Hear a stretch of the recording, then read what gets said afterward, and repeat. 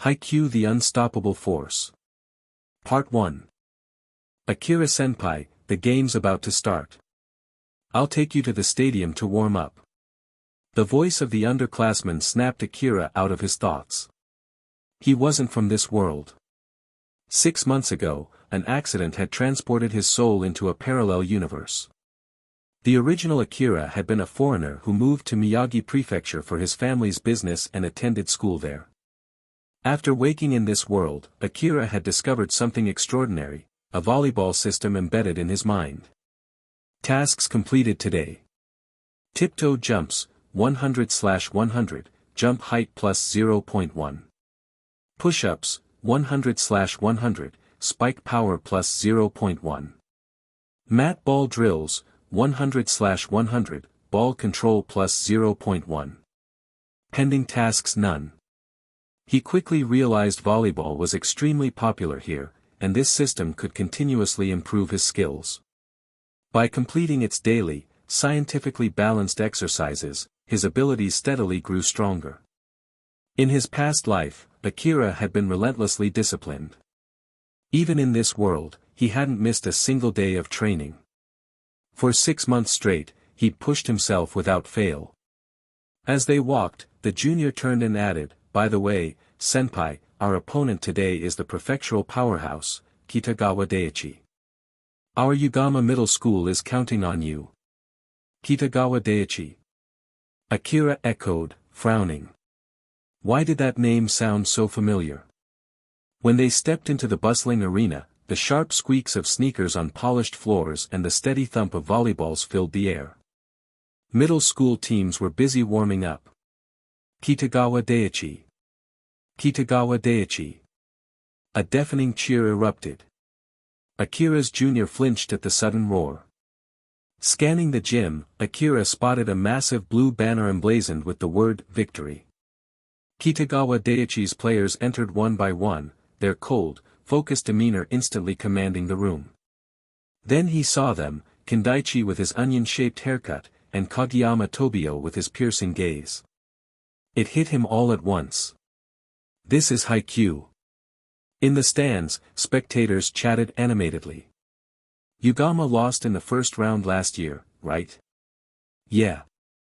They did well to make it to round 2, but against Kitagawa Daiichi. No chance. They're about to get crushed. The king of the court's there too, Kageyama Tobio, the genius setter.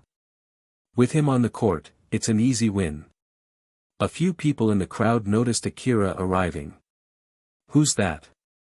Is he on Yugama's team too? You can feel his presence just looking at him. And he's seriously handsome. Some Kitagawa Daiichi students scoffed. Ha! Looks don't win games. Let's see if he can back it up on the court. Akira. Akira-senpai, you're here. His teammates' voices greeted him warmly. Akira smiled faintly. You remember what I told you, start warming up. Yes. As the air thickened with anticipation, a sharp whistle cut through the noise. Teams, assemble. Let's have a good match. The two teams lined up and bowed to each other. Yugama Middle School vs Kitagawa Daiichi, the match began. In the stands, Koji nudged his quiet friend. Hinata, should we go? Our game ended this morning. Hinata Shoyo sat silently, still devastated by Yukigaka's crushing defeat to Kitagawa Daiichi earlier that day. Let's watch this next game, Koji suggested cautiously. You'll see, losing to Kitagawa Daiichi is normal. They're that strong. Hinata reluctantly followed. Back on court, Kitagawa Daiichi served the first ball. Snap. Yugama's libero handled it cleanly, no surprise for a team in the second round. Their setter locked eyes with Akira. Kindaichi and Kunami on Kitagawa's side smirked. The set was obvious. Easy block incoming. But something was off. The set was too high, awkwardly so. The main attacker shouldn't be able to spike that cleanly. Kitagawa's blockers relaxed slightly. Was their opponent's setter that inexperienced? A mistake on the first point. Yet, the setter showed no panic, instead, he watched the air with anticipation. In the front row, Akira stepped forward. He grinned. Perfect height. Just a touch low. With flawless motion, step, jump. At 185 centimeters, combined with 6 months of system-enhanced training, Akira soared to an impossible height. Above the outstretched hands of Kitagawa's blockers. Smack. His spike hammered into the court. First point. Akira landed smoothly. Silence swallowed the gym. 5 seconds passed before the whistle jolted the crowd back to life. Did you see that? He jumped at least 3.5 meters. That spike, terrifying for a middle schooler. What's the name of Yugama's ace? On the court, cold sweat trickled down Kageyama's temple. He'd never seen anyone jump like that before. Yugama Middle School, where had they been hiding this monster? Snap. The game resumed. Yugama served, Kitagawa received easily. But Kindaichi's spike was stuffed by Akira at the net. 2-0. In the stands, Koji and Izumi tensed. They'd brought Hinata here hoping Kitagawa's strength would make him feel better. Instead, Yugama Middle School looked unstoppable. Yet when they turned to Hinata, they didn't see despair. His eyes shimmered with renewed fire. No matter how high the wall, I'll fly over it. On the court, panic set into Kitagawa's ranks. We can't break through. Quick attacks. Fast, now. Kageyama gritted his teeth. Akira's presence was suffocating. Just one more point and he'd rotate back. But rushed plays only led to more mistakes. Damn it. Are you listening? I got it, but who can keep up with those sets? It seems that this spiker from Yugama Middle School has driven us to a corner. Ah, Coach Nagawa, why do you think that? As soon as we score again, when that attacker is rotated to the back row, that's when we catch up with their score. On Kitagawa Daichi's coach bench, assistant coach Nagawa Shin looked at the head coach beside him with a shocked face. The gray-haired coach Sumire shook his head and continued, you can only see the strong individual strength of this attacker. But keep watching. Look at Yugama Middle School's cooperation. Nagawa looked at the situation on the field suspiciously and blinked. Huh?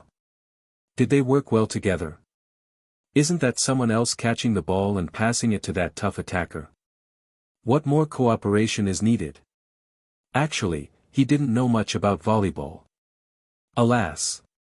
Coach Sumire continued with a sigh. That's not the case, Nagawa-kun. But before he could continue explaining, the situation on the court suddenly changed. A player from Yugama Middle School made a mistake and hit the ball out of bounds. I'm sorry, Akira. The second-year student who made the mistake looked at Akira with a red face. Ha. It's okay, I make mistakes too. Just fight well later. Akira said with a smile. Yes. The junior bowed sharply and silently reminded himself not to hold the team back anymore. As expected, on the next play, Kitagawa Daichi's serve was easily countered by Akira. Whether it was his jumping height or the tricky angle of his spike, it all made Kitagawa Daichi's players defenseless. When it was again Yugama Middle School's turn to serve, the rotation rule was triggered. Akira was moved to the back row, meaning he could no longer participate in front row attacks. Chance. The hearts of Kitagawa Daichi's players lifted. This main attacker, like a mountain, had been pressing on their hearts. Now that the mountain was removed, it was their turn to recover the score. The supporting audience and Kitagawa Daichi's cheerleaders began to shout again, Kitagawa. Kitagawa. Kitagawa. They seemed to expect their idols to turn the tide. Look, Coach Sumire, we're about to take back the situation. Nagawa said happily to Sumire on the side. But he didn't notice the head coach shaking his head mysteriously. Looking at Akira's calm figure on the court, Sumire muttered, How would you deal with this situation? Or are you just individually strong? With the referee's whistle, Akira looked at the current score. 15-3, his team was dominating Kitagawa Daichi in the first round. Then, if Akira remembered correctly, something interesting was about to happen within Kitagawa Daichi's team.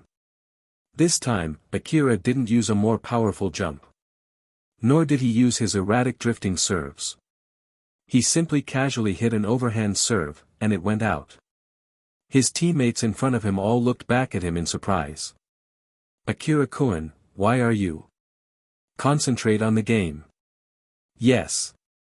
The ball that Akira sent out casually was picked up by Kitagawa Daichi's libero. Counterattack moment. At this moment, the mood of the Kitagawa Daichi team was extremely excited. However, then they discovered a strange thing. After the amazingly powerful attacker was transferred to the back row, no one from Yugama Middle School came forward to block the net. The three players who had rotated to the front row retreated to the back position, ready to receive Kitagawa Daichi's spike. Seeing this way of playing from Yugama Middle School, Coach Sumayer on the Kitagawa Daichi bench suddenly felt a knot in his stomach. It's over. It turned out to be like this. And the situation on the court unfolded exactly as Sumayer had expected. Under Akira's command, the Yugama Middle School players found their positions and stood firmly. Without three players at the net, Yugama Middle School easily covered the entire court. Akira himself occupied the largest part of the middle of the court. Snap! He firmly caught Kitagawa Daichi's spike. Counterattack. The setter was back in the front row, ready to pass. Four players, excluding the libero, ran at the same time. Synchronous attack. Who the hell was going to attack? The three blockers in front of Kitagawa Daichi became nervous. Their hearts seemed to clench fiercely. It had to be their main attacker attacking from the back row. His previous performance was so dazzling. Presumably, everyone else was covering for him, just bait. This thought arose in the minds of the three blockers. They looked at each other.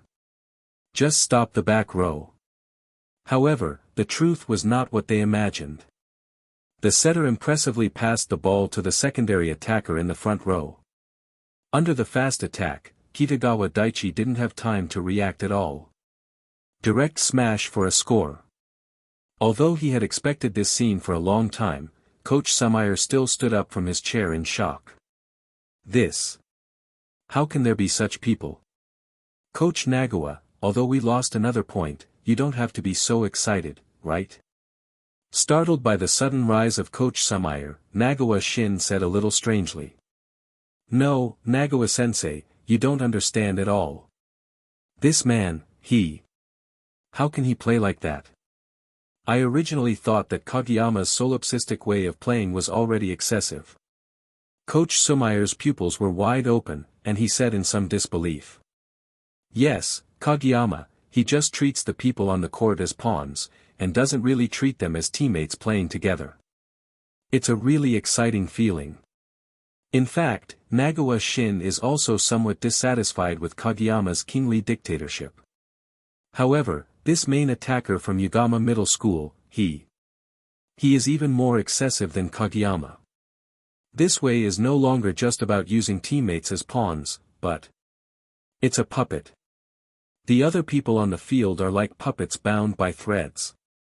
And that person, like the big hand behind the scenes, manipulates their every move. Coach Sumayer finished his words in a somewhat trembling way. Nagawa Shin, who heard such words, was also shocked and couldn't close his mouth. The puppet. Puppets. Coach Sumayer, didn't you just say that they cooperate very well? Coach Sumayer looked at the one-sided game on the field and shook his head solemnly. Watch out, Nagawa-sensei. Every time in my free time, the 5 players on the field of Yugama Middle School will involuntarily turn their eyes to the main attacker. It's like it's become their conditioned reflex. And the main attacker will also give them some instructions at this time, or eyes, expressions, or even a gesture. Tell these people what to do next. The next movements of everyone on the field of Yugama Middle School are in his hands. Hearing this, Nagawa Shin's eyes widened and he looked towards the field. He really hadn't looked at this closely just now. And Coach Samayer continued, from the beginning, I thought they worked surprisingly well together. It seemed that everyone could trust their teammates unconditionally. Everyone on the field can do all kinds of behaviors that seem unreasonable, but after careful consideration, they make people suddenly realize. Now I suddenly realized. It's not their good cooperation at all. It's all because there's someone manipulating them. If it's not 6 people, but 1, a lot of questions will be cleared. How can you not cooperate well with yourself? Nagawa Shin on the side had already heard a cold sweat. Using invisible silk threads to manipulate teammates on the field. He looked at Akira on the field with shocked eyes. The figure who is constantly tossing and turning on the court. Now it seems to be infinitely elevated in his heart. Like an all-knowing and all-powerful deity. Squeak. With a whistle, the first set is completely over. 25-7. Such a score is absolutely unacceptable to the self-proclaimed strong school of Kitagawa Daichi. I'm sorry. The players on the field bowed to the coach and apologized. Don't blame yourselves. You've done a great job. Coach Samayer was silent for a while and said to them. In fact, in this situation, he can't think of other ways to break the game. Strong personal strength. Precise and seamless fit. This is so inexplicable. If you want to defeat this team, you can only rely on stronger individual strength than them, or better cooperation. But these factors are all that the current Kitagawa Daichi lacks. Squeak. As the referee's whistle sounded again, the second game began. Coach Samayer saw Kageyama walking towards the stadium with his head bowed, and suddenly reminded loudly, Kageyama, you have to remember what I said, the speed of the attack is not the key. The walking Kageyama froze and said stiffly, I know. However, in the second game, the situation is still not very good. The score was once again pulled away by Akira's strong playing style little by little. Failed attack after failure, failed defense after defense. Every time it is impacting the psychological defense of Kageyama. Run faster, jump higher. Watch Kageyama's hysterical yelling. Akira on the other side of the net sighed secretly. Kageyama's desire for victory has lost his heart. On the court, discord between teammates is the biggest taboo. Coach Samayer, if it's like you just said. Then the opponent's main attack should be the same person as Kageyama. Looking at the game on the field, Nagawa Shin can clearly feel the different emotions of the two teams. The people of Kitagawa Daichi can clearly feel a gloomy plot. On the other hand, Yugama Middle School on the other side, you can see a positive atmosphere in everyone. Nagawa, you must want to ask, why are the players of Yugama Middle School very happy when they are obviously the puppet of the main attacker? Coach Samayer glanced at him and said. That's right. Kageyama-san just wanted the team members to keep up with him, but he was so dissatisfied with Kendaichi and Kunimi like them. And the main attacker of Yugama Middle School controls every move of the team members in his own hands. But his team members did not have any dissatisfaction, but were happy to be commanded by him. Nagawa Shin said very puzzled, why is that? Alas, here's why Kageyama is called a talented player rather than a powerful player. Not all geniuses can grow up. Coach Samayer shook his head and said regretfully. If Kageyama still doesn't realize that volleyball is a team sport, he will never grow up. In team sports, it's dangerous to just think about your teammates and ignore the thoughts and emotions of your teammates. At this point, the main spiker from Yugama Middle School is much stronger than him. He pointed to several players from Yugama Middle School on the field and continued to say to Nagawa Shin on the side, you see, it is obviously a middle blocker with very mediocre talents. This opposite hitter can't even catch the ball. However, this outside hitter is familiar with the psychology of each of them. Use encouragement and tolerance, and use the guilt after their mistakes to motivate them.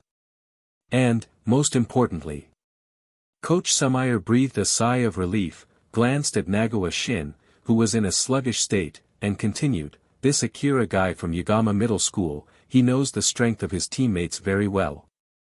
You see, he never asked for anything beyond the capabilities of his teammates from beginning to end. Even, the movements he directs are very easy for these players from Yugama Middle School to do. So, they enjoy this command very much." Looking at Yugama Middle School that was constantly organizing attacks on the field, they didn't seem to feel the shackles of the invisible silk thread emanating from the Akira. Instead, they were playing with a smile on their faces. Coach Samayer suddenly shivered. "Even if you don't play volleyball in the future, you can shine in any field." Smack! The ball that was originally inevitable was reluctantly picked up by Kitagawa Daichi's libero. Akira was not discouraged, but continued to direct the deployment of the players in the back row. Quick attack! Quick attack! Kageyama's heart shouted. Only a quick attack can avoid the blocking of this terrifying main attack. Yikes!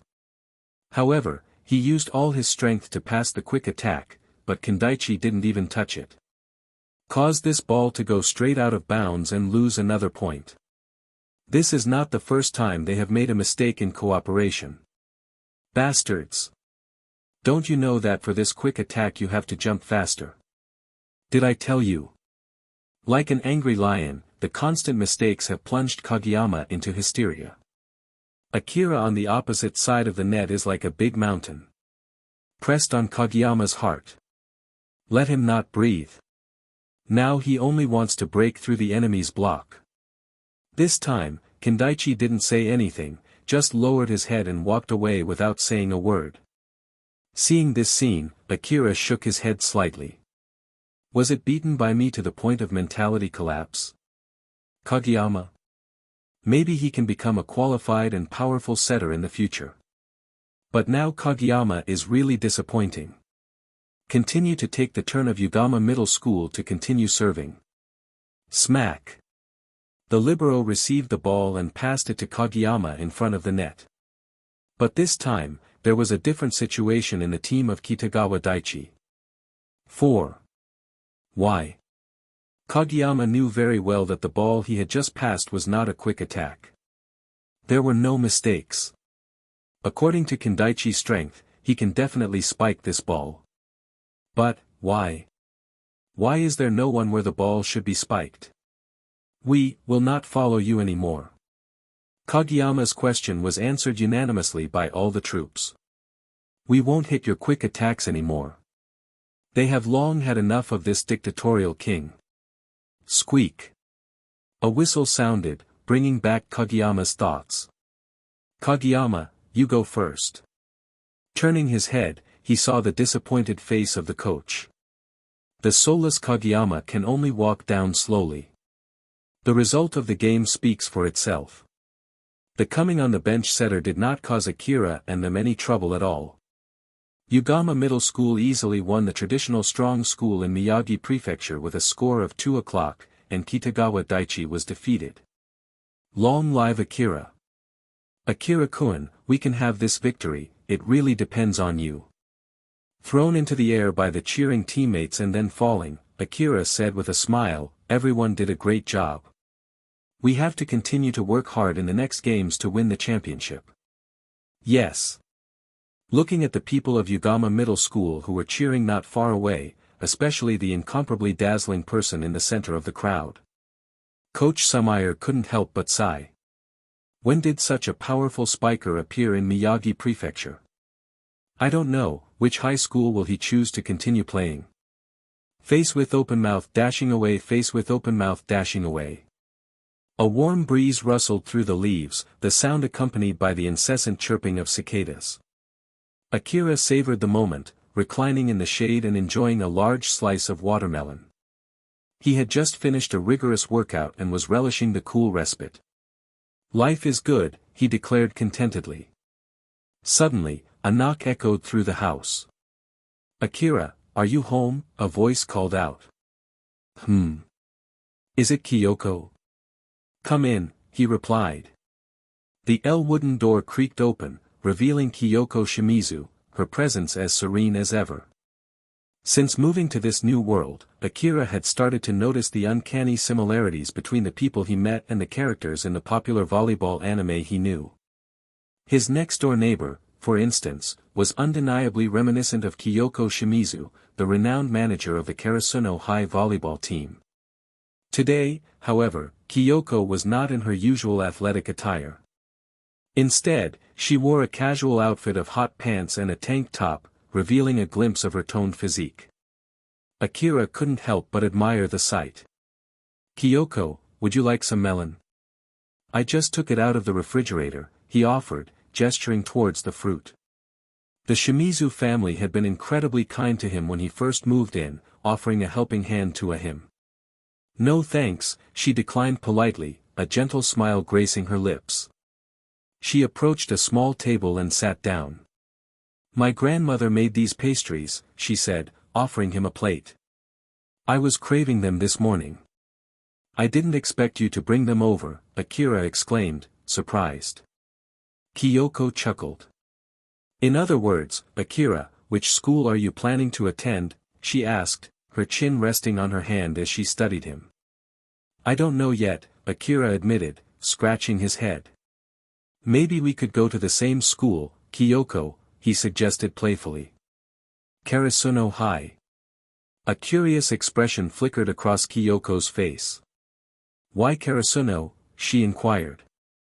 "With your grades, you could easily get into a prestigious school like Shiratorizawa. You're a talented player, the MVP of the Miyagi Prefecture Junior High School Volleyball Tournament. You have plenty of options." In truth, Akira had already made his decision. He planned to attend Karasuno High. He believed that attending the school featured in the anime would be an incredible experience. However, he decided to tease Kyoko with his playful suggestion. "Of course, I want to go to school with you in the future," he declared. "Besides, didn't you tell me you work as the manager for the Karasuno Volleyball Club? If I go to Karasuno, I'll see you every day." "You're always making fun of me," Kyoko scolded playfully, rubbing his head. "I have to go now." Although she left, Akira could still feel the cheerful energy radiating from her departing footsteps. "Don't forget to come over later to play video games," he called out as she left. "Got it, I'll come," Kyoko replied from outside the door. High school first day arrived. Akira stood before the gates of Karasuno High School, a smile gracing his lips. "It's a place where you can do wonders," he whispered to himself. He noticed a group of girls whispering amongst themselves. "Wow, look at that classmate at the door." "Is that a freshman?" one of them exclaimed. "He's so tall. Most importantly, he's so handsome," another girl chimed in. "His temperament is simply irresistible." Akira smiled indifferently. He then strode into the school, eager to see what awaited him. Meanwhile, in the Karasuno High School gymnasium, an interesting scene was unfolding. Kageyama and Hinata, once fierce rivals, now found themselves as freshmen on the same team.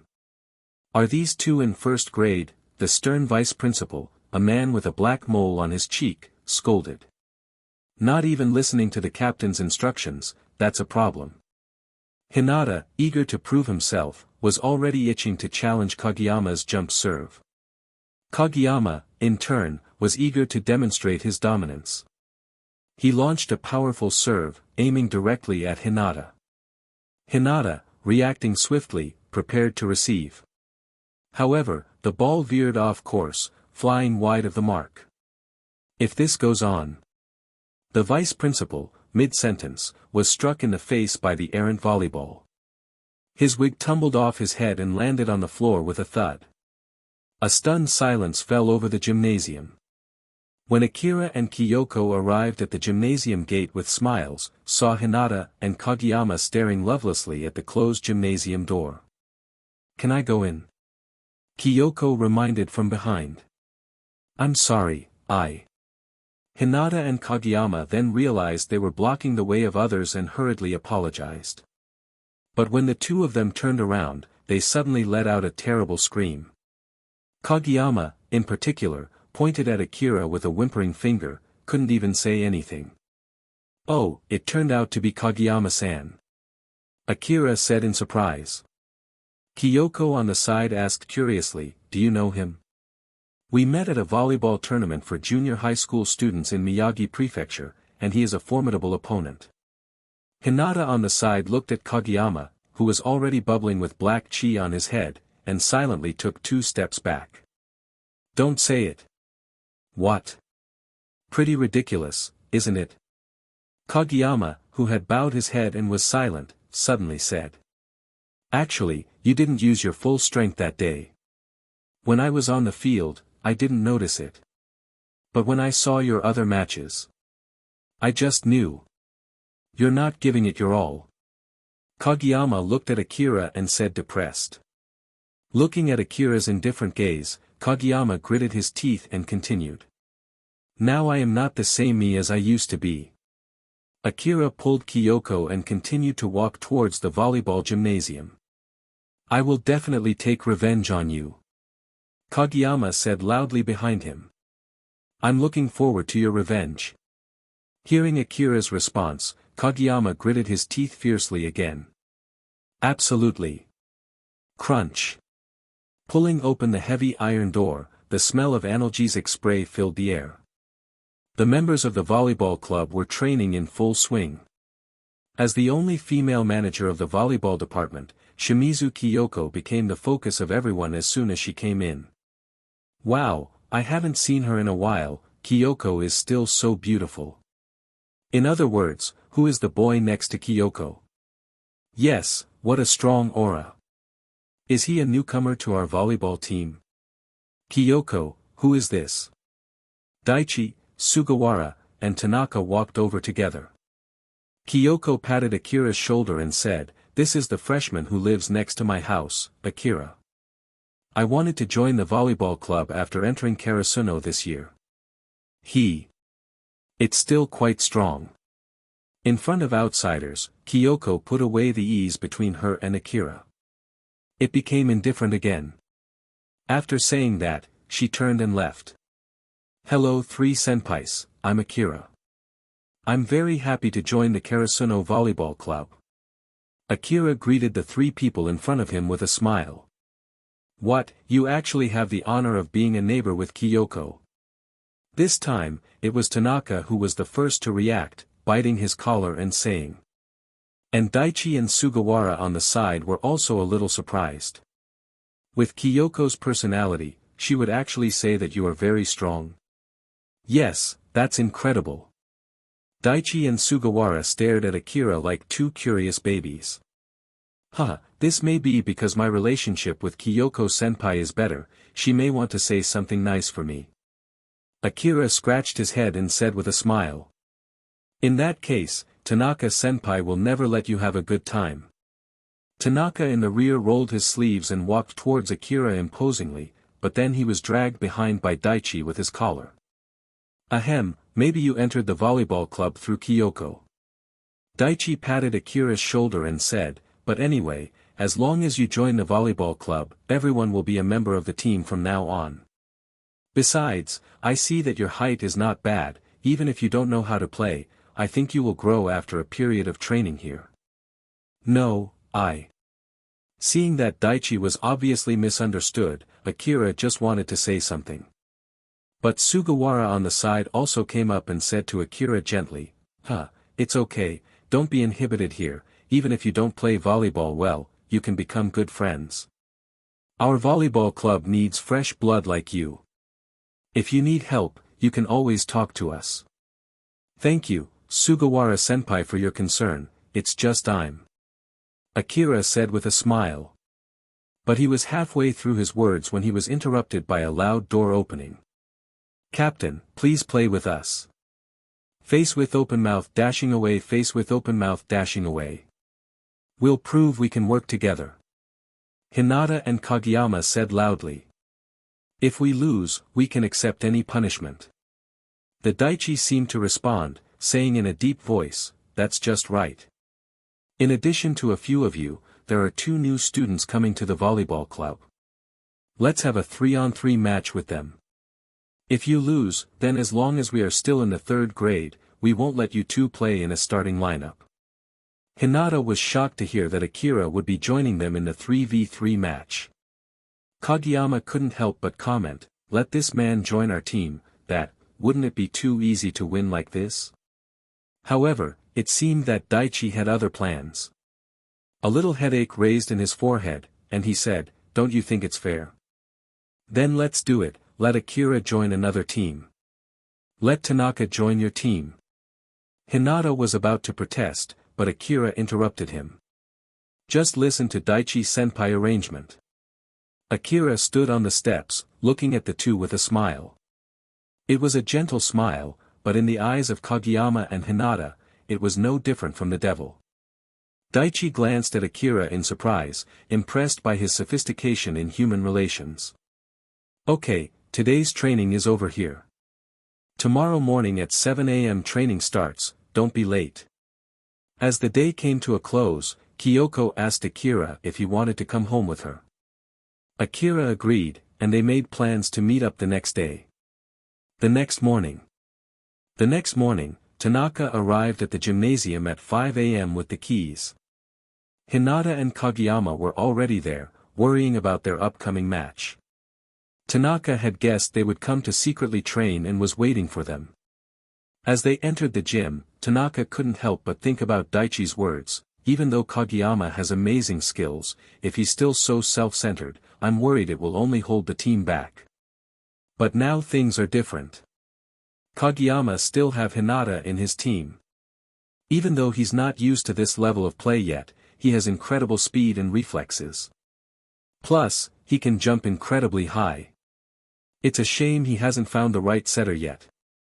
And Kageyama is looking for an spiker who can attack quickly. If these two can combine their talents, then, they could create something truly special. Karasuno could improve dramatically.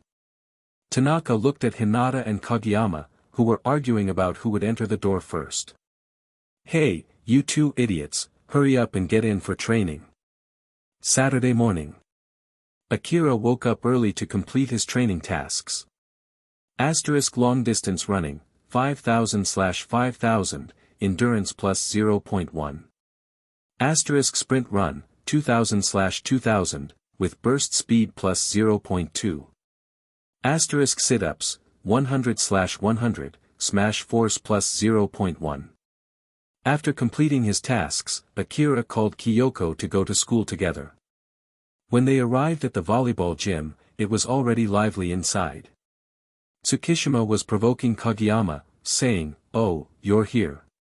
Hurry up and warm up, the game is about to start." But it doesn't matter, no matter how hard we try, there is no way to win against the king of the court. Akira entered the stadium, and Tsukishima's expression changed to one of incredulity. Will it be you?" Daichi-senpai intervened, saying, "Tsukishima-kun, Akira is your teammate this time, I hope you can cooperate well." The match was about to begin, with Akira, Tsukishima, and Yamaguchi facing off against Kageyama, Hinata, and Tanaka. Akira smiled and said, "In this competition, Tsukishima will be the setter, let's start warming up." Squeak. The whistle sounded, signaling the start of the game. The two teams took their positions on either side of the net. Left side Akira, Tsukishima K, Yamaguchi, Tsukishima's teammate. Right side Kageyama, Shoyo Hinata, Ryanosuke Tanaka, second-year student. However, Tsukishima on Akira's side seemed uneasy. He kept glancing at Akira, as if the pressure from him was almost unbearable. The calmness he usually had was completely gone. Across the net, Kageyama's expression showed a deep-seated dislike for Akira, his gaze fixed on him with anger. After a quick confirmation from both sides, the game officially began. Yamaguchi served first, sending a high ball over the net, but it was easily received by Tanaka. Akira and his teammates prepared to block the upcoming attack. Yet, Kageyama's behavior suggested he wasn't as calm as he appeared. He felt an overwhelming sense of dread, a familiar feeling of hopelessness. As he tried to find weaknesses in Akira and Tsukishima's block, he suddenly met Akira's gaze. The smile on Akira's face made Kageyama feel a cold sweat trickle down his forehead, as if all his inner worries were suddenly exposed. From the sidelines, Daichi and Sugawara exchanged concerned looks. "What's wrong with Kageyama today? He doesn't seem to be in a good mood," Daichi commented. "Yeah, it's just a friendly 3v3, no need to be so tense, right?" Sugawara added. "Do you think Daichi's earlier words scared him?" "No. Absolutely not. How could I scare him?" Daichi quickly denied. Meanwhile, Hinata, eager to play, brightened at the sight of Kageyama. "Kageyama," he called out, his excitement overflowing. Performing a powerful spike had always been Hinata's biggest dream during his 3 years in junior high, where he was the only boy on the volleyball team. Now, with teammates around him, he finally had the chance for a well-timed pass. As Kageyama instinctively directed the ball towards him, Hinata cheered, "Great! Set the ball to me. This will be memorable, my first goal in high school." He leaped into the air. "I'm going to score." Even Daichi saw Hinata as a promising hope for the future of the volleyball team. Despite being only about 160 centimeters tall, Hinata's jumping ability was as good as Tsukishima's, who was nearly 190 centimeters. But this time, Akira was ready to block. Smack! Hinata's powerful hit slammed against an unbreakable wall, bouncing back with speed. He landed on the ground, looking disappointed. "Come on next time," Akira encouraged with a friendly smile. "Wow, this newcomer named Akira has incredible reflexes," Sugawara exclaimed, excitement rising. He moved from one side of the court to the other in no time. "That's right," Daichi added, nodding approvingly. "Based on this performance, this newcomer isn't as unskilled as we initially thought. He has a strong foundation." However, Akira's next move challenged Daichi's earlier conclusions. Phew, the volleyball zipped over the net, and Akira effortlessly received Tanaka's spike. "A little higher," he instructed Tsukishima. "Okay." Tsukishima responded almost automatically. By the time he realized something was wrong, it was too late, the ball was already approaching. "Wow, even if Akira asks for a higher pass, Tsukishima doesn't need to throw it that high," Daichi remarked, but then his voice trailed off. He stood, amazed, watching the impressive figure jumping high on the court. Sugawara, too, was shocked. They could see clearly from the sidelines that Akira's eye level, when he jumped, was much higher than Kageyama's blocking ability. What an extraordinary jump! Kageyama was practically left defenseless against Akira's attack. Even players who didn't have much experience knew how dangerous an unblocked smash was. Smash! A thunderous smash fell, sending shockwaves through the court. "Score! That jump!" Sugawara stammered, turning to Daichi. "Daichi, what were you about to say?" Daichi stood there, speechless, realizing how wrong he had been about Akira. The game had just begun, but it already seemed like everything was about to change. Face with open mouth dashing away. At this moment, Daichi felt that the ball Akira had just spiked wasn't just buckled on the floor. It was also hitting him right on the head. Now the whole court seemed dizzy. Tanaka on the field shouted excitedly. "Wow, Akira, you're so good. What kind of spike was that just now? I didn't react at all." He ran over, gripped the net tightly with both hands, and said to Akira on the other side of the net. "It's just a normal spike, senpai." Akira scratched his head embarrassedly. It was as if he were saying, "This is just basic, why are you reacting so much?" This casual response left everyone speechless, with black lines forming on their foreheads. "Okay, stop standing around stunned. The game continues," Sugawara shouted from the rear. Squeak. As the game resumed, everyone once again felt Akira's overwhelming strength. The more they watched, the more impressed they became. Ah, he blocked that ball too. This spike, just watching it feels so powerful. Yeah, it even deflected Tanaka's arm. Wow. That timing was perfect. This. How does his setting skills look so strong? Was he a setter before? This newcomer is really skilled at everything. As the game went on, the score difference gradually increased. Kageyama started feeling anxious. The revenge he had planned seemed so far away. He had worked so hard, thinking he had improved a lot since before. He believed that when he faced Akira again, he would finally win. But standing opposite him now, he realized just how weak he truly was. The revenge he had dreamed of, the scenes he had imagined where he would dominate Akira, now seemed completely ridiculous. This terrifying person, Akira, felt like an endless pit. The closer Kageyama got, the more he realized how big the gap was between them. One more ball. Unlike Kageyama, Hinata's biggest strength was his never-ending determination. With boundless energy, he quickly shook off any doubts and pushed forward. But sometimes, hard work isn't enough. Even if Hinata gave it his all, breaking through Akira's blocks at this stage was impossible. Wouldn't it be better to use your kingly sets? Tsukishima teased from the sidelines. The ones that are so unreachable that discourage your teammates too. His words hit Kageyama like a shockwave. Those kinds of sets that get you kicked off the team. You don't have to go for a quick attack every time. Or, are you still worried about that game? Tsukishima turned to glance at Akira, curious to see Kageyama's reaction in front of his former rival, the one who had defeated him before. But Akira didn't say anything, watching the scene unfold with quiet interest. This was Kageyama's moment of change. Without experiencing this, he would never truly grow. Until he realized the importance of teamwork, he could only be a strong setter, not a great one. No team wants a selfish setter. Akira knew this better than anyone. Back in middle school, he had used a similar extreme style of play because the team's talent level was very low. He had no choice but to control their every move, raising the entire team's skill level by himself. While Kitagawa Daiichi's coach was right that Akira's teammates were not very skilled, Akira's leadership made them better than they were. He guided their actions with precision, turning 6 average players into one strong team.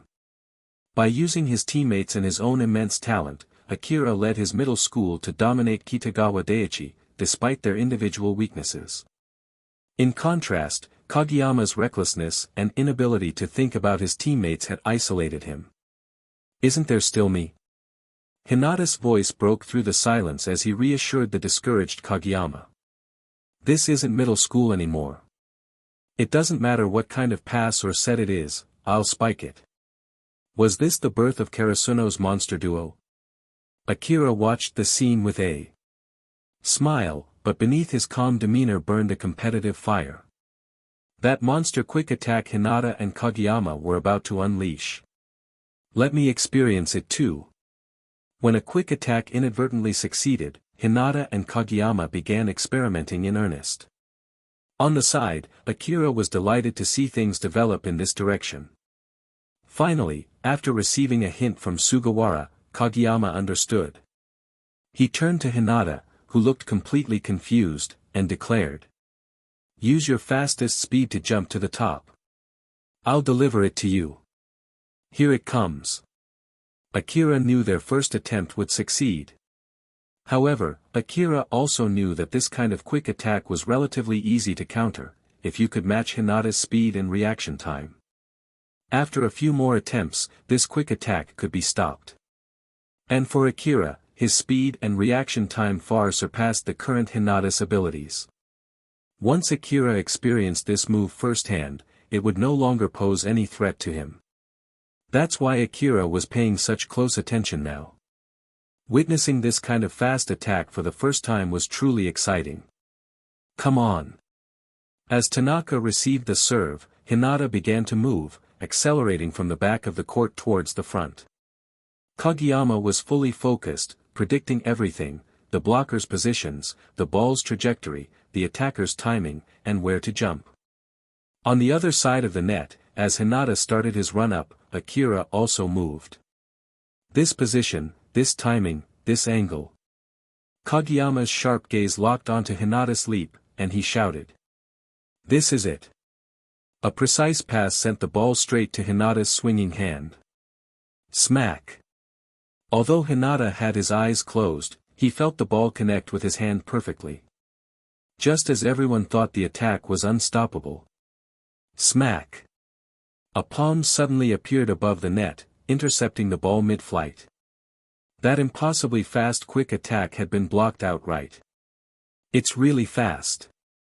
Akira stood under the net, examining his hand with a faint smile. Even I, almost didn't keep up. Everyone on the court was stunned. What just happened? Did you see that? Sugawara stammered, staring in disbelief. What kind of quick attack was that just now? Daichi exclaimed, his voice trembling slightly. If not for everyone else witnessing the moment, he might have thought he was hallucinating. Sugawara, did you notice? Daichi continued. When Hinata smashed the ball, his eyes were closed. He didn't even see the ball. In other words, Kageyama passed the ball to his hand so precisely that there wasn't a moment of hesitation. The timing was flawless, no wasted movement. Imagine how fast that quick attack must have been. Hearing this, everyone turned to Hinata and Kageyama in shock. What? Hinata, you spiked the ball with your eyes closed. That's insane. But Sugawara, still trembling, looked at Akira and murmured. Even so, that quick attack was stopped. How strong is this guy? Hinata and Kageyama finally snapped out of their shock, their gazes locking onto Akira. Such a fast quick attack, and he still blocked it. What kind of play would it take to beat this man? Daichi and Sugawara, who had initially doubted Akira, had completely changed their opinion of him. At first, they assumed Akira was just a friend of Kyoko's, casually joining the volleyball club for fun. But after Akira's first block, Daichi realized this newcomer had some serious volleyball skills. When Akira executed his first high-speed spike, Daichi's initial impression was shattered. This wasn't just skill, Akira was on a completely different level. As the game progressed, their understanding of Akira's abilities kept evolving. Until now. Every time they thought they had seen the limit of his strength, Akira would do something to overturn their expectations. Akira, Daichi muttered, just how much are you still hiding? Face with open mouth dashing away. I have to say, that's a very powerful fast attack. I only got it by chance. If you can use it skillfully, it's hard to imagine how amazing Hinata will be in the future. In fact, Akira's words weren't an exaggeration. If he hadn't already known in advance that Hinata and Kageyama would manage such a quick attack, his current speed and strength would have made it extremely difficult to stop. However, after seeing it once, Akira knew he could block the second one. So, after some deliberation, he decided to take on the challenge. And he succeeded. He managed to stop the monster quick attack the very first time he encountered it. Despite the setback, Kageyama and Hinata weren't discouraged. They were determined to try again. They had seen the true potential of the quick attack, and now they wanted to perfect it. What really caught Kageyama's attention were Akira's words. Since meeting him, Akira had always been casual and indifferent toward him. But after the quick attack, for the first time, Kageyama saw real recognition and affirmation on Akira's face. It boosted his confidence immensely. Although Kageyama's expression remained neutral, deep down, he was extremely satisfied. I will definitely defeat you with dignity, Akira. Meanwhile, Akira had no doubt that Kageyama's strength was real. From what he had just seen, he understood that Kageyama's ability to predict the game and deliver the ball precisely was impressive. Akira couldn't do it yet.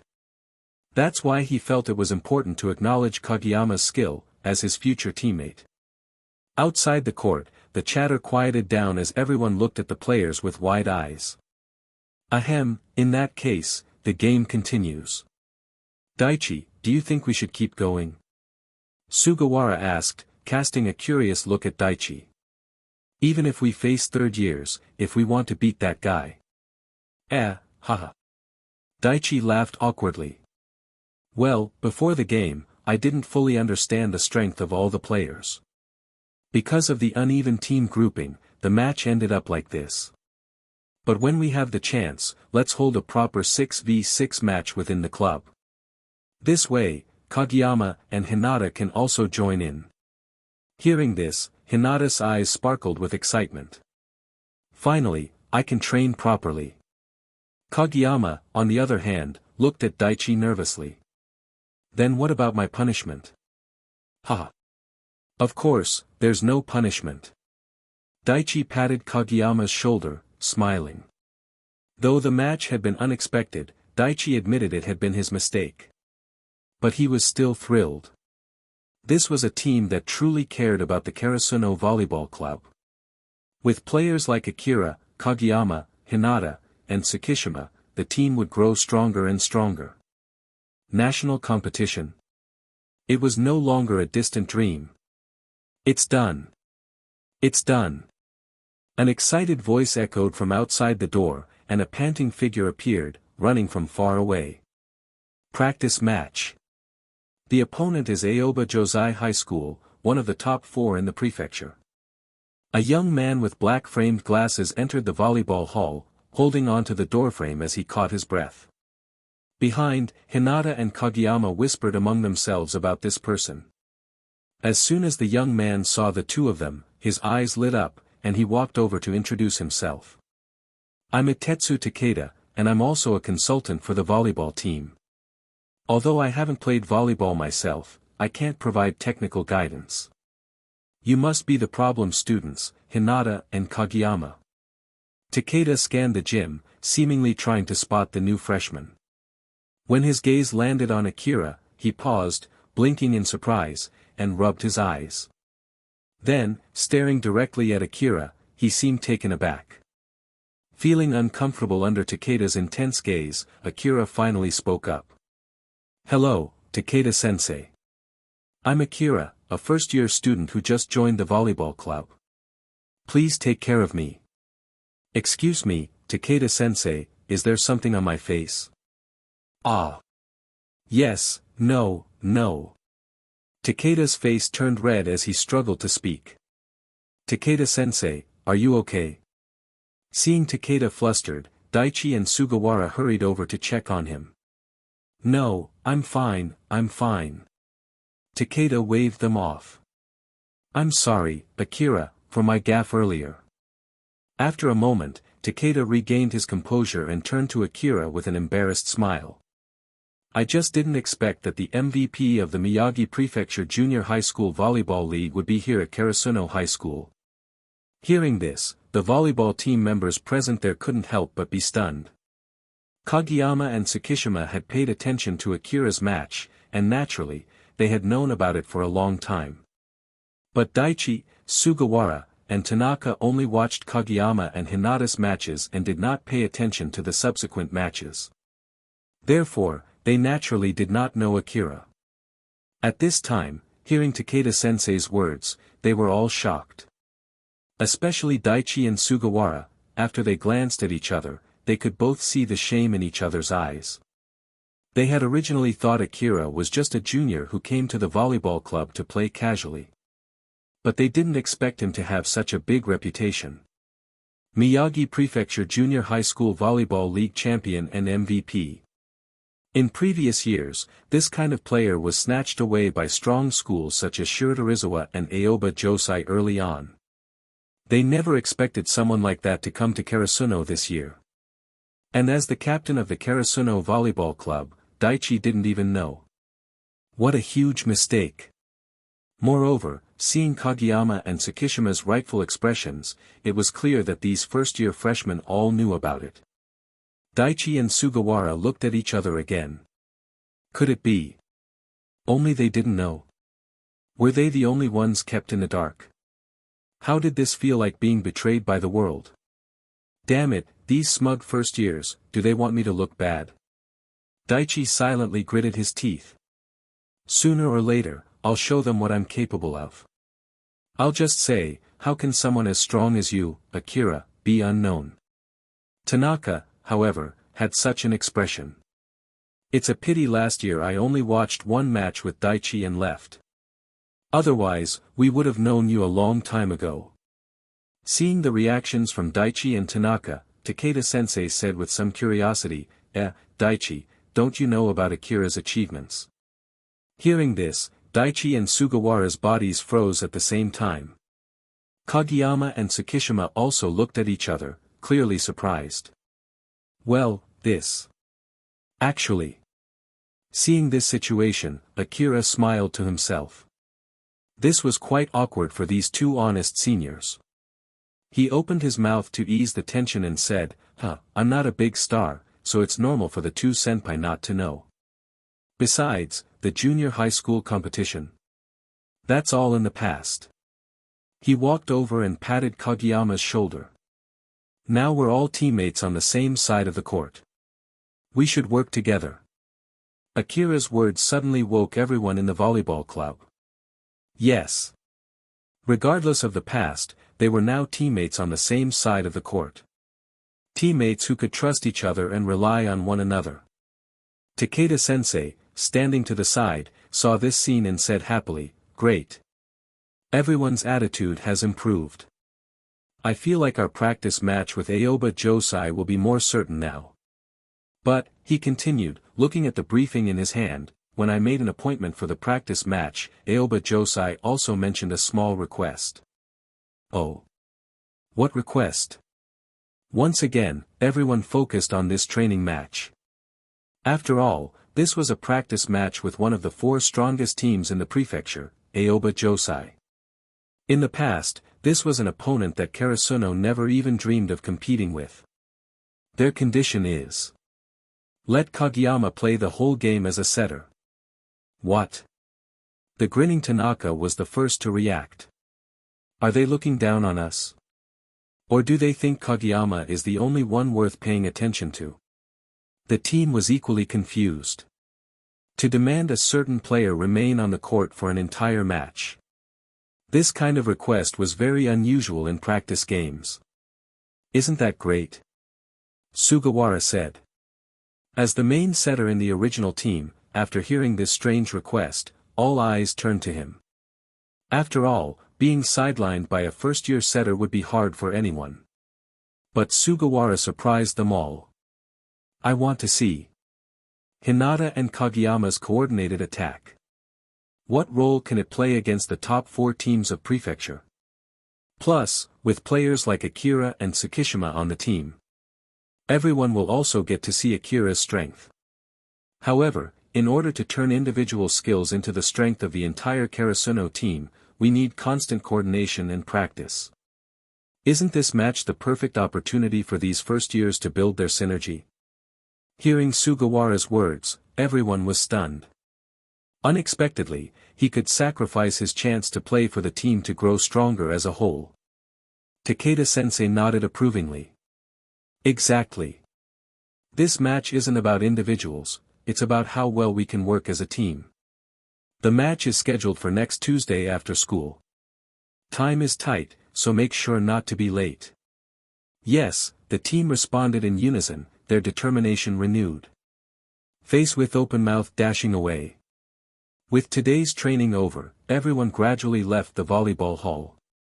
Shimizu-senpai, some special products from home were sent to me by my family today. I'll bring them to you and Grandma when I get home this evening. Looking at Kyoko Shimizu, who had just come out of the changing room, Akira said with a smile. Really? I'm looking forward to tasting food from your hometown. It must be something amazing if you're making such a big deal about it. Kyoko looked at Akira playfully. As they gradually walked down the mountain, Akira also spotted the volleyball team ahead of them. Hey, Akira.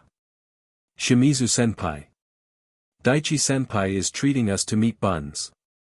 Hurry up, or you'll miss out. Don't eat them all. Save one for me. Akira shouted as he ran over.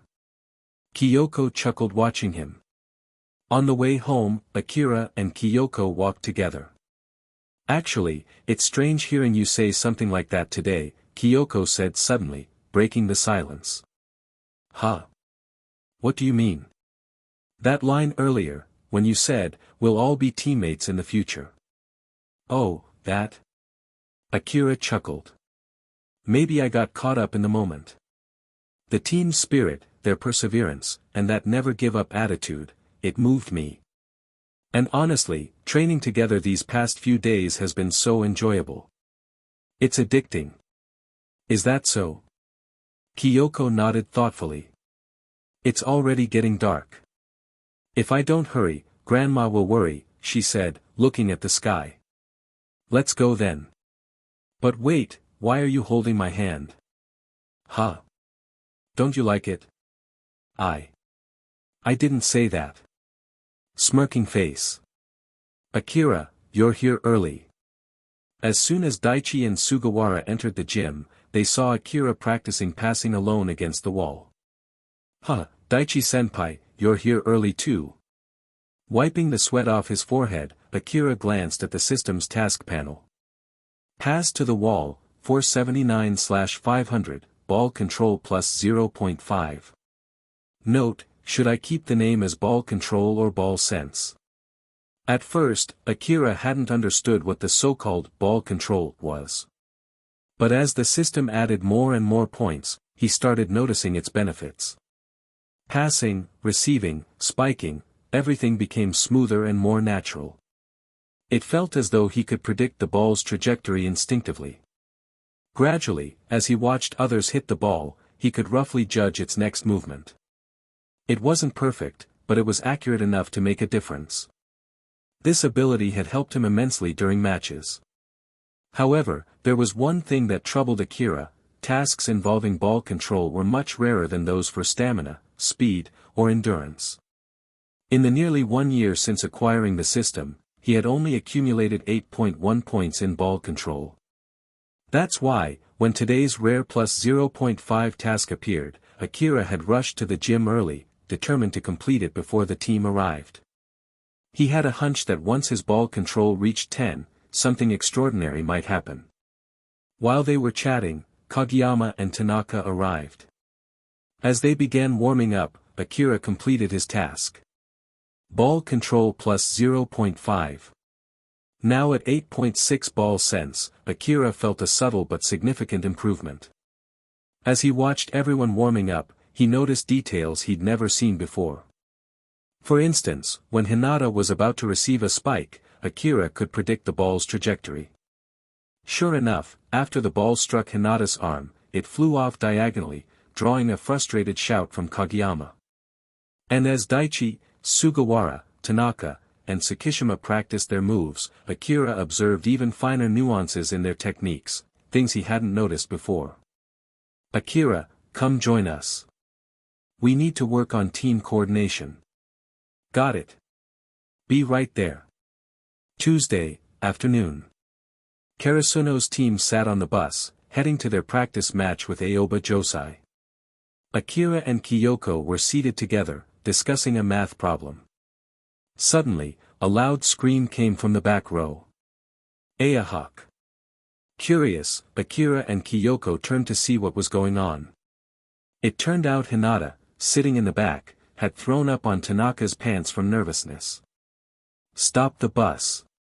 Tanaka yelled. When the team arrived at Aoba Josai, Hinata was still visibly nervous. Meanwhile, the gymnasium bustled with activity as Aoba Josai players warmed up. Watching their practice, Sugawara commented with a serious expression, as expected of one of the top 4 schools in the prefecture. Yeah, Daichi agreed. Their offense and defense are solid. Libero isn't here either. You wouldn't know that, would you? Shoo, that's true. If their main spiker can work well with the teammates, it will cover up the weaknesses of their libero. Wouldn't Karasuno become a perfect team then? The game on the field continued. It had to be said that when Karasuno's cooperation wasn't as smooth as them, not blocking Akira's spikes was indeed an effective strategy. Because, whether the opponent team has a blocker or not, there is no difference to Akira's spike. But 6 people are twice as efficient at receiving his spike compared to just 3. In this way, Aoba Josai managed to dig up Akira's spikes a few times. Although they didn't score directly, it still served as a huge morale booster for the players of Aoba Josai. But Akira's blocking skills remained a major issue for them. Aoba Josai's players looked forward to it, eagerly awaiting the moment when Akira would rotate to the back row. That's when they would try to recover the score. On the other side, Kageyama, who had been setting the ball, couldn't help but clench his fists. Since the start of the match, he had been silently watching Akira's performance. Sure enough, still using that dominant style of play? Kageyama thought. No matter who stands in his way, he crushes it without a care. Since you're already so dazzling, I can't lose to you. But then, Kageyama glanced at Hinata, who was on the side. Hinata, competing for the first time in high school, was now too nervous. It was simply impossible to cooperate with him for that fast attack. This guy always drops the chain at critical moments. Snap! A powerful smash from Akira was dug out by Aoba Josai's libero. Tanaka, in the back row, clenched his fists regretfully. But just as everyone was preparing to receive the spike from Aoba Josai, Hinata, who was in the blocking position, collided with Kageyama as he jumped for block. Fortunately, Akira's quick reflexes allowed him to immediately redirect the ball to Aoba Josai court. Karasuno scored 1 more point. Hey, what's going on with you, Hinata? I. Hinata stuttered, nervous and unable to speak. It's okay, Akira said from the side. It's already match point for us. Hinata, go serve well. Kageyama turned his head in surprise and saw that the score was now 24-19. 1 more point, and Karasuno would win the first game. He couldn't help but breathe a sigh of relief. He glanced at Hinata, who was preparing to serve, silently hoping that by the next set, Hinata would be in better form. However, Hinata, who was preparing to serve off the court, wasn't so confident. Everyone is waiting for me to serve. As long as I make this serve, we'll win the first game. But what if I mess up and we lose because of a wrong serve? Hinata trembled, raising the ball in his hand. But just then, a whistle from the referee startled him. Smack! The ball flew from his hands in a panic, hitting Kageyama square on the back of the head. The court instantly erupted with the laughter of Tsukishima and Tanaka. Ha ha ha. Does the back of your head hurt? Even Akira couldn't help but laugh at the situation. It's over. Looking at the silent Kageyama ahead, Hinata had a serene expression that seemed to ascend to the heavens. My life is over. He seems to be very afraid and muttering. He practically became a ghost afraid of Kageyama, and Hinata turned to Kageyama. Seeing Kageyama's gloomy face, Hinata nervously walked over.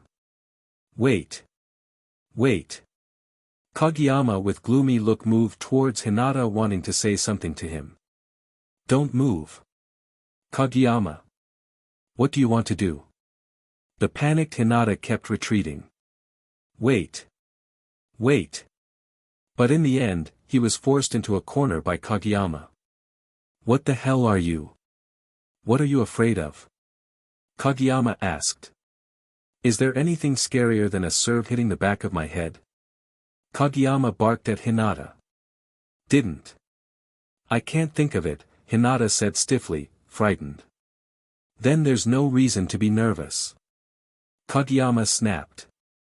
You've already done the scariest thing. That is hitting the ball to the back of my head. So, give a good fight against the team. Bastard. Isn't it your dream to play volleyball against strong team? How can you give up that easily? And if you continue to be nervous in games like this, you won't get a chance to play in official matches, tournaments. Kageyama trying to motivate Hinata. Got it. Hinata stammered. Ha. How is it? Kageyama-san, does the back of your head still hurt? Tsukishima laughed while gloating. Tanaka also gloating looking at him. Kageyama, who had warned Hinata, had a constipated expression on his face as he returned to the front row, but he did not reply to Tsukishima and prepared for the next play. "Did you forgive me so easily?" Hinata asked, incredulously. "What are you talking about? Give them a good game. Take this ball. And spike it and show your passion and love towards the volleyball," Kageyama urged. "Yes," Hinata said, determined. As the whistle blew, the serve came from Aoba Josai's side again. "Just hold still, Hinata. Don't be nervous," Kageyama yelled. "Okay," Hinata responded. The ball sent by Kunami was dug out by Asahi, and now Akira was in the front row. There was no suspense. Akira moved. Step up, jump, spike. The crushing spike was full of an unspeakable aesthetic of power. Karasuno scored another point. Squeak. The first set was over. Karasuno led 1-0. Everyone played very well. Sugawara and Takeda smiled, both were impressed. They didn't expect their team to win the first game against the traditional powerhouse, the top 4 of the Miyagi Prefecture, Aoba Josai. This was unimaginable before. However, Kageyama on the side wasn't so optimistic. "Don't relax. I suspect their setter isn't really a setter at all." "What?" Hinata asked, confused. "Not a setter." With no further attention on the opposing team, Akira turned to his own team and said, "Through the first game, I noticed there are still some flaws in our cooperation." "Oh." Everyone turned to listen, eager for Akira's insights. After all, the person who led the team to win the Junior High League Championship had his own special perspective. "I think you all noticed how Aoba Josai responded to my spike earlier, right?" Akira continued. "They didn't block the net but stepped back to catch the ball together. In other words, when I spike, they leave the theater blocks open. In this way, when Hinata and I are in the front row at the same time, he loses his role as a decoy," Akira explained, glancing at Hinata, who was still shocked. "This is wasting his talent. Instead, we should arrange for Hinata to play a main attack position and cooperate with Captain Daichi. Then, when I rotate to the back row, Hinata can serve as a decoy to cover Daichi's spike." "But decoy sounds so lame," Hinata whimpered. "You can also cooperate with Kageyama-san to play that super fast quick attack," Akira added. "This way, we can make up for my low scoring ability in the back row." After hearing Akira's plan, everyone was stunned. "Yes," Daichi exclaimed. "Why didn't I think of it earlier? This arrangement." Sugawara's voice trembled slightly. "What a genius idea." He looked at Akira with awe. "Akira, I can't believe you spotted the flaws in our team so quickly. And you thought of a solution immediately." Kageyama, too, was stunned. He had noticed the discrepancy in the team's movements but couldn't pinpoint the problem. What shocked him most was that Akira had already discovered it in just one game and proposed a solution. Such a keen intuition. Kageyama thought. "It's terrifying. But I won't lose," Kageyama muttered. Even if his volleyball skills are strong, to have such a sharp mind as well. Kageyama felt a sense of admiration. Is he already a perfect player? Kageyama silently reflected, relieved that Akira was no longer his enemy. "Since you can discover the flaws in our team so quickly, did you also spot the weaknesses in the enemy's lineup?" Kageyama wondered, glancing at Aoba Josai, who were discussing their own tactics. "I hope you can hold on a little longer." Face with open mouth dashing away. __. You hurry up to warm up. Oikawa, their main spiker, is a very difficult person to deal with. Yes. As soon as the second game began, the competition had already reached its most intense stage. "Come on, Aoba Josai." More and more spectators spontaneously came to watch the game outside the venue, but most of them were Aoba Josai students. This time it's a fight with that school. We don't seem to be very good. It's not just that it's not good, I feel like we've all been cornered. Is this school called Karasuno High? Yes, look at their main spiker, this way of spiking the ball, how tough. I don't know why, but watching his spike, there is a pleasing feeling. In the absence of Oikawa, it is still a one-sided situation on the field. Even, the situation in Aoba Josai is even sadder than the first one. Squeak. Yeah, let's go, Tanaka waved his fist excitedly. In this case, Akira was rotated to the back row. Just now, Aoba Josai's tough blocking was deceived by Kageyama again, resulting in Tanaka's side blocker were none and was easily scored by Tanaka's spike. Damn it, that Kageyama, what's going on? Kindaichi said through gritting his teeth. The kind of unseen quick attack just now. Now it can actually be used as bait for other spikers. The play of Kageyama, Tanaka, and Hinata directly frustrated Aoba Josai's idea of recovering the score while Akira was rotated to the back row. Calm down. Iwaizumi said from behind. As a third-year student, he has experienced so many competitions. In addition to being shocked by Akira's performance at the beginning, he has always been the backbone of the team. But it's precisely because of the strength of the opponent that we have to work hard, don't we? Iwaizumi-senpai. Seeing the first-year Kindaichi and Kunimi looked at themselves in shock. Iwaizumi-senpai gritted his teeth and continued, as long as the score doesn't come to 25 points, as long as the referee doesn't announce the result, we don't lose. So, don't admit defeat in your heart. Cheer up for me. Be sure to get the next point. Yes. Kindaichi and Kunimi shouted in shame. Yes, Iwaizumi-senpai is right. As long as the referee has not yet pronounced a result. We didn't lose. How can you give up because of a disadvantage? Take the next point. It seems that the opponent has cheered up, and we have to cheer up. You should not be compromised to them. Daichi said loudly. Take the next point as well. The fighting spirit of the two sides was high, and the competition became more intense. Every ball, every point. It's all hard work. Until the end, never give up. I really envy the exuberant experience of these young people. Looking at the fierce game on the field, coach of Aoba Josai said with nostalgia. Look, the situation on our field. The instructor on the side asked. It's very unclear. Karasuno High School obviously has a real team brain. I don't know who it is, but after only a short round, he has already discovered the hidden problems in the team. And, most of all, he can quickly find a solution to a problem. Such a team that can think for itself at short span of time is the most terrifying team. Because they can constantly correct their mistakes and be able to strengthen themselves in a game. Aoba Josai's instructor was obviously frightened. I think their seniors don't have this keen eye. It is very likely that the other party's instructor is an expert. Aoba Josai's coach didn't say anything more, just smiled meaningfully. But his gaze was fixed on Akira on the field, as if he was suspecting something. Snap! Another fierce spike. Aoba Josai's libero has barely reached for this ball. But in the end, he couldn't pick it up. If you look closely, you will realize it.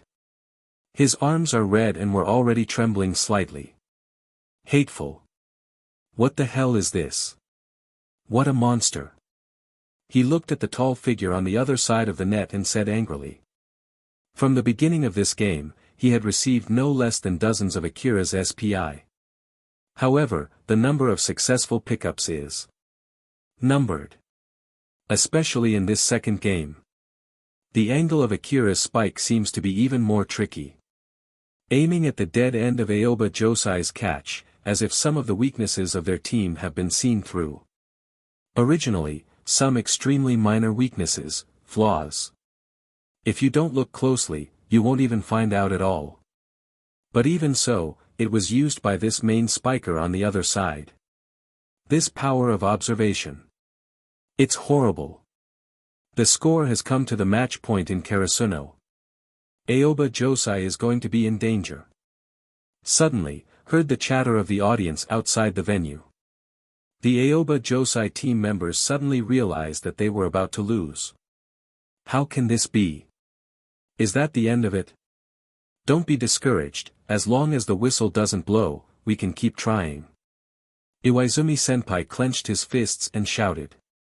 But this time Kageyama's serve hit the net directly, giving Aoba Josai a breather. The weight of the serve goes back to Aoba Josai. Go, Kunami, send a good ball. Yes. Kunami Hidei walked to the sidelines with his head bowed. This kind of serve at the point of the match is impossible without being nervous. Now his palms were covered with sweat. It's Oikawa-senpai. Oikawa-senpai, he's here. Is it the captain? Kunami, who lowered his head, was stunned and looked outside the field. He saw a smiling Oikawa holding the number plate of the replacement team member and said, "Hard work on you, see you in the small country. Next, leave it to the senpai." That's right. Kageyama said, looking solemnly at the figure slowly walking from the entrance of the gym. Finally here. Aoba Josai player said. Oh, you're back. Coach of Aoba Josai's eyes lit up when he saw the newcomer. How's the foot injury? No problem. I can already participate in daily training. It was just a regular sprain. Oikawa responded to coach. Really?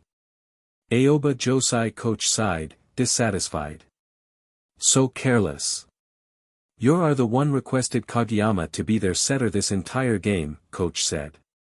How can you be late now? We were waiting for Kageyama to be on the opposite side.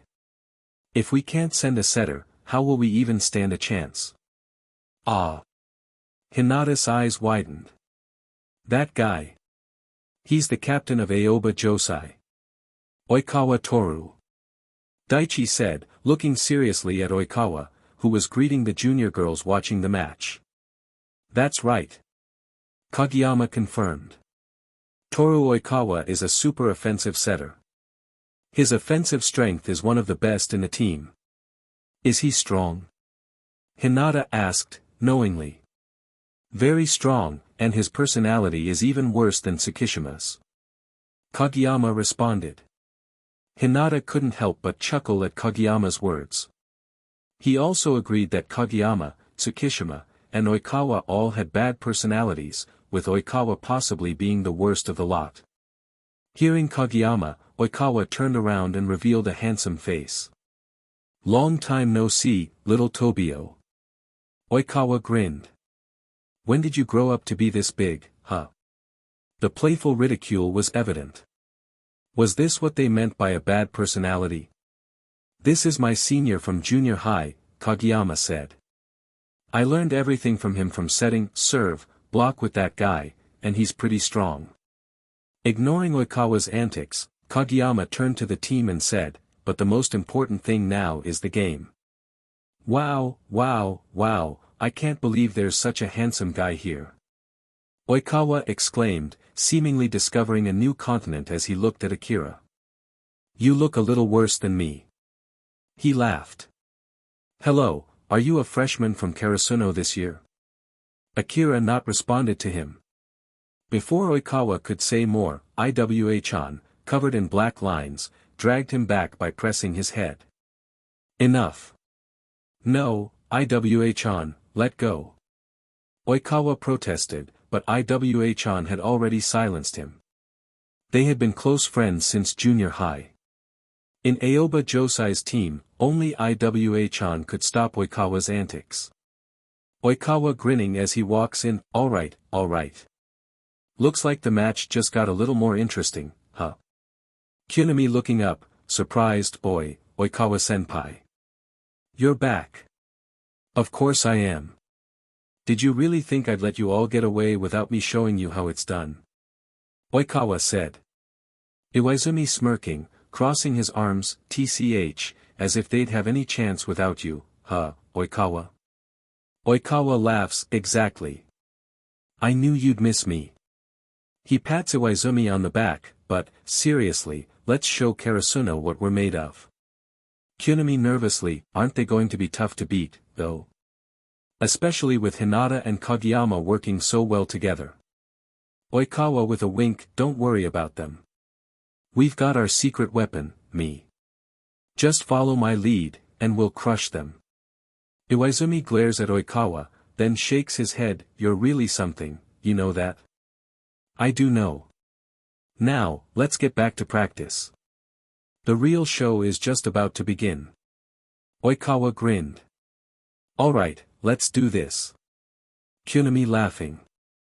The team gets back into position, with renewed energy as Oikawa leads them into the practice match, confident as always. Oikawa's serve. As the undisputed master of the jump serve, Toru Oikawa's skill was legendary, and Akira knew that better than anyone. Since arriving in this world, Akira had poured countless hours into refining his serves, jump serves, float serves, standing serves. Yet, in all the matches he'd played so far, he had never unleashed his full power. Why? Because no team had felt worthy of it. Maybe it's time to finally show it, Akira murmured, excitement flashing in his eyes. High school opponents. This is getting interesting. On the other side of the court, the back row receivers were Tsukishima and Hinata, both visibly weak when it came to serve reception. Oikawa, sharp as ever, would have noticed that immediately. No doubt, he'd be targeting them. But I won't let you get away with it, Akira thought, narrowing his gaze on Oikawa. If the serve came toward Tsukishima, Akira would cut in and take the ball himself. Where will you aim, Oikawa? Off-court, Karasuno's coach watched Oikawa intently, fully aware that the keen-eyed setter had already spotted Karasuno's strengths and weaknesses. Karasuno's ace wasn't just an offensive powerhouse, he was also one of their best defenders. Surely, Oikawa's competitive spirit would be drawn to that challenge. Will you provoke him? Or play it safe and target the weaker receivers? Challenge the strongest? Or prioritize victory? Suddenly, Akira's eyes locked with Oikawa's across the court. Both players smiled subtly. The tension peaked, a pivotal point in a crucial match. And Oikawa made his move. He tossed the ball high, sprang into the air like a coiled spring, and fired his serve, directly at Akira. So this is your challenge to me? Akira smirked, licking his lips. He took a quick step back, surprising his teammates. Smack! Before anyone else could react, the ball slammed onto Akira's forearm and popped high into the air. I got it. Akira called. Got it. Kageyama echoed, already in position to set. He hadn't even seen the ball's path clearly, but it didn't matter. Akira had handled it. Leaping high, Akira locked eyes with Oikawa. This is my answer. Oikawa shifted sideways, ready to receive Akira's counterattack. But at that critical moment, a teammate from Aoba Josai, nervous and overeager, lunged in to help, colliding with Oikawa. The ball rocketed to the floor. Whistle. The referee blew sharply. Karasuno's score hit 25. Aoba Josai had lost. What a pity, Akira thought, glancing at Aoba Josai's side. Oikawa was already consoling the teammate who had made the error. Feeling Akira's gaze, Oikawa looked up, their eyes meeting once again. They both smiled and turned away. Next time, you won't be so lucky. Later, at Akira's house. In the backyard, Akira was teaching Kyoko how to pass.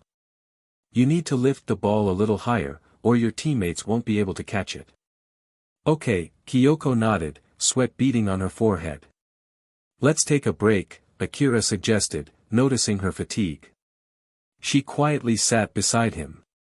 You've seemed distant ever since the practice match against Aoba Josai, she asked softly, glancing at his profile. Maybe it's because of their captain, Akira admitted. I have a feeling he'll be our biggest rival in the high school qualifiers. But didn't you beat them 2-0? Even if they make some changes, it shouldn't matter, right? Kyoko asked, puzzled. It's different. Akira smiled, gently taking her hand. He's like me, back in junior high. He is to Aoba Josai what I was to Yugama. With Oikawa, their team's power will skyrocket.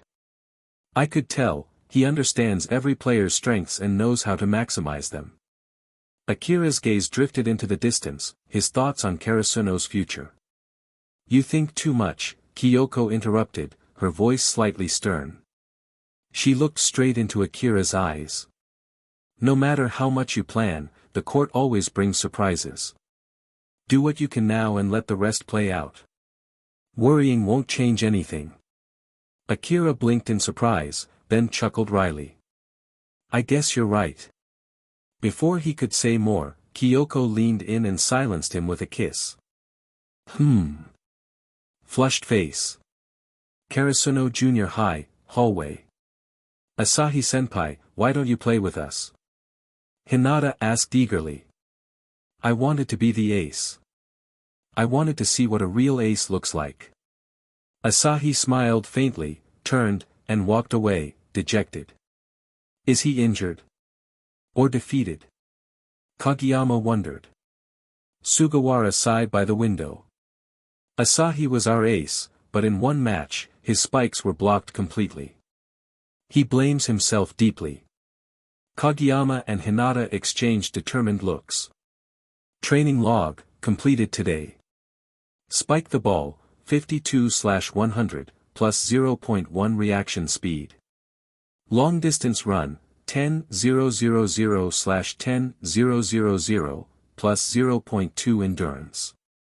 Tiptoe jump, 100/100, plus 0.1 jump height.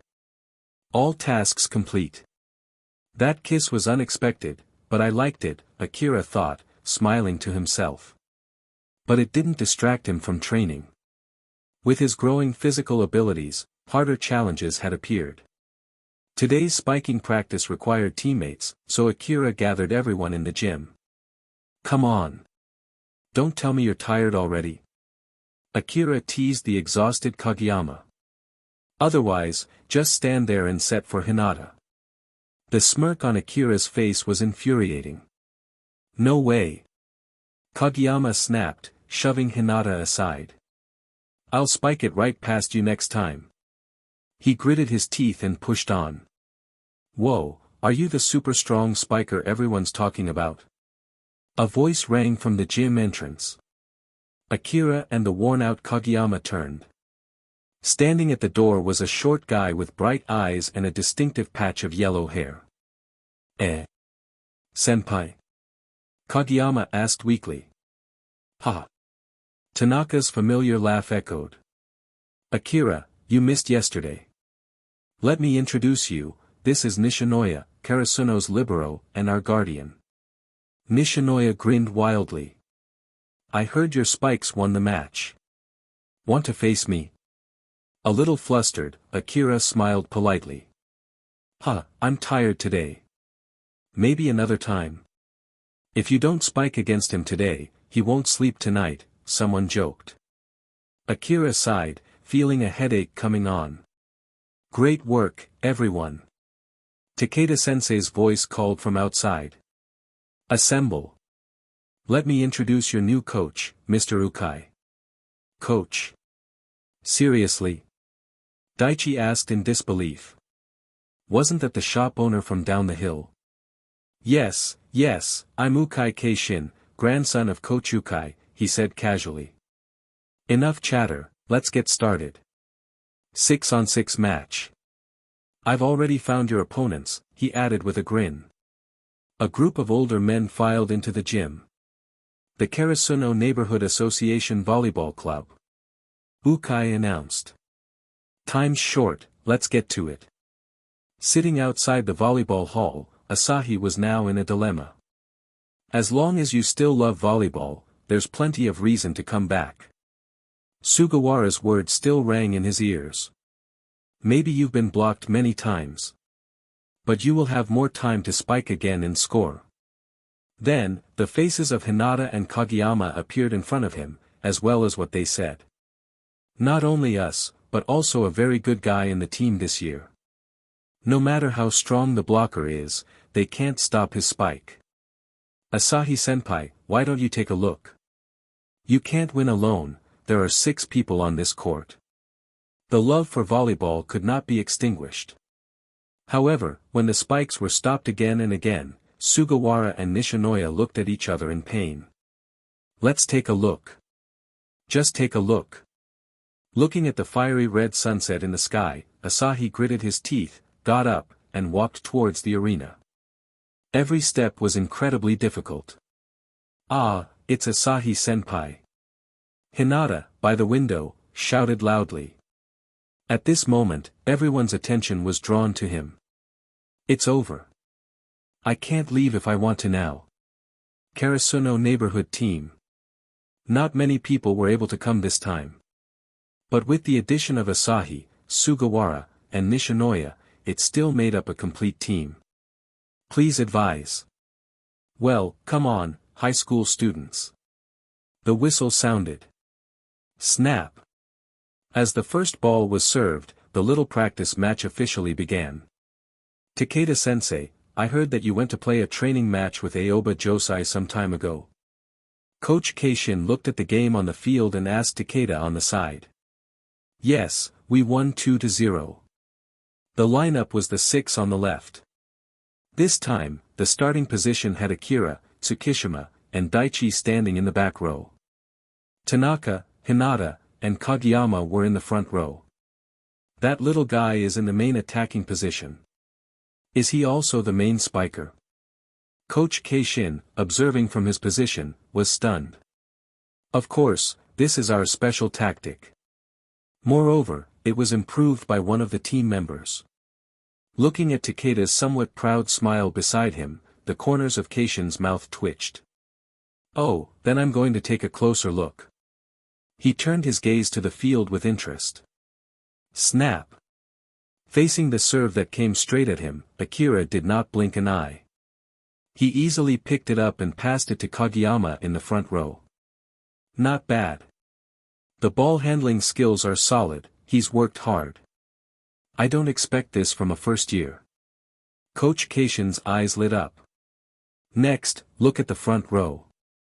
Kageyama, as a setter, calmly observed the defense of the opponent. Finally, he sent a back pass, leading to Tanaka's direct fast attack smash for a score. Not bad. Look at their cooperation. Coach Keishin said with some excitement. Ha! It's nothing. Stronger plays are yet to come. Hearing his praise, Takeda on the side felt a sense of pride. The high school boys are very strong, and our neighborhood team can't lose to you. Everyone, come on. As the two sides continued to score and lose points, Akira gradually rotated to the front row. The position of the main spiker. At this time, Nishinoya on the opposite side lit up. Let me try your spikes. Is it really as strong as they say? Keep an eye on him. Akira's spikes are difficult to defend. Sweat formed on Sugawara's forehead as he stood on the other side of the net. In the past, when watching from the sidelines, it hadn't seemed like much. But standing on the court, facing Akira as an opponent, the memory of his powerful spikes brought inexplicable pressure to Sugawara. A high school student who is very good at spikes, don't cry when you're stopped by your uncle. Two players from the Karasuno neighborhood team, standing in the front row with Sugawara, joked. Meanwhile, Keishin outside the field turned to Takeda and asked, is this the super strong wing spiker you mentioned before? Takeda said with emotion, that's right, and he's not just a strong person. In the battle against Aoba Josai, we were able to win 2-0, largely because of Akira. After hearing Takeda's words, Keishin turned to look inside the field. His curious eyes focused on Akira, who was ready to attack. Is he really this strong? Just let me wait and see. Face with open mouth dashing away. The uncle from the Karasuno neighborhood team sent a powerful serve. However, it was quickly followed by Tanaka in the rear. Kageyama instinctively passed the ball directly to Akira's position. This action was entirely subconscious, a desire to score ingrained after the match against Aoba Josai. In that game, as long as the ball was passed to Akira's side, points were almost guaranteed. Over time, Kageyama developed an instinctive trust and reliance on him. Thus, when Akira rotated to the front row, Kageyama subconsciously sent the first ball to him, even though he saw out of the corner of his eye that the opponent's blockers were focusing on that side. Here it comes. This thought echoed in the minds of those who had witnessed Akira's spiking power before. Wow! Kageyama passed such a high ball. Coach Keishin began to comment, but his words came to an abrupt halt. This. The three blockers on the opposing side simultaneously gaped in shock. Typically, blockers face their opponents at eye level. However, as they attempted to block Akira, they found themselves looking upwards at him. How can anyone block this kind of player? Bang! The unmistakable sound of the ball hitting the floor reverberated through the gym. Just now. How high did he jump? This question echoed among the onlookers. Nishinoya, Asahi, and Sugawara, who had never seen Akira's spiking ability up close, were utterly stunned. Yet, even for those who had previously witnessed his power, like Coach Keishin, the shock was no less intense. How does it feel like? Sugawara muttered. This guy is jumping even higher now. Is it our imagination? It had only been a short time since the match against Aoba Josai, yet Akira seemed to have visibly improved. Kageyama, standing nearby, gritted his teeth and thought to himself, I can't lose to you. Wow! That spike just now. What's going on? Coach Keishin shouted from the sidelines. Do you have springs on your shoes? Akira smiled modestly and replied, I'm just jumping a little higher. Nothing special. Slightly. You call that slightly? Everyone silently retorted. If this was slight, then what were they? Ahem, the game continues. Keep fighting. Coach Keishin ordered, feigning calmness. However, the moment he turned away, he grabbed Takeda by the collar and gritted his teeth. Hey, what the heck is going on? Why didn't you tell me this in advance? Takeda, flustered, struggled as he replied, Calm down, Coach Keishin. What do you mean? Don't play dumb. Why is the current Karasuno team so strong? The kind of super-fast attack that the little player and setter just pulled off, it's impossible to react to it. And what's with this guy? Keishin pointed at Akira. I thought he was just a solid defensive player based on his receives. But that spike just now. That height. He's not even a high schooler anymore. Did you invite some kind of foreign pro as a stand-in? Takeda finally adjusted his collar and responded proudly, Oh, you mean Akira? Yes. And I already told you, didn't I? Akira-kun is a strong all-rounder. In our training match against Aoba Josai, he completely dominated their players. Eventually, they gave up trying to block him altogether. What? Keishin looked back at the court in disbelief. Yeah, instead of blocking, they retreated to the back and had all 6 players try to defend against his spike. Keishin was speechless as he stared at the invincible figure on the court. Every spike Akira delivered was at a height unreachable by the opposing blockers. No wonder the Aoba Josai coach told them to fall back instead of blocking him. If I were coaching, I'd make the same call. While Keishin and Takeda discussed Akira's prowess, the players on the Karasuno neighborhood team were growing increasingly tense. How the hell do you stop that smash? It's impossible. Since when does Karasuno have such a strong spiker? I already told you, but you didn't believe me. Nishinoya teased. Who would have thought a high schooler could be this strong? Initially, the neighborhood team had approached the practice match lightheartedly. Many of them were former Karasuno volleyball players who had graduated and moved on with their lives. Despite entering society, their love for volleyball never faded, leading to the formation of the Karasuno neighborhood team under Coach Ukai's guidance. They had accepted the invitation to this practice match with a sense of nostalgia. But after seeing the current Karasuno team's strength, their competitive spirits ignited. This Karasuno team is worth our respect. Hey, focus up, one uncle shouted. And you, he pointed at Asahi, who had been distracted. Stop spacing out and get in the game. Asahi laughed sheepishly. So this is the super powerful spiker they talked about, Akira, he thought, clenching his fists. If you're this strong, then I'll have to step up too. I won't let myself be outdone by the Q first year. Under the influence of his teammates and opponents, Asahi Ajimane gradually regained his form. Sugawara, one more ball. When his spikes were blocked, he no longer thought of retreating. Instead, he faced the challenge head-on with determination.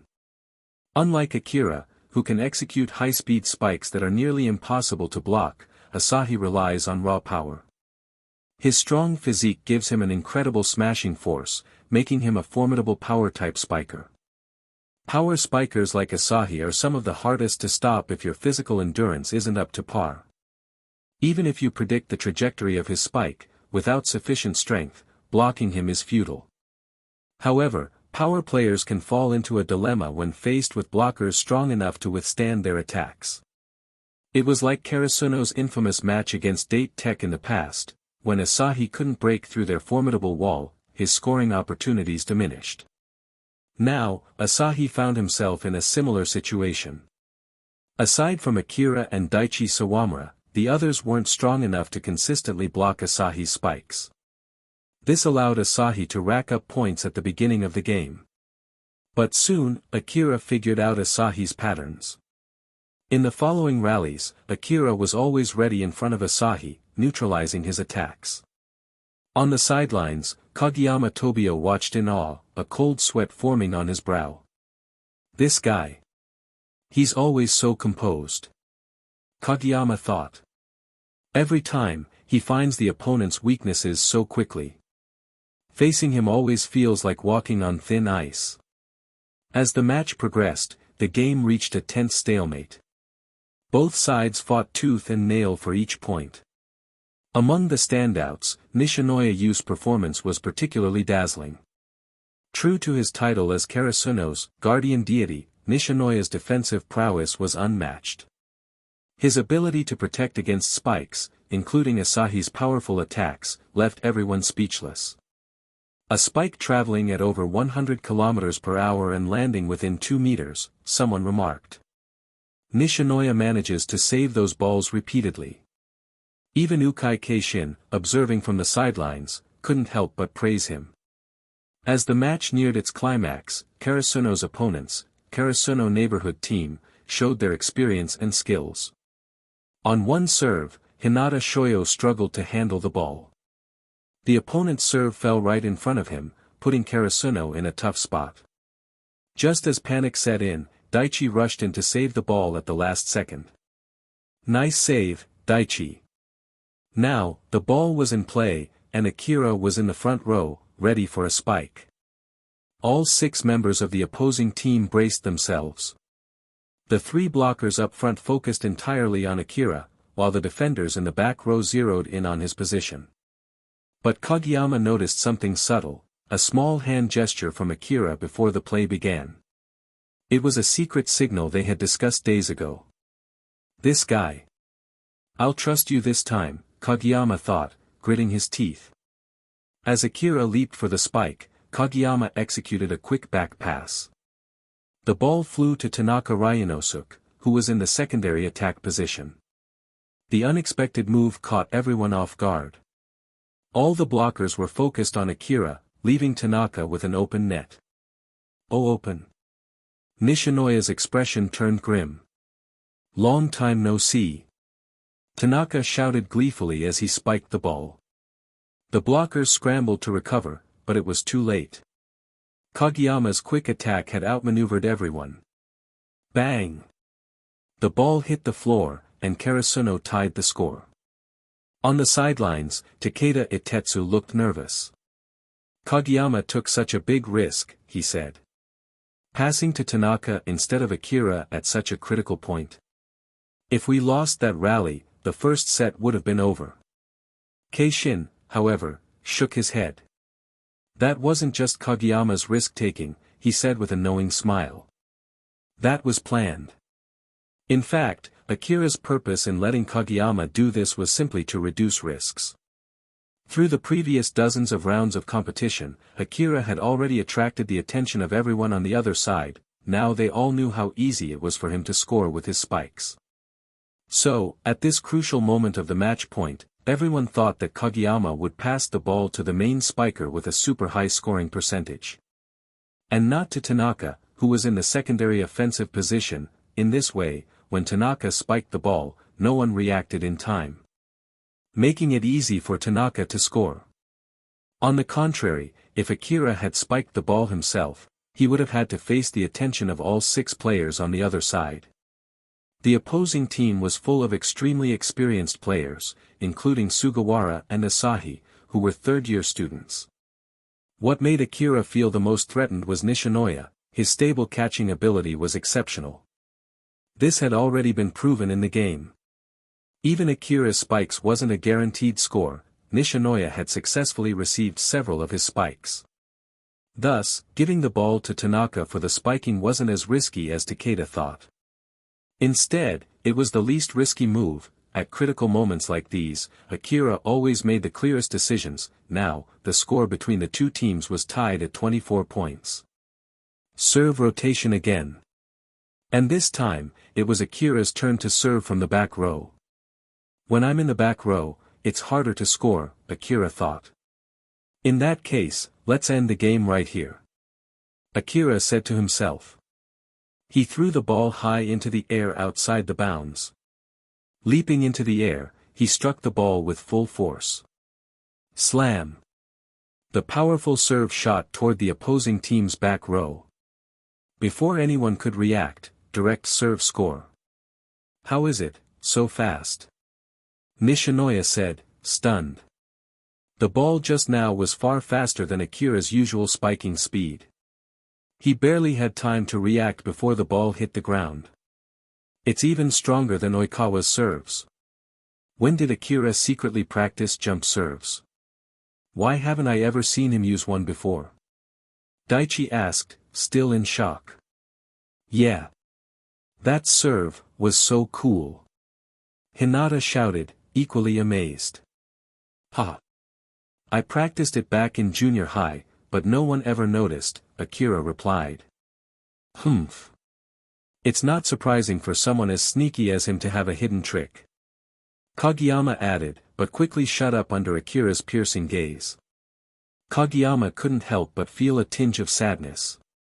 The jump serve he'd worked so hard to perfect wasn't even close to the power Akira had just displayed. What else is this guy good at? Kageyama muttered bitterly.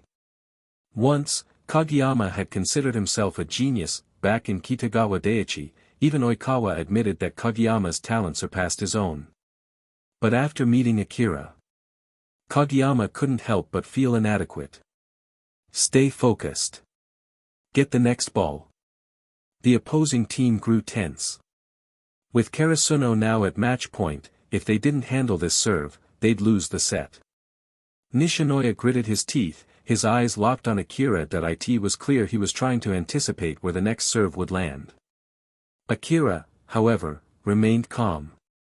After scanning the opposing team's defensive setup, he moved decisively. Another jump serve. This time, he aimed for a corner inside the opponent's boundary. It's going there. Is it out or inside the boundary? This ball is so high. It might go out of bounds. Nishinoya had only a moment to decide. If Akira's serve was out, not receiving it would tie the score. Nishinoya gritted his teeth. Take a gamble. Having faced countless split-second judgments in his career, Nishinoya trusted his experience that he decided not to go for the ball. But as the ball slammed into the floor, the linesman raised the red flag, signaling inbounds. Bang! What? How could that be? Nishinoya exclaimed, stunned. The ball was inside the boundary. As a libero, judging whether a ball was out was a fundamental skill. Yet, at such a crucial moment, Nishinoya had miscalculated. This point directly cost his team the set. He stared in disbelief at the boundary line where the ball had landed. How did you do it? How could that ball land inbounds? The rest of the team was equally confused. Everyone on their side had years of experience and had come to the same conclusion. That ball should have gone out. None of them could understand how Akira had made the impossible possible. Akira, standing calmly on the other side of the net, smirked. Very simple principle. Facing everyone's doubts, Akira smiled and spoke. When I sent that ball, I increased the force of pressing down on my wrist. In this way, the topspin of the ball during flight becomes more. The downward trend will start earlier. Although this sacrifices part of the ball's speed, it creates a trajectory that's much harder to judge. Akira's explanation left everyone stunned. Could it really work like that? When playing volleyball, most people focus only on making the ball stronger or faster. Who would think about how wrist movements affect the ball's trajectory? Everyone looked at Akira with admiration. Such attention to detail, paired with his incredible skills, seemed to be the secret of his excellence. Even Nishinoya was stunned after hearing Akira's explanation. It took him a while to process the information before he sighed and said, "This point. I truly lost." After a brief rest, the second set started again. The scrappy players were back to their fierce battle around the net. Although the Karasuno neighborhood team was full of energy, the results were far from satisfactory. The biggest obstacle to their scoring? Akira's blocking. Even Asahi, who had regained his fighting spirit, struggled to break through Akira's ironclad defense. When Akira rotated to the back row, Kageyama and Hinata stepped up to launch their signature quick attack. Hinata also served as a decoy, pulling defenders and clearing space for Tanaka to spike. This balanced rotation ensured Karasuno's front row always had a powerful scoring threat. Impressive. Karasuno's offensive system is well-rounded, Ukai remarked with a smile. No matter how they rotate, their front row offensive ability remains intact. Turning to Takeda, he asked, "Did you consult with professional coaches from other schools?" "Not quite," Takeda replied. "As I mentioned before, our strong showing against Aoba Josai, one of the best teams in Tokyo, was largely thanks to Akira." Ukai's eyes widened. "Wait. Are you saying?" "Yes," Takeda confirmed. "Akira proposed this new rotation system after our first set against Aoba Josai during the practice match. After testing it, we saw its effectiveness and decided to adopt it fully." Ukai stared at Akira on the court, unable to hide his amazement. An all-around talent does exist. Not only is he an exceptional individual player, but he's also the brain of the team. The second set ended with a sharp whistle, signaling another victory for Karasuno. "Ha! You high schoolers are surprisingly strong. We uncles are too old to keep up. Seeing your spirited effort, it brings back nostalgic memories of our youth." Members of the Karasuno neighborhood team laughed as they left the court. Despite their loss, they felt exhilarated. This was our youth once, too. Today's game was outstanding. Ukai entered the gym with a beaming smile. Seeing the team's performance filled him with hope for their upcoming rematch against Nekoma. "However, there's still room for improvement," he added. "Especially in ball reception, you all need work. Your system is solid," Ukai continued, "but because Hinata and a few others struggle with receiving, the back row defense suffers when Akira rotates to front. When facing a team like Nekoma, with their strong defense and consistent play style, this weakness could lead to our defeat. Without a solid first touch, all other strategies fall apart. First and second years, this means you." Ukai's tone turned firm. "From tomorrow, expect rigorous training on this. Understood. Karasuno High School, inside the volleyball gymnasium. Everyone has arrived, right? Keishin looked around and said loudly, his eyes scanning the room. 4 days later, it's a training match with Nekoma, he continued, his voice firm, emphasizing the seriousness of the situation. Immediately after the practice match, it's time for the high school league qualifiers. He paused, looking at each player intently. Time is tight. But you're still full of holes. His voice grew more intense as he addressed the team. If you want to win now, there is only one way to go. Practice, practice, practice. Practice until you collapse. The vast volleyball gymnasium echoed with the sound of intense training as everyone got into position.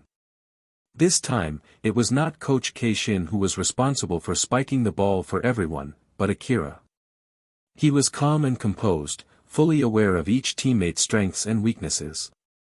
He knew exactly how to target them. He smirked as he prepared for the next round. For instance, Daichi, who was physically strong and experienced, but lacked flexibility, receiving fastballs with tricky angles aimed to challenge his weaknesses. Meanwhile, Asahi, whose skills and flexibility were top-notch, receives straight-line spikes designed to test his precision under pressure. One more ball. Akira called out as he prepared for another powerful serve. Everyone shared the same thought, why is the ball so difficult to receive? It wasn't just in training with teammates. Even in their usual practice matches, Akira's spikes were something else. His understanding of the game allowed him to adapt his attack style for each opponent, making his shots nearly impossible to predict. As the match progressed, the opponent's frustration grew. Initially, they found his spikes high and powerful, but as the game went on, Akira's techniques only became harder to read. His ability to fine-tune his attacks left the opposing team scrambling. They couldn't figure out how to stop his hits. After a few hours of grueling practice, the players finally had a chance to catch their breath. Training within the team had its benefits, but it wasn't just about physical endurance. It was also about strategy and adaptation. Later, as they settled into their dormitory, Akira's presence was still central to their thoughts. Akira, don't you stay here anymore? Hinata asked, raising an eyebrow when he saw Akira packing up. Because it's too late today, I'm a little scared to walk alone at night, so I want Akira to accompany me back, Kyoko chimed in, her tone light-hearted as she stood beside him. I'll come back tomorrow morning, don't worry, Akira assured them. As everyone gathered their things, Hinata couldn't help but envy Akira. Phew. I envy you so much, Akira, he said. Akira just smiled in response, his calm demeanor making him seem even more unshakable. Be careful when walking at night, came the final piece of advice from their teammates, a reminder of their bond. The intensity of their training was far from over. From this point forward, they were entering a phase of joint accommodation. It meant living together, which saved time and allowed them to train more effectively. Meanwhile, across the city, Nekoma High School was preparing for their own match with Karasuno. The Nekoma volleyball team, led by Kuroo, had been performing exceptionally well in recent training matches. Kuroo, who was now a leader in the team, couldn't help but feel a sense of rivalry with Karasuno, especially with their upcoming match on the horizon. Coach, do you think we have a chance to win the battle with Karasuno next week?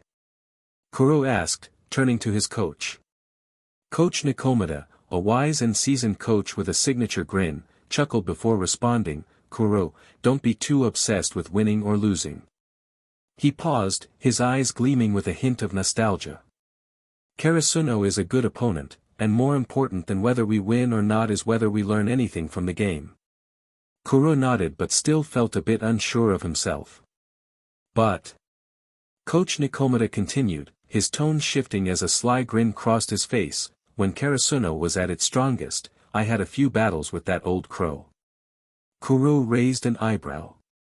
You mean the Kochukai?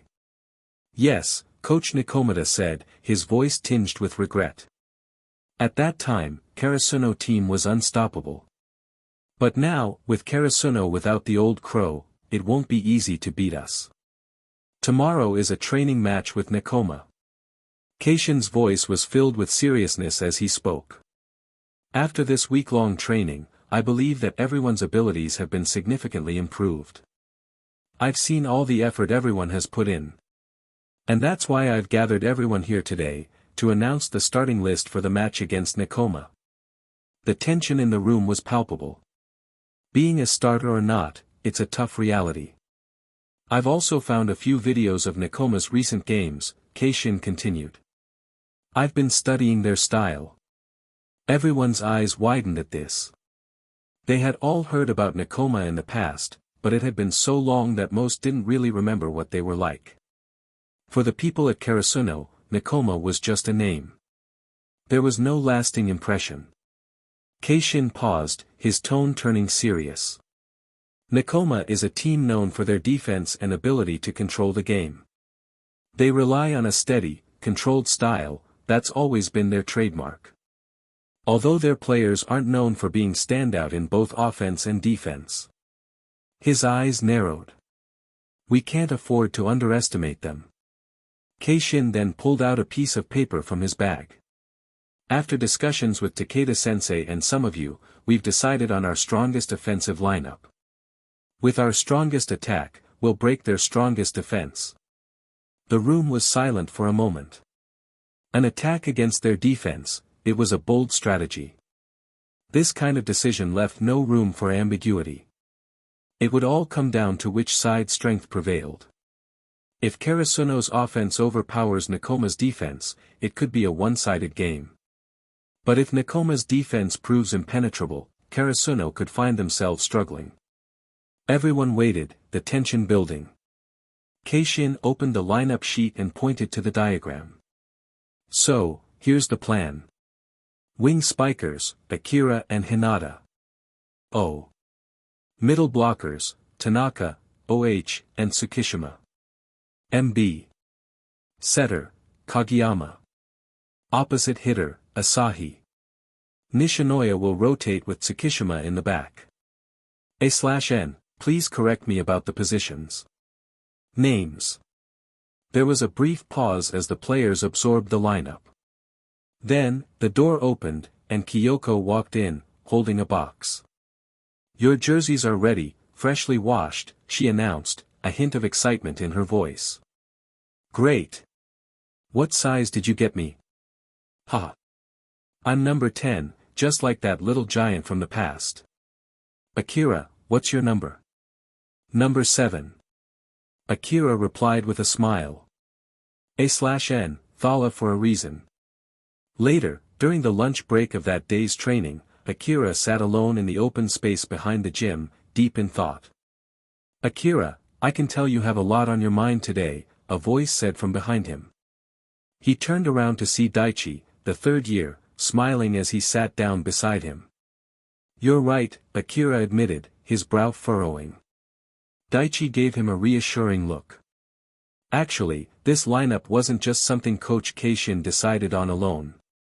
I suggested it to him first. Akira blinked in surprise, but Daichi continued. And I'm sure Sugawara also had a hand in it. Akira had wondered why Daichi, a third-year player with vast experience, had been placed on the bench. Why were Tanaka and Tsukishima chosen over him? Honestly, even without saying it, I think everyone knows what I'm about to say, Daichi said, his tone calm and measured. I don't have much talent when it comes to offense.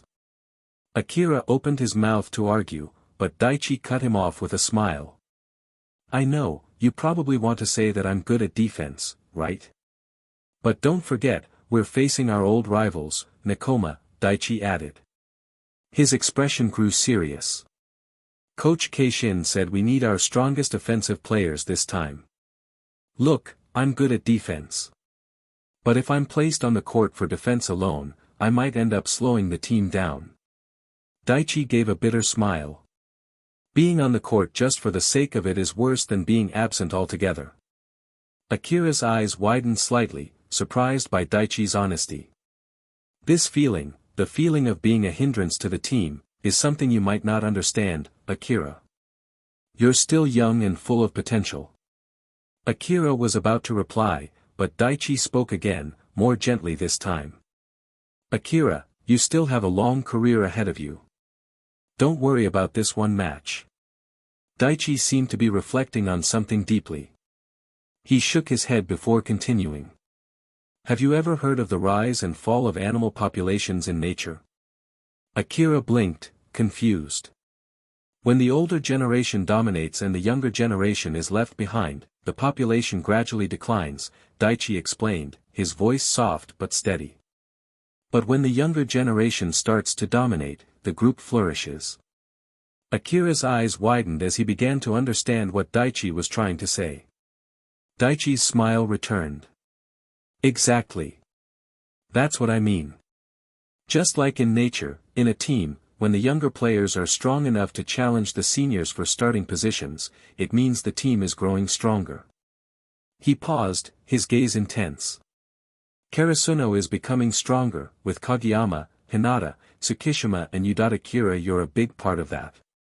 Akira couldn't help but smile, understanding now. Daichi patted him on the shoulder, his eyes shining with a mix of pride and encouragement. And that's why, in the future, Karasuno will only get better. In front of the magnificent venue, the two teams of Karasuno and Nekoma stood facing each other. Keishin and Nekoma's Manabu Naoi were rivals when they were students and naturally exchanged pleasantries after seeing each other at this moment. Don't let us beat you.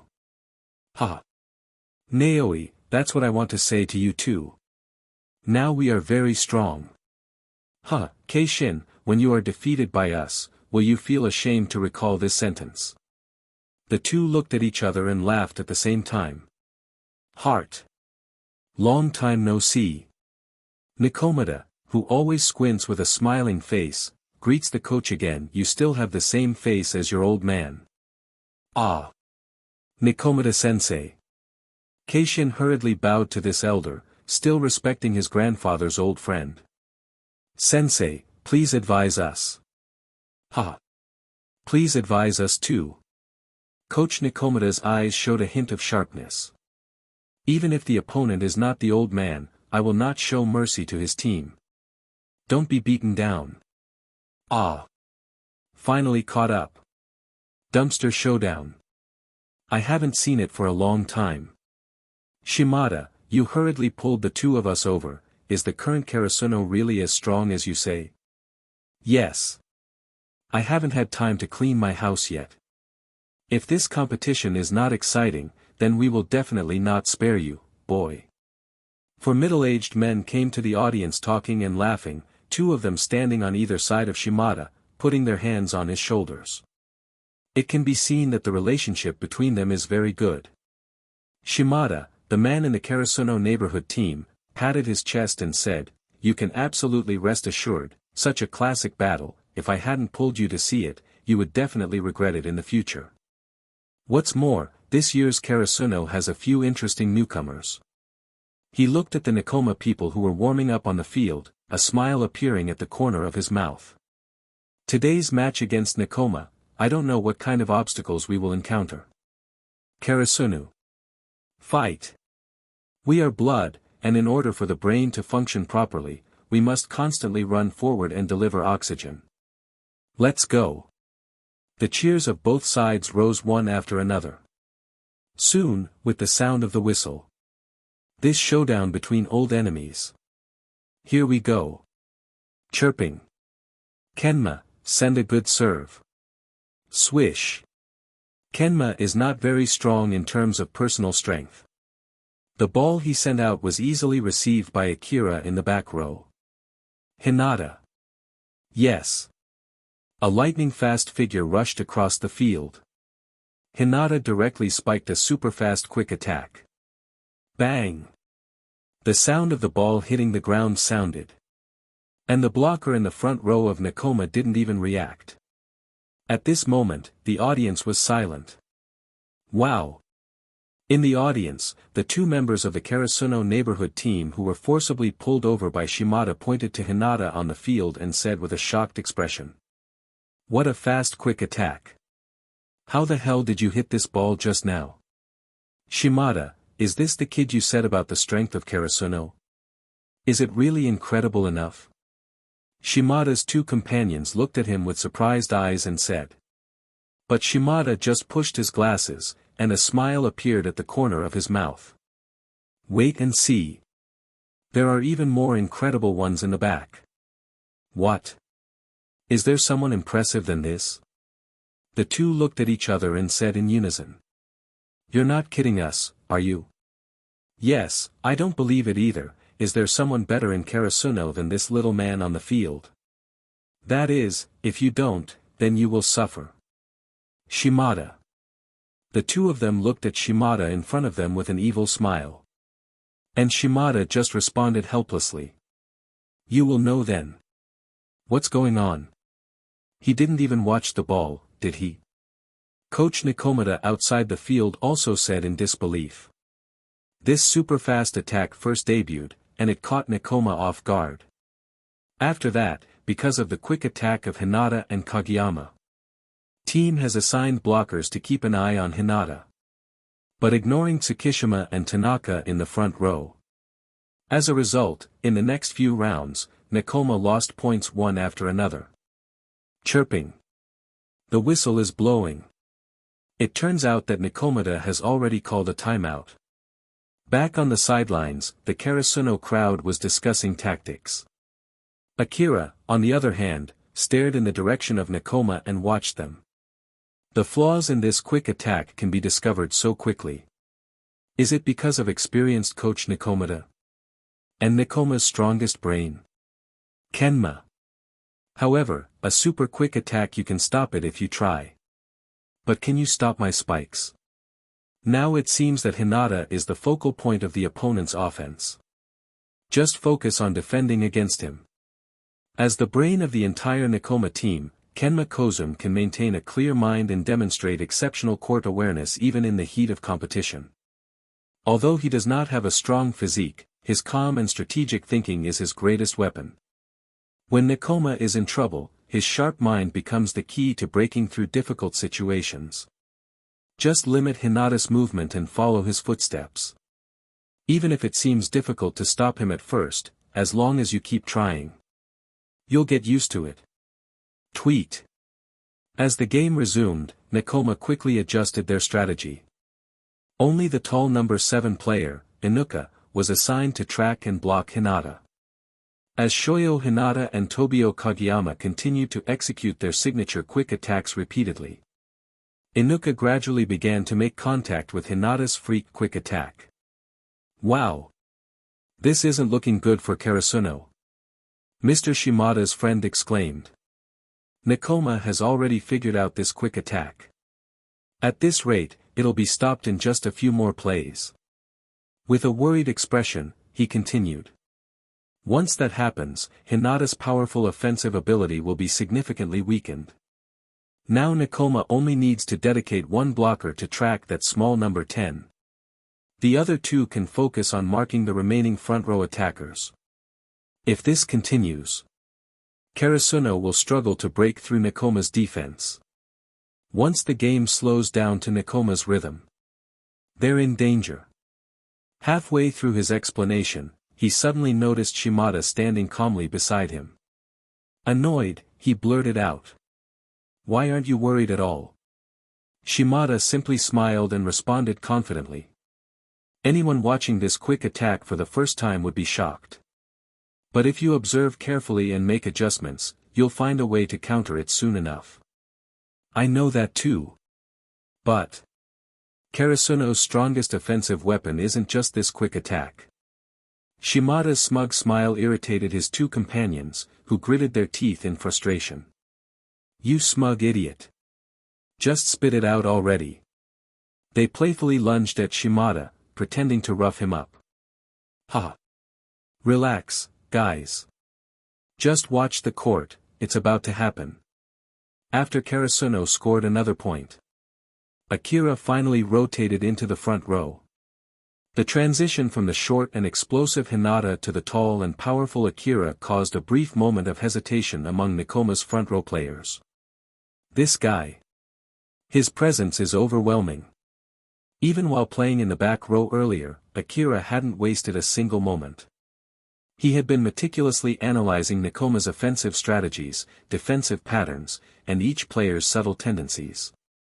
Like Kenma Kozum, Akira is a player who relies on his intellect and strategy to dominate the game. Every time Nekoma set up their defensive system, whether they succeeded or failed, Akira had been studying them from the back. He systematically dissected their defensive weak points. So, the moment Akira stepped into the front row, that's when Karasuno's relentless offensive assault began. Swish! Hinata's serve was cleanly received by Nekoma. Immediately, Nekoma transitioned into their offensive formation.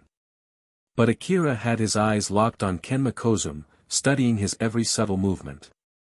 Nekoma's attack was executed by Inuka, who had been attacking for several rallies.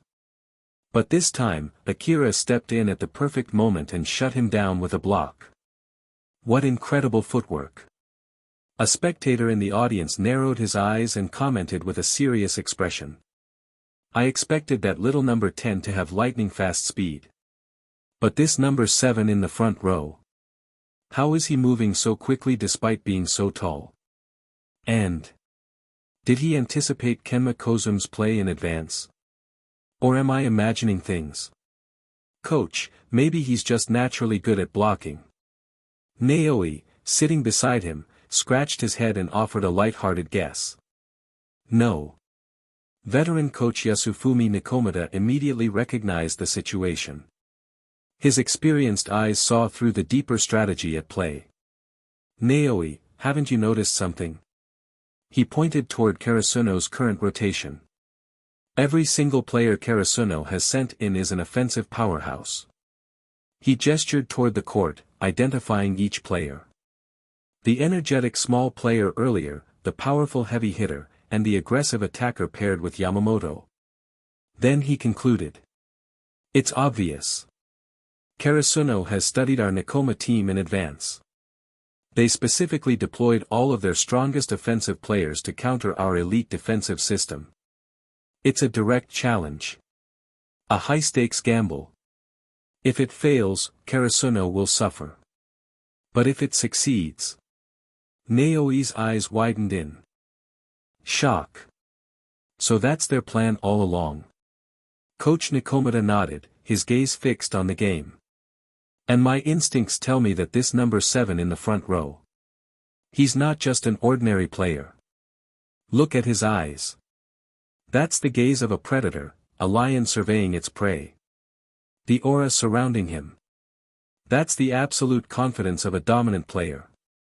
Moreover, when he rotated into the front row, the entire atmosphere of Karasuno changed. It's like, the wolves just welcomed back their alpha.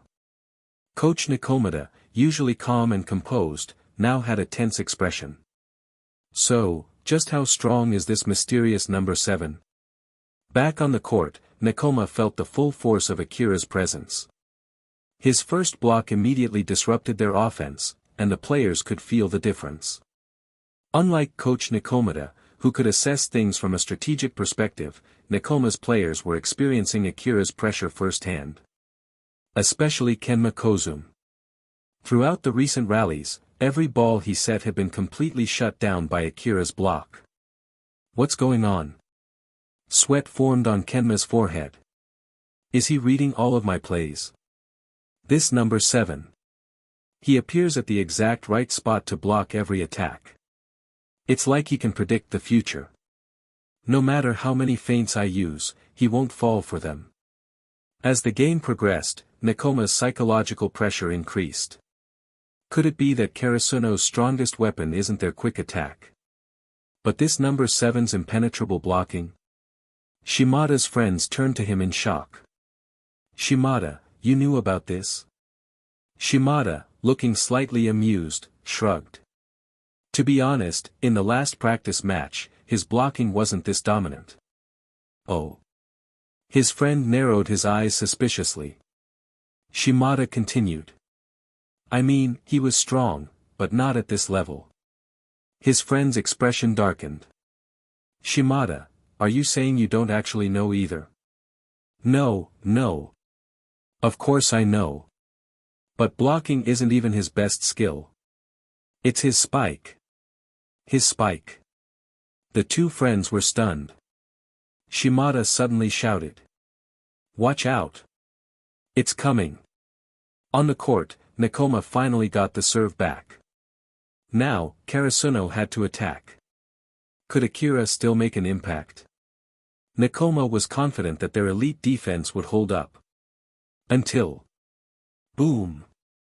Akira soared through the air, unleashing a devastating spike that left everyone stunned. Coach Nekoma jumped from his seat. That jump. That power. How is this possible? Before Nekoma's libero could even react, the ball slammed into the floor. Point for Karasuno. Tweet. Timeout called. For the first time, Nekoma's legendary defense had been completely broken. And now, they had to find a way to stop the unstoppable force, Akira. Game suspended. Nekoma calls a timeout. Coach Yasufumi Nekoma couldn't hold back any longer, he suddenly called a timeout. Coach, we. Some of Nekoma's players hesitated, a rare hint of panic creeping into their voices. They were known for their ironclad defense, but even the best defenses had their limits. After all, defense in volleyball had two key components. Blocking at the net and receiving in the back row. But against Akira's overwhelming spikes, their blocking was practically useless. Their once flawless defensive system had been split in half. How do we stop this number 7 attacker? If they couldn't block him at the net, they would have to rely on their back row to receive the ball. But the chances of successfully digging his spikes were terrifyingly low. Coach Nekoma shook his head, deep in thought. He had a wider view of the court than his players, and what he saw was troubling. Akira's attack wasn't just about height. It carried an immense amount of power. In fact, his spike power might even rival their own ace, Tetsurō Yamamoto. If a normal spike with no blockers had a defensive difficulty of 6, then Akira's spike, with its height, precision, and sheer force, had a difficulty of 9. A full 30% increase in defensive difficulty, purely because of his raw strength. How could they possibly limit him? Coach Nekoma exhaled slowly, his sharp eyes narrowing. There had to be a way. And he was going to find it. The Karasuno bench, on the other hand, had an entirely different energy. Did you see that? Tanaka's voice practically shook the gym. He destroyed them. Hinata, bouncing on his feet, grinned wildly. That was insane, Akira. Even Kageyama, usually reserved, nodded in approval. Humph. Not bad. Daichi and Sugawara exchanged glances. Akira's presence was changing everything. For the first time, Karasuno's offense felt truly unstoppable. Under contemplation, Coach Yasufumi Nekoma made the same decision as the former Aoba Josai coach. Kuroo. As long as Karasuno's number 7 is in the front row, don't block him. Don't block. Hearing Coach Nekoma's words, everyone in Nekoma was stunned. In a normal game, leaving the net unguarded was unthinkable. Why would the coach deliberately choose not to block such a powerful attacker? The entire team looked confused, except for Kenma Kozum, who seemed to have an idea. Chirp. The 30-second timeout was over. I don't have time to explain everything again. Coach Nekoma's expression was stern. Just remember, do not try to block number 7's attacks. All 3 front row players, retreat to the back row to defend his spikes. Yes, sir. The teams returned to the court, regrouping once more. This time, when Akira went up for a spike, Nekoma followed their coach's orders. No one jumped to block. Instead, all 6 players focused entirely on their back row defense, bracing for impact. So they figured it out already. On the Karasuno bench, Coach Keishin Ukai felt his chest tighten. He glanced toward Coach Nekoma and noticed that, for once, even he wasn't as calm as usual. Even if they understand, they still can't stop Akira's attack. This strategy of prioritizing defense might work against other power hitters. But against Akira's spikes, it's like drinking poison to quench thirst. They'll soon realize just how futile it is. Ah! Why is Nekoma leaving the net wide open against Karasuno's number 7? This is basically handing them free points. In the stands, Shimada's friend was baffled. Shin, you're only looking at the surface, Shimada shook his head. Nekoma thrives on teamwork. They don't have standout individual players like Karasuno, but their precision and coordination make them one of the strongest teams. But that strength is also their weakness. Shin's eyes widened in realization. That's right. Shimada pointed at Nekoma's formation on the court. Because they don't have a dominant player, they have no way to handle someone like Akira alone. If you think about it, it's like a lion charging into a herd of sheep. No matter how well the sheep work together, they can't take down the lion. They need a bison, a strong individual, to fight back. But Nekoma doesn't have one. Right now, Karasuno's number 7 is that lion. When one player's strength surpasses Nekoma's entire defensive system, their teamwork becomes useless. I see. As they analyzed, realization dawned upon Shimada's friends. As the match progressed, the score gap between the two teams widened. More than that, Nekoma's players began to notice something unsettling. Akira's spikes were becoming harder and harder to defend. Damn it! Is this just a coincidence? Nekoma's libero, Morisukyaku, clenched his teeth after barely managing to receive one of Akira's smashes. Why does it feel like his spikes are landing closer and closer to our weakest spots? What's going on? On the sidelines, Coach Nekoma had noticed it too. By now, he felt almost numb watching Akira's relentless performance. No way to block him. No way to stop his spikes. And on top of that, he's analyzing the game like Kenma does. This year's Karasuno, there's something else. They'll shake up the entire tournament. Is it really that terrifying? Nekoma's assistant coach, Manabu Naoi, muttered. Coach Nekoma turned to him with a serious expression. Let me ask you, Naoi. Imagine a lion that's faster and stronger than you. A lion with intelligence as sharp as yours. With patience like a snake. And insight like a lone wolf. Now tell me, what could you possibly do to survive? Naoi opened his mouth to respond, but nothing came out. Exactly. In a situation like that, there's no chance of survival at all. With a sharp whistle, the referee signaled the end of the match. The players from both teams gathered, their faces reflecting the intensity of the game. Good job, everyone. That was a solid first game. Coach Ukai praised. But don't let your guard down. Nekoma is a top-tier team. I guarantee they'll come back stronger in the second set. Yes, coach, the Karasuno players responded in unison. Meanwhile, on the Nekoma side, Coach Nekoma addressed his team with a mix of encouragement and strategy. Ha! Playing against a monster like this isn't easy, but we're not done yet. In the second set, focus on adaptation. Adjust your tactics and avoid Karasuno's number 7 whenever possible. When he rotates to the back row, that's when we strike back. Understood. The second set began, and Nekoma immediately put their adjustments into action. They played with their signature adaptability and precise teamwork, capitalizing on Akira's rotations to the back row.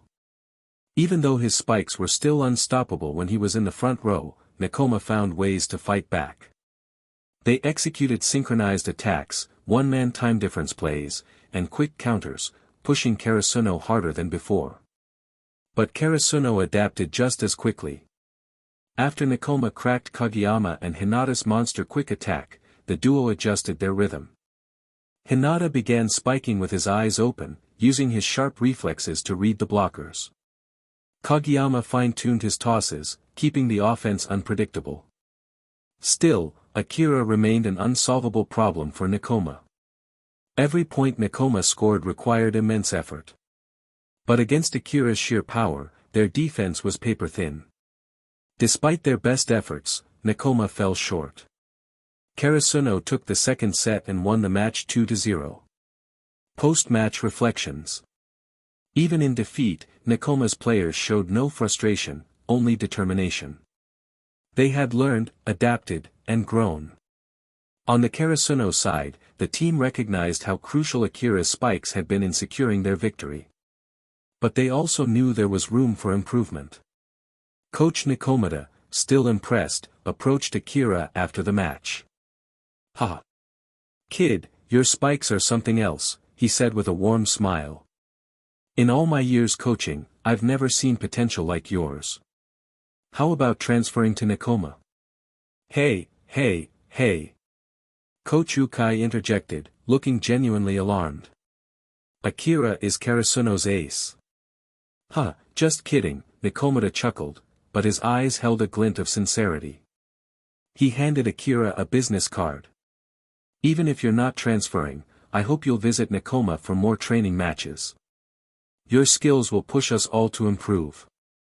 Akira accepted the card with a polite nod. "Thank you, coach. I'll keep that in mind."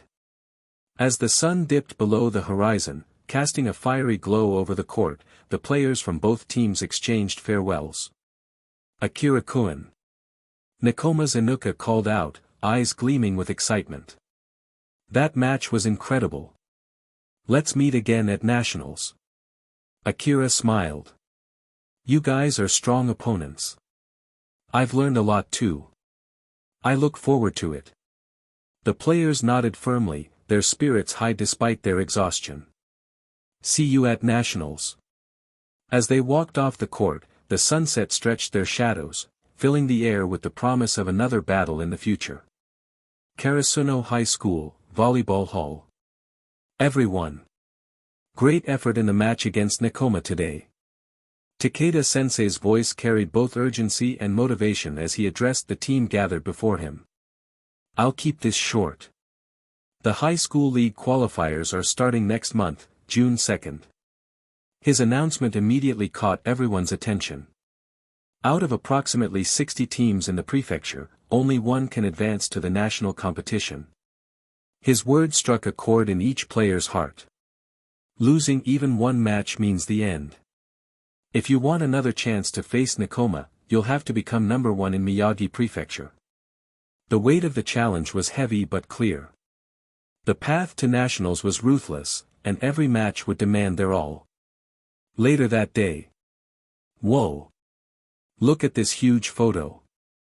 Tanaka exclaimed, leaning over a volleyball magazine with Nishinoya. Hinata's curiosity got the better of him, and he called out from across the hall, "What's so special about it?" Tanaka responded loudly, "It's the top 3 high school players in the country this year." "Check this out," Nishinoya added, pointing at the page. Shiratorizawa's ace, Ushijima Wakatoshi, made the list. Sugawara, who had joined them, commented, "Of course. Ushijima is the strongest ace in the prefecture." Hinata looked puzzled. "Who's Ushijima?" Tanaka's jaw dropped. "You're kidding, right? Ushijima Wakatoshi is the ace of Shiratorizawa Academy, an absolute powerhouse and currently the best in Miyagi." The team studied the magazine image of Ushijima, his sharp gaze and towering figure radiating dominance. Kageyama, his competitive spirit already ignited, muttered, "He definitely has the presence of an ace." Sugawara turned to Akira, a sly smile on his face. "He's in his 3rd year, Akira, but I have no doubt that someday you'll surpass him." "Exactly." Tanaka chimed in with fervor. "Once Ushijima graduates, you'll take the title of Miyagi's strongest ace." Akira gave a calm but determined smile. "I don't want to wait until he graduates. I'll face him head-on, and win." This league qualifier wasn't just about advancing to nationals. For Akira, it was a chance to prove himself against the best. The group lineup. Takeda-sensei burst into the gym a few days later, waving a sheet of paper. "It's out. It's out. The group list for the qualifiers is here. The team gathered around him eagerly. Our first opponent is Tokonami, Tanaka read aloud, scratching his head. Never heard of them. But then Daichi's expression darkened. We're in the same group as Aoba Josai. The name caused a ripple of tension. Aoba Josai? Sugawara echoed. They were in last year's top 4 and are seeded this year. And Daichi hesitated, Date Tech. Everyone froze. The memory of Date Tech's iron wall loomed large, especially for Asahi. During an earlier match that year, Date Tech's renowned blockers had completely shut him down, leaving Asahi shaken for weeks. Feeling the weight of their stares, Asahi forced a laugh. What are you all looking at? Don't worry. Even if I get blocked, I'll keep spiking. I won't let it get to me this time. He glanced at Akira and added with a grin, besides, we've got someone now who might just break through their wall. I still have a lot to learn, Akira replied humbly, though a spark of determination lit his eyes. The training push. A week of intense training followed their match with Nekoma. Akira's progress was evident, with his ball sense now at an impressive level 9. His movements on the court had become sharper, more precise. However, progress had slowed. One evening, as Akira finished his extra practice, the system's notification chimed in his mind. Progress to level 10 requires competitive matches against formidable opponents. Akira clenched his fists in frustration. At this rate, he wouldn't achieve the breakthrough he needed before the qualifiers. Yet deep down, he knew, reaching level 10 would unlock something extraordinary, something that could help Karasuno stand above even the strongest teams. But where could he find the fierce competition required to push himself further? The answer was out there, waiting for him to uncover it. It was a crisp Monday morning, and Akira was on a jog through the mountains, his thoughts consumed by the upcoming qualifiers. He didn't expect to bump into Mr. Shimada, who was just descending the trail. Long time no see, Mr. Shimada. Akira greeted with a bright smile. Oh. Akira-kun. Mr. Shimada exclaimed in surprise. What a coincidence meeting you here. After exchanging pleasantries, Shimada laughed and said, I watched your match against Nekoma a few days ago with some friends. I must say, it was incredible. Those kids were terrified of you. Your performance was like the sun blazing in a clear blue sky. Akira chuckled. You flatter me, Mr. Shimada. Are you heading somewhere? Shimada scratched his head sheepishly. Yeah. Someone's covering the store for me today, so I thought I'd relax at Miyagi Arena in the prefecture. Akira's curiosity piqued. Miyagi Arena? What's that? Shimada slapped his forehead as if realizing something. Oh, that's right. You wouldn't know about it yet. The Miyagi Arena is a relatively new open arena where volleyball enthusiasts from across the prefecture gather to play and compete. You'll find everyone there, professional players, university students, top high school athletes, even people like me who just love volleyball. Shimada continued, his enthusiasm evident. The skill level there is pretty high. Even Ushijima Wakatoshi from Shiratorizawa used to compete there. He dominated and earned the arena's highest title, the S-Class champion. Hearing this, Akira's eyes gleamed with determination. The mention of such a place ignited a fire in him. Shimada noticed the intensity in Akira's gaze and chuckled nervously. With your skills, you might make a name for yourself there someday. After the qualifiers, you should give it a shot. Akira bowed deeply. Thank you for telling me about this, Mr. Shimada. Without wasting a moment, he turned and jogged away, a new goal forming in his mind. As he watched Akira disappear down the trail, Shimada sighed with a mix of pride and worry.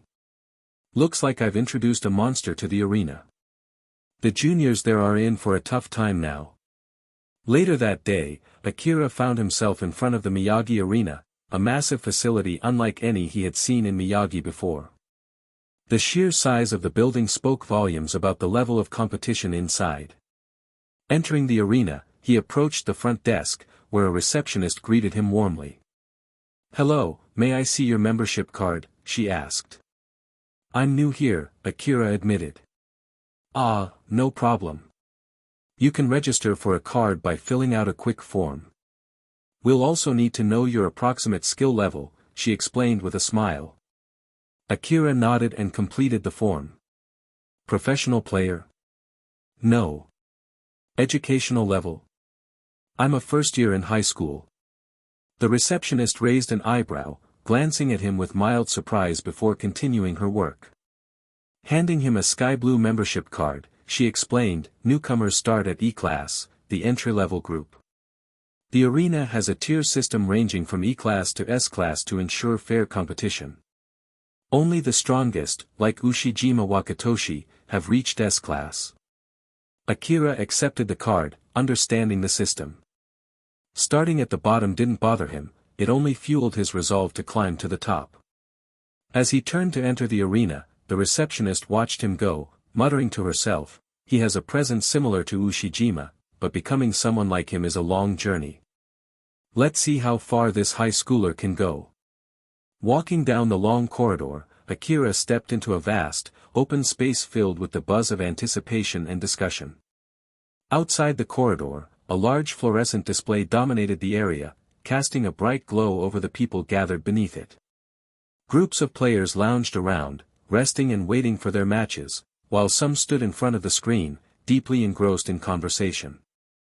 "Ah, I lost the last qualifying round. How am I supposed to get promoted to Group C now?" groaned an older man, pounding his chest in frustration. "Stop dreaming," another person nearby teased mercilessly. "With your level, making it to Group C is like inviting a beating. Don't forget, starting in Group C, you're up against professional-level players. Who cares? Even if I get knocked back to Group D after a couple of matches, at least I'll have played against professionals. That experience is priceless," the older man retorted with determination. Their conversation shifted to more high-level topics. "Did you catch the latest Group S match?" "Of course. Group S players don't show up often, and their matches are something you can't miss." "Yeah. That Wakatoshi Ushijima is unreal. Can you believe he's still in high school? Unbelievable. He doesn't pale in comparison to professional players, though." Akira listened silently as he approached the display, catching snippets of admiration for Ushijima. Taking out his phone, he scanned the QR code on the display and followed the on-screen prompts. "Oh. Is this a matching system?" Akira murmured to himself, intrigued. The Miyagi Arena used a computerized system to manage its vast roster of players, assigning matches based on skill level and past performance. Players ranged from E-Class, for beginners, to S-Class, reserved for the best of the best. The system ensured fair and competitive matchups, eliminating manual errors and long wait times. Meanwhile, Akira's entrance didn't go unnoticed. "Wait, isn't that the ace from Yugama Middle School?" a young man with a pale complexion muttered, his eyes fixed on Akira. "What are you staring at, Kento?" A deep voice interrupted him. The speaker was Iwai, a muscular and mature-looking man who seemed to be Kento's older brother. "I told you before, we're not ready for this kind of place yet. When you're a pro like me, then it'll be time to step onto this stage," Iwai added, giving Kento a reassuring pat on the shoulder. But Kento didn't respond. He was still staring at Akira, his expression a mix of awe and nervousness. "Kento," Iwa frowned, following his brother's gaze. "Who's that? Do you know him?" Kento snapped out of his daze, blushing as he stammered, Sorry, big brother. I spaced out for a moment." Iwai raised an eyebrow. "You seem to know him. Why don't you go say hi?" "No, no, no." Kento waved his hands frantically. "I know him, but there's no way he knows me." A wry smile crossed his face as he added, "He was my opponent in the junior league.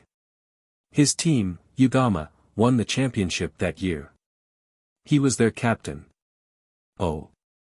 Just a high schooler, then, Iwa said with a shrug, clearly unimpressed. Kento, I've told you before, this place isn't meant for high schoolers. Even if he's the best among you, this arena will only teach him how it feels to lose. Kento frowned but didn't argue. He glanced at Akira one last time, a mix of admiration and pity in his eyes. Unaware of the attention, Akira finished registering on the system. The fluorescent display lit up with his name and assigned him to an E-class match. His lips curved into a determined smile. This wasn't about where he started, it was about how far he could go. As he made his way toward his designated court, the whispers about him began to fade. The eyes that had watched him with skepticism or curiosity would soon witness firsthand why Akira had no intention of staying at the bottom for long. Face with open mouth dashing away. No, it's not. Kento protested, shaking his head vehemently at his brother. He's incredibly strong. That match, we only lost because he practically won it single-handedly. Humph, Iwai chuckled, clearly unconvinced. Kento, do you have any idea what the strength of a professional player actually looks like? I'm telling you, if any high school student could match professional players, we might as well disband the pro leagues. Kento frowned but refused to back down. Brother, I'm serious. If you had been his opponent, you'd understand. That suffocating pressure, the sheer powerlessness he creates on the court. I still can't forget it. Iwai's expression hardened. Kento, you'll never become a strong player with this mindset. What will you do when you face someone even stronger? He placed a firm hand on Kento's shoulder. You can't let fear hold you back. What matters is challenging stronger opponents and using those challenges to improve yourself. Success only comes after you've faced failure time and time again. Kento's hesitation was clear, but his brother wasn't about to let it slide. He sighed heavily, shaking his head in mock disappointment. Fine then. Since you think he's so strong, let's find out for ourselves. How about I challenge him to a match? Kento's eyes widened. He thought about the overwhelming pressure Akira had exerted during their middle school match, his nerves wavering.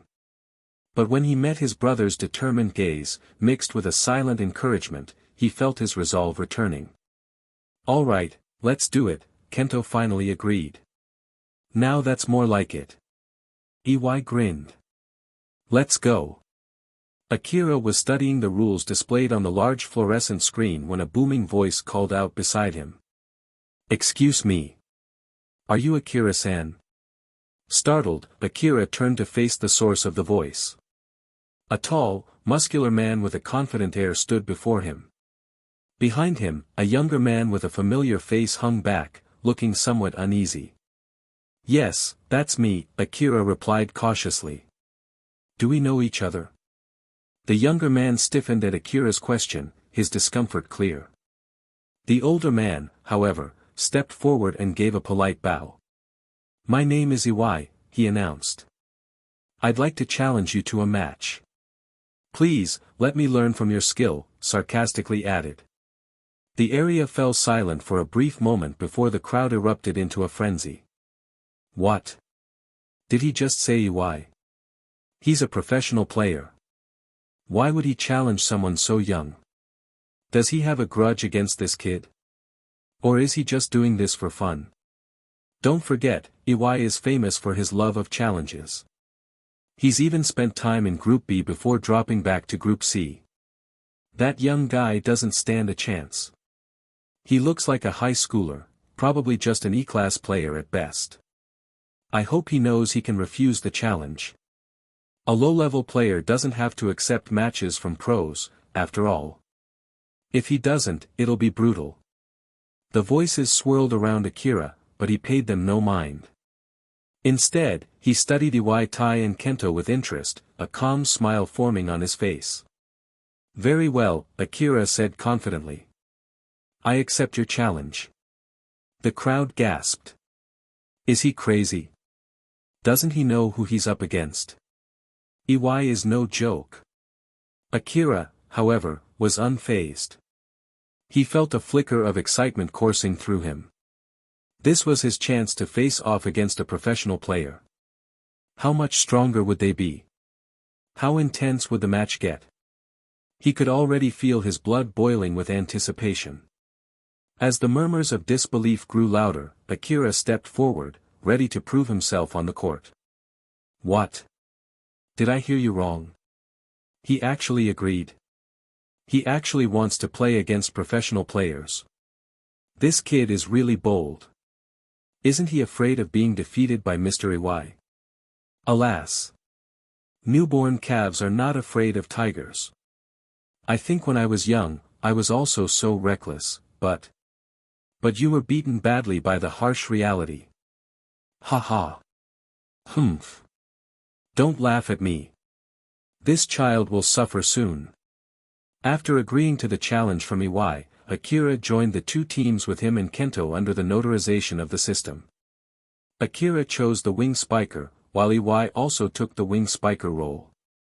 His younger brother, Kento, played as the opposite hitter. Once they had chosen their spots, they waited in place for the system to assign the other 9 participants. As they waited, more and more people gathered around the stadium. Word of this asymmetrical game had spread. From the information displayed on the big screen, they learned that Akira was actually a new member. There hadn't been a single match inside the Miyagi Arena yet. This must be a high school student who wants to test himself. That's right, such a high school student meeting Mr. Iwai, a professional player. I'm afraid he'll get destroyed. Hey. You see, Mr. Iwai has someone who seems to be a high school student too. He's only played twice since entering the arena, and both times they lost. What about high school students? With a strong professional like Mr. Iwai, that high school student will just add to the numbers, but will they still lose? Discussions continued around them, but Akira didn't pay attention to it. He simply closed his eyes and waited for the game to start. A sharp whistle rang through the air. The referee assigned by the arena was already in place. Akira looked up and saw that the other players assigned by the stadium system had also arrived on the field. The two sides gathered to discuss their strategies for the game. Akira put on the jersey with his number, as issued by the stadium, and walked toward the field. Hey! I just heard we have a high school teammate here, and I didn't believe it at first.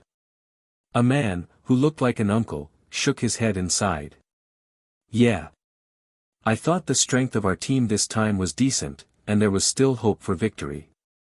This time we have Mr. Hirani. Though he's not a professional player, he has played in the high division of Group C and almost made it to Group B. But, among the current teammates, there is really a high school student. How can we win? Alas. This was my chance to be promoted to Group D. I can't believe it's gone. The Hitani they were talking about was a man with a mustache, positioned in the center of the team, surrounded by several people.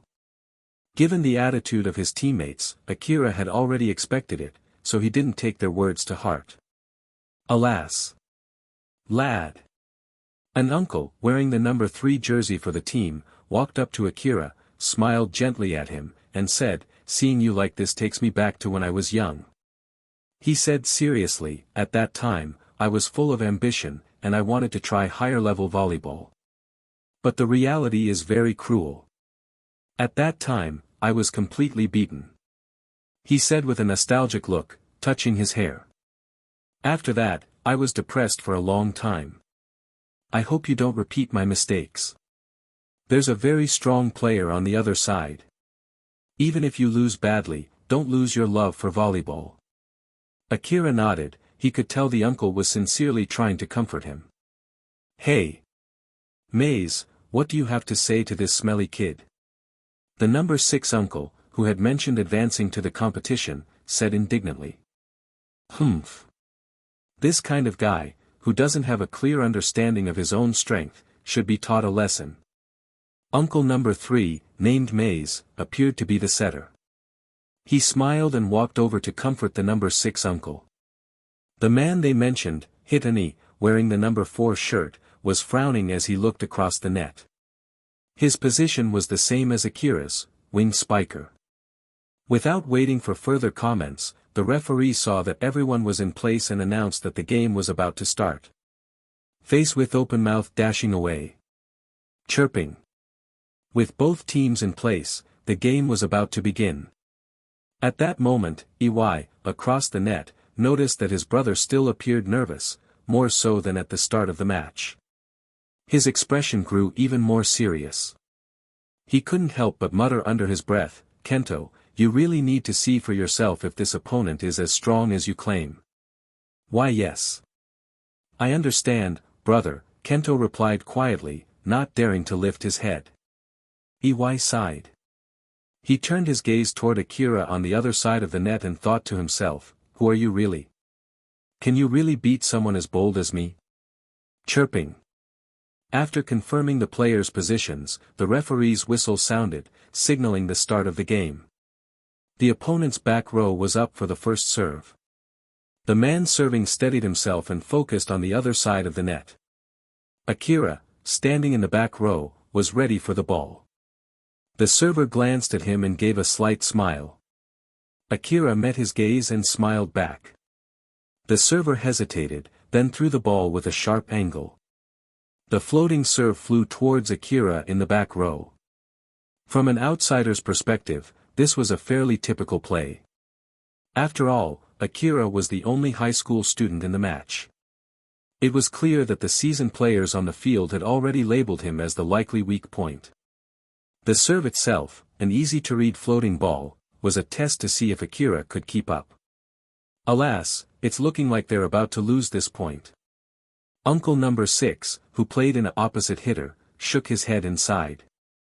However, to everyone's surprise, Akira easily handled the float serve. He received the ball and set it perfectly for his team. Boom! I didn't see that coming. This kid's got skills. Yeah, most high schoolers struggle with that kind of serve, but he handled it like a pro. It's not just that it's rare, but only a few high school players could do that. I certainly couldn't. What truly shocked everyone, though, was Akira's teammates. I didn't think he could handle that serve, Maze, the setter, whispered under his breath. He had been the closest to the action and saw everything clearly. He completely nullified the spin on the ball. And his positioning was perfect. But there was no time for Maze to process further. Hitani, in the main attacking position, was already calling for the set. Maze knew well that Hitani was the key to their offense. If they were going to score, it would be with Hitani's powerful spike. At the same time, Akira's side faced a significant challenge. Iwai, a professional player, was right there in the front row, waiting to block. Could Hitani get past him? Without wasting a moment, Maze set the ball. Hitani stepped forward and smashed it with all his might. Everyone on the court knew just how dangerous Hitani's spikes could be. His arm muscles bulged as he hit the ball with incredible power. The trajectory was nearly impossible to predict. But... bang! The ball hit the ground, but not in the opponent's court. It landed on their side. Hitani's powerful spike had been stopped mid-flight. The team on Akira's side went pale. How were they supposed to fight back now? His spike was top tier, yet Iwai had easily blocked it. The realization dawned on them all, this is the power of a professional player. It was an overwhelming, crushing feeling. As the game progressed, the gap between professional and amateur became even more apparent. Iwai's expertise wasn't limited to just blocking, his offensive skills were impeccable, and he was also proficient in setting up plays and assisting teammates with his precise passing. How do you feel now, Kento? Iwai asked, turning to his younger brother. You've always watched from the sidelines. Now that you're on the court, do you see the difference? Kento, now fully aware of the gap, nodded. I see it, brother. The difference between professionals and amateurs is so clear. A proud smile appeared on Iwai's face. Good. Now, do you still think that high school student is a real threat? Does he have the strength of a professional player? Kento, still fired up from the game, replied eagerly, yes. Now I'm even more convinced that he has the potential of a professional player. Iwai nearly choked on his own words. He wanted to argue, but his frustration was so overwhelming that he could only turn and look at Akira, who remained calm on the other side of the net. Humph. You'll regret underestimating professional players, Kento.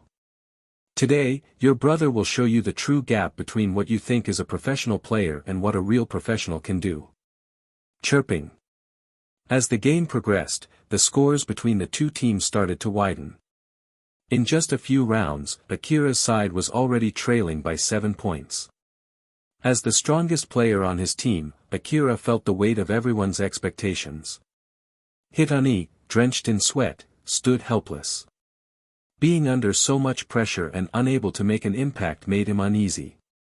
Could it really go on like this until the end? He muttered through clenched teeth. This is so frustrating. He had played in Group C before, a stage where professional players began to emerge. There, some former professional players, now retired, still played at a high level.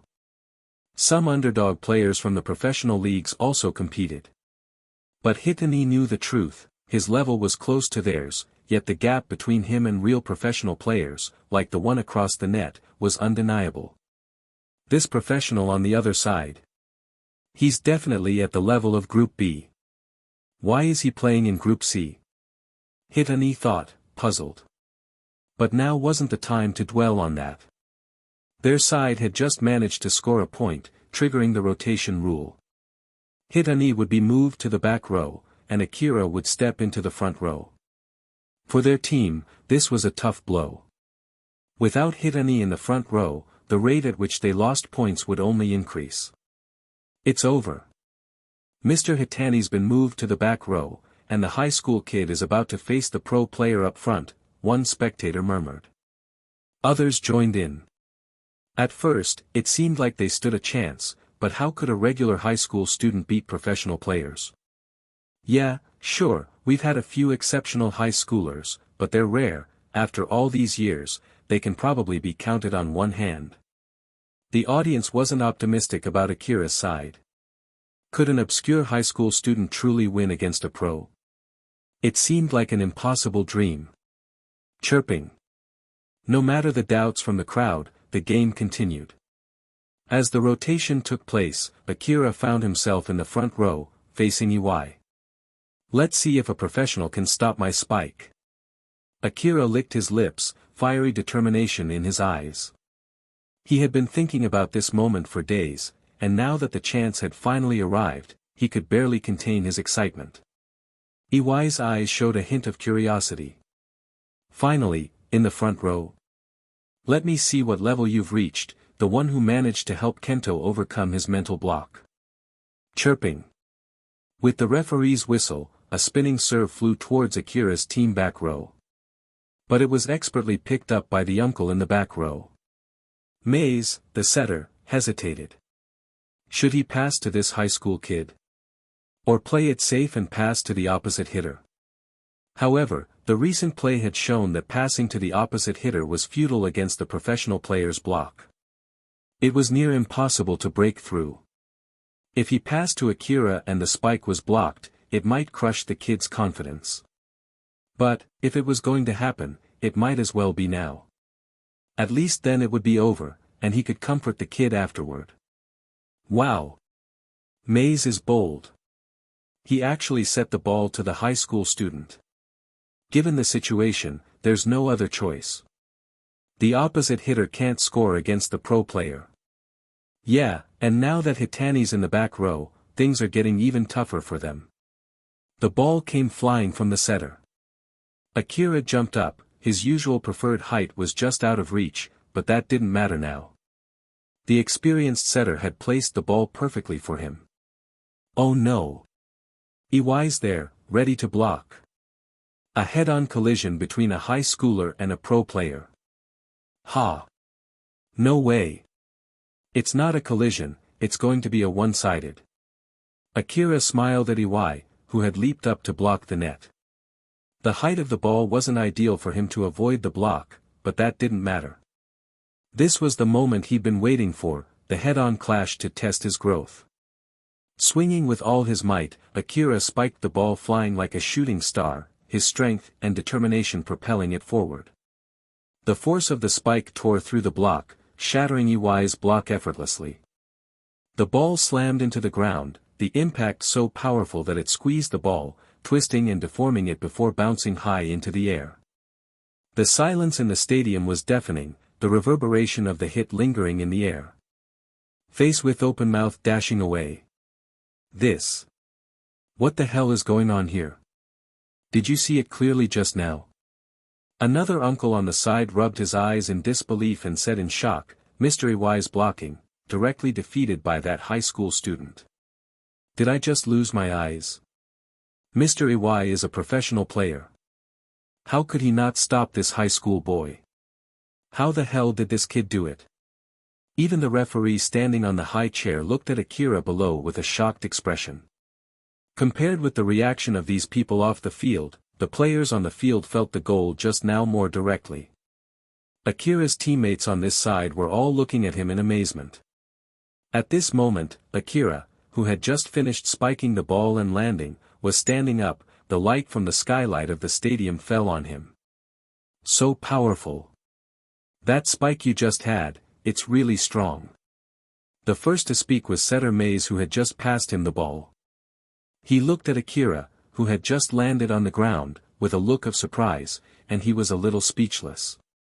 Now, when he remembered what he had just thought, he was a little ashamed. And Hitani, who had just moved to the back row, and the number 6 uncle who was about to participate in the promotion tournament just now also looked at Akira with shocked faces. This. The uncle of number 6's face turned red, but he opened his mouth but couldn't say anything. How? Big brother, I just told you that his strength is definitely at the level of a professional player. Kento said to his brother with a laugh. Iwai, on the other hand, looked at his younger brother with a black line. He had lost his own words before, saying he would defeat the high school student. Now thinking of what he just said, Iwai can't wait to bury his head in the soil. Turning his head to look at the other side of the court, he couldn't help but leave a drop of cold sweat on his forehead. That spike just now.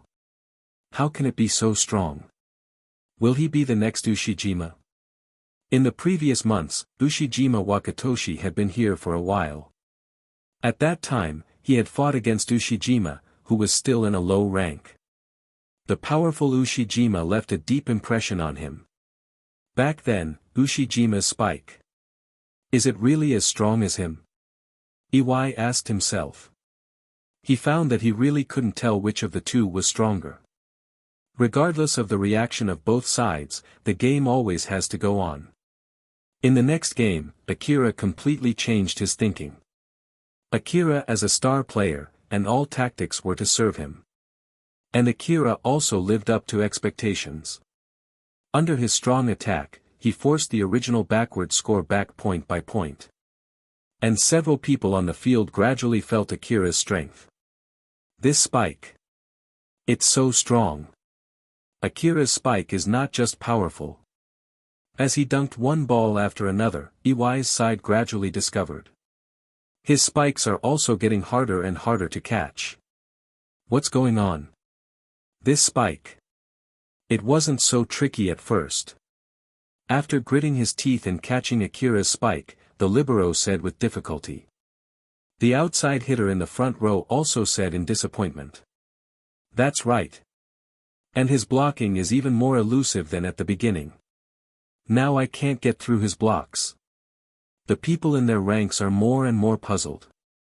How can the opponent become stronger and stronger? That's in one point. Are there really geniuses in this world? To be able to make such a huge improvement in such a short period of time. This confused them incomparably. And after Iwai found this, he was shocked into a cold sweat. He understood what was going on. I heard that some of the aces in top teams are able to play against opponents. In a short period of time, they can quickly find the weaknesses and flaws of your opponent, and they can find ways to target them. Then, by adjusting yourself, they can quickly make their own style of play against the team. The moral is, those who can achieve such insight and fine-tuning will sooner or later become pro in volleyball. Iwai's lips trembled slightly. Such a person, he had only heard of it in rumors. Even Ushijima Wakatoshi, who crisscrossed the Miyagi Stadium some time ago, was praised by many famous athletes. I had never seen such a person in reality. Moreover, when others told him that there was such a person, Iwai laughed at them. How can there be such a smart person in this world?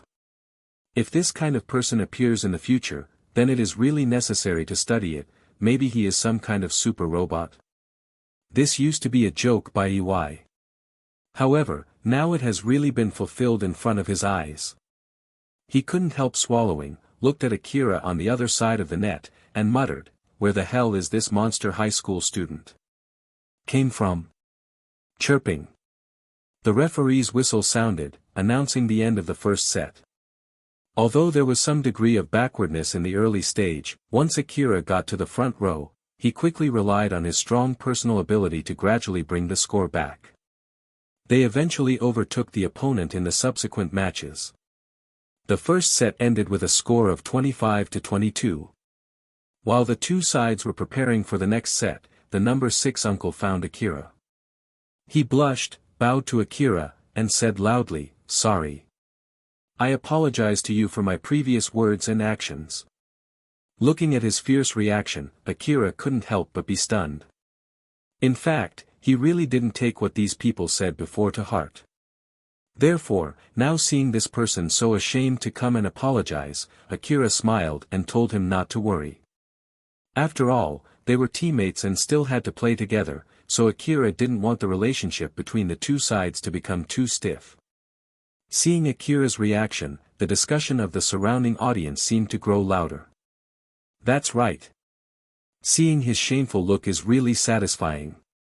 In other words, this high school student not only plays the volleyball well, but also has a big heart. He forgave him like this. Yes, if this guy had said such excessive things to me before, I would have to go up and kick him twice. The number 6 uncle didn't seem to have a good reputation here, and seeing him like this, everyone around began to laugh at him mercilessly. At this moment, hearing the unbridled laughter around him, he couldn't wait to bury his head in the ground. He didn't dare to say anything more and just lowered his head and ran away from Akira's face. Chirping. After half-time, the second set of the game began under the referee's whistle. Without any suspense, Akira and the others soon won the game directly with the momentum. Even Iwai, the strongest professional player in the opposite team, couldn't stop Akira's spike. Not to mention anyone else. And in such a battle, Akira also gradually felt the faint enhancement of his ball control. Although it has not yet been reflected on the panel of the system, Akira knew that if the intensity of the game were stronger, and the time of the game were longer, maybe his ball sense would improve even more. Moreover, in the game just now, Akira already had a trace of understanding of the spike. In the previous training matches in high school, he had relied on his own spike height to crush his opponents. There hadn't been too many head-on confrontations like the one now. After experiencing 2 such aerial confrontations, he discovered some of his original shortcomings. Akira felt that he might be able to improve the existing way of spiking the ball. He wanted to make his spike both powerful and elusive. It's just that now the idea is just taking shape in his mind. It also requires a lot of high-intensity practical combat to constantly verify and summarize. Powerful spiking skills come from real battles. Now, Akira felt more and more that the Miyagi Arena was really a good place. He heard that powerful players from other high schools in Miyagi Prefecture occasionally came here to compete. He wondered if he would meet these people. On the other side, Iwai, who lost the game, wasn't very disappointed because that's just his character. When faced with a setback, the first thing he thought about was turning the setback into motivation. This time was no exception. However, he was a little worried about his younger brother, Kento. Alas! It's me who was so reckless, he whispered to himself. Originally, Kento had a deep psychological shadow over this person. This time I blindly pulled him over for this game, and lost so badly. A strong sense of self-blame arose in Iwai's heart. I don't know what Kento thinks in his heart now. I hope he won't deepen the obsession in his heart because of this. Otherwise, I would really be at fault. Thinking of this, Iwai couldn't help but turn his head to look at his younger brother. But Iwai's state surprised him. Before this match, Kento had been clearly dejected, but after losing this almost crushing game, he instead looked ahead with his head held high, his eyes full of enthusiasm. It's over. Iwai's heart shouted that it was not good. Kento's brain won't be damaged. Right. If we go back like this, my mother will definitely kill me.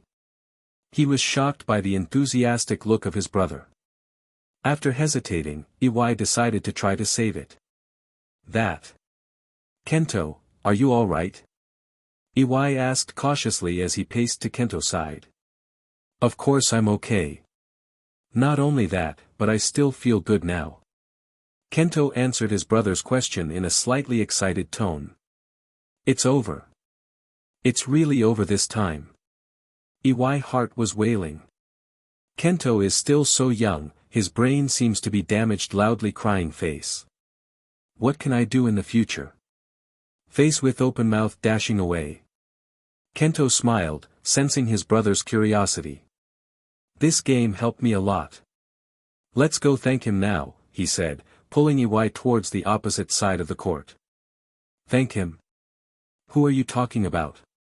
Iwai asked, puzzled but following along. Akira. Kento exclaimed. Akira, who was packing his belongings, heard his name called loudly from behind. Turning, he saw the professional player who had challenged him earlier, accompanied by a younger, somewhat familiar face. Ah, it's you. Akira greeted with a smile. You've improved a lot since the last time we met. Kento's eyes brightened. You remember me? Of course. Akira replied with a small grin. You were the opposite hitter from junior high tournament, right? You played well back then. Kento's expression lit up even more. Thank you, Akira. After losing to you, I felt ashamed and worthless. But now I realize that feeling down after failure is just cowardice. Akira chuckled at Kento's spirited demeanor. You're an interesting one, he remarked. Bowing deeply once again, Kento declared, Akira, I'll catch up to you someday. When that happens, I'll challenge you again. Ha! Akira patted him on the shoulder. I'm looking forward to it. Keep at it. With that, he turned and walked away. Watching Akira leave, Iwai scratched his head. Kento, what made you change your perspective? Did you finally listen to me? Kento shook his head, a serious expression on his face. Nope. It's because I realized Akira's a monster. His strength surpasses anything I've seen in junior high or high school. Why should I waste time being depressed about losing to someone like him? Iwai stared at his brother, dumbfounded. Alright, I'm heading back to train, Kento announced. This time, we're getting a good result in the high school qualifiers. Before Iwai could respond, Kento bolted out of the arena. Hey! Wait up! Iwai called, running after him. Are you sure you don't need a hospital checkup for your head? For the next 2 weeks, Akira didn't attend school training. Instead, he focused solely on competitions at the local arena. After taking leave from his teachers, he immersed himself in matches, driven by an obsession to improve. With each victory, his ranking skyrocketed. From E level, he climbed 3 levels to reach B level. However, the greatest reward was his improved ball sense, now at 9.7, just 0.3 away from perfection. In the process, Akira refined his unique spike technique, a powerful yet unpredictable strike where the ball changes direction midair. Although still inconsistent, he felt confident that reaching a ball sense of 10 would perfect the move. Today marked a significant milestone, his promotion match from Group B to Group A. The competition was fierce. Group B consisted of seasoned professionals, but Group A was on another level entirely. Players in Group A were top-tier professionals, ace players, or key members of elite teams. Sitting in the rest area, Akira prepared for his upcoming match when a familiar voice echoed from the arena entrance. "Been a while since I've been here," said the figure, stepping into the light. "Let's see if the old pros here have gotten rusty." Spoiler, Oikawa will be coming to Miyagi Arena. Walking in the open space of the arena, Oikawa could faintly hear the discussions around him. In the past, he wouldn't have cared about these people. But today, some of their words caught his attention. "I can't believe he's here. Who is he? Looks like a high school student. Is he famous? Don't you know him? He's the captain of Aoba Josai. He's also known as one of the most talented high school setters in Miyagi." "What? Is he stronger than Ushijima?" "He's a setter, and Ushijima's a spiker. You can't compare the two." "True, but the most important thing is that he used to play in Group S here. Though the system downgraded him after he stopped showing up." "What? Group S?" "Exactly. He's incredibly strong. Hey, do you think he'll face off against that other high schooler who's been dominating lately? I heard they've had a training match before." "Yeah. Now that you mention it, I remember that too. Do you mean the high school student who's been invincible recently?" "That's right. If they face off, it'll be a sight to see." Hearing these discussions, Oikawa frowned. Another high schooler? Could it be someone from Shiratorizawa? Oikawa and Ushijima had been rivals since junior high. From then to now, Oikawa had rarely managed to win against Ushijima in direct matches. Plus, Oikawa knew that some Shiratorizawa players trained here too. Ugh. What bad luck, running into that guy while I'm just out to play. Despite complaining, Oikawa quickened his pace toward the middle of the court. "If I can't beat you outside, maybe I can win here." Ding! While Akira was resting his eyes, his phone buzzed, signaling that the promotion match had been set. "Field 5, huh?" Akira stood up and began heading there. On the other side, Oikawa received the same notification. He turned toward Field 5 with a smirk. But when he arrived, he froze at the sight of a familiar back. "You? Why is it you?" Akira turned upon hearing Oikawa's voice and was equally stunned. "Huh? You're here too?" Oikawa checked his phone, and his expression turned complicated. "Wait. I'm on the blue jersey team. And you're also on blue. That means we're on the same team," Akira finished, stifling a laugh. Oikawa gritted his teeth. "Ugh, this sucks. How did I end up with you as my teammate? Ha. Looks like you'll have to set me the ball later." "Not a chance." As they bickered, more players arrived at the court. Suddenly, a murmur rippled through the crowd. "Is that Arai?" People turned to look at a middle-aged man with a beard and a laid-back demeanor walking toward Field 5. "What? It's really him." The crowd buzzed with excitement. "I've only ever seen him on TV during Miyagi Prefecture tournaments. I can't believe he's here." "Yeah. Arai is a legend in volleyball. He's coached so many talented players. Is he actually going to play today? If anyone gets matched with Arai, they'll have a tough time." "Exactly. He's played internationally. Who could stand a chance against him here? Even if he doesn't play as much these days, he's still an unbeatable force." Meanwhile, Akira glanced at Oikawa with a teasing smile. "Looks like today's lineup won't be easy." Oikawa clenched his fists, determination flashing in his eyes. "Doesn't matter. If Arai's here, I'll prove my skills against him too." Oikawa clenched his fists, looking across the court at Arai, a legendary figure he had long admired but never faced on equal ground. His usually confident demeanor now carried a trace of determination mixed with apprehension. Akira, standing beside him, seemed unfazed by the attention or the imposing presence of Arai. "Hey, Akira," Oikawa muttered, his voice low but tinged with challenge, "do you even know who you're about to face?" Akira glanced at him with a calm yet unwavering gaze. "It doesn't matter who he is. Once we step on the court, he's just another opponent to defeat." Oikawa blinked, momentarily caught off guard by Akira's confidence. "You talk big," Oikawa said, crossing his arms. "But Arai isn't just anyone. He's a former national team player, a legend in Miyagi. Are you sure you're not scared?" Akira smirked slightly, his calm demeanor unshaken. "Scared? Of course not. If anything, I'm excited."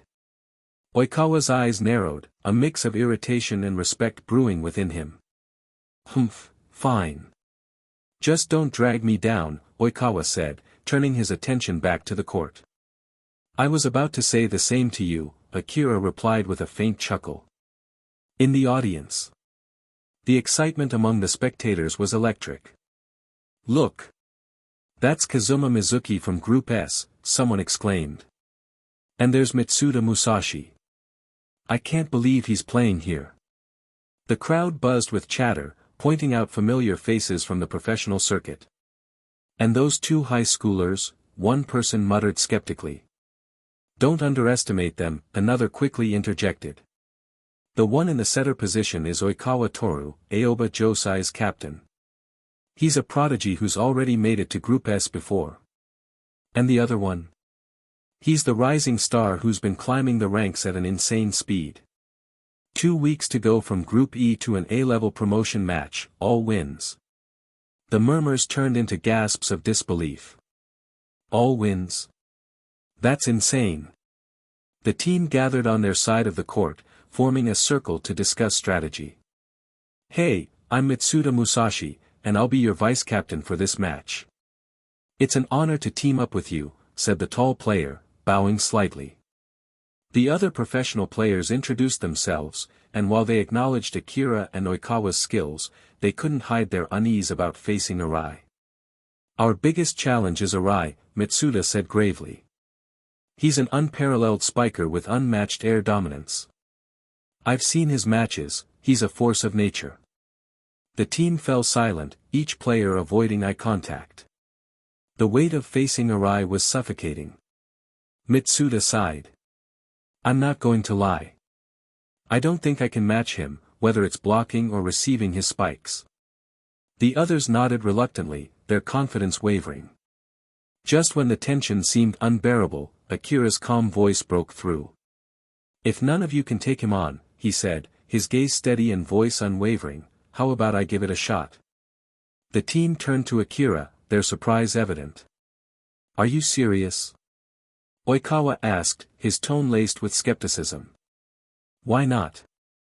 Akira replied, his calm demeanor masking the fire in his eyes. "I've never been one to back down from a challenge. Besides, isn't this why we're here? To face the best and prove ourselves." For a moment, the team stared at Akira in silence. Then, slowly, a sense of resolve began to spread among them. "If you're willing to step up, then we'll back you up," Mitsuda said, his voice firm. "Let's give this everything we've got." The stage was set, the stakes higher than ever. As the players took their positions, the court was charged with energy, the air heavy with anticipation. This wasn't just a game anymore, it was a battle to prove their worth, a clash of talents that would be remembered for years to come. "Check out other novels, huh? You." Akira's words immediately got everyone's attention. "It's not that we don't trust you," said Mitsuda Musashi, choosing his words carefully. "It's just that Arai, he's truly very powerful." "Everyone has seen Arai's strength," another player added. "They feel they have no chance of winning against him." Akira shook his head, addressing the group in front of him. "It's not polite to say this, but..." Akira paused. "If you're scared before even fighting, you've already lost."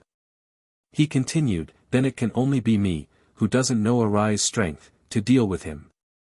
Hearing Akira's words, the others suddenly woke up. The first to react was Mitsuda Musashi, who blushed and bowed deeply to Akira. I've been playing for more than 10 years, and I can't believe I've forgotten this basic truth. He raised his voice. Gentlemen, no matter how strong the opponent is, we can't be afraid before we fight. The atmosphere changed. Another player added, after all these years of being a professional volleyball player, have I lost the passion I started with? No matter how strong the opponent is, you can't be timid before fighting. That's right. We must win this round. The energy in the group shifted from fear to fighting spirit. From the side, Oikawa Tooru glanced at Akira, slightly surprised. I can't believe this kid has such a way with words, he muttered. A few words, and he's got these experienced players fired up. In truth, this wasn't about tricking them. Akira had always been good at motivating others, a skill he'd practiced since junior high. His sharp mind allowed him to understand people's feelings and what makes them tick. It was also what made Oikawa Tooru a top setter and a great captain for Aoba Josai, his ability to use this same skill effectively. The whistle blew. The organizers had assigned an experienced referee with gray hair for the match, giving off an air of authority. With the whistle's sound, players took their positions. It was clear that this match had attracted some of the best players from Miyagi Prefecture. Besides Akira, Oikawa Tooru, and Arai, almost all participants were active professional players. While the professionals were either in the top or high-level leagues, Akira had climbed from the lowest league to a mid-level league purely through victories. Spectators buzzed with excitement. The game's about to start. Glad I made it in time. Look at that lineup. That high school kid is facing Arai. New players are often fearless. He probably has no idea how strong Arai really is. Right. He likely won't even be able to touch Arai's spike. On the opposite side, Arai noticed the high school student facing him and paused for a moment. Then he looked away indifferently. To him, this was just a casual game he'd decided to join on a whim. It didn't matter who the opponent was, they wouldn't beat him. The whistle blew again. The match began. The other team had the first serve, meaning if Akira's side could receive it, they'd get the first chance to attack. Oikawa Tooru, the setter, glanced at the two front-row attackers.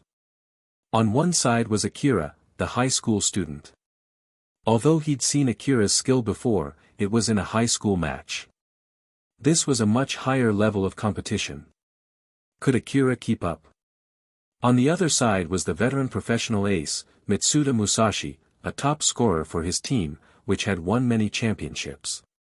Our team isn't as strong as theirs on paper, Oikawa muttered. So, we need to dominate the first point. The opponent's powerful serve was fast, but the libero in the back row effortlessly received it, passing the ball perfectly to Oikawa Tooru. Both teams were clearly filled with skilled players. Even powerful serves seemed easy for them to handle. Now it was Oikawa's turn to set. He glanced at his options. Playing it safe is an option. But sometimes, playing safe isn't enough to win. A grin spread across Oikawa's face. Akira, let's see what you've truly got. Seeing the direction of Oikawa's set, everyone watching from outside the court was stunned. What? He's not teaming up with Mitsuda Musashi for a quick attack. Does he really expect to score by setting to such an inexperienced high school player? Look out. It's heading to the net. The opponent's skill level truly matched that of top professional players.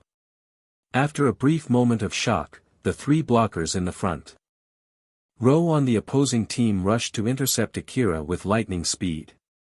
Block. Oikawa, having observed Akira's training matches, knew Akira's spike height was much higher than most high school players. However, against professionals, even an impressive height might not stand out. But Akira's leap defied expectations, leaving everyone in the arena astonished.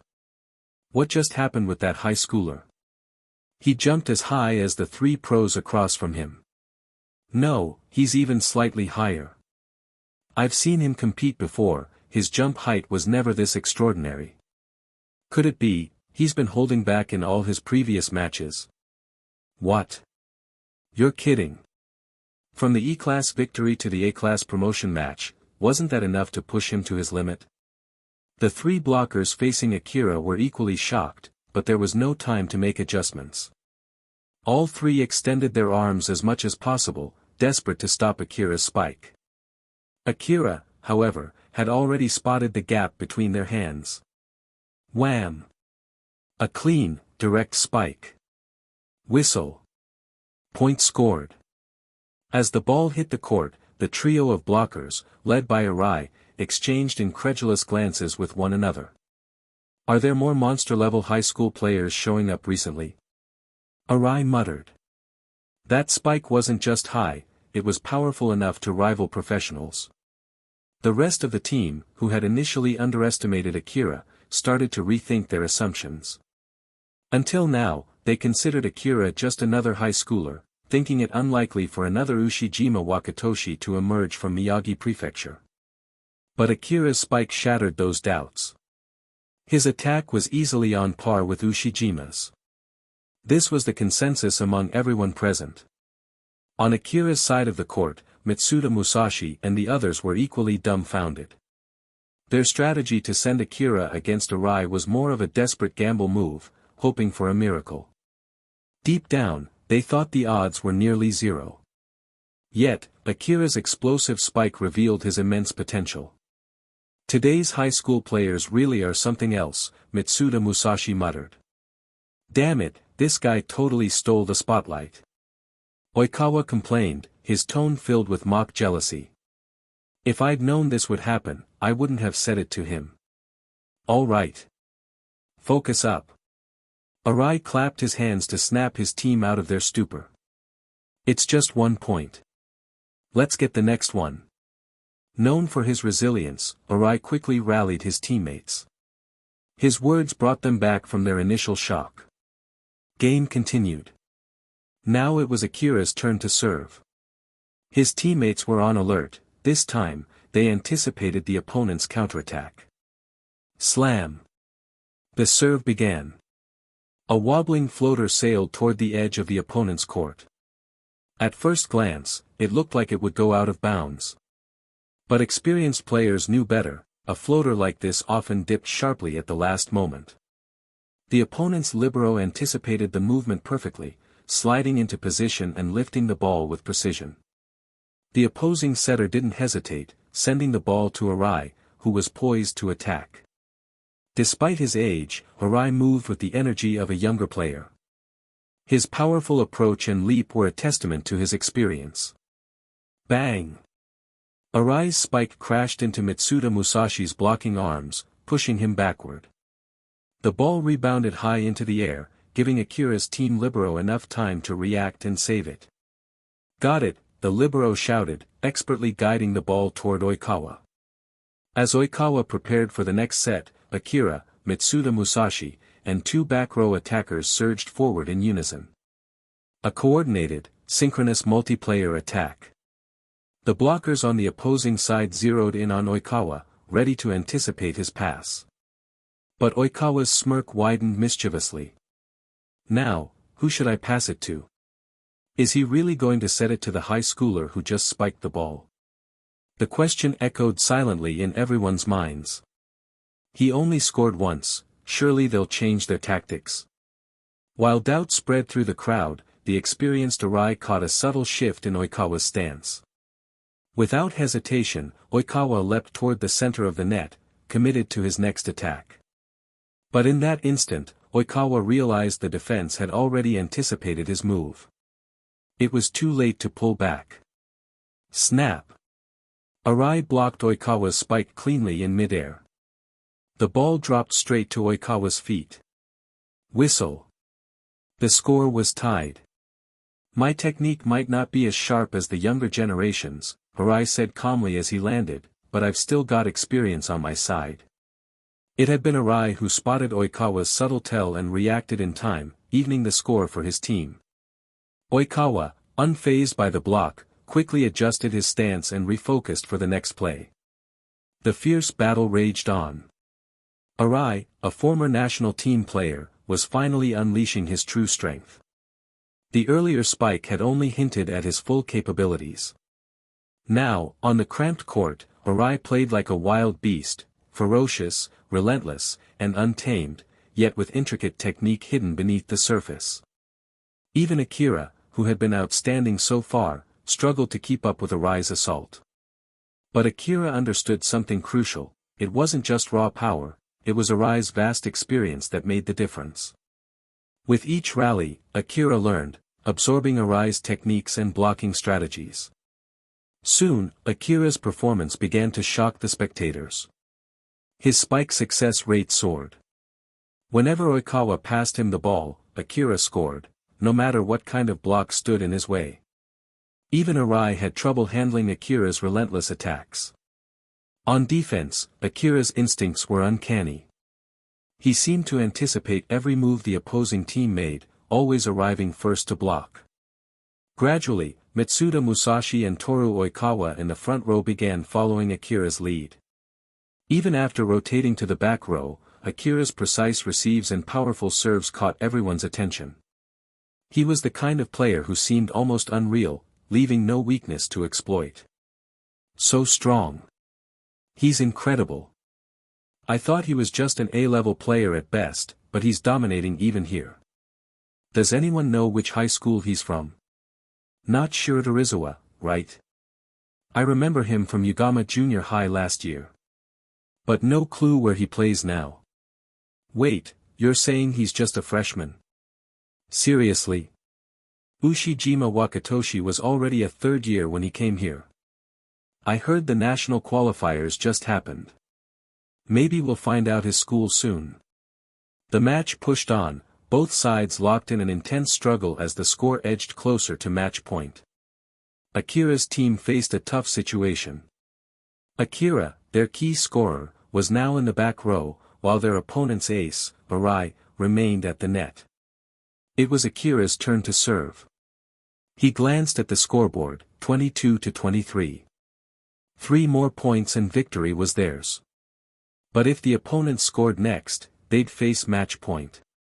Akira scanned the opponent's formation. Earlier, he had used a jump serve, his go-to technique when practicing solo.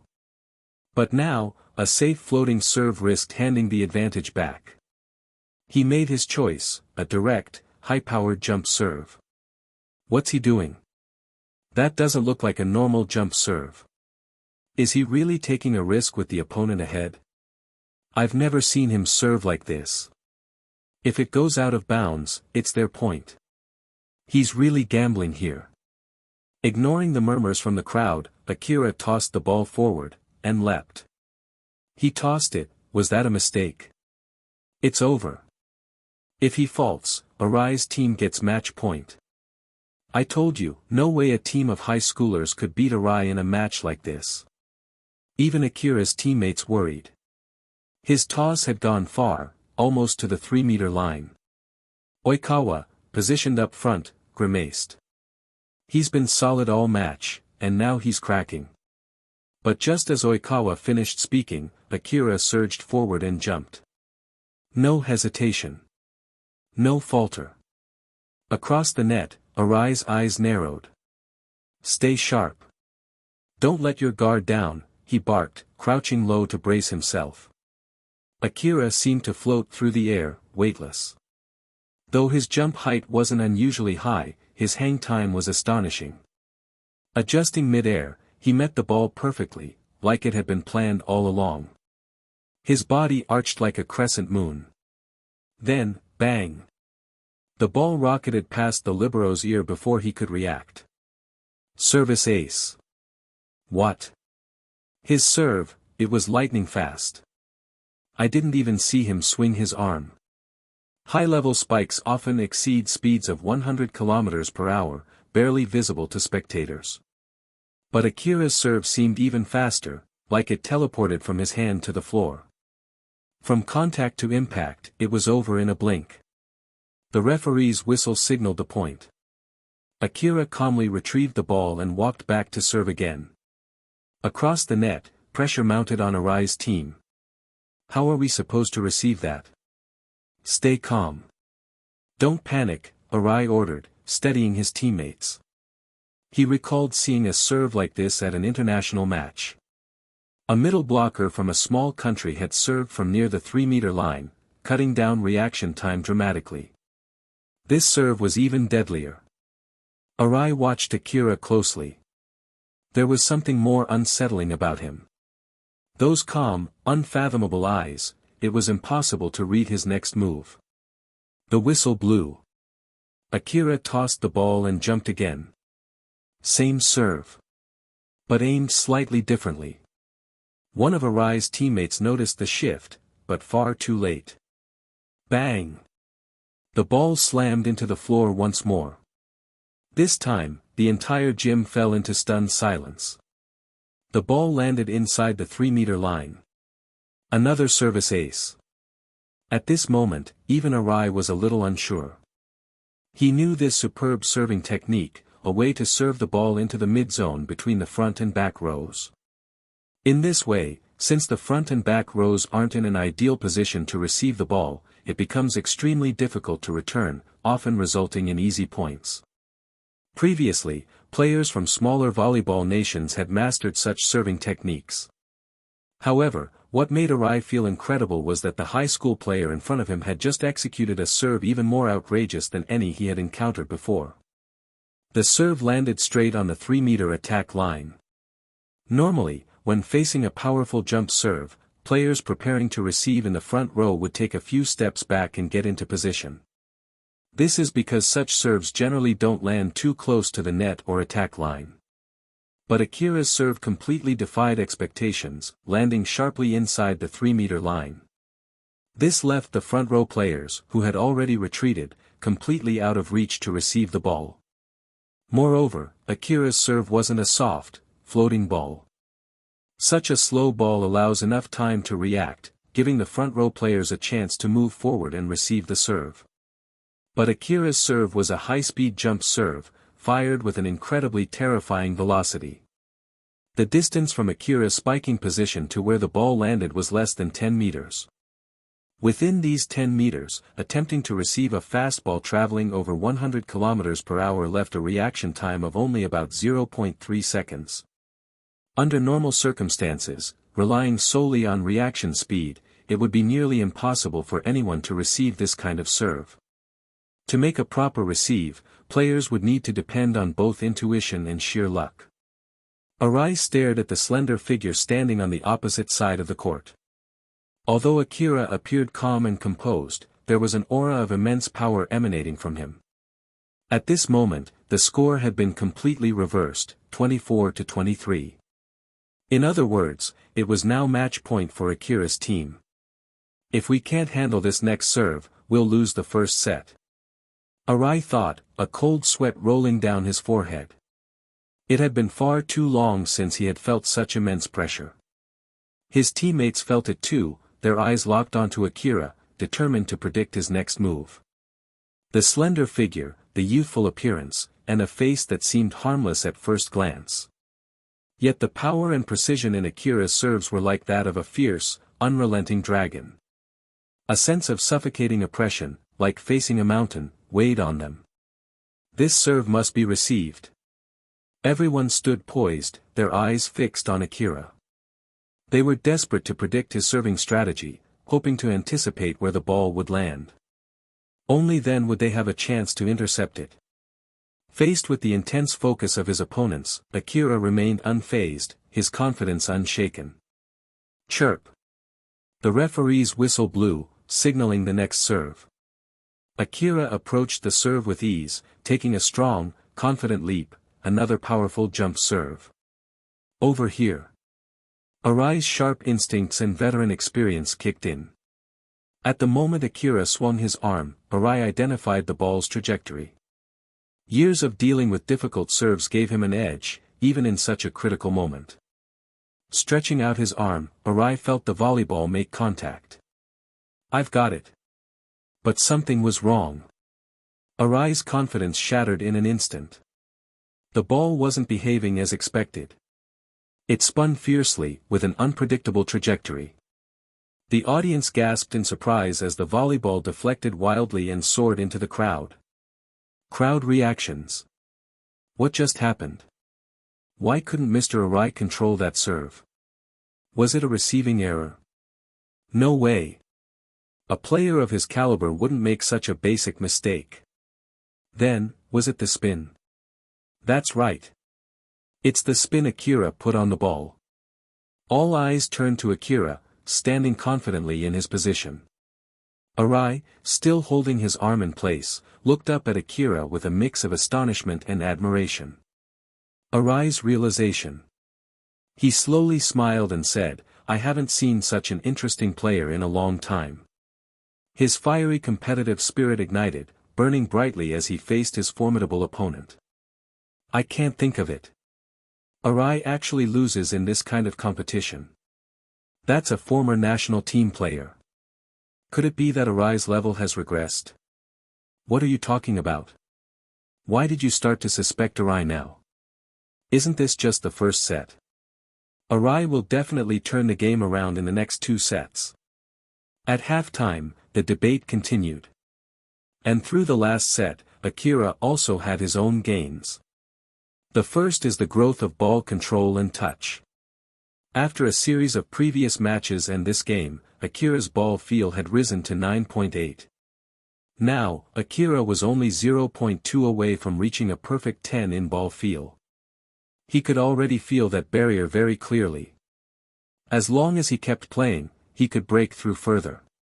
Moreover, the quality of this game was exceptionally high.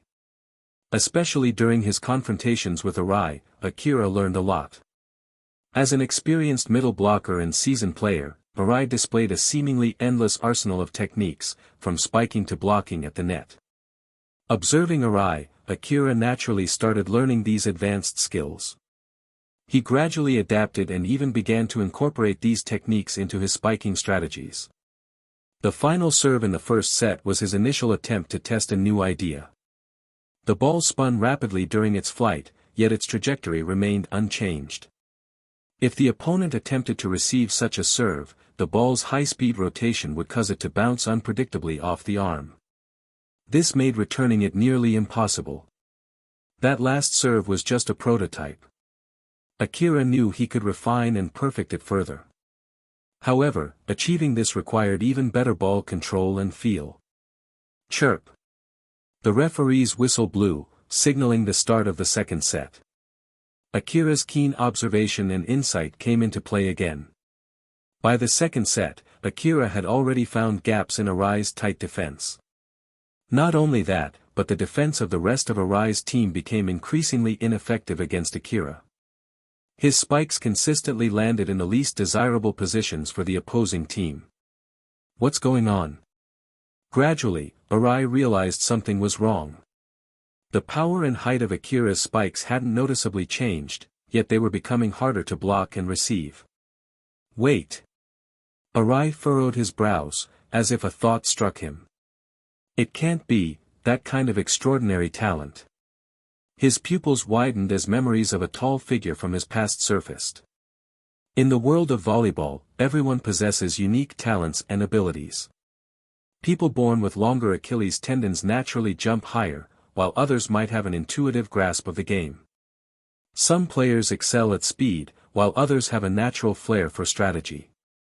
Similarly, there are those rare individuals with innate volleyball talent. Such people are few and far between, and many may never even realize their potential. Arai once encountered such a player who had maximized their natural talent, becoming nearly invincible. Such players only get stronger with each match, making them formidable opponents. If you end up on the opposite side of the net against them, you'll feel a growing sense of despair. It's as if every move you make is instantly analyzed and countered. Your weaknesses are immediately exposed and exploited. In the course of a match, they feel like a constricting python, gradually tightening their hold until their opponent can no longer breathe. Arai once believed that such extraordinary talent was a one-in-a-million phenomenon. Yet now, in his home prefecture of Miyagi, Another player with that same overwhelming presence had emerged. That familiar sensation would be etched in Arai's memory forever. Arai's gaze shifted back to Akira on the opposite side of the net. He shook off his momentary distraction and refocused on the game. Chirp. The whistle signaled the end of the second set, which was even more intense than the first. Both sides pushed the score past 30 points. Ultimately, Akira's devastating spike secured the set, bringing his team the win. Crowd reactions. Even though I expected this outcome, it's still unbelievable to see it happen. Arai, losing a match. I can't wrap my head around it. It's incredible to think that such talented high school players are emerging here in Miyagi Prefecture. That's right. Don't forget Ushijima Wakatoshi, who's been dominating the court recently. The upcoming high school league is going to be a battle of giants. I can't miss it for the world. As the crowd discussed excitedly, someone unexpected approached Akira, surprising him. Arai. Seeing the appearance of the person coming, Akira said in surprise. At the same time, he bowed politely forward. Thank you for this game. Arai was silent for a moment, then bowed. He looked at Akira in front of him and said, You're strong. This year's national competition, there must be a place for you. After saying that, Arai turned and left. What? What exactly did Mr. Arai mean by that?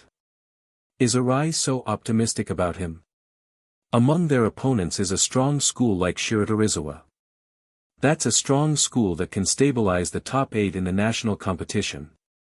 Yes. Shiratorizawa's ace, Wakatoshi Ushijima, is the high school student who went to the S level here before. Could it be that in Mr. Arai's opinion, he is stronger than Ushijima? It can't be. After all, Ushijima is a third-year student, and he seems to be only a first-year student. How can he be Ushijima's opponent? Just as Arai was about to leave, Oikawa, who was standing on the side, also approached Akira. With a joking expression, he said to Akira, Don't take that guy's words too seriously. Maybe you won't even be able to get out of the group stage, and you'll be eliminated by our Aoba Josai. Then he also left with a smug smile. Watching these two people leave from his side one after another, Akira shook his head with a smile. No matter what others say, his mentality would not be affected in any way. Arai's admiration or Oikawa's provocation, he wouldn't take either to heart. Akira only trusted his own hands. No matter whether the future opponent is strong or weak, his own strength is always the most important. Then, Akira also turned around and left. There was still a lot waiting for him. The priority now was to quickly increase his ball sense to 10. 3 days later, Karasuno High School, Volleyball Hall. In other words, why haven't you seen Akira come to train in the past few weeks? During the lunch break after training, Hinata asked curiously. That's right, he hasn't come to school these days. Do any of you know where he went? It can't be that he's sick, right? Just as everyone was discussing Akira's situation, they suddenly heard a familiar voice at the door of the gym. Long time no see, everybody. Everyone turned their heads in unison and saw a familiar figure coming from outside the gym. Akira. Akira-kun. You're finally back. We were just talking about you, and then you showed up. Have you been recuperating at home? Are you feeling better now? Listening to the questions of his teammates one after another, Akira couldn't help but smile bitterly and waved his hand. Thank you for your concern, but I wasn't sick. I just found an interesting place and played with people there all the time. What? Hinata asked with bright eyes, where were you playing? Where is it? Don't think about it for now. Suddenly, there was a voice outside the door. Everyone looked over and saw Keishin Ukai and Takeda Itetsu walking into the gym. Keishin, who was walking at the front, seemed to be in a good mood. He said to Hinata, wait until you get a little stronger. That place is not somewhere you can go right now. Why? Hinata asked, a little unconvinced, while the others pricked up their ears, curious to hear what Keishin would say. Ha! Because if you went there now, you'd just get crushed. When you have half of Akira's strength, I'll let you take a look. Keishin walked over and patted Hinata's shoulder with a big smile. Then, Keishin turned his gaze to Akira as though meeting him for the first time. What's wrong, coach? Akira asked, a little unsettled by Keishin's fiery gaze. Ha! Akira, I went to watch your matches these past few days. Keishin's eyes glowed as he looked at Akira. When I first heard your name, I thought it was just someone with the same name as you. I knew your strength was extraordinary before, but I didn't expect it. It's just a fluke. Akira smiled bitterly, interrupting Keishin's words with a wave of his hand. Seeing that he still wanted to say more, Akira hurriedly added, Coach, the lunch break is about to end. I haven't trained with the team for several days, so I need to focus on working with my teammates. Otherwise, if there's a problem with coordination during the game, it'll be bad. Keishin rubbed his chin, thought for a moment, and said, That's true. Then everyone, make the most of these 2 days to practice your teamwork. The day after tomorrow is our first game. I hope everyone can perform well by then. Yes. Underscore underscore underscore underscore underscore underscore underscore underscore underscore underscore underscore dollar dollar dollar dollar dollar dollar underscore underscore underscore underscore underscore underscore underscore. Just the day before Akira returned to the Karasuno volleyball club. Miyagi Arena. Come on. 2 more points to win. Win this game. The cheers rose from wave to wave. Since the last time he won head-on against Arai, Akira had gradually accumulated some fans in the Miyagi Arena. Now he had a lot of people watching every game. It's unbelievable. After coming to Group A, this high school student can actually maintain win streak. I thought this high school student was just a low-level player. I didn't expect him to win consecutive games after coming to Group A. In this way, he will have no pressure to advance to Group S. I think so too. It seems that our stadium is going to produce another S-class player. Unlike the ease off the field, Akira on the court was at a critical moment. At this moment, he felt pressure like never before. But Akira was not nervous because he understood, this was when a breakthrough was about to be made. Boom! Snapping the final crucial ball felt like breaking through a layer of shackles bound to his body. A barrier in his mind seemed to shatter in that instant. There was a clear stream that seemed to flow out of his head and spread through his whole body. When Akira opened his eyes again, he found that the world in his view seemed a little different. The hustle and bustle of the audience, the teammates around him, and the fierce match in the distance all seemed to slow down for a moment, then return to normal. But not completely normal. Only the ball in Akira's eyes had changed. In his eyes, the route and trajectory of each ball seemed clearly distinguishable. Picking up the volleyball next to him felt as if it were connected to his own blood. Gently tossing and catching the ball again, Akira felt he could accurately control every inch of the trajectory after hitting it. He knew exactly where to hit, how to use it, the angle to exert force, and which muscles in his hand to engage. This feeling of control made Akira very obsessed. But he didn't dwell on this feeling for long. Instead, he quickly came back to his senses. Now that his ball sense had reached 10, he was confident that he could master this feeling and develop his own unique spiking technique. The first day of the qualifying league, Miyagi Prefecture, Sendai City Gymnasium. Hurry up. Hurry up. Today is the first day of the competition, so don't be late. Daichi walked at the front of the line, shouting at Tanaka, who was still sleepy-eyed. Daichi-senpai, don't worry. We still have 3 hours before our match starts. Even so, don't be sluggish. We need to warm up and prepare properly. Walking in the large square at the gymnasium entrance, the Karasuno team formed a long line. I heard that this year's Aoba Josai is very strong. With Oikawa promoted to the 3rd year, their strength seems to have increased a lot. What's the use of that? Shiratorizawa is still in the mix. In other words, this year's Group A is really the group of death. Aoba Josai and Date Tech are both in the same group. It seems the qualifying spots will only come from those two teams. That's right. The rest of Group A is in for a rough time. Every year, they're just there to make up the numbers. Fortunately, we didn't get placed in Group A. The square was buzzing with teams scattered around, discussing the year's tournament. Huh? What's that team in black uniforms? Karasuno High School. Wait, I think I recognize them. They used to be really strong and even made it to nationals. But in recent years, they've fallen off a bit. Yeah, they've even earned the title, the fallen champions, the flightless crows. Hearing this, Tanaka, who was barely awake, instantly perked up and prepared to confront the ones talking. But before he could act, an exclamation rose from the crowd. Wait, isn't that him? Who? Why are you so excited? Last year's Junior High League, the ace of Yugama Middle School.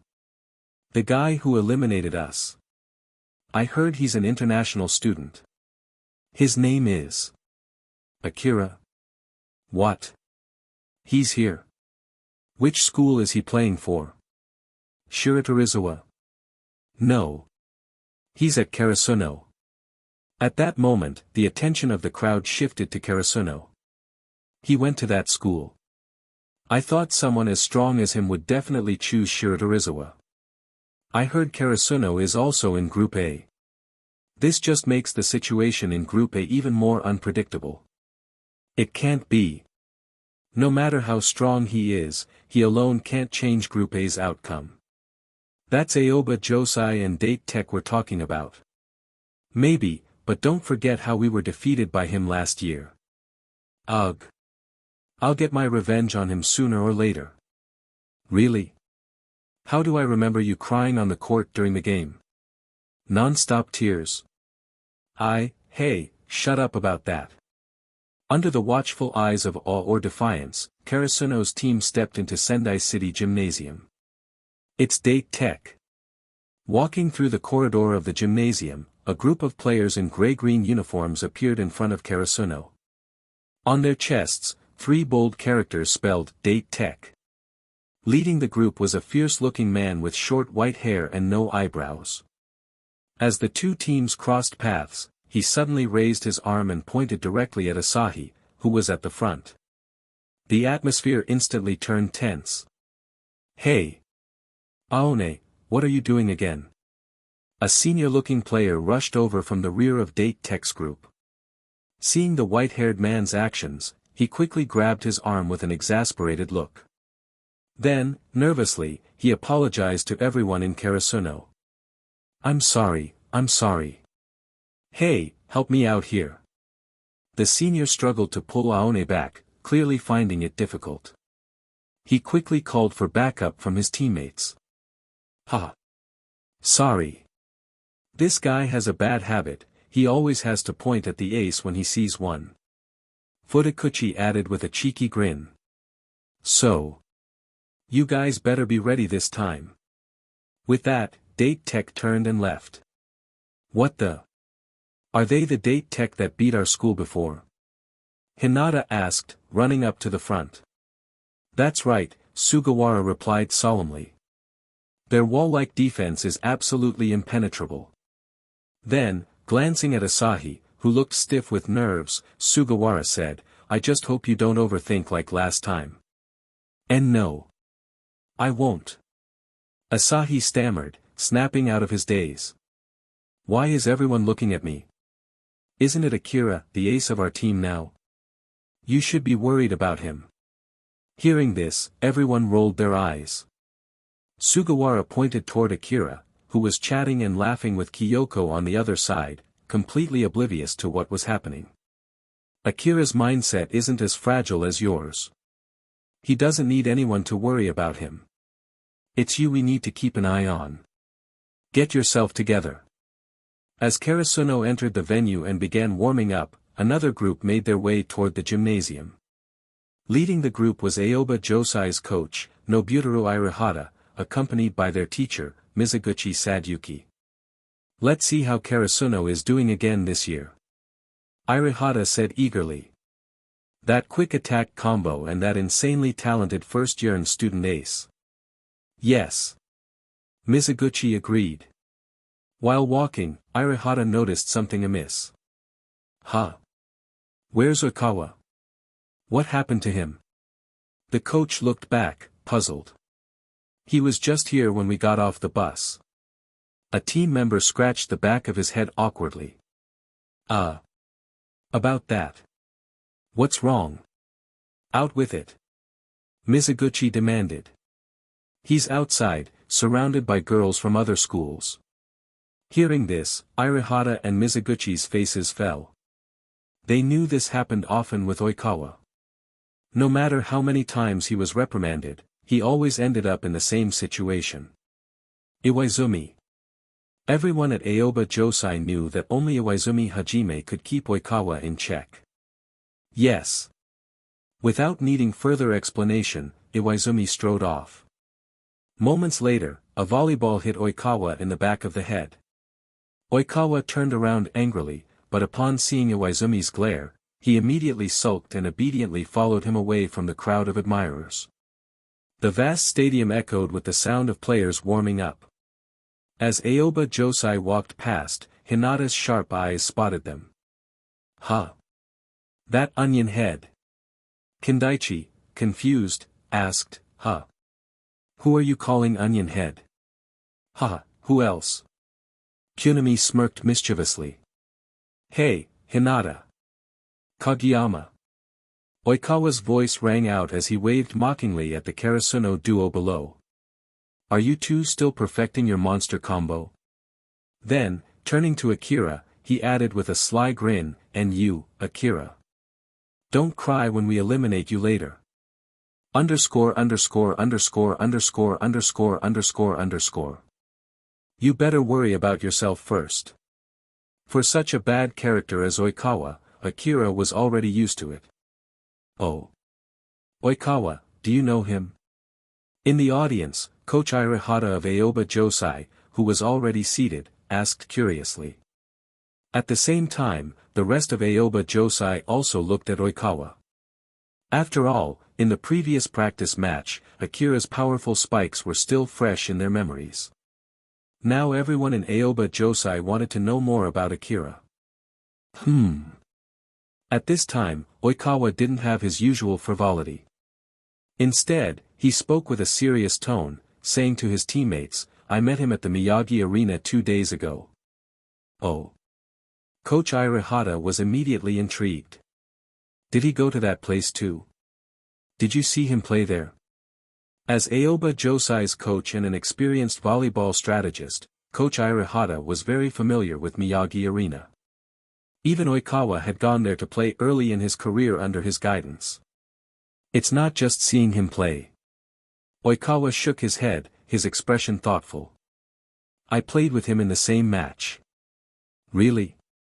Coach Irihata asked in surprise. Your rating there is at least A. Did he play at that level too?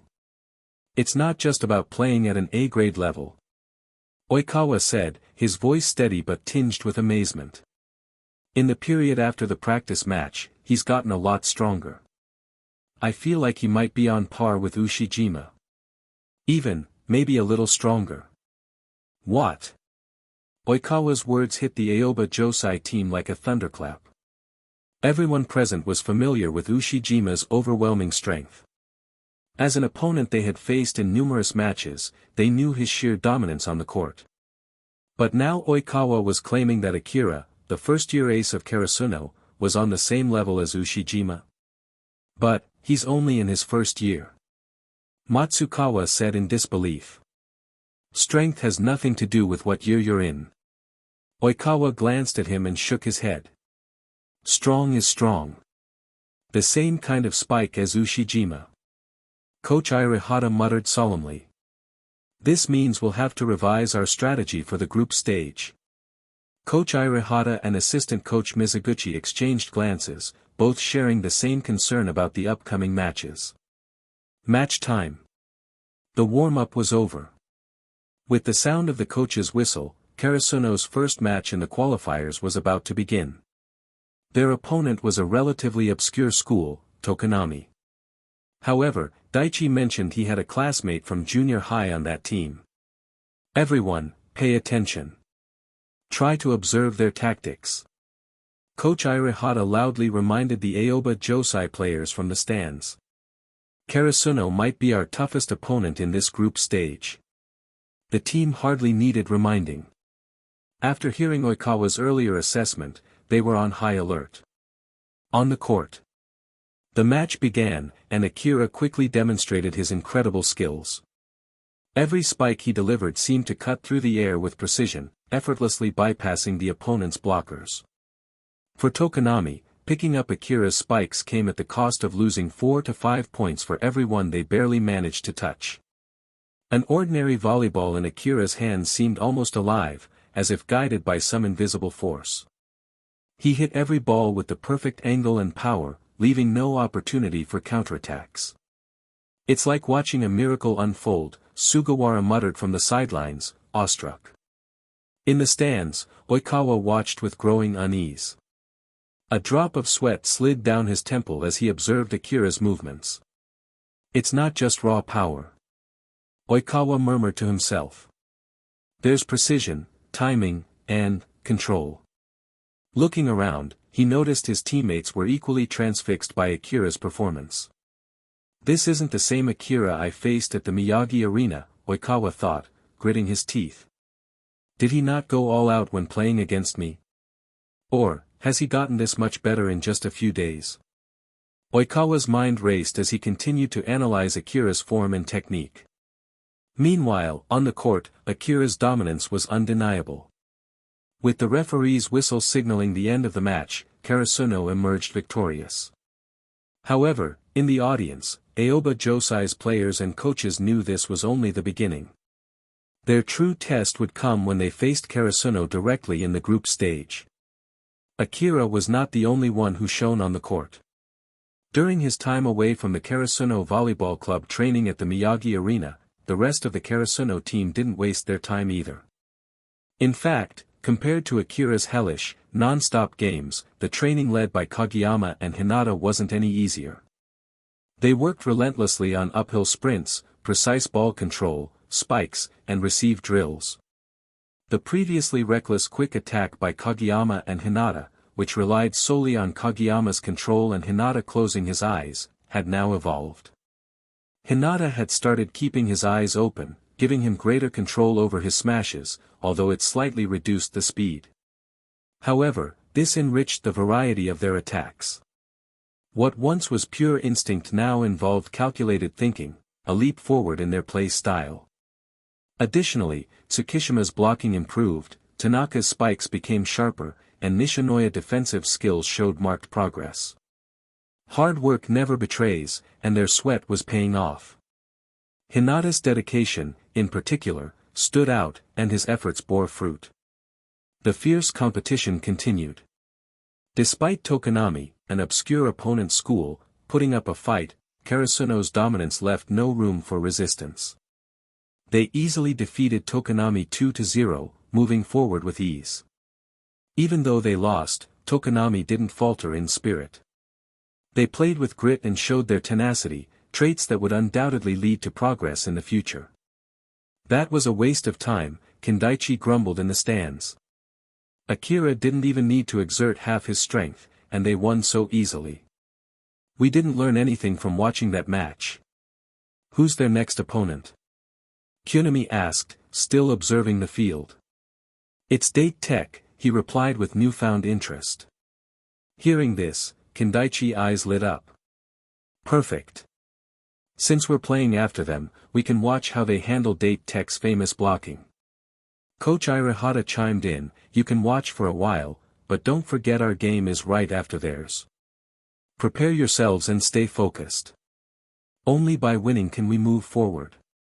Yes, coach. Some teams celebrated, while others lamented. By the afternoon, several matches were underway, with only one team from Miyagi advancing to nationals. For Karasuno and Date Tech, preparations for their upcoming match were intense. Karasuno's locker room was tense. Memories of their loss to Date Tech 3 months ago still lingered, especially for second- and third-year players. Asahi, who had been particularly shaken by that defeat, still bore the weight of the past. "Cheer up."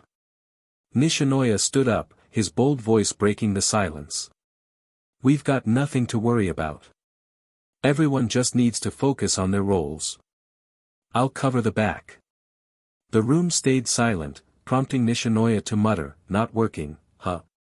"No, Nishinoya, it's just," Sugawara started, but Nishinoya's attention had already shifted. "Akira." Nishinoya called out suddenly. "You've played against a team like Date Tech before, haven't you? What's your advice?" All eyes turned to Akira, who had been sitting quietly, focused on his phone.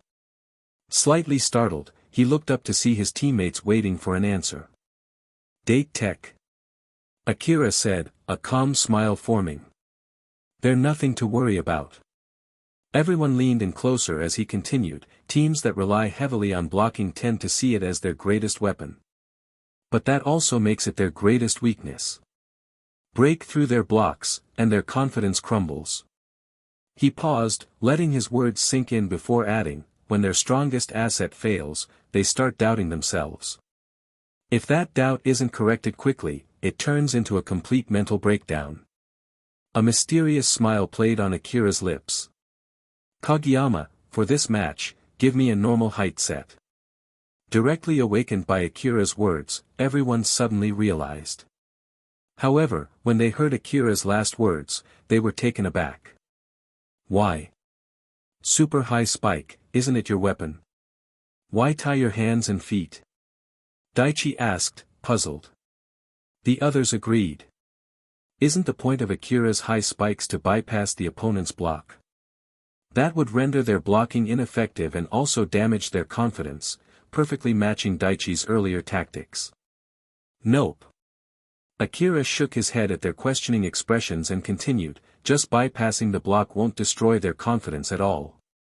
Only by defeating their strongest block head-on can we make them doubt themselves. When the strongest iron wall they are proud of crumbles like a piece of paper that breaks at a touch.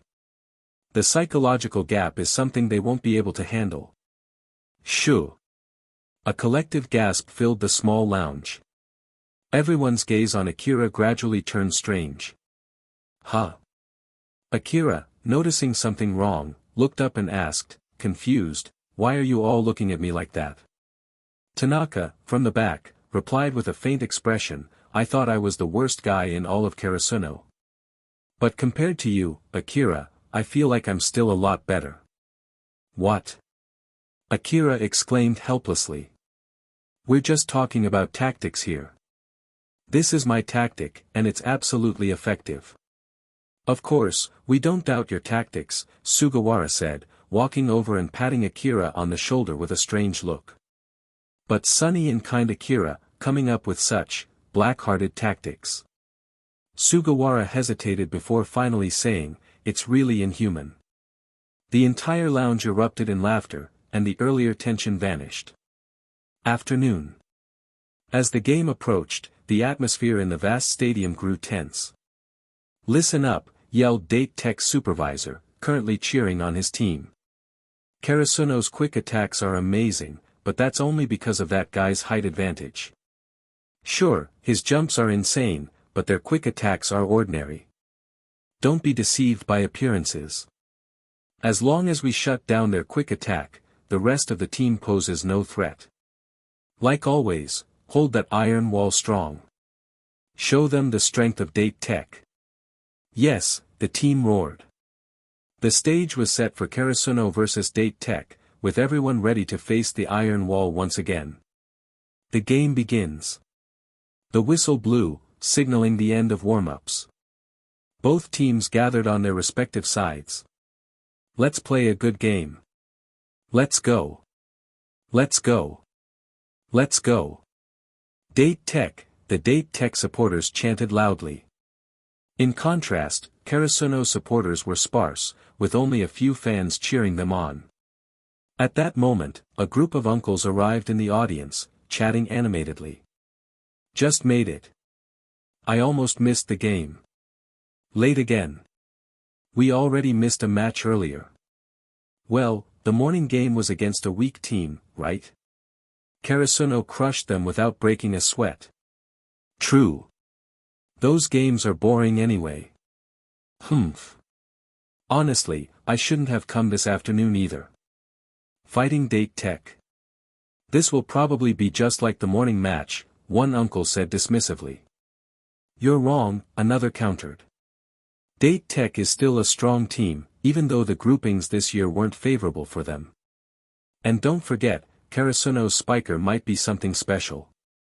Well, I guess we'll see, the bald uncle muttered, settling into his seat.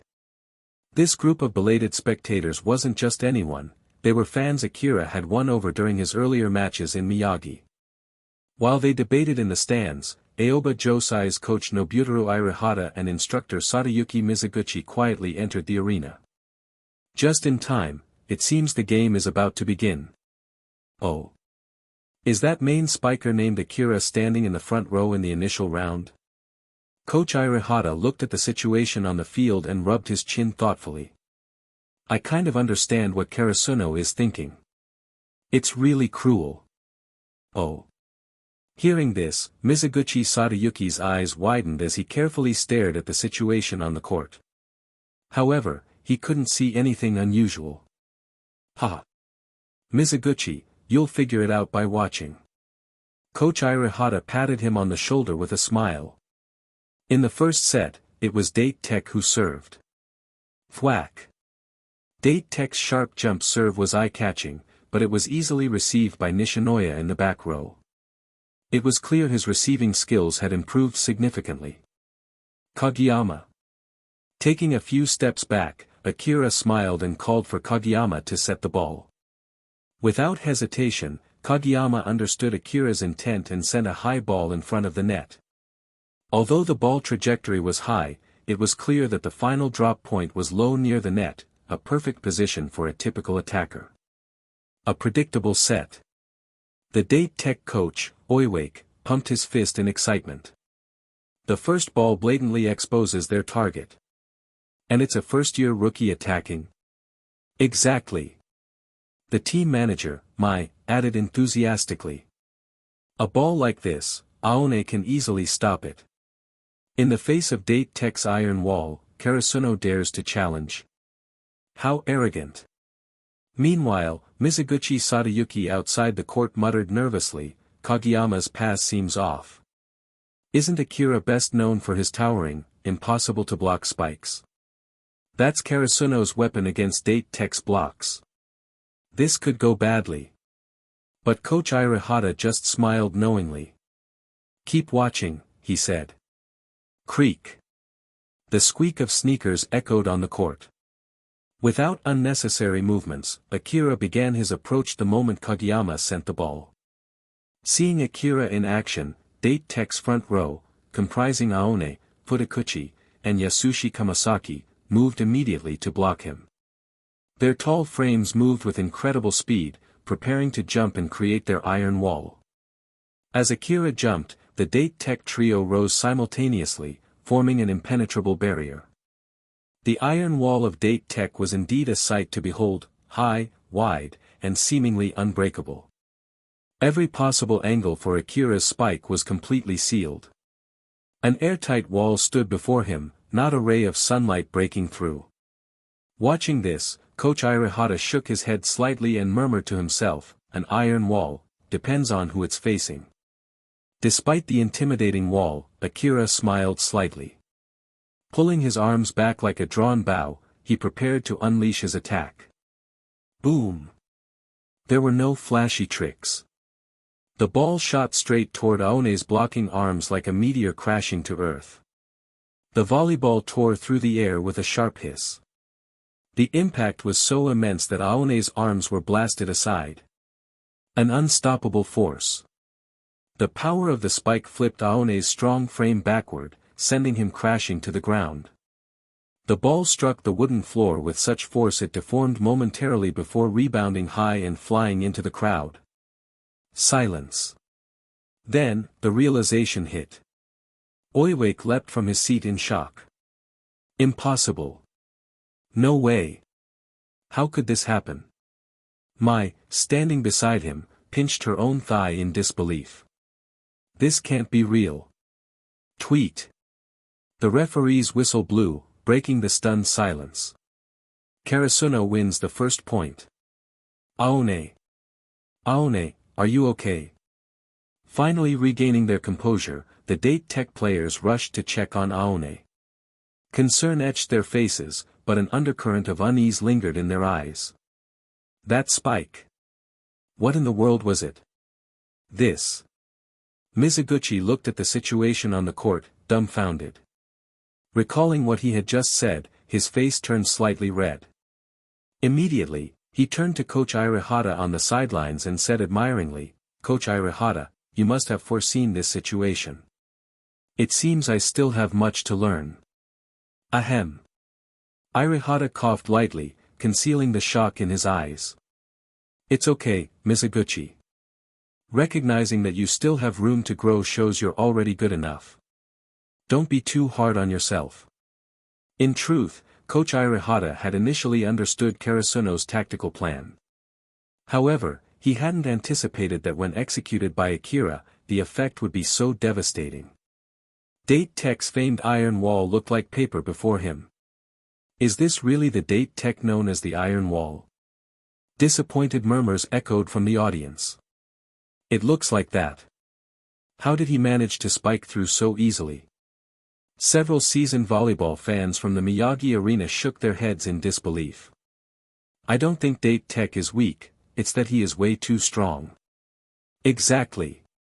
They're a top-tier team with the Iron Wall title for a reason. That kid could probably break through a professional player's block. It's no surprise he's doing this here. Meanwhile, Aone on the court slowly stood up. I just lost my footing and fell. No injuries. Hearing this, Date Tech's players sighed in relief. On the other side of the net, Akira also let out a breath of relief. If his first spike had injured an opponent, it would have been troublesome. In truth, Date Tech's iron wall wasn't as formidable as Akira had imagined. He hadn't even used his full strength and still broke through the blockers in the front row with ease.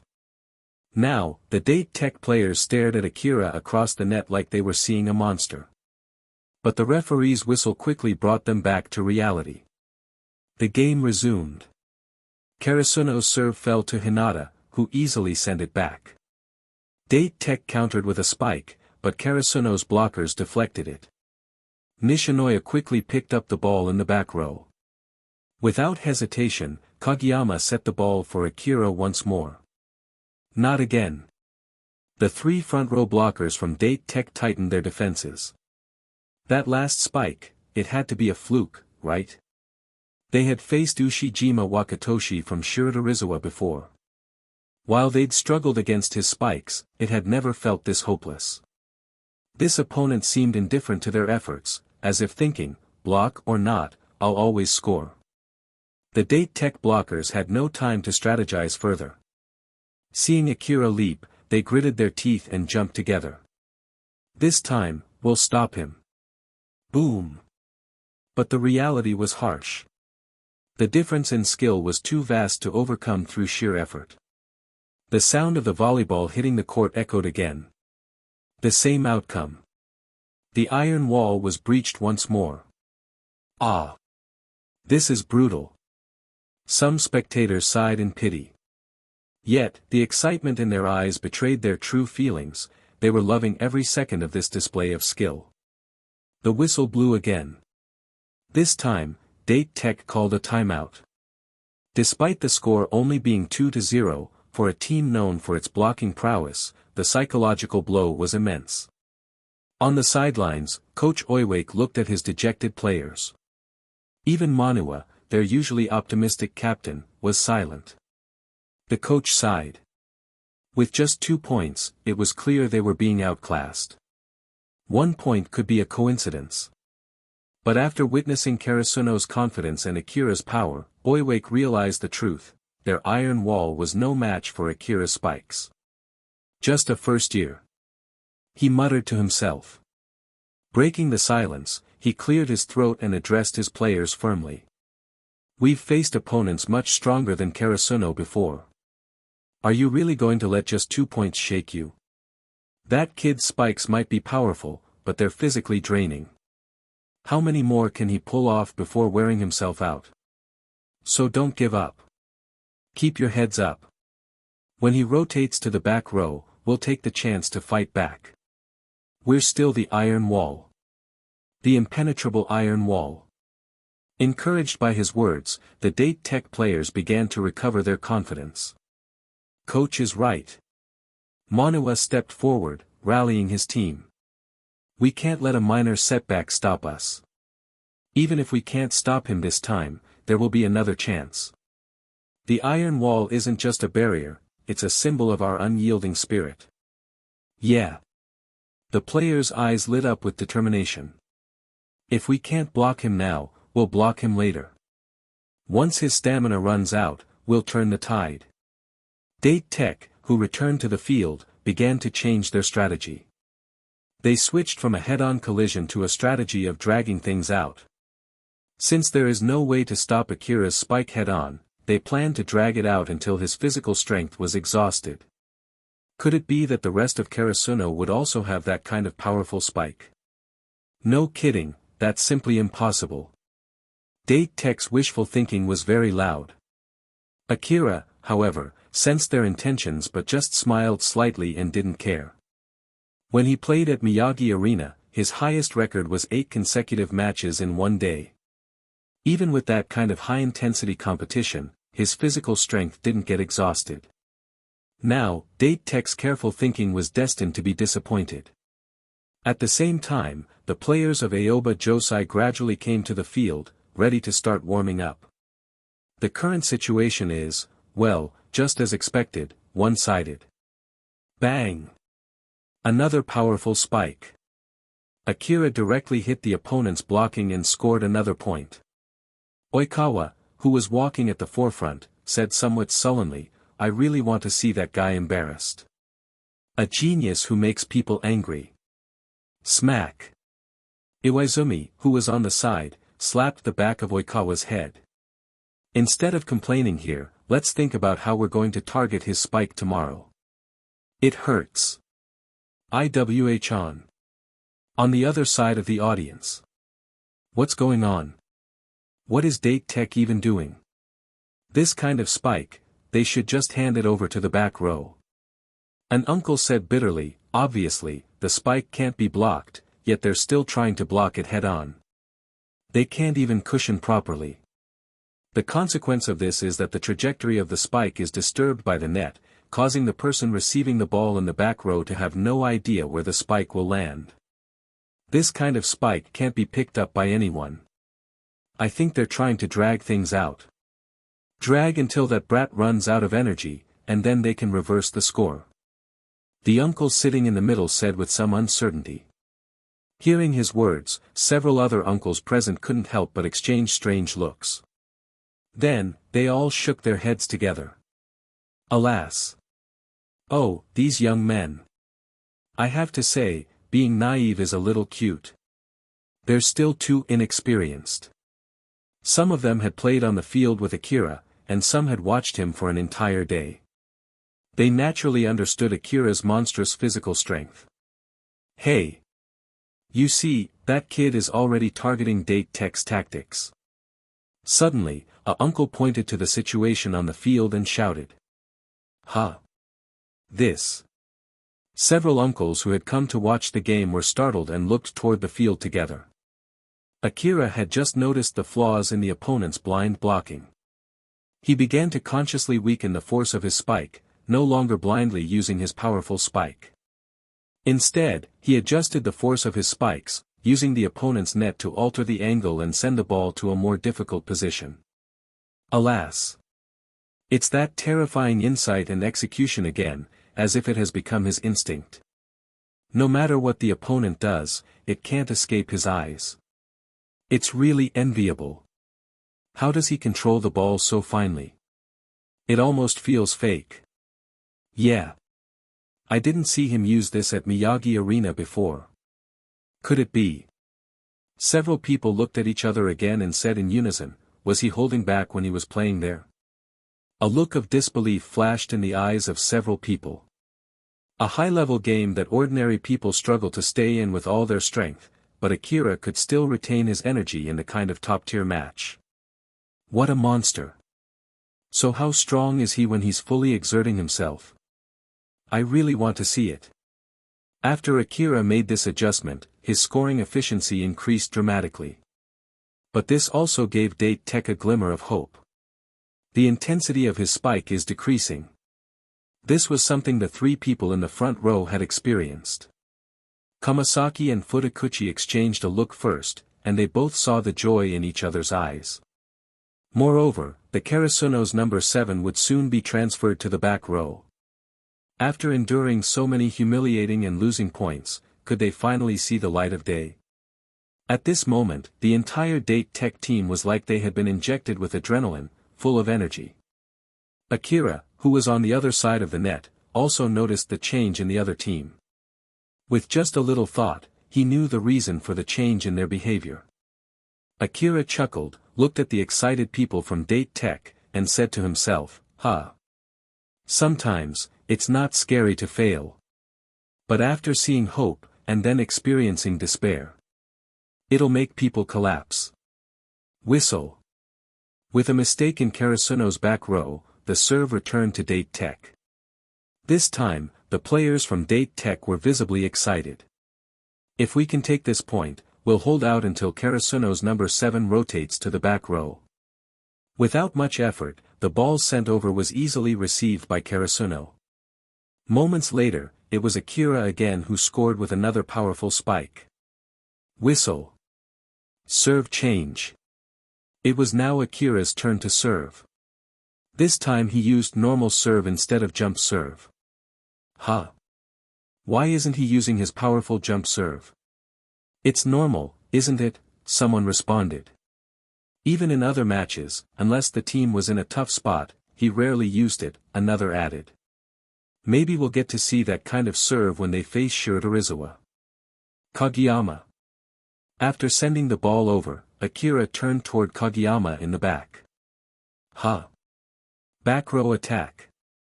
What? Kageyama's eyes widened in disbelief. Akira smiled slightly. Strike while the iron is hot. If we give them time to recover, the effect won't be as strong. Tsukishima also listened their conversation. But, can you really deliver that insane spike from the back row? Tsukishima asked skeptically. Yeah, Tanaka asked. No problem, responded Akira. Before anyone could respond further, Date Tech launched their attack. Smack. Akira picked up the ball with a sidestep and passed it to Kageyama near the net. Here it comes. The Date Tech blockers, including Aone, Futakuchi, and their captain Manua, immediately got into position and started thinking. Who will it be? Is it that number 10? Or maybe the glasses guy? Or is it that previous ace? Stay tight at the net. Watch the setter's moves closely. However, Kageyama didn't set the ball to anyone in the front row. Instead, back row attack. What?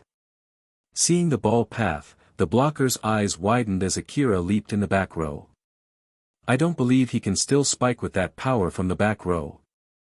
Despite their disbelief, Aone and Futakuchi jumped to block. Be ready, just in case. Futakuchi yelled.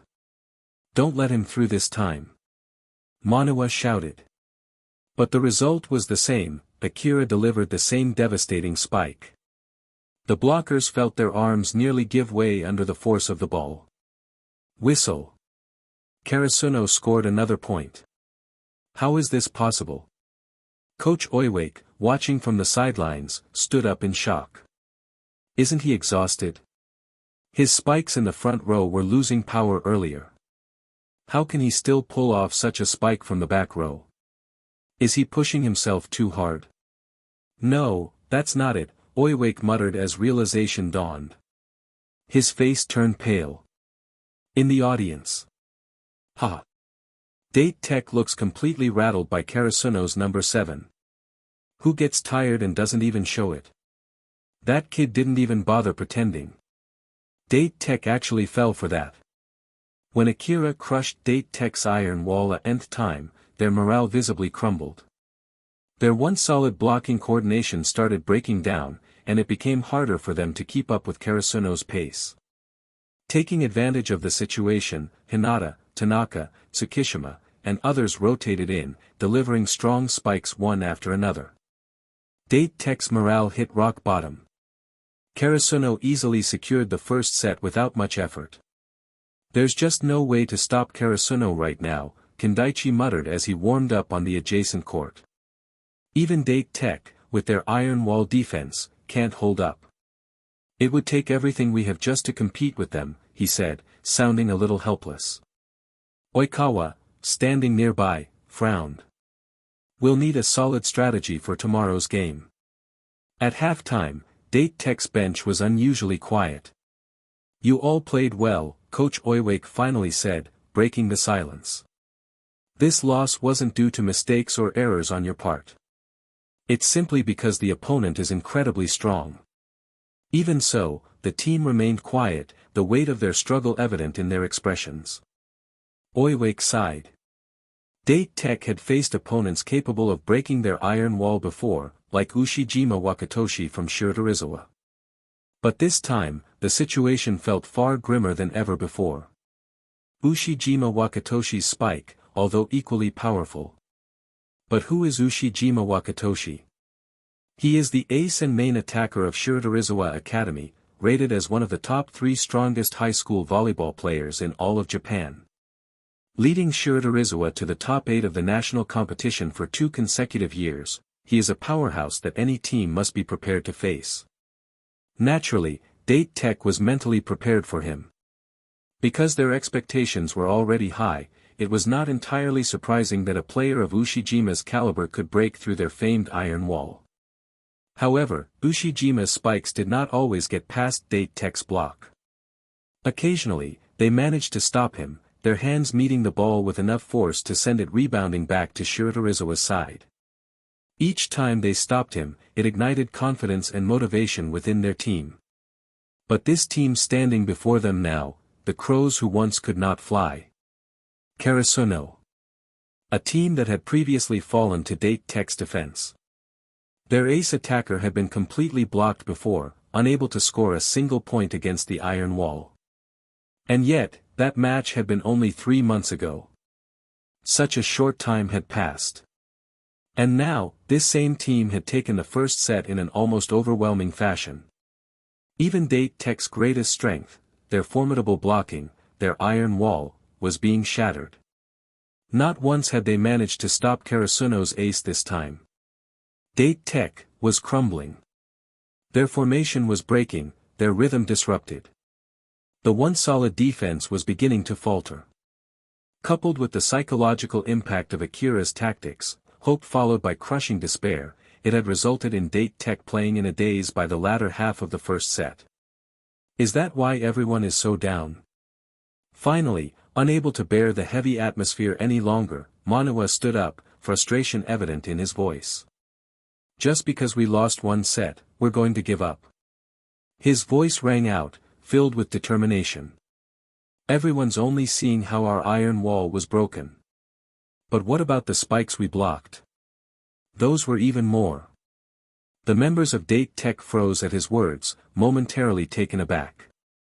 Manawa, eyes glistening with unshed tears, continued to shout, his voice hoarse yet firm. If we lose heart here, then Date Tech will stop right here. We'll be eliminated in the group stage. But, as long as we don't give up. As long as we keep fighting. We have a chance to win. Even if that chance is slim. We have to hold on and give it our all. We can't give up.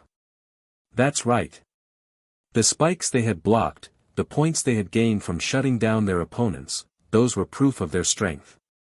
How could they doubt themselves just because of one setback? Come on. Let's get our fighting spirit back. Date Tech does not break. Date Tech does not fall. Their voices rose in unison, filling the gym with a renewed energy.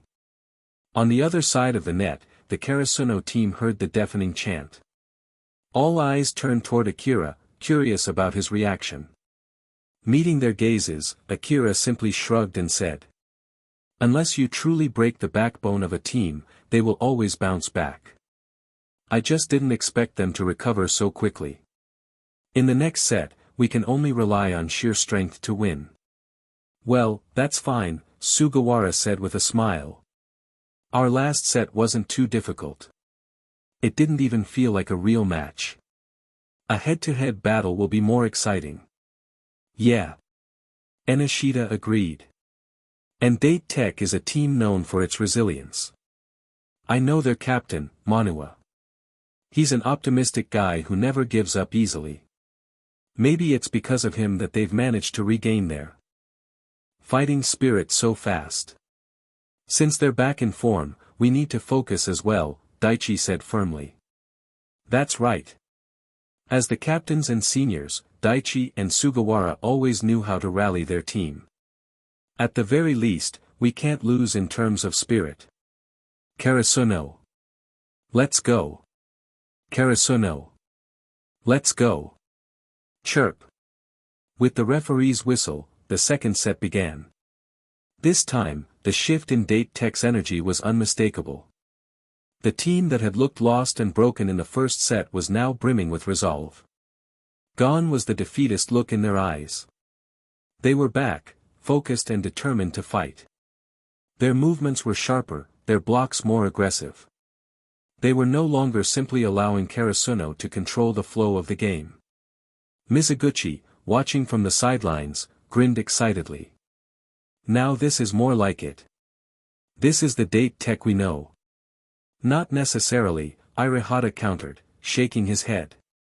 "Didn't you see Akira's expression? He expected this. Underscore underscore underscore underscore underscore." "Oh." Mizuguchi said with some surprise. "Is there any other countermeasure he can't use against a team like Date Tech?" "Yes, yes, yes." Irihata said with a solemn expression. "But he probably won't use it." "Why?" "There are tactics that can guarantee a win, but he won't use them." "That's inevitable?"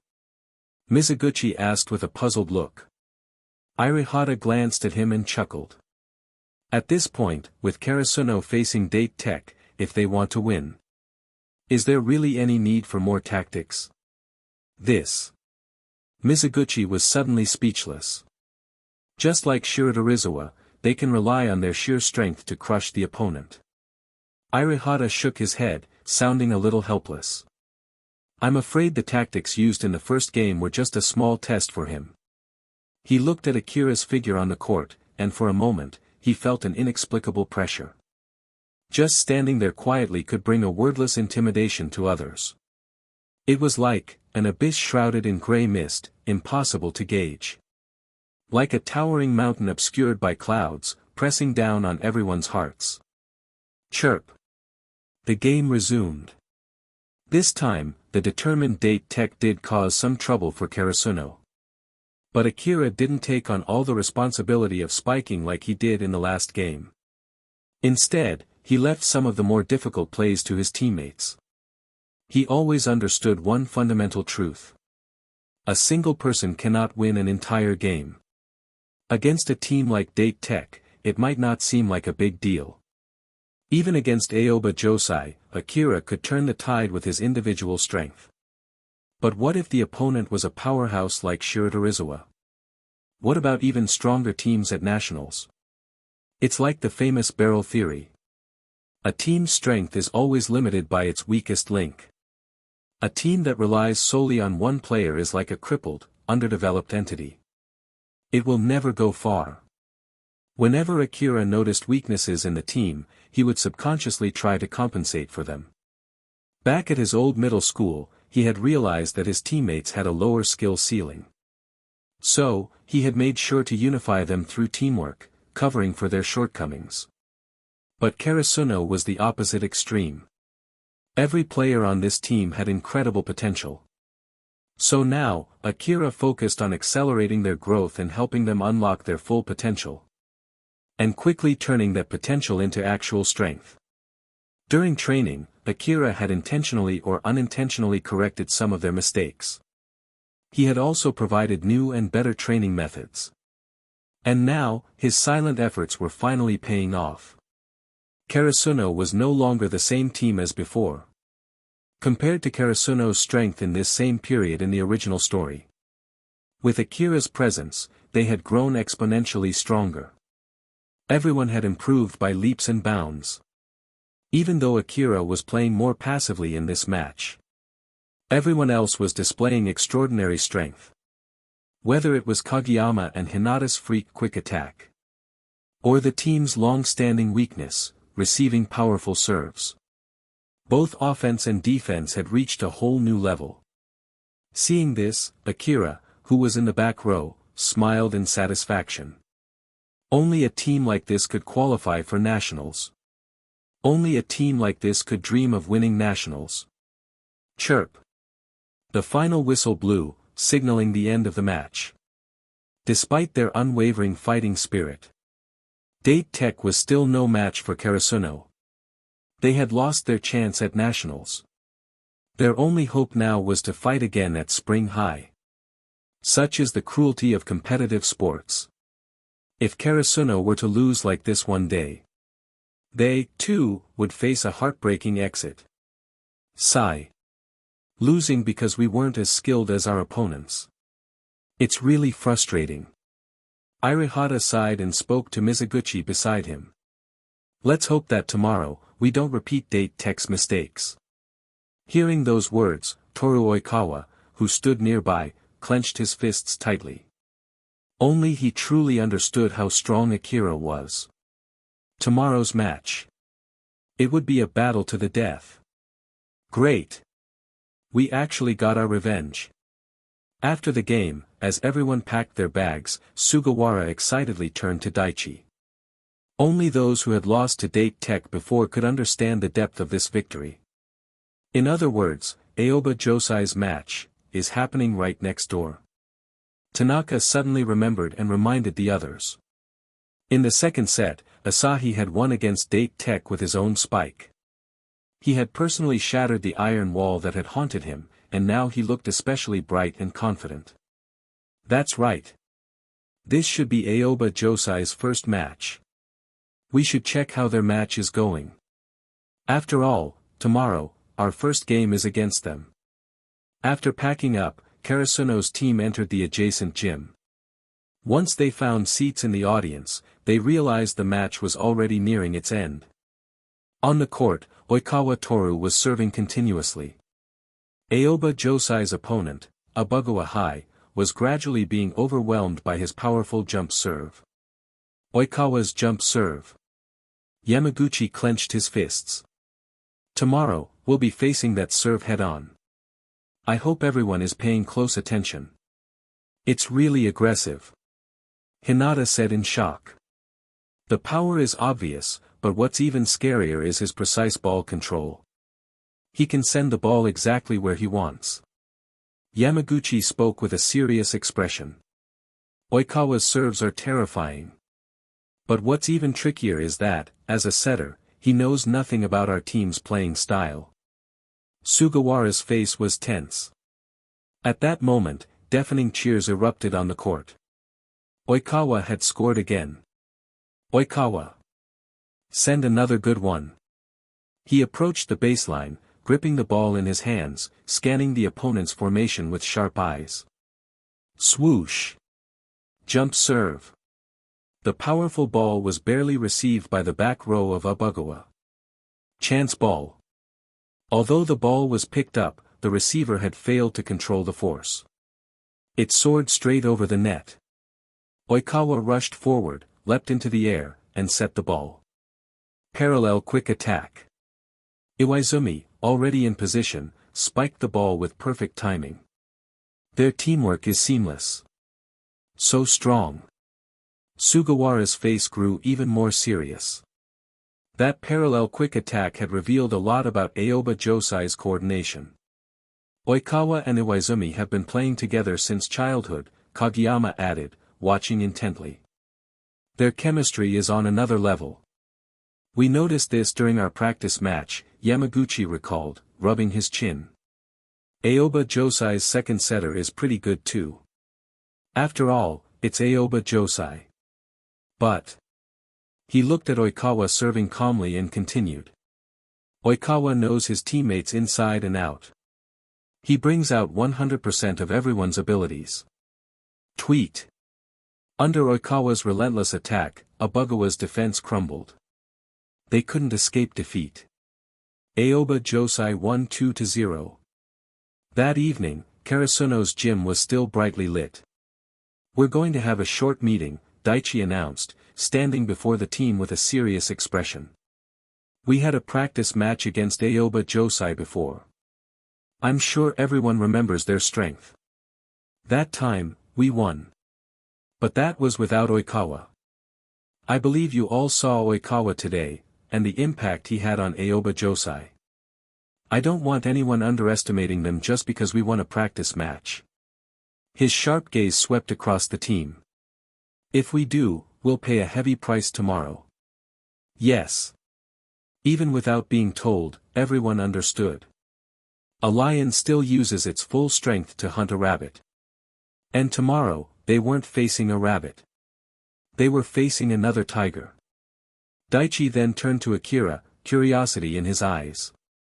We don't know Oikawa's full capabilities. But I heard you once played against him in an official match. What's your opinion of him? Underscore.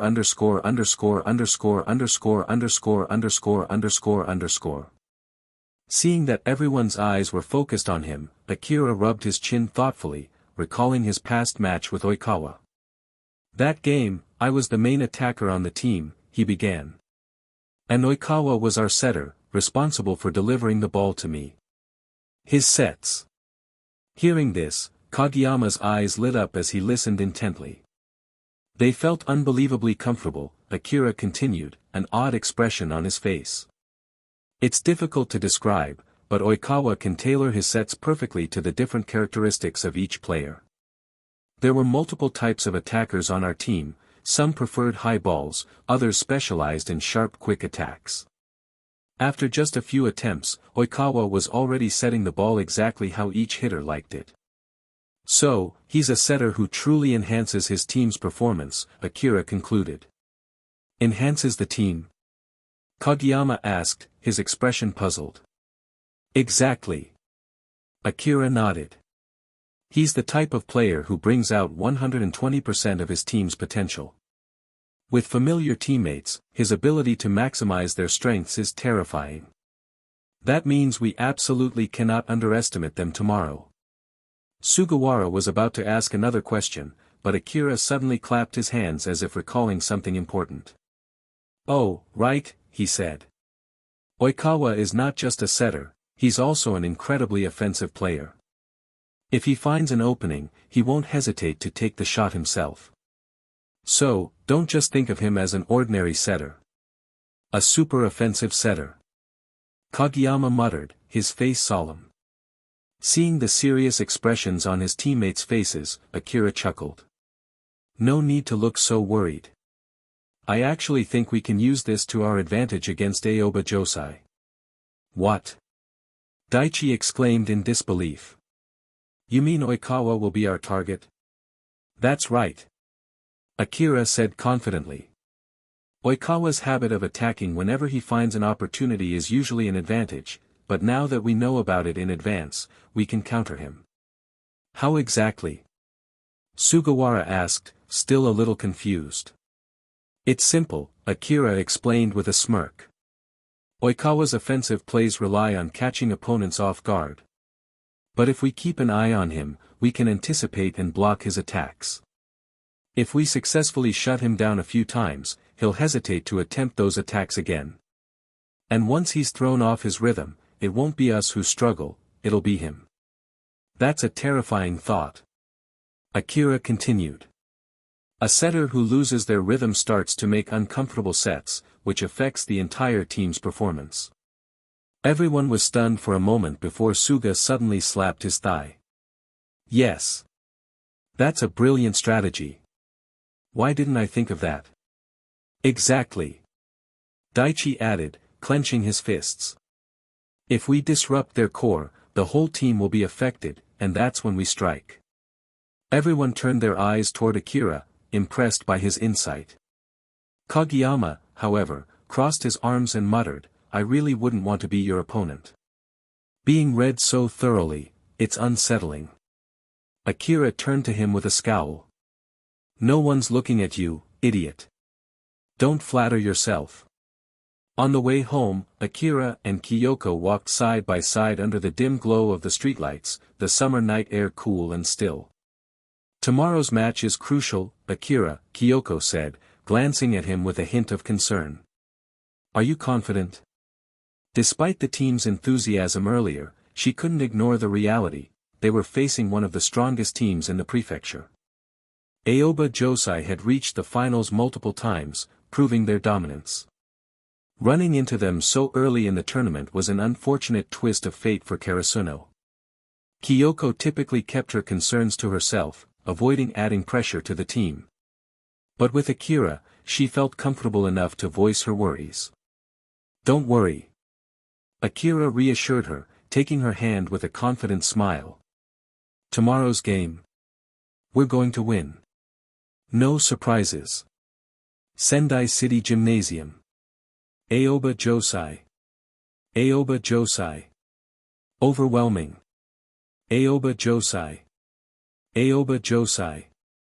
Out of the ordinary. Deafening cheers echoed throughout the gymnasium. As one of the strongest teams in the prefecture, Aoba Josai had long held a dominant position. Their school provided an excellent volleyball environment, and for every competition, students formed spontaneous cheer squads to support their team. On Karasuno's side, there was also a significant number of supporters, though they consisted mostly of older men and a few younger individuals. Some carried banners, but rather than supporting the team as a whole, they bore a single name, Akira. What the hell? This is ridiculous. An older man in the audience frowned in confusion. Ha! Weren't we the same when we were young? Another uncle beside him laughed, patting his shoulder. Ha! Did you guys come all the way from Miyagi Arena? A younger man nearby asked curiously. That's right. We specifically came to watch that crazy kid play. The first uncle replied proudly. Oh. Have you heard the latest rumor?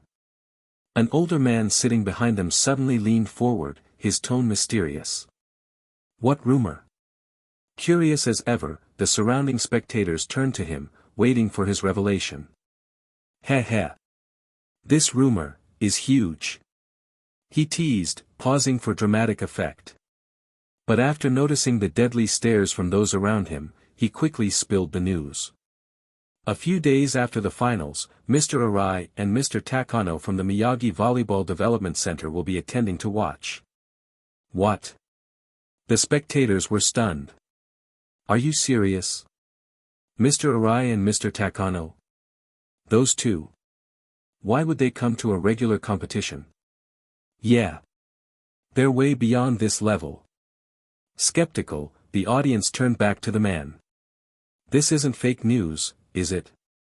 How could it be? The man puffed up his chest indignantly. My neighbor's kid works at the Miyagi Prefecture Volleyball Development Center. He heard it himself. If that's true. The spectators fell into deep thought. Well, it makes sense that Mr. Arai would come. After all, he's played against Akira before. But why would Mr. Takano, the vice chairman, be interested? Maybe they were just discussing that match at work, and it piqued his curiosity. That's right. If this is true, we'll be watching the game alongside some big names. Meanwhile, Karasuno's players entered the gymnasium. Akira, who are those people in the audience? Tanaka asked, pointing toward the section where fans were holding signs with Akira's name. The rest of Karasuno turned to Akira with curiosity. There were simply too many of them. Akira blinked in surprise, recognizing a few familiar faces, and let out a helpless chuckle. Ah, just some people who know me. No way. Strangers wouldn't come just to cheer for you. Tanaka protested. Before Akira could reply, a sudden wave of excited cheers erupted from Aoba Josai's side. Oikawa-san. Do your best. As both a skilled player and a charismatic figure, Oikawa had built a fanbase that extended beyond his school. His presence alone drew many admirers. Akira-san. Let's go. Out of nowhere, a thundering cheer echoed from Karasuno's side. Only, it wasn't from a group of girls. Instead, a group of men in matching fan shirts waved enthusiastically, their deep voices filling the stadium. The entire Karasuno team, including Akira, was momentarily stunned. Ahem. Akira cleared his throat awkwardly before bowing. Thank you for your support. Truthfully, he was just as curious about how they knew where he played. Since entering high school, he hadn't participated in any public matches. Even at Miyagi Arena, he never mentioned Karasuno's name. Yet, these people who had watched him play there had still managed to track him down. Humph. No need for extra encouragement. One of the uncles scoffed. There's no way he's losing. His confidence earned chuckles from those around him. Chirp. Line up. Please take care of us. The players from both teams stood face to face at the net, the tension in the air palpable. Hey, little Kageyama, don't disappoint me. Oikawa smirked, eyeing Kageyama from across the court. It was one of his usual psychological tactics. But what Oikawa didn't know was that Akira had prepared a few psychological tactics of his own. Rather than responding, Kageyama simply smirked. Then, as if on cue, the entire Karasuno team turned their heads toward Oikawa and let out an eerie chuckle. Oikawa felt an immediate chill run down his spine. What the hell is that supposed to mean? He stammered, pointing at Kageyama in disbelief. Ha! Nothing at all. Akira stepped in, patting Kageyama on the shoulder. They're just excited to face Miyagi's #1 setter. TCH. Like hell I believe you. Oikawa shot back. Are you planning to gang up on me after the game? Are you jealous of my handsome face? As the match was about to begin, Karasuno's starting lineup took their positions, with Akira standing in the front row.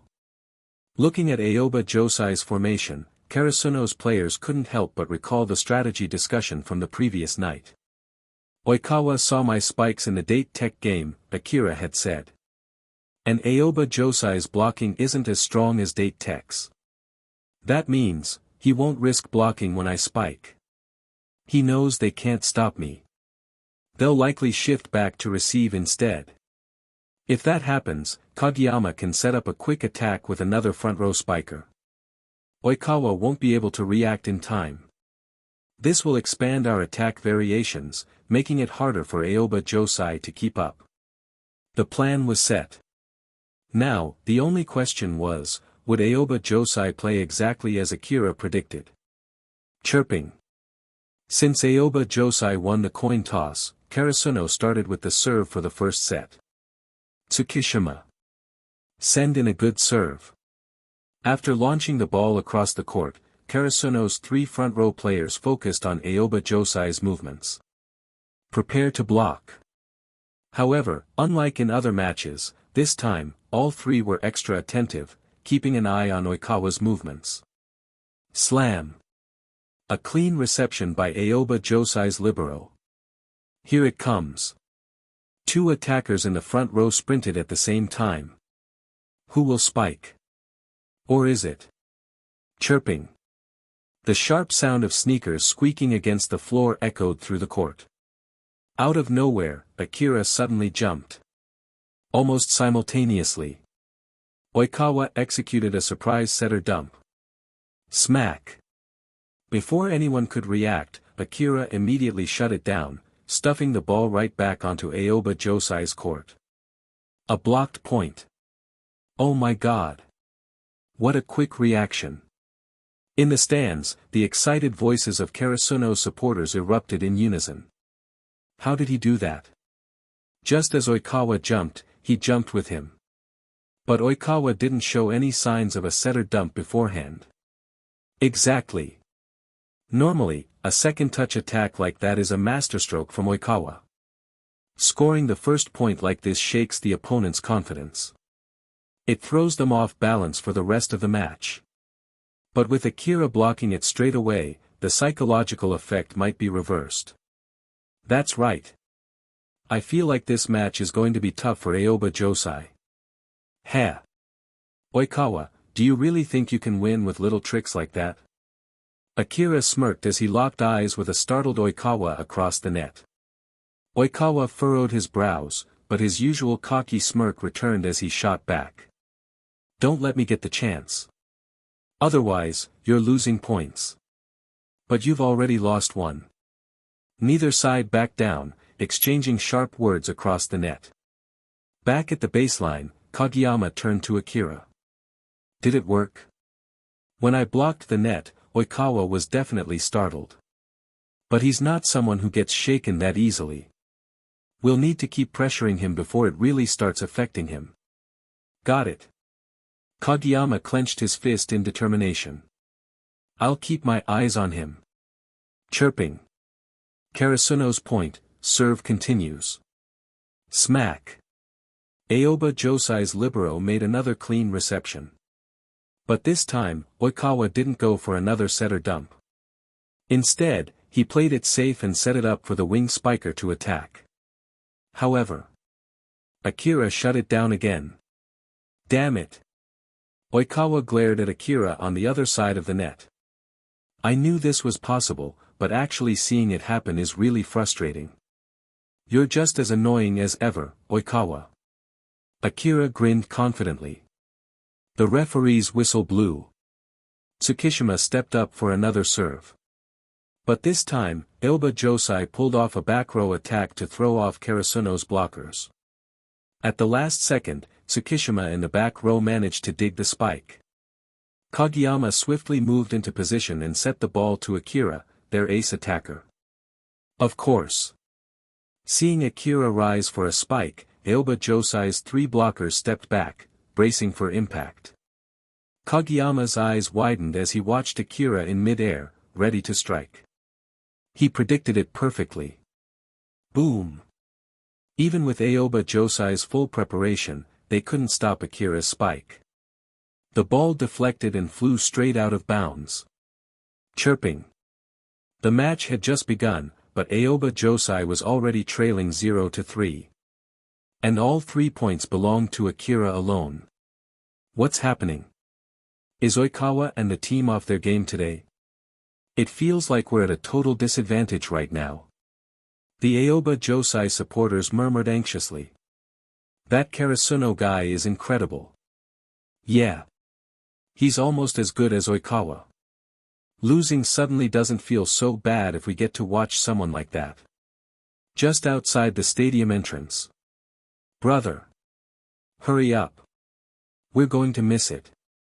Alright. I don't get why you're so impatient. Iwai Kento led the way, urging his brother to keep up. Seriously. You always watch his matches, and now you're rushing to see him again. Trailing behind, Iwai Yasui muttered complaints under his breath. Humph. Like you have any right to judge me. Don't think I don't know, you've secretly watched Akira's matches when I wasn't around. Caught off guard, Iwai Yasui's face turned red.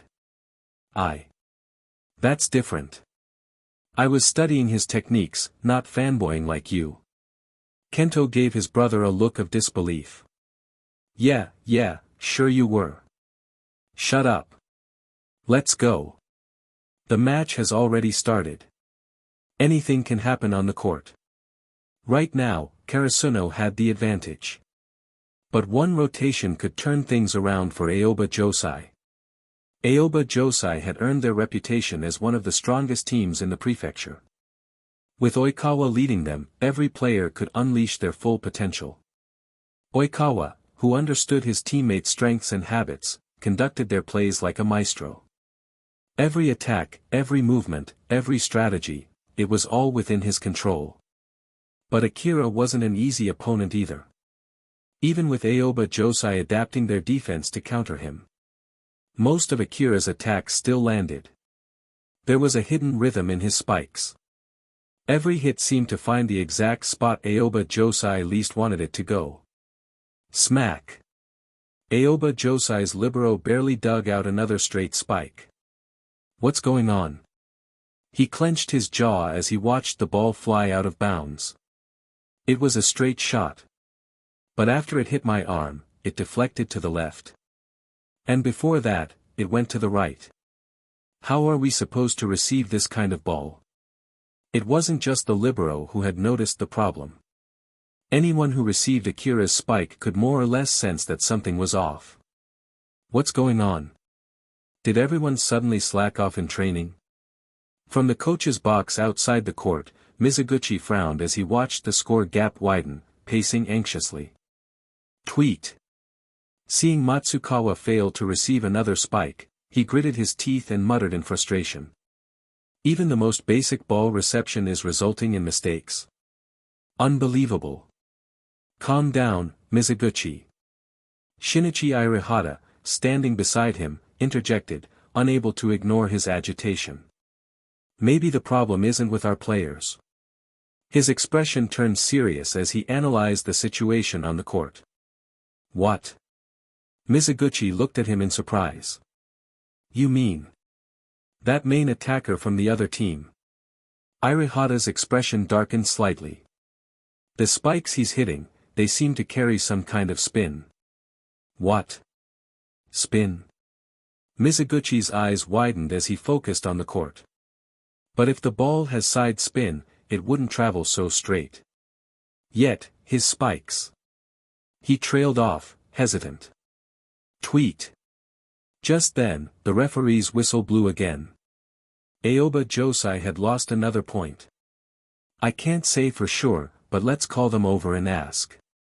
Irihata sighed, shaking his head. Tweet. Oh. Aoba Josai's coach has called a timeout. Ha. Must be for some emergency strategy. With reception like that, can they really be considered a powerhouse team?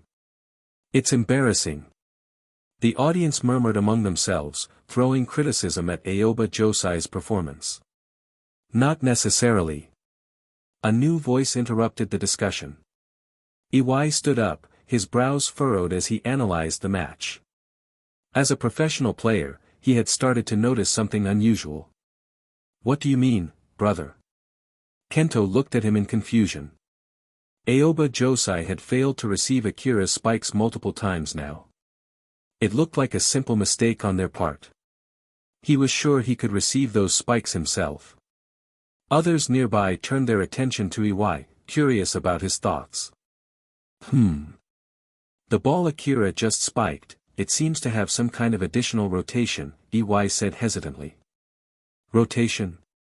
Kento frowned. Aren't normal spikes already spinning? Who would spike a floater? No. No. Iwai quickly shook his head. This isn't the usual topspin spike. It's a spike with either left or right spin. What? Left spin. Right spin. The people around him froze in shock. Iwai swallowed hard before continuing. Yes. When that spinning ball makes contact with the receiver's arms, the rotational force causes it to bounce off at an unpredictable angle. That's why it looks like they're just failing at basic reception. Kento turned to stare at Akira on the court, still unconvinced. But, in that case, why doesn't the ball's trajectory curve left or right? Iwai sighed, smiling bitterly. Exactly. That's what confuses me. Because this kind of spike shouldn't be possible.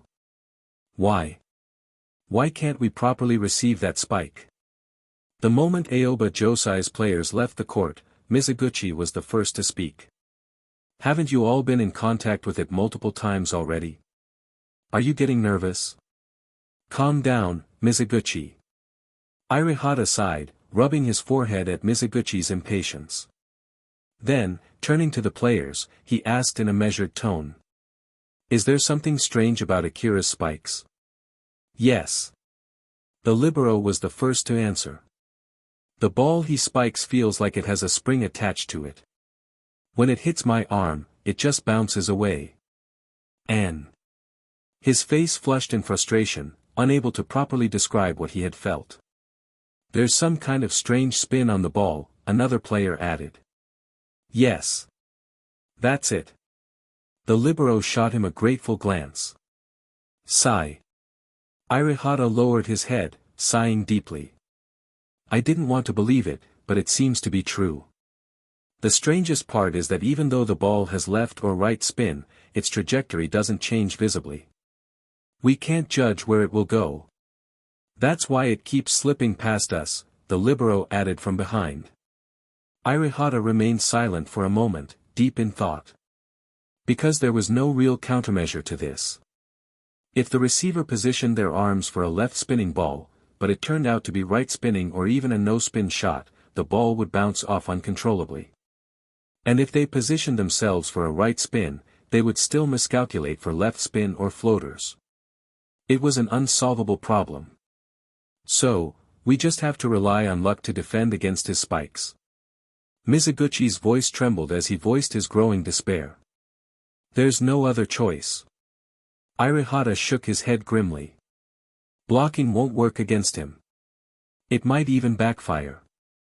The only thing we can do is receive and hope for the best. If this continues, there's only one option left. What? Mizuguchi's eyes lit up. You mean, we still have a way to win? Yes. Since we can't defend properly, we'll have to attack instead. Attack with everything we've got. Continuously push the offense and take points from Karasuno. Mizuguchi clenched his fists. Attack with everything. Hirata continued with a serious expression. We must take advantage of Akira's back row rotations. Without his blocking at the net, Karasuno's defense will weaken significantly. That's when we launch our counterattack. Yes. He nodded firmly, his eyes burning with determination. When Akira moves to the back, we strike with everything we have. With the end of the timeout, everyone in Aoba Josai returned to the court. Come on. Let's go, Aoba Josai. The voices of Aoba Josai's cheerleaders rang out through the stands. The referee's whistle blew. The serve was still on Karasuno's side. Seeing the fierce determination on the faces of Aoba Josai's players, Yamaguchi's eyes widened as he warned. Everyone, be careful. Aoba Josai is going to launch a reckless attack on us. What? Hearing this, the Karasuno players were taken aback. Don't worry too much, Akira reassured them, his expression calm. They're like a trapped beast right now. But when I rotate to the back row, you all must remember one thing, he continued. Even if we let them get a few spikes through, we absolutely cannot let Oikawa score with his dump set. Got it. Kageyama's face hardened. I'll keep an eye on him. Actually, there's no need to panic too much, Akira added. Aoba Josai's counterattack is a last resort. They've already stepped into a desperate situation. This match, we're going to win. One more rotation, and Akira would be in the back row. At that point, his teammates' performance would become crucial. Meanwhile, Aoba Josai had completely changed their approach. Attack. Attack. Attack again. Oh no. Aoba Josai is desperate now. Their usual style is completely out of control. There's no structure at all. Do they really think they can beat Karasuno with this chaotic play? In the audience, several older volleyball fans shook their heads. Well, it's not like they have any other options. If they keep playing normally, they won't stand a chance. Even so, they can't win like this. Karasuno is already an attacking powerhouse. And now Aoba Josai wants to challenge them head-on. That's a guaranteed loss. But they have no choice. They're already in a desperate situation. They have to fight back with everything they've got. Yeah, if we were under this much pressure, we'd probably be in chaos too. Even the audience could see how overwhelming Akira's attack was. Just by spiking, he forced the opponent to shift their blockers elsewhere. That kind of dominance could be bragged about for a lifetime. With Aoba Josai's change in strategy, the game entered a stalemate. After a few more rotations, Akira was finally sent to the back row. Aoba Josai's players collectively breathed a sigh of relief. The pressure he brought was too much. Anyone who had faced him firsthand would understand. His spikes were relentless. Blocking him was useless and often backfired. To counter this, Aoba Josai had decided to abandon blocking altogether and focus entirely on defense. But the moment they dropped their blockers, Karasuno switched up their tactics. More sets, more fast attacks from different players. Aoba Josai didn't know whether to step forward or step back. And Akira's spikes had an odd effect, they bounced unpredictably off arms, making clean receptions almost impossible. By this point, Aoba Josai's mentality was beginning to crack. Such a terrifying opponent. Even when they tried to target his weaknesses, he adapted instantly. They suspected that even if they figured out how to receive his strange spinning spikes, Akira would just invent a new spike they couldn't handle. Playing against someone like this was pure despair. Finally, after their coach called a timeout, Aoba Josai adjusted their approach. Since they couldn't defend against him properly, they decided to stop trying. If they could receive the ball, they would. If not, they wouldn't waste energy on it. Instead, they focused everything on attacking. Just when they thought they had escaped the torment of Akira's offense, they realized he was still their biggest nightmare. His blocking was an insurmountable wall. Aoba Josai had played against Date Tech before. But facing Akira's blocks gave them a new appreciation for what it meant to be shut down. If not for the slightly weaker blocking skills of the other two front row players, the title of Iron Wall might have been stolen from Date Tech. Even Oikawa's clever dump sets were stopped again and again. Aoba Josai's players started to feel it. Their leader, their ace, Oikawa, was beginning to lose his composure. Mistakes that he normally wouldn't make started slipping in.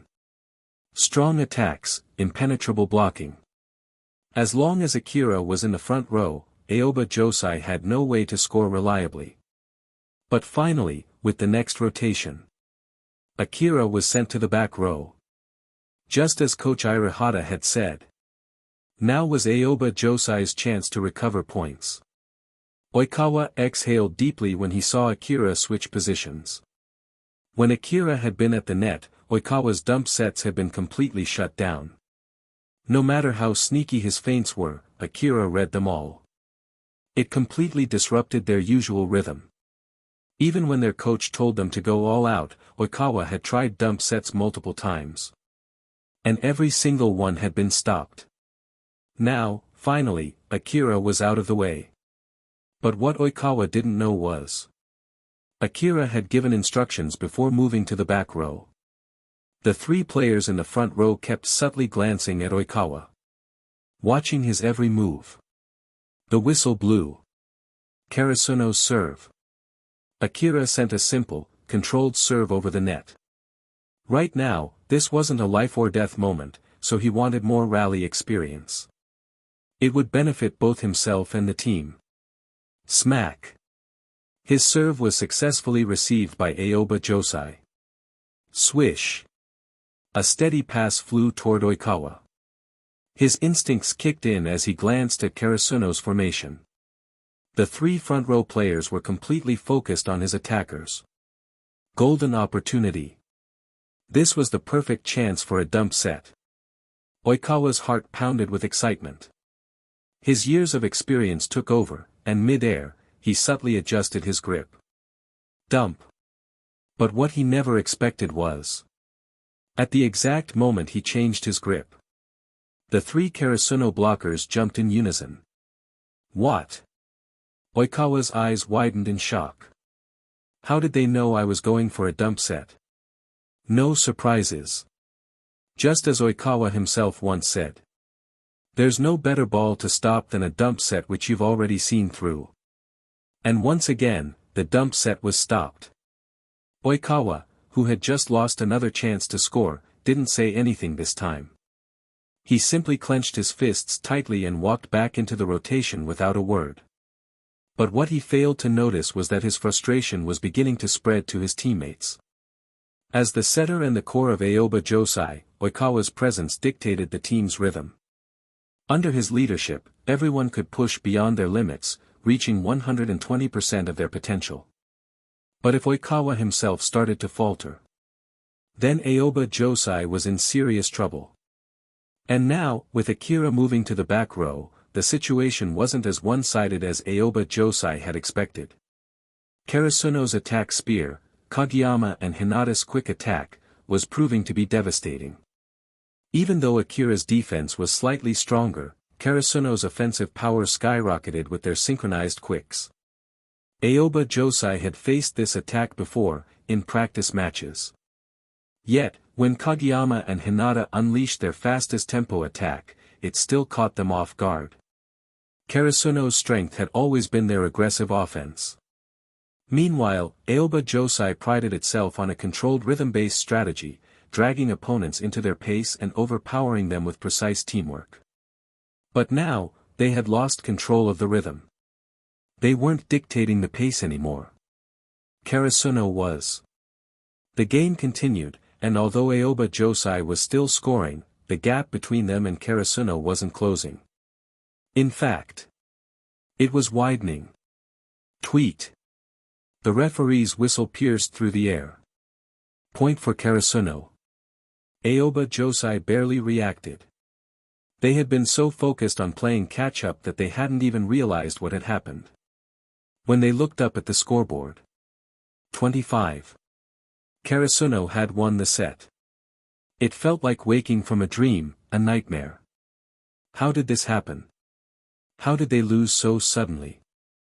They stared blankly at the score, the weight of reality settling in. On the sidelines, Hirata let out a heavy sigh. Come back. His voice was calm but firm, snapping the players out of their daze. Some walked back onto the court like ghosts. Even Oikawa, usually so composed, seemed momentarily shaken. Coach Hirata, you've done your best. Hirata cut him off before he could say more. Right now, he needed to prevent the team from breaking down mentally. I may have made a mistake with my decision earlier. The coach's words were even, measured. The sudden change in our playing style affected everyone. For the next game, no matter the opponent, we stick to our style of play. Looking back, the shift in strategy hadn't worked in Aoba Josai's favor. Instead of disrupting Karasuno, it disrupted their own team. Hirata had seen it happening. He should have called it sooner. As long as everyone plays to their full potential, regardless of the result, our match will be complete. And if we lose, then we go back, train harder, and come back stronger. That's all there is to it. A loss wasn't the end. It was a lesson. Karasuno's bench. On the other side, Karasuno's bench was lively. We played well in that first set, Ukai nodded, satisfied. He clapped his hands together, catching everyone's attention. The game plan we practiced last night worked perfectly. But don't get overconfident. His voice sharpened. We take this one set at a time. We stay focused. We finish strong. Yes. The entire team answered in unison. Kageyama and Akira. During the break, Kageyama walked over to Akira, who was sitting on the bench drinking water. I can't believe it. Akira raised an eyebrow. Your strategy actually worked, Kageyama admitted, his tone a mix of disbelief and excitement. In the second half, I could feel Oikawa's accuracy slipping. Kageyama's grip on his water bottle tightened. He had been chasing Oikawa since junior high. Back then, Oikawa was known as the strongest setter in the prefecture. Beating him had become Kageyama's obsession. And now, this wasn't just because of his teammates. It wasn't just luck. He had actually won. Akira smirked. Oh. He tilted his head, taking another sip. So, you doubted me when I first suggested this plan? Kageyama laughed, rubbing the back of his neck. No, I just didn't think it'd work this well. Then, after a pause. In the next set, can I use a dump set against Aoba Josai? Akira blinked. Kageyama looked dead serious. Akira studied him for a moment before sighing. You don't have to, Kageyama. Kageyama frowned. Huh? What do you mean? Aren't you just trying to prove you're better than Oikawa? Kageyama flinched. It was obvious. I'll just say it, Akira continued. In terms of pure passing technique, you're already better than him. Kageyama froze. His head snapped up. Really? Akira nodded. That super fast attack you and Hinata use? Oikawa can't do that kind of set. But, Akira added, crossing his arms, your teamwork still needs improvement. Kageyama barely registered that last part. His mind was still stuck on one thing. I'm already better than him. Oikawa can't do that attack. He stood up in a daze, muttering the words under his breath as he walked away. Stronger than him, he can't do it. Akira watched him go, a twitch forming at his temple. Oi. Kageyama kept walking, lost in thought. Stronger than him, can't do it. Akira's patience snapped. With a well-aimed kick, he knocked Kageyama to the ground. Stop mumbling like an idiot. Kageyama groaned, rubbing his back. Akira clicked his tongue. I shouldn't have wasted my breath on you. The break ended. The next set was about to begin. Karasuno vs Aoba Josai. Set 2. Chirping. At the beginning of the second set, Aoba Josai's style of play changed again. No longer being dragged along by Karasuno's rhythm, they were gradually rediscovering their own. However, as they continued with their previous strategy, a flaw gradually emerged. And that flaw was the play of their captain, Toru Oikawa. Since the second half of the first set, Oikawa had started making uncharacteristic mistakes. At times, his sets were so off-target that the ball would float over to the opponent's side of the net. Now that Aoba Josai had returned to their usual rhythm, their team instinctively moved in sync with Oikawa's guidance. This was the result of countless hours of practice. But this time, Oikawa himself was off rhythm. Not only was he making various mistakes, but even his command of the team felt weak. The calm and calculating Oikawa, who had always dictated the pace of the game, seemed to have vanished.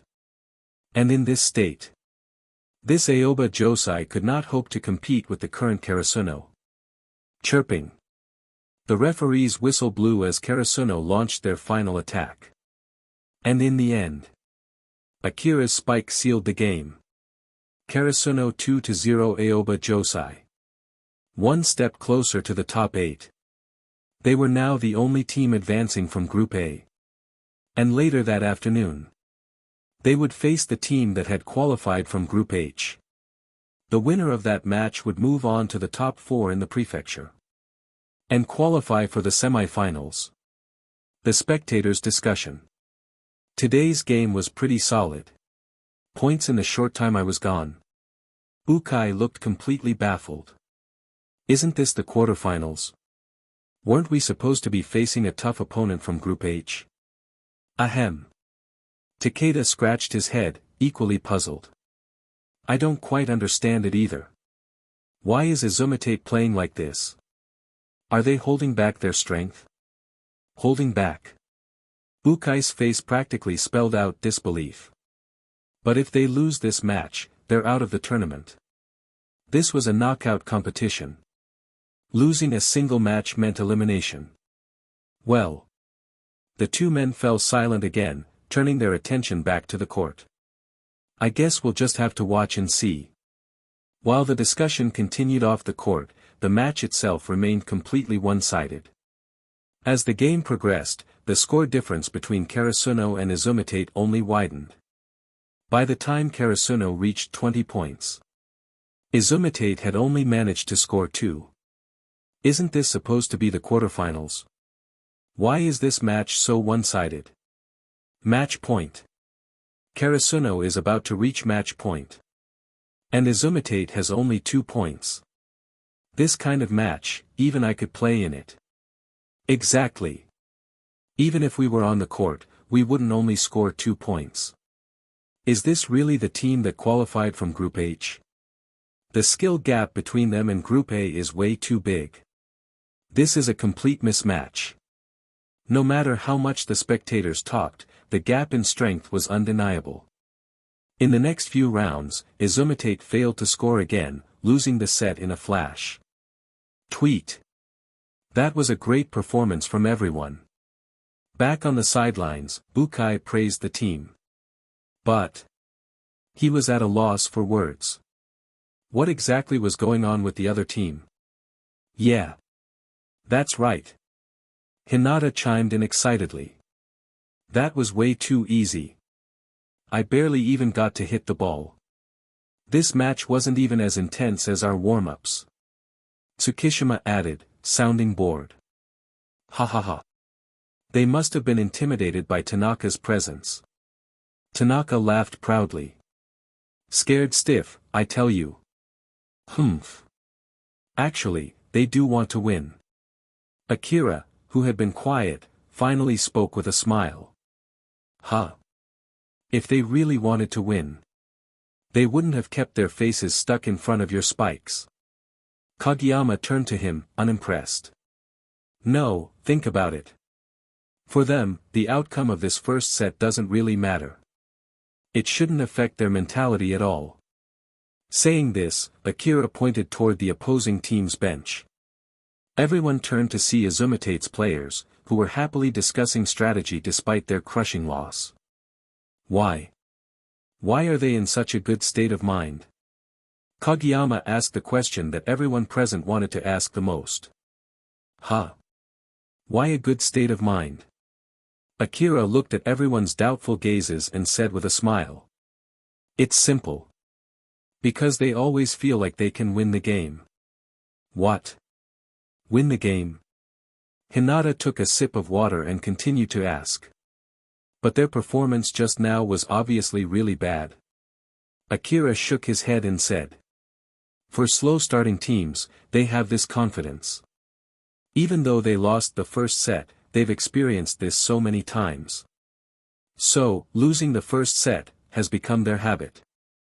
In this situation, if they were to actually win the first set, they themselves wouldn't even be used to it.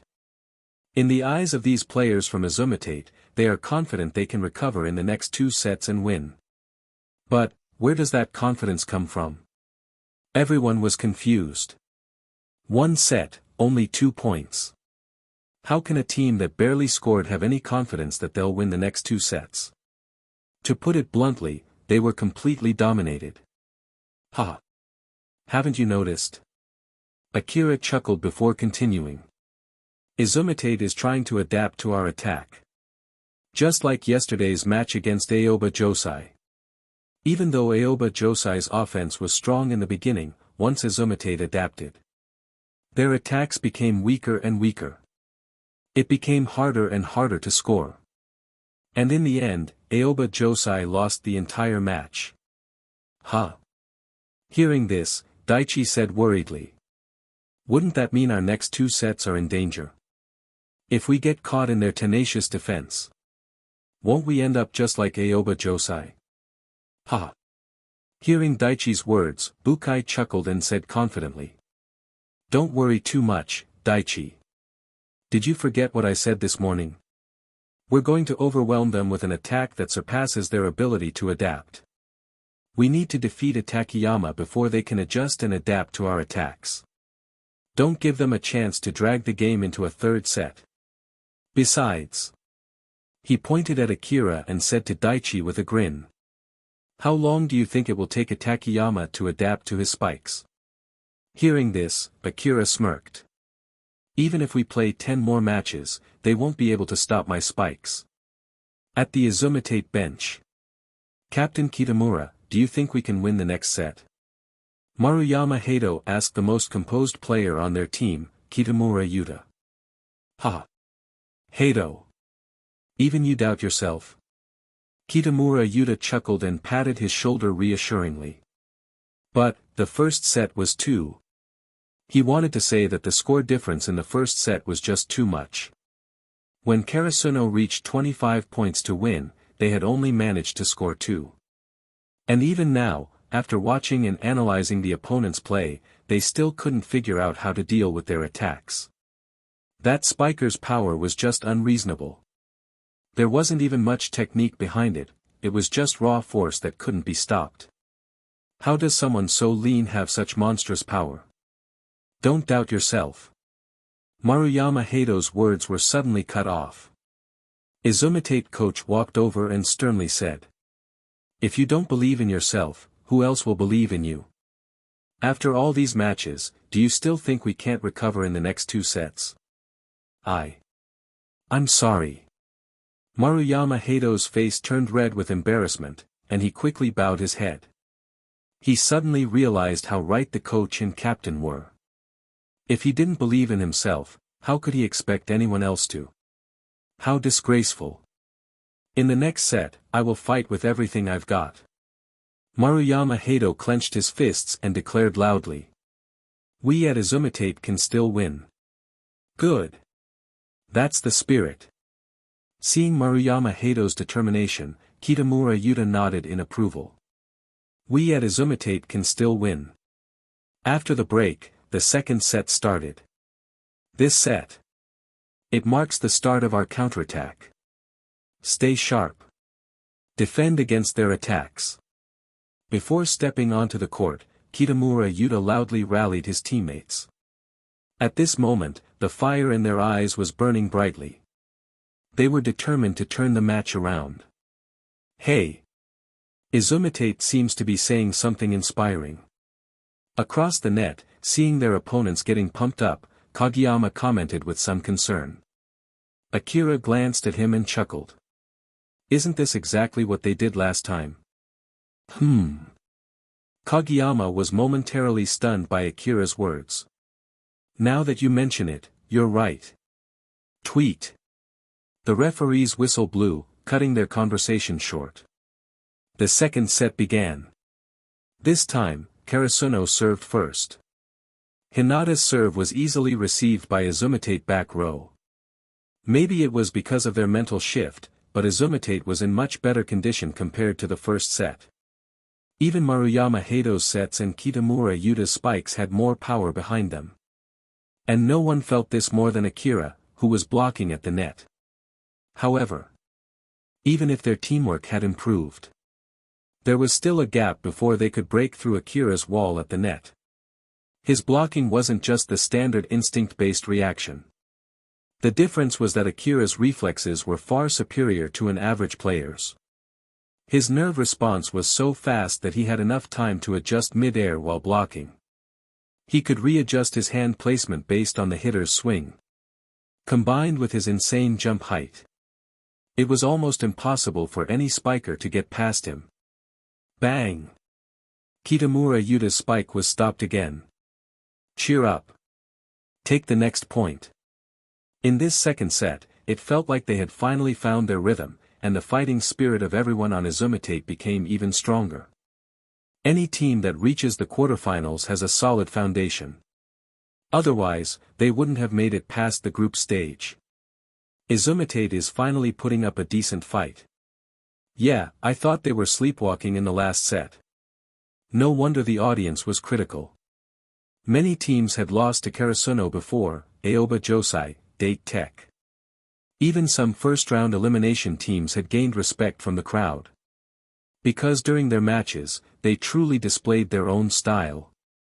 They showed the spirit of fighting until the very end. But Izumitate's first set could only be described as miserable. Humph. You don't get it. In the audience, a young man decked out in Izumitate supporter gear scoffed at the surrounding crowd. This is how Izumitate plays. They sacrifice the first set to figure out the opponent's play style. Then, in the next two sets, they completely crush their opponents. Sometimes, you must give up something to gain something. This is our Izumitate. A legendary team. They'll make it to the finals. They will defeat Shiratorizawa and advance to nationals. Hearing his words, the people around him were stunned. Really? That sounds impressive. As the game continued, the situation on the court wasn't unfolding as smoothly as Izumitate had hoped. While they were slowly catching up, Karasuno still maintained a lead, even if their point gap wasn't growing as fast as in the previous set. What do we do? A drop of cold sweat trickled down Maruyama Hato's forehead. Just one more point. If we can just score one more point. Number 7 will rotate to the back row. After playing for so long, Izumitate finally found an opportunity. And that was, avoid Akira while he's in the front row. He was just too overwhelming. They had tried every attack strategy possible. None of it worked. As long as he jumped and spiked, Izumitate lost the point. He was so strong, it was suffocating. Now, Izumitate's only thought was to avoid confronting him directly. Once he moves to the back row, we can start our comeback. That was the belief shared by everyone on Izumitate. And they were working hard toward that goal. But that small breakthrough was proving to be difficult. No matter how they attacked. Powerful spikes, feints, quick attacks, soft touches. They had already tried everything. But no matter how well they disguised their attacks, they couldn't seem to fool Karasuno's number 7. He was always there, moving precisely into position to make the perfect block. Not only is his spike ridiculously strong, his blocking is just as insane. Maruyama Hato was on the verge of tears. Is there anything he can't do? Just when they were nearing despair, on the other side of the net, something unexpected happened. Kageyama's jump serve missed. The ball landed out of bounds. Izumitate scored a point. In that instant, their entire team nearly jumped in celebration. Finally. That number 7. He was finally rotating to the back row. No more terrifying spikes. No more suffocating blocks. Now, they could fight back against Karasuno. However, they failed to notice something. The moment Hinata rotated to the front row, his eyes lit up with excitement. Everyone, keep your focus. At that moment, Kitamura Yuta, ever the steady one, reminded them loudly. We're taking back the set. Even while trying to stay composed, Kitamura Yuta couldn't hide his excitement. If even he was this fired up, how could the others not be? With Izumitate's serve rotation, the match resumed. Akira had now moved to the back row. And Hinata, now in the front row, exchanged a glance with Kageyama. Immediately, he signaled back to his setter. Tweet. When Izumitate's back row received the ball, the pass was quickly set up for Kitamura Yuta. Of course, in a situation like this, the most reliable player should take the spike. And Kitamura Yuta's eyes sparkled as he saw the set coming his way. Finally, there was no longer that suffocating block. He was about to score again. Izumitate was finally going to turn the game around. He swung his arm and smashed the ball with all his might. Sure enough. With no Akira at the net, his ball sailed right past Karasuno's blockers. But. Bang! Akira, now in the back row, easily received the ball with a perfectly timed slide. And he even flashed a smile at Kitamura Yuta. Oops. My bad. Kitamura Yuta clenched his jaw in frustration. Next time, I won't spike toward him. By now, Kitamura Yuta had developed a slight fear of Akira. The moment he saw him, he felt uneasy. His own spikes kept getting blocked, while his opponent's attacks completely ignored his defense. It was a one-sided beating. It's okay. Let's block their attack and take the point back. Maruyama Hato quickly reassured him. Right now, anyone could falter, but not Kitamura Yuta, their most reliable player. Hearing Maruyama Hato's words, Kitamura Yuta took a deep breath and refocused on the match. Now, Karasuno's front row consisted of an orange-haired shorty and a tough-looking bald spiker. So, who's going to spike this time? The three blockers on Izumitate locked their eyes on the court, slightly crouching as they prepared for Karasuno's next attack. Setter, setter. Who will the setter pass the ball to? Kitamura Yuta and the others constantly ran through all the possibilities in their minds. But the moment Kageyama touched the ball with both hands. Shout! The volleyball turned into an afterimage, flying across the court in an instant. Bang! Before Kitamura Yuta and his teammates could even react. Quick attack, score. What? At that moment, the three of them felt completely lost. That kind of spike. What the hell just happened? Why? Why did they just replace one monster with another? From the back row, Yusuke's mouth hung open as he stared at the spot where the ball had landed, utterly dumbfounded. He hadn't even seen the ball's trajectory. What just happened? That set from their setter, it was too fast. They had originally thought that by coming into the second set, Izumitate would find their rhythm again. That they would figure out a way to counter their opponents. Launch a strong counterattack. Neutralize Karasuno's offense. But all those hopes crumbled in the face of Akira's overwhelming strength. Izumitate had found their rhythm and strengthened their play. They weren't weak by any means. But no matter what they did, their opponents were simply stronger. Even if they had returned to their peak condition, they were still being crushed by Karasuno. The only difference was that they were being crushed at a slightly slower pace. But the moment they saw Akira rotate into the back row, their extinguished hopes were reignited. As long as that ridiculously powerful number 7 wasn't in the front row. Maybe they had a chance to turn the game around. And yet, the situation flipped again. Karasuno's lightning-fast attacks, they had definitely been practicing them for a long time. Once again, Izumitate was under immense pressure. In their previous matches, they had relied on the first set to analyze their opponent's attacks. Only after figuring out all of their opponent's offensive patterns could they counter in the next set and turn the tide. But this time, Akira's insane attacks and impenetrable blocks had made it impossible. Izumitate had only managed to score 2 points in the first set before losing it. They hadn't even rotated their positions once before the set had abruptly ended. They hadn't even gotten a chance to analyze Karasuno's back row attacks. How were they supposed to adjust?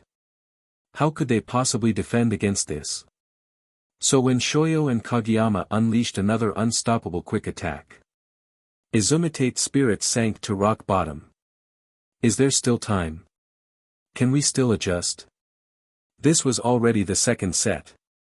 In other words, Karasuno was at match point.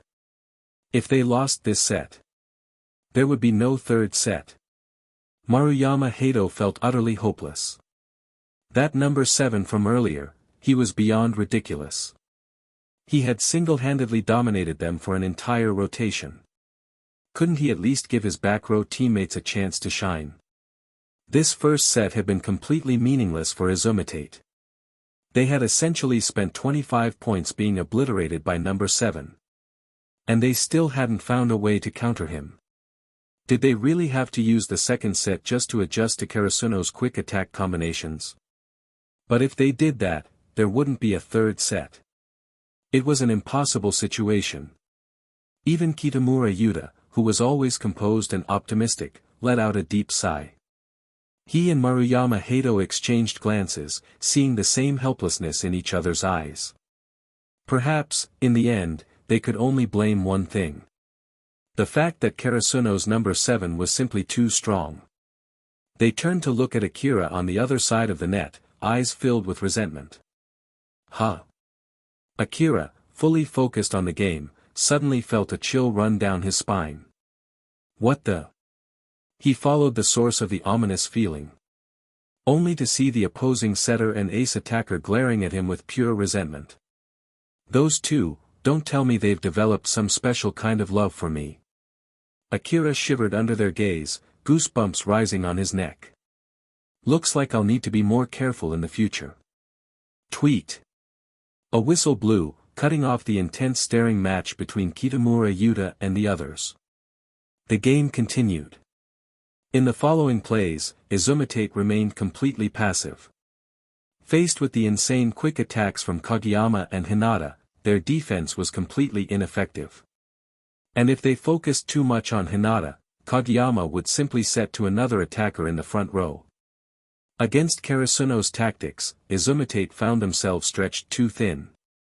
That said, compared to Akira's blocks, Hinata's blocking was still lacking. Without Akira in the front row, Karasuno's defense was noticeably weaker. As a result, Izumitate was able to score more easily. But this led to one inevitable conclusion.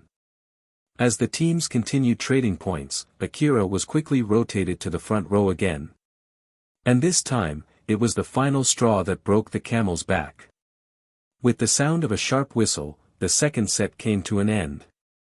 Karasuno 2-0 Izumitate. They had successfully advanced to the semifinals. This afternoon's match was nowhere near as intense as the one this morning. That's to be expected. A team like Izumitate just isn't on the same level as Aoba Josai. Still, it's crazy to think Aoba Josai was so strong and still lost to Karasuno. Tomorrow's finals are going to be insane. I wonder if Karasuno can actually go all the way. I heard some big names are coming to watch the final tomorrow. Huh? Big names from Miyagi Prefecture. That's the rumor. Apparently, this year's final is going to be really unpredictable. Unpredictable? Do you seriously think there's a team out there that can beat Shiratorizawa? Why not? Karasuno looks really promising this year. Humph, then you're just being naive. You don't understand just how strong Shiratorizawa is. A king like that doesn't get dethroned easily. After the match, the audience began filing out. Meanwhile, on the court. Top 4 in the prefecture. We actually made it this far. Daichi's voice trembled with excitement. As one of Karasuno's veteran players, he couldn't contain his emotions. And then. Akira, don't leave just yet. As everyone was about to exit, Takeda-sensei came rushing over. A TV station from Miyagi Prefecture wants to interview you in a bit. Huh? An interview? With me? Hearing this, Akira's face was filled with confusion. Yes. The call came from the school. The TV crew is already outside the stadium, waiting for the interview to begin. Whoa! Hearing Coach Takeda's words, Tanaka and Nishinoya shouted in excitement. Both of them turned to Akira with shining eyes. Being interviewed on TV. I've dreamed of this moment. Humph, isn't it just a local TV station? Tsukishima scoffed from the side, arms crossed. What's there to be excited about? Hearing his words, Tanaka and Nishinoya turned toward him angrily. You just don't get it. Exactly. A TV station is a TV station. It doesn't matter if it's local or national. It's a chance for everyone to see us. Akira, let us come with you. Yeah. Let us watch from the back. I want to be on TV too. Nope.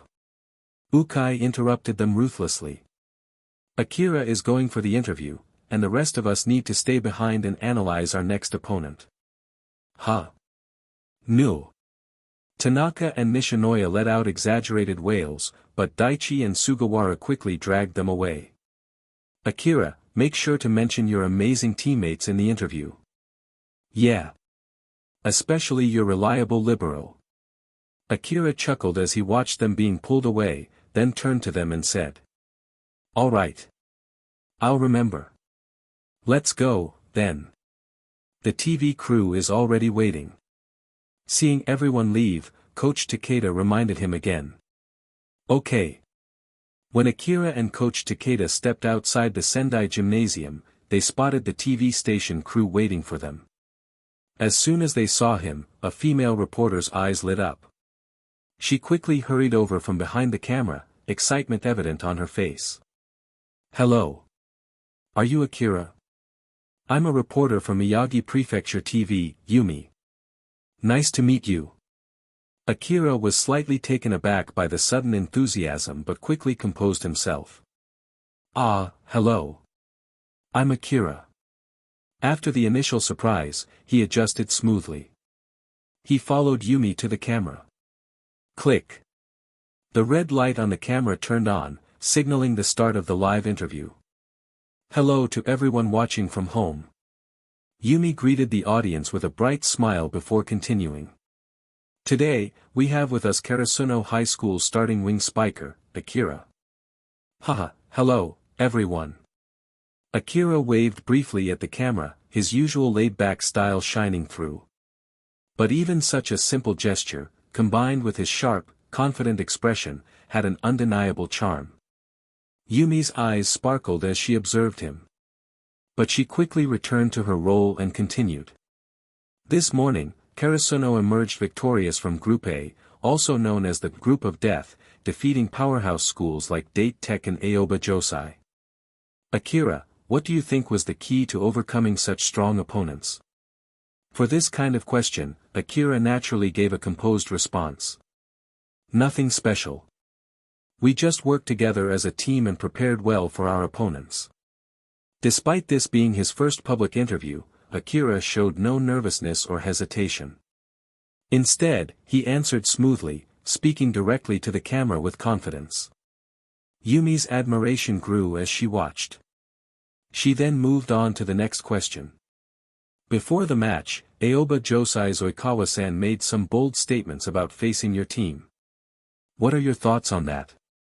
As she spoke, she handed the microphone to Akira. The day before, after the first round of matches, Aoba Josai had also been interviewed. As one of the most well-known players in Miyagi, Oikawa had naturally been the focus. During his interview, he had confidently declared. Prepare yourselves, Karasuno. We're going to take you down. Now that Karasuno had defeated Aoba Josai and secured a spot in the semifinals, Akira's response was highly anticipated. Facing the camera, Akira simply smiled.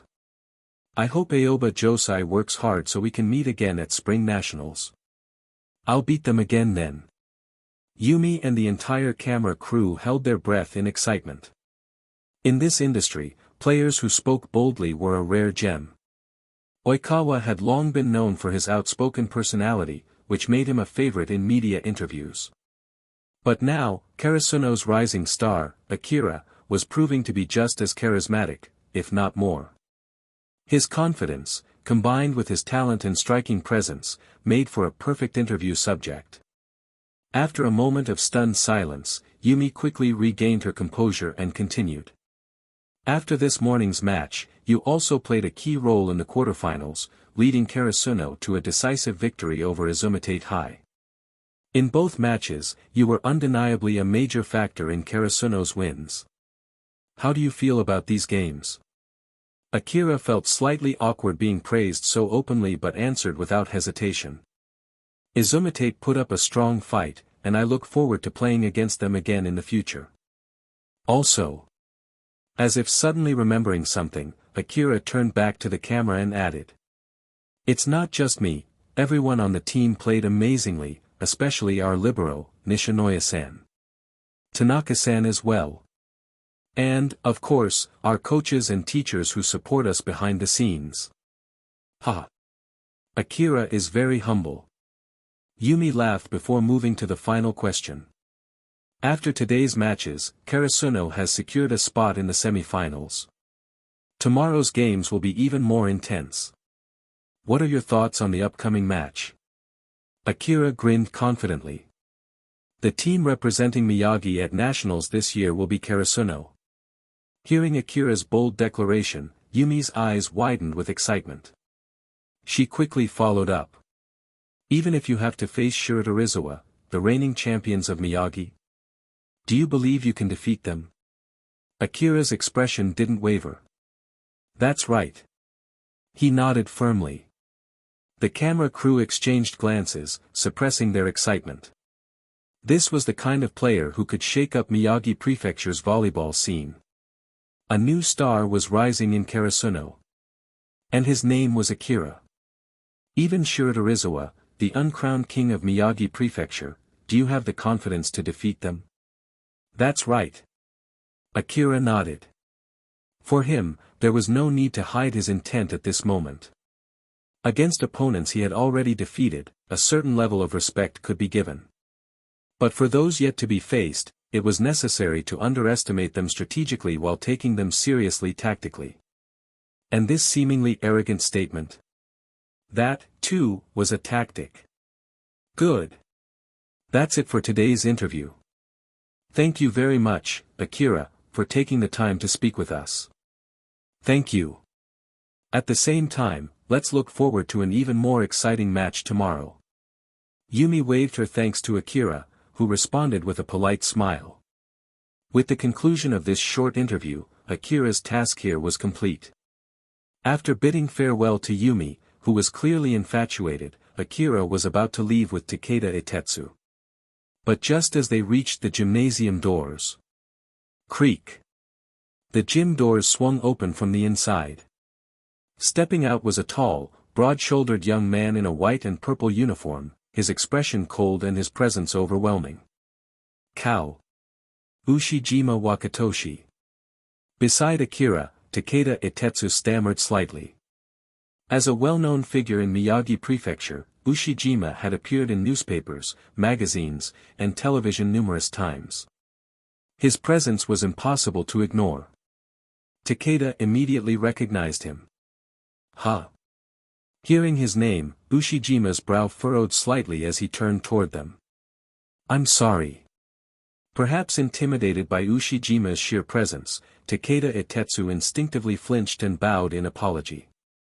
However, when Ushijima caught sight of Takeda's uniform, specifically, the words, Karasuno, embroidered on the chest, his frown deepened. For a moment, he seemed to recall something, and an eerie silence settled over the scene. Ha! Takeda-sensei, it's nothing. At that moment, Akira stepped between them and spoke reassuringly. Ushijima, his train of thought interrupted, returned to the present. His gaze shifted to Akira, taking note of the Karasuno jersey he wore. He seemed as if he wanted to say something, but just then. Ushijima. A voice called from behind him. The TV station has been waiting for you.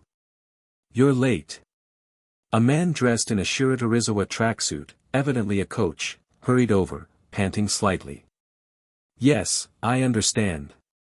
With that, Ushijima indifferently stepped past Akira and Takeda, heading toward his waiting obligations. So, do you two know Ushijima as well? The Shiratorizawa coach turned toward them with mild curiosity. Yes. Everyone in the prefecture knows him. Takeda Itetsu glanced at Ushijima's retreating back, his tone carrying a hint of frustration. Now that he had a moment to reflect, he realized how embarrassing his earlier reaction had been. Oh. Karasuno. You're one of the teams competing this year. Noticing their uniforms, the coach seemed intrigued. That's right. We advanced to the semifinals this afternoon. Takeda Itetsu spoke with pride. Ha! That's impressive. The coach chuckled but then added with a smirk. But. For tomorrow's semifinals, you'd best lose. Ha! Takeda Itetsu blinked, baffled. Before he could ask, the Shiratorizawa coach continued. Because. If you keep winning, you'll face us in the finals.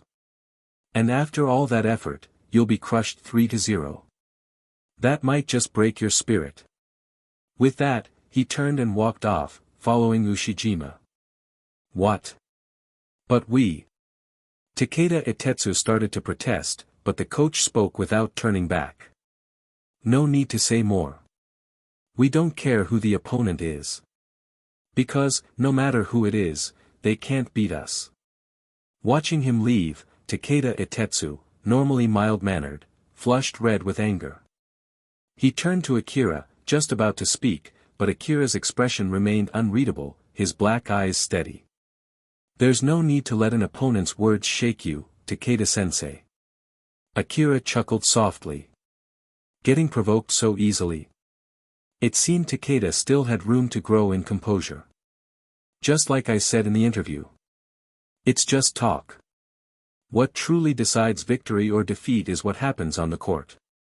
At Akira's words, Takeda seemed to snap out of his frustration. The emotional turmoil left an impact, but now, he simply looked determined. Let's go, Akira. It's time for the game. Watching him walk ahead, Akira sighed slightly, then followed. By the time they arrived at the stands, the current match had just hit a timeout. How's it going? Akira took a seat beside his teammates, eyes locked on the court. It's neck and neck. They're definitely top 8 material. They're tough. Asahi replied grimly. The second set was reaching its climax. Josenji 25-24 Daiichi. Josenji was on match point. Daiichi had taken the first set, establishing their status as the Group G seed. But if Josenji took this set, they would force a tiebreaker. Josenji had just called a timeout to regroup. Tweet. The whistle signaled the end of the timeout, and both teams returned to the court. Josenji was up to serve. Terashima. Make it count. No problem. As always, Josenji exuded a lively, playful atmosphere. Boom. A powerful straight serve rocketed across the court. Daiichi's back row players rushed to receive it, but at the last second, the ball changed direction. The unpredictable trajectory sent it slamming onto the boundary line. Point, Josenji. With that, Josenji had secured the second set. The match was now tied 1-1. This battle for the final four was about to head into an intense tiebreaker. As the whistle sounded, both sides of the match returned to the field. Are there any defining characteristics of these two teams? Looking at Ukai's furrowed brows on the side, Akira couldn't help but ask curiously. Hearing his words, Ukai turned his head and said. Daiichi's characteristics are obvious. They're a disciplined team. Both their individual skills and teamwork are strong. But they don't have any standout players. Josenji, on the other hand. At this, Ukai frowned slightly and looked at the court. Josenji's players are really something. At that moment, Hinata, standing beside them, chimed in. His eyes were already shining with excitement. That ball just now, the one that almost hit the floor. That guy hooked it back with his foot. And actually saved it.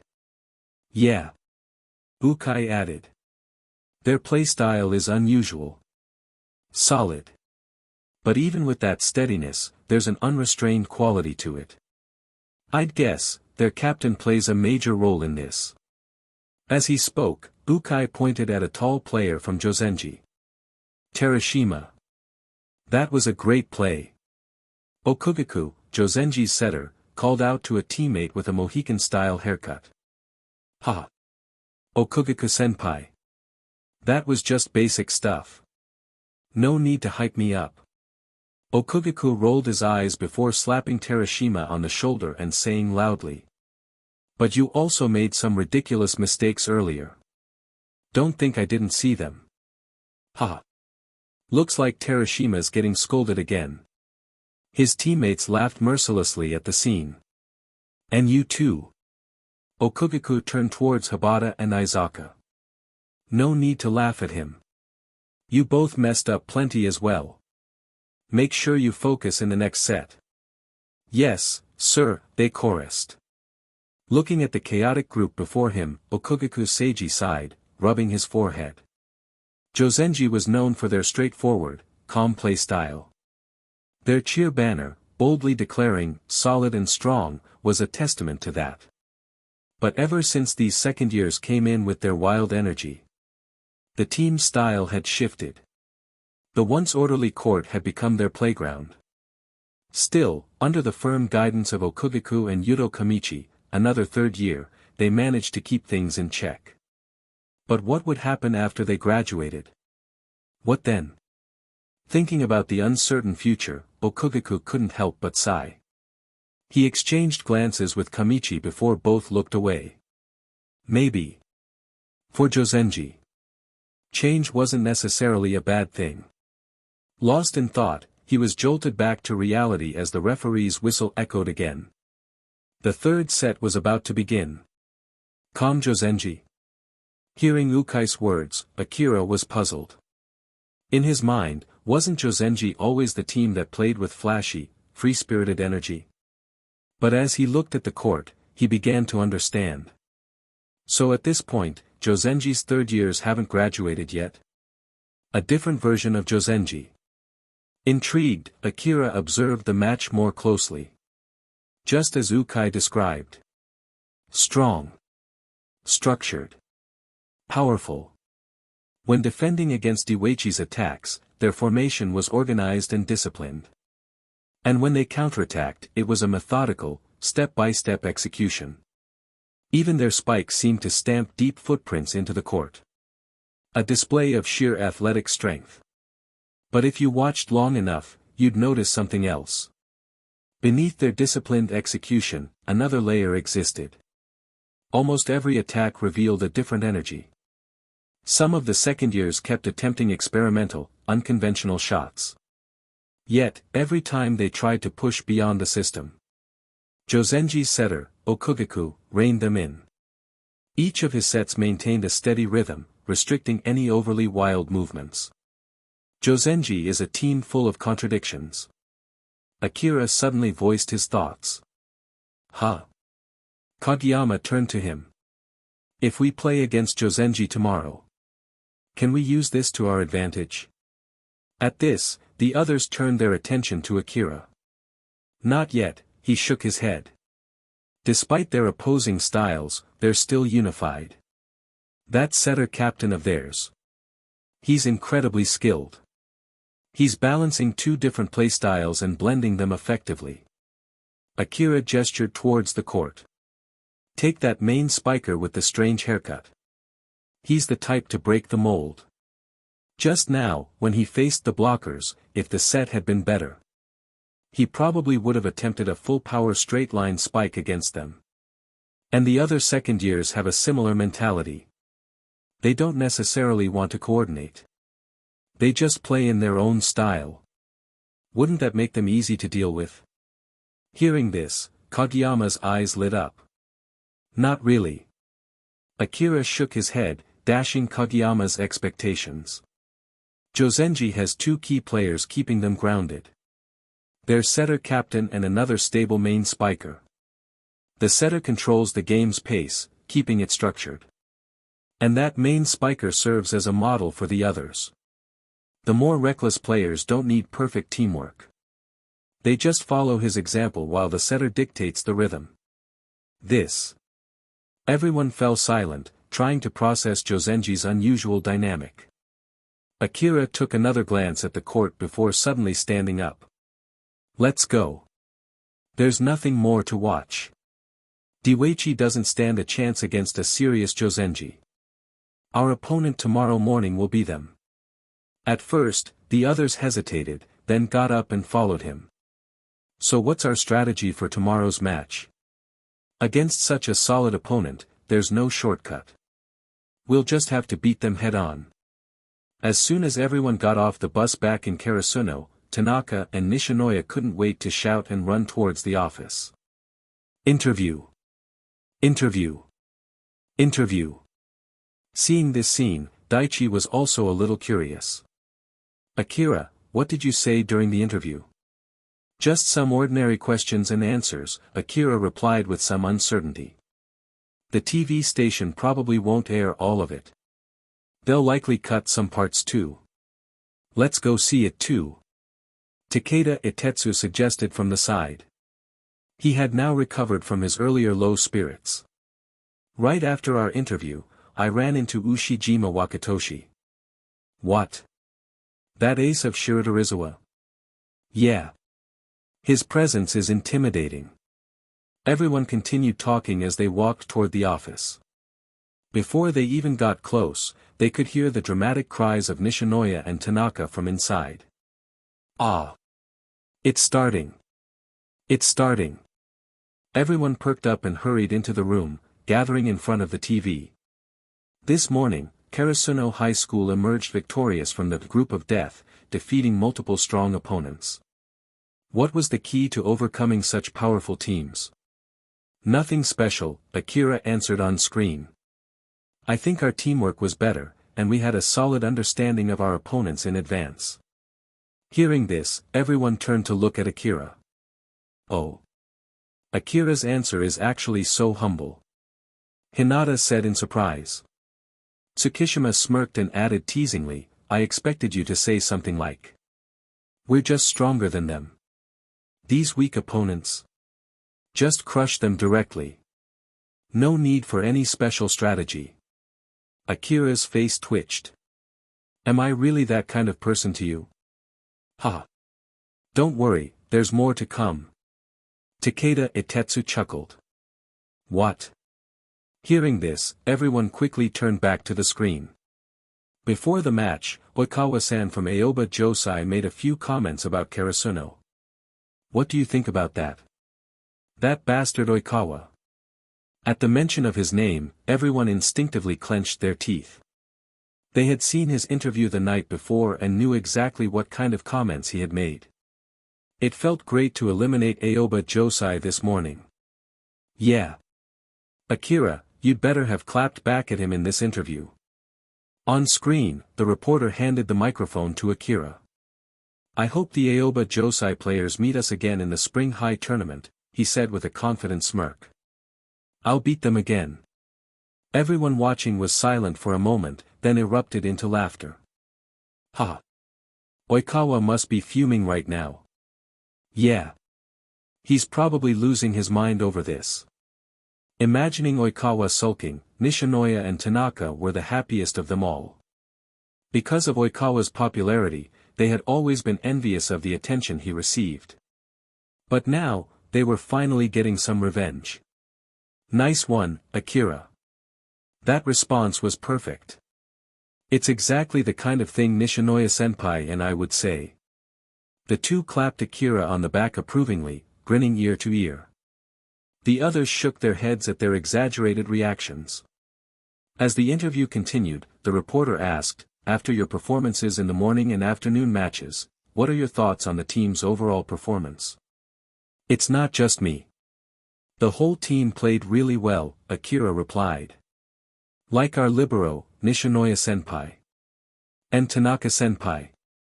And of course, our coaches and teachers, who have been supporting us from behind the scenes. Whoa! Nishinoya and Tanaka immediately jumped up in excitement. Akira mentioned my name.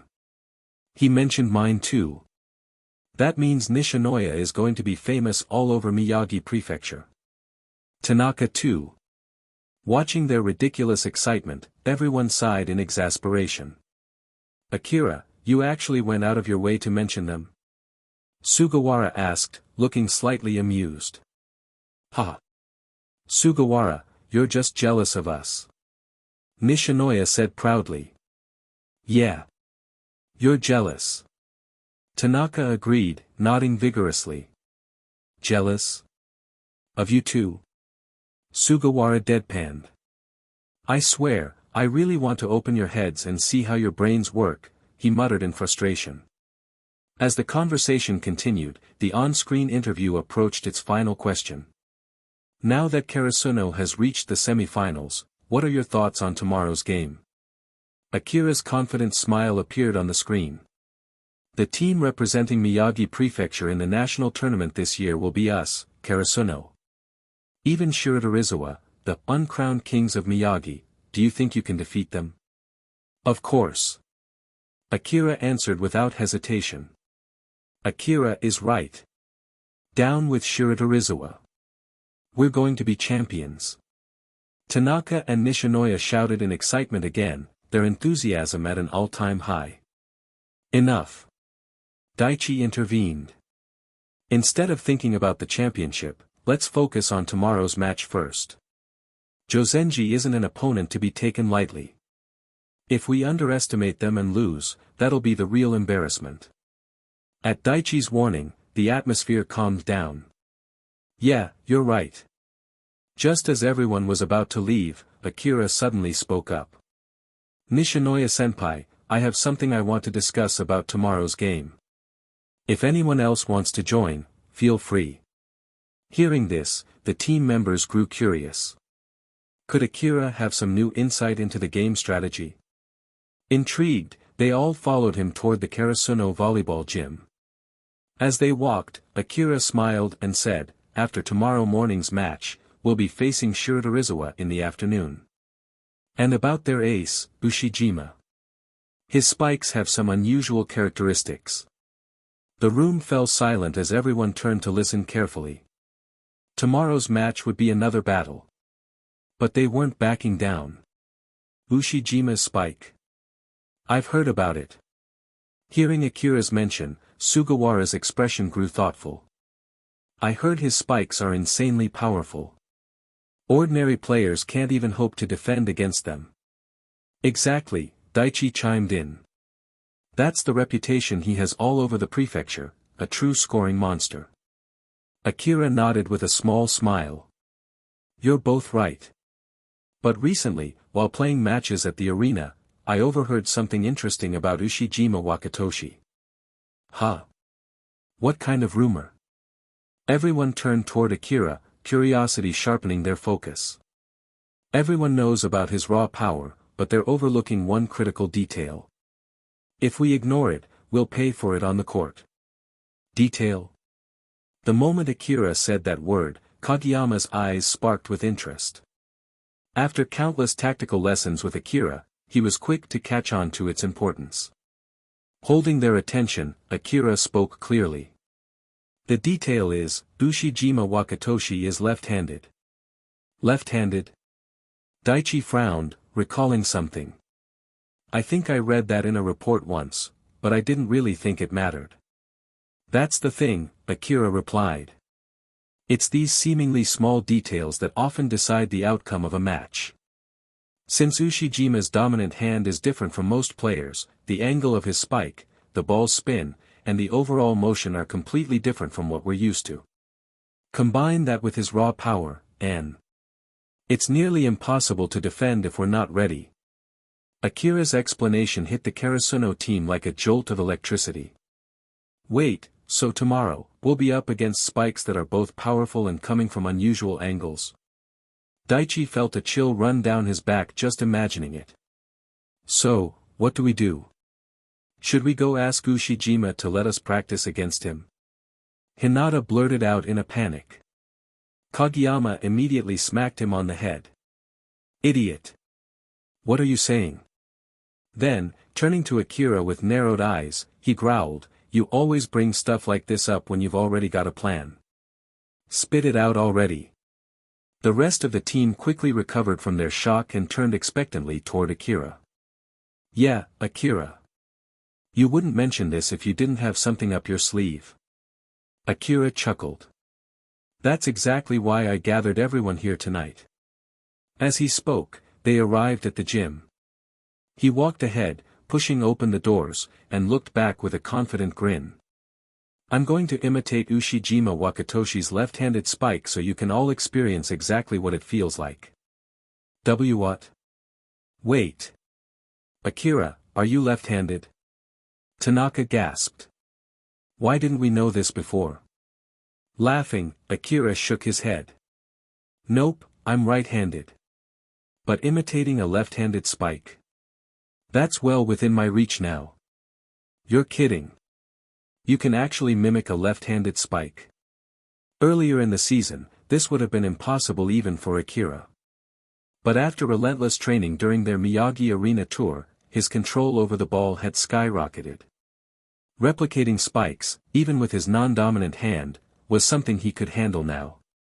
The team stared at him in disbelief. Akira had surprised them many times before, but this was something else entirely. For a right-handed player to spike with power and accuracy using their left hand? That bordered on impossible. Sugawara voiced what everyone was thinking. Akira, it's not that we don't trust you, but imitating a left-handed spike seems like a stretch. Akira simply smiled. Come inside and see for yourselves. Once they all entered, Akira faced them seriously. There are two major differences when facing a left-handed spiker. First, the positioning for blocks. Normally, we jump toward a spiker's right arm.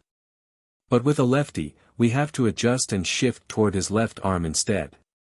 This doesn't require special training, just awareness. He paused, letting the team absorb that point before continuing. The second part is even more important. A left-handed spike creates a completely different trajectory and spin compared to what we usually face. If we don't adjust our reception and block angles, defending against it will be next to impossible. Akira's smile faded as his tone turned firm. That's why we start training now. If we wait until tomorrow's match, it'll be too late, and practicing tomorrow during the break will only drain our energy before the finals. He turned to Nishinoya. We'll start with receiving practice. You're up first. Nishinoya sprang to his feet, eyes blazing. Got it. Let's do this. The rest of the team gathered around, their doubts now replaced by determination. If anyone could prepare them for Ushijima, it was Akira. In the empty gym, Nishinoya crouched slightly, eyes locked on the opposite side of the net.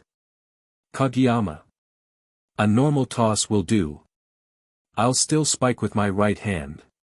Hearing Akira's words, Kageyama looked doubtful again.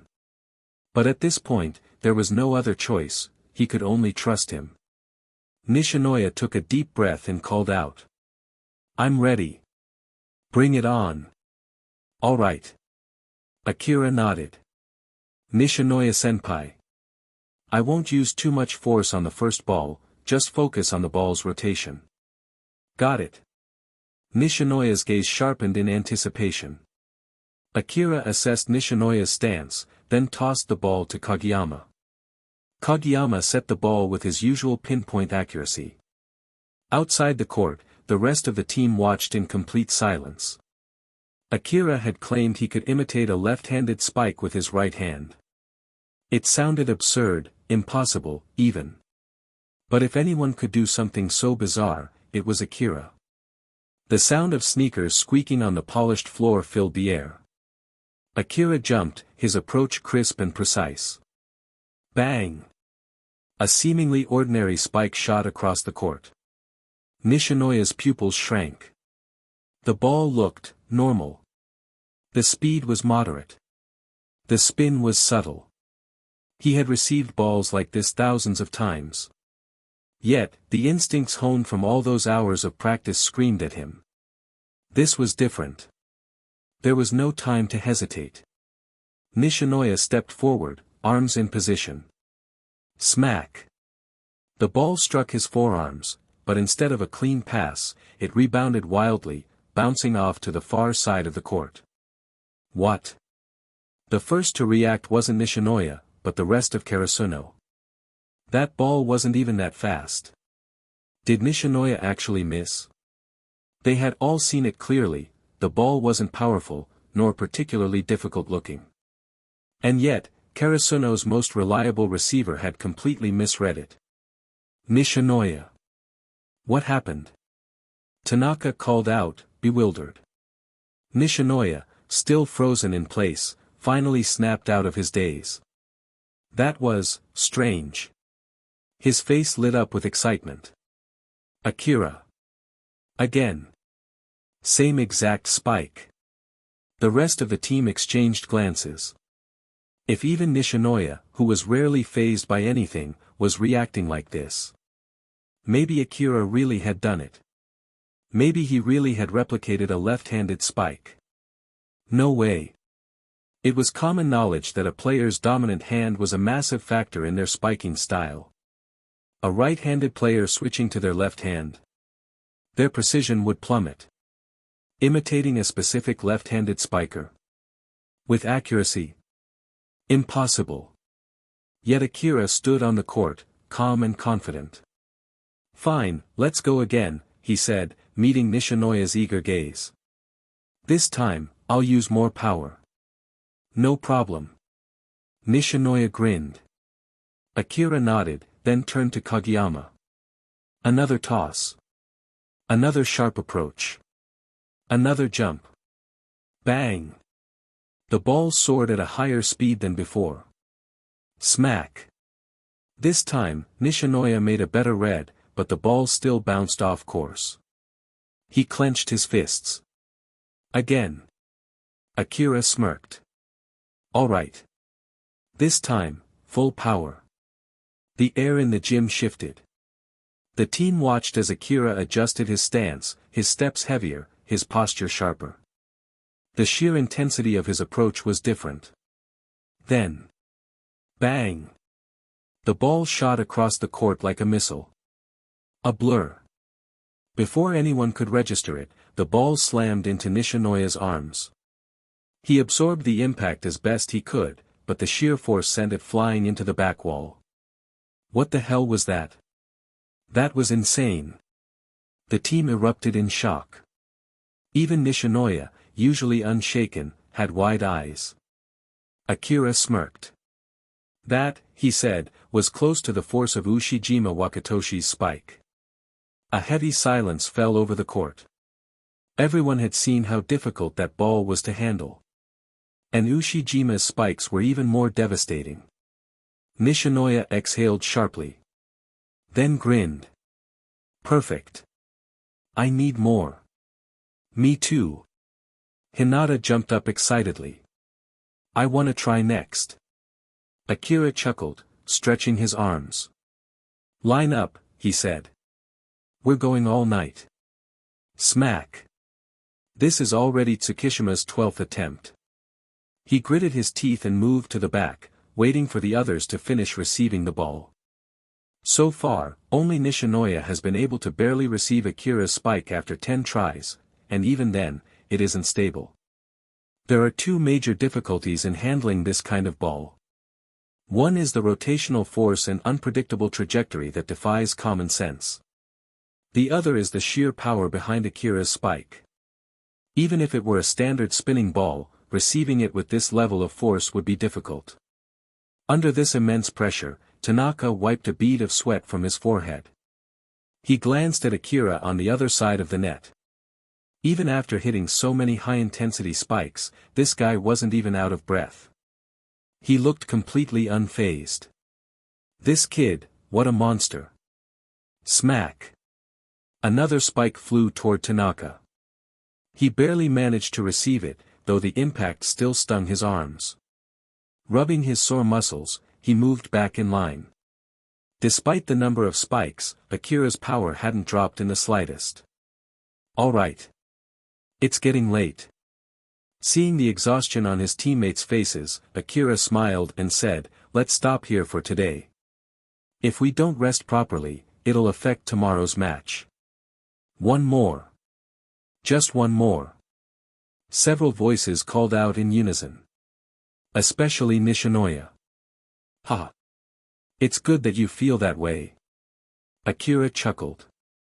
At least everyone is getting a feel for it. When you face a left-handed spike tomorrow, you'll only need a bit more time to adjust. Perfectly receiving it in such a short period isn't realistic. That's right. Coach Ukai, who had been watching from the sidelines, stepped in. You need to know when to stop training. It's already late. Hearing that, everyone finally calmed down. If they continued to train without proper rest, it could affect their performance in tomorrow's match. Let's wrap it up. Remember, if you don't clear the opponent in front of you, there's no final to look forward to. All this preparation will mean nothing if you don't win tomorrow. Yes, sir. The next day. The third round of the qualifier league. Sendai City Gymnasium. Although there were only 4 teams competing today, the crowd was larger than ever. Spectators filled the stands, eagerly awaiting the matches. Today's schedule consisted of 2 major matches. One was the semifinals between Shiratorizawa, the reigning champions of Miyagi Prefecture, and a powerhouse team, Minami Katanomi. The other was between this year's biggest dark horse, Karasuno, and another well-known strong team, Josenji. Both matches promised to be thrilling, attracting numerous volleyball enthusiasts to the venue. The first match was bound to be a spectacle. Every game involving Shiratorizawa was worth watching. Even against a weaker opponent, Ushijima Wakatoshi's sheer power made for an incredible display of strength and precision. And with Minami Katanomi as their opponent, this match would be an intense battle between 2 strong teams. However, the second match was even more intriguing. Josenji had long been considered a top-tier team, earning praise for their stable and disciplined play style. Although some controversy had surrounded their team in recent years, their overall strength had only grown, making them a formidable opponent. This year, they stormed into the top 4 of the tournament with their strongest performance yet. And then, there was their opponent, Karasuno High School. A team that had once been a dominant force in Miyagi Prefecture, frequently reaching the national stage. However, after their legendary coach retired due to illness, their strength began to decline. In recent years, they had faded from major tournaments. They were labeled as the fallen powerhouse. A crow that can't fly. But this year, things were different. During the group stage, they were placed in Group A, the infamous Group of Death. The group contained not only the top-seeded Aoba Josai but also another formidable school, Date Tech, known as the Iron Wall. Just 3 months prior, Karasuno had suffered a crushing defeat against Date Tech in the prefectural tournament. Yet, despite being counted out by almost everyone, Karasuno had risen again. They shocked everyone by defeating both Date Tech and Aoba Josai, securing their spot in the knockout rounds. And they didn't just win, they dominated both teams with a decisive 2-0 victory. They then carried that momentum into their next match, crushing Izumitate in another landslide win to advance to the semifinals. However, many spectators weren't just here for Karasuno's team. They were here for one player. Outside the stadium, fans gathered eagerly. Shintani. You're here too. Oh. Kimura. Didn't expect to see you here. Ha. Of course, I wouldn't miss this. I saw a bunch of familiar faces from the volleyball scene earlier. There are definitely going to be even more people here in the afternoon. Man, today's matches are just too exciting. I even spotted a couple of pro players watching from the VIP section. What? Even those guys? And get this, there's a rumor that Arai and another former national player will be in the stands for the finals. No way. That can't be true. I heard it's been confirmed. That's amazing. I just hope we get to see Akira's signature serve again. The last time I saw it, I was completely blown away. He might save it for the finals. Yeah, I heard he doesn't use it unless it's necessary. But can Shiratorizawa really push Karasuno into a disadvantage? Ha. Guess we'll find out soon enough. The conversation between these two was just a small glimpse of the buzz surrounding the event. Many others were equally excited, eagerly anticipating a clash of titans. The energy in the gymnasium was electric. Everyone was waiting for the matches to begin. Chirping. In the vast volleyball hall, the sound of players warming up constantly echoed. Today's stands were packed with spectators, buzzing with excitement. Makoto Shimada and his friend Takagami navigated through the corridor, searching for seats. Suddenly, Shimada's eyes lit up as he spotted a familiar face sitting in the row ahead. He tapped the man's shoulder and grinned. Moriyuki. I didn't think you'd have time to watch the game today. The man looked up, momentarily stunned, before breaking into a smile. Shimada. Takagami. Seeing his old friends, Yuki gestured for them to join him. Come, sit here. You guys are here to watch too? Haha, of course. Shimada and Takagami exchanged knowing smiles and sat down. I asked you to come with us before, but you said you were too busy. Yeah. Takagami chimed in. You've missed so many great matches. Yuki sighed and shook his head. I know. I didn't want to miss them either, but work kept me tied up. Luckily, my boss gave me time off for today's final. That's great. Shimada said enthusiastically. Watching the final between Karasuno and Shiratorizawa this afternoon is going to be intense. Huh? Yuki raised an eyebrow. Do you guys think Karasuno can actually beat Shiratorizawa? Takagami hesitated. Well, I think they might have a chance. After all, we've been watching their matches the past 2 days. Humph. I think the final match will be between Josenji and Shiratorizawa. A voice from the side cut into their conversation. The three men turned to see a man wearing Josenji's team colors looking at them with disdain. Around them, more voices chimed in. Yeah. No way Karasuno can stand up to a powerhouse like Josenji. I've never even heard of any standout players on Karasuno's team. Exactly. I haven't watched their matches, but for an unknown school to reach the semifinals, they must have just gotten lucky. This morning's match is going to be easy for Josenji. Shimada and his friends exchanged glances, momentarily speechless. The man smirked, thinking they were intimidated. Just watch closely. Josenji is going to win. Takagami clenched his fists, ready to retort, but Shimada placed a hand on his shoulder. Let's just watch the match. As more spectators filled the stands, the players continued their warm-ups. Damn, this team looks tough, Daichi muttered as Karasuno watched Josenji from across the court. Since both teams were warming up at the same time, they could observe each other closely. Josenji's players had initially known little about Karasuno. They had only heard that the team was once a strong contender but had since declined. However, in this tournament, Karasuno had been making a surprising comeback. Josenji's third-year ace, Seiji Okugaku, narrowed his eyes as he watched Karasuno's movements. This won't be an easy match. Yudo Kamichi, another third-year attacker, nodded in agreement. We need to keep a close eye on their number 7. Oh. Okugaku turned to him. Why him? I think their number 10 looks more dangerous. He hasn't shown much yet, but I get a bad feeling about him. Kamichi shook his head. Number 7 is our biggest threat. Okugaku frowned. How do you know? I saw one of his matches last year, Kamichi said, his voice serious. When? At the junior high league. My cousin played against his team. Okugaku raised an eyebrow. And what happened? Kamichi exhaled, recalling the memory. After that match, my cousin was devastated. He nearly quit volleyball altogether. That bad? Okugaku's expression turned grim. Kamichi nodded. That number 7 led his team to win the entire junior high league.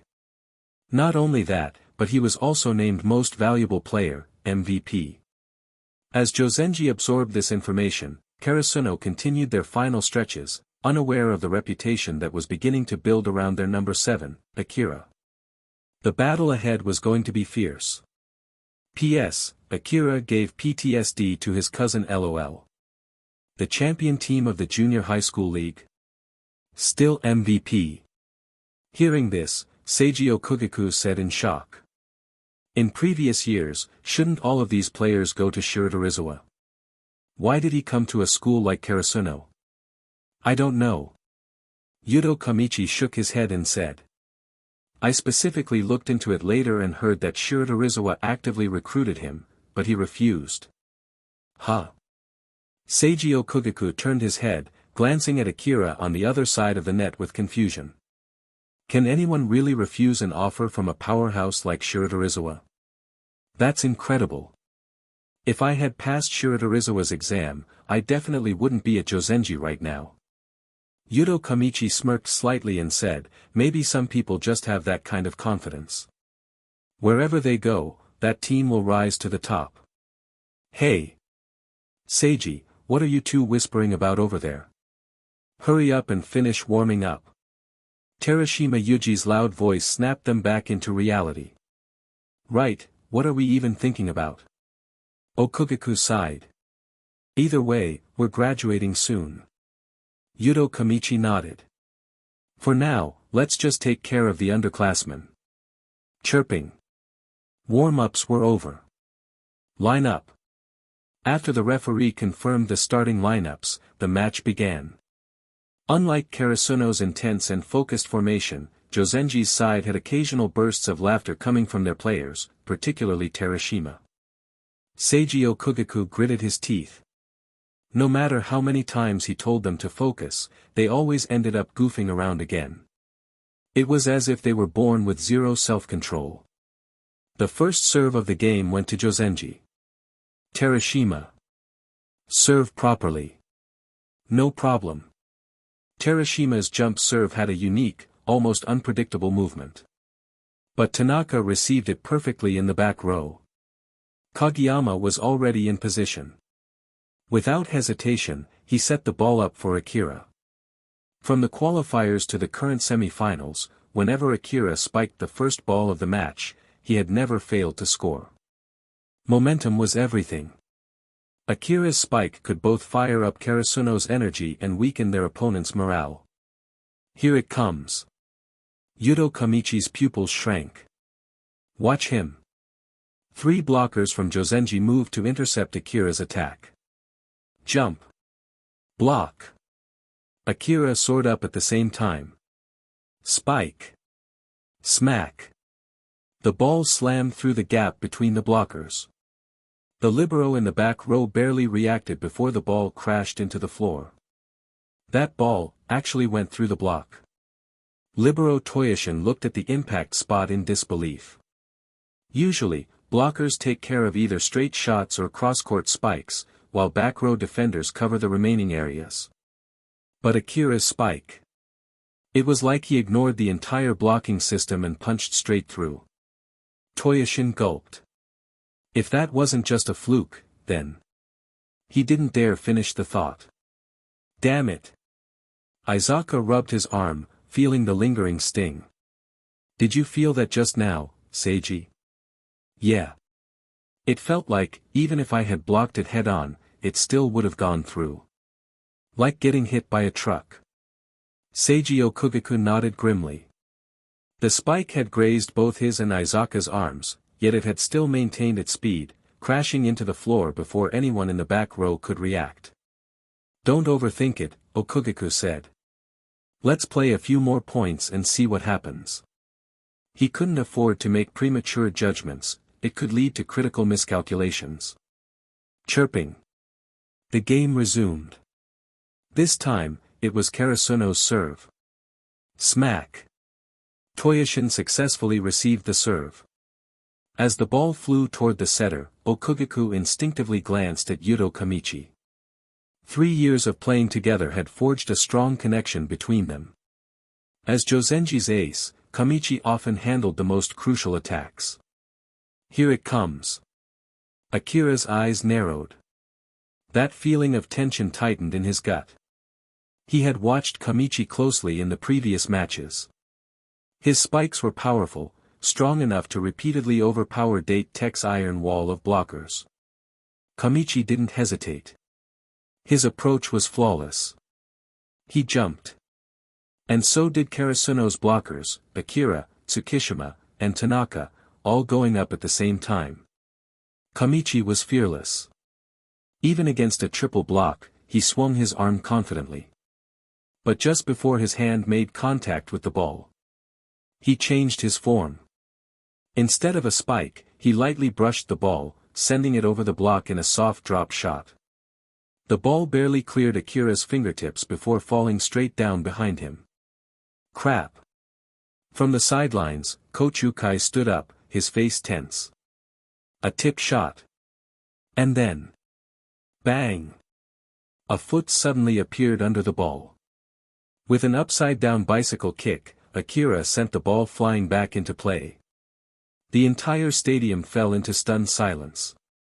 Then, chaos erupted. The crowd gasped, Josenji's players froze in shock, and even Karasuno's bench reacted with disbelief. Wah! A kick save? That was insane. Kageyama immediately chased after the ball. Cover it. Hinata, fully fired up, darted to the net, shouting, "Set it to me." The play continued, Karasuno refusing to back down. For the first time, the confident, free-spirited Josenji players felt the pressure. This wasn't just any team. This was Karasuno. The crowd erupted as the play unfolded before their eyes. So strong. From the stands, Iwai watched the action on the court, his eyes gleaming with excitement. With that last move, he had been sure that Karasuno was going to lose the point. But at the most critical moment, Akira had saved the ball that was destined to hit the floor. It's so intense. Kento turned to look at his brother, only to find Iwai staring at the court in pure awe. It's over, he's spiking it. What?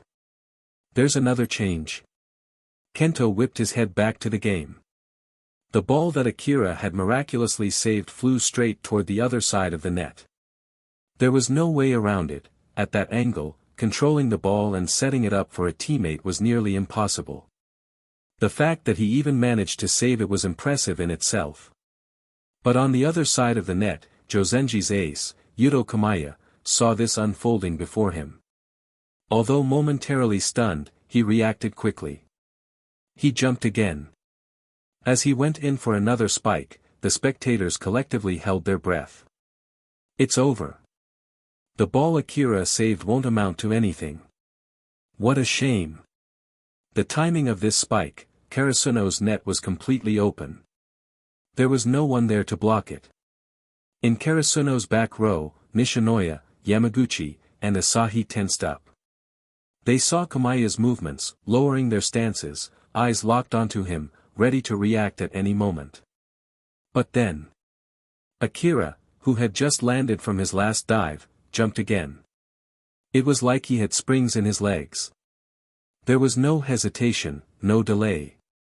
Kamiya had been aiming for the open space behind Karasuno's blockers, but suddenly, as he swung his arm down, a pair of hands appeared right in front of him. Bang! The timing was perfect. Kamiya's powerful spike was blocked straight down. The ball slammed into the court. Chirp! The referee blew the whistle. Karasuno scored. What just happened? The crowd erupted in an uproar. A second jump block. And in such a short time. That number 7 from Karasuno is an absolute monster. I thought for sure Karasuno would lose the point. But then, so many things happened in a flash. It was like a roller coaster. Not only did he predict the spike, he reacted instantly. His intuition is terrifying. It's not just intuition. His physical abilities are insane. Did you see how fast he jumped again after landing? He actually caught up with Josenji's attacker, who had already jumped first. The entire audience buzzed with excitement. On the court, it wasn't just Josenji's players who were stunned. Even Karasuno's own members were staring at Akira in disbelief. Are you even human? Kageyama finally spoke up. He had been the one jumping alongside Akira for the block, so he had seen it up close. The hanging ball that Kamiya had used earlier, Kageyama had seen it, but he hadn't reacted in time. For someone with Kageyama's reflexes, that was saying something. He had seen the play unfold, his brain had registered what was happening, but his body simply hadn't kept up. But Akira? Not only had he recognized the move immediately, his body had responded just as fast. And judging by the speed of his second jump, he had anticipated Kamiya's follow-up attack the moment he saved the ball. He had read the entire play beforehand. That was insane. From the other side of the net, Terashima Yuji's voice rang out, full of excitement. Seiji Okugaku turned around with a scowl. Terashima. If you even think about trying that during the game, I swear. Hey. I wouldn't dare, Seiji-senpai. Terashima grinned sheepishly, but the gleam in his eyes betrayed his excitement. Taking a deep breath, Okugaku composed himself. He turned to Kamaya. What did it feel like? Kamaya frowned. It's tough. That number 7's block is way too high. I knew it would be difficult to score, so I used the hanging ball as a trick. Kamaya exhaled. But I didn't expect. Even that wasn't enough. He reacted too fast. His thinking is so sharp. Okugaku's heart sank, but he didn't let it show. Instead, he turned to his teammates. Stay calm. That was just 1 point. He turned back toward the other side of the net. We'll get it back soon. Yeah, his teammates responded in unison. The whistle blew. The game continued. I didn't expect this match to be so intense right from the start. The crowd was buzzing with excitement after Akira's incredible play. As the match progressed, Josenji began to settle into their usual rhythm. Their play style was all about adaptability and unpredictability, and it showed. Particularly, the duo of Kamaya and Okugaku stood out. Their coordination kept Karasuno on edge, and their strategic plays began to show results. Their teammates, originally shaken by Karasuno's aggressive start, also found their footing again. But in doing so, they exposed a major weakness. A steady team like theirs, when faced with an opponent much stronger than them, had little to no chance at all. Some teams, when facing stronger opponents, rely on unorthodox strategies and unpredictable tactics to catch their rivals off guard and secure a surprise victory. If Akira hadn't joined Karasuno, then Karasuno, who relied on Hinata and Kageyama's freak quick attack, would have been one such team. But now, Josenji plays in an entirely different style. They rely on skill. Such a team, when facing weaker opponents, will win consistently. Few teams can overturn them because their style is grounded and steady. But when their opponent is stronger than them, that very steadiness becomes a weakness. Because steadiness means minimal fluctuations in performance. And when their peak performance still falls below their opponent's strength, failure is inevitable. Right now, Josenji is being completely dominated by Karasuno. How could this be? Aren't the players in good form today? This doesn't make sense. What's happening? Is Karasuno really that strong? Listening to the murmurs of the audience around them, Shimada and his friends exchanged knowing smiles. You three shouldn't get too happy just yet. Don't assume Josenji will lose so easily. At that moment, a Josenji supporter sitting nearby spoke up. Although his face looked a little pale, he still turned toward Shimada and his friends with determination. Just wait. Josenji still has plenty of fight left. But regardless of how Josenji's fans felt, the match continued moving in the worst possible direction for them. With Akira rotating to the back row, Karasuno unleashed Hinata and Kageyama's freak quick attack combined with Hinata's decoy strategy. While teams can adjust to Hinata's quick attack, that takes time. And so far, the only person who has successfully stopped that quick attack on the first try is Akira. But before Josenji's blockers could even react, Hinata rotated to the back row. And Akira, Karasuno's other ace attacker, rotated back to the front. Now, two completely different offensive styles alternated. One, a guerrilla-like strategy focused on avoiding the blockers and scoring from unexpected angles. The other, a direct, overwhelming attack, striking with the sheer force of raw power. No matter how strong a blocker is, if they stand in Akira's way, he will break through. Josenji's players were being subjected to both forms of attack in turns. Just as they adjusted to one, the other would strike. With that relentless pressure, the score continued to widen, and Josenji's players began to lose their mental edge. Tweet. The referee's whistle echoed as Seiji Okute glanced at the scoreboard. We're at match point already. He clenched his teeth, his palms damp with sweat. Staring across the net, he felt a moment of despair. Hey! Seiji-senpai. What are you spacing out for? A hand landed on his shoulder, snapping him out of his thoughts. He turned to see Terashima Yuji standing beside him, grinning confidently. Didn't we say it? This year, we'll defeat Shiratorizawa and go to nationals. We can't fall here. So don't you dare give up now. TCH. Who said I was giving up? Seiji shoved Terashima's hand away, annoyed. The next ball is coming to you. Don't mess it up. Ha. No problem. As Terashima turned away, Seiji found himself momentarily dazed. Maybe these second years have the right idea. Playing freely, doing whatever feels right, making it impossible for the opponent to predict. Tweet. A sharp whistle interrupted his thoughts. No matter what, the match must go on. But against Karasuno's relentless offense, Josenji's defense struggled to hold up. The first set ended in a landslide. Meanwhile, at another court nearby. Shiratorizawa. Shiratorizawa. Deafening cheers filled the air. And on the scoreboard. Shiratorizawa 25-16 Wakatani Minami. Shiratorizawa had swiftly taken the first set. We expected this, but seeing it happen still stings, Nakajima muttered bitterly from Wakatani Minami's bench. For the next set, we fight back. We're not just going to roll over. Even if we lose, we won't make it easy for them. Yeah.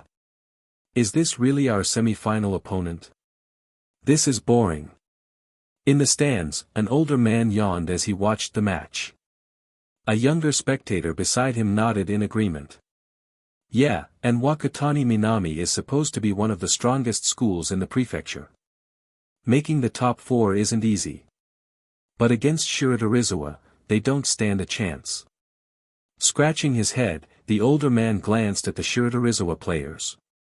I guess that just shows how strong Shiratorizawa is.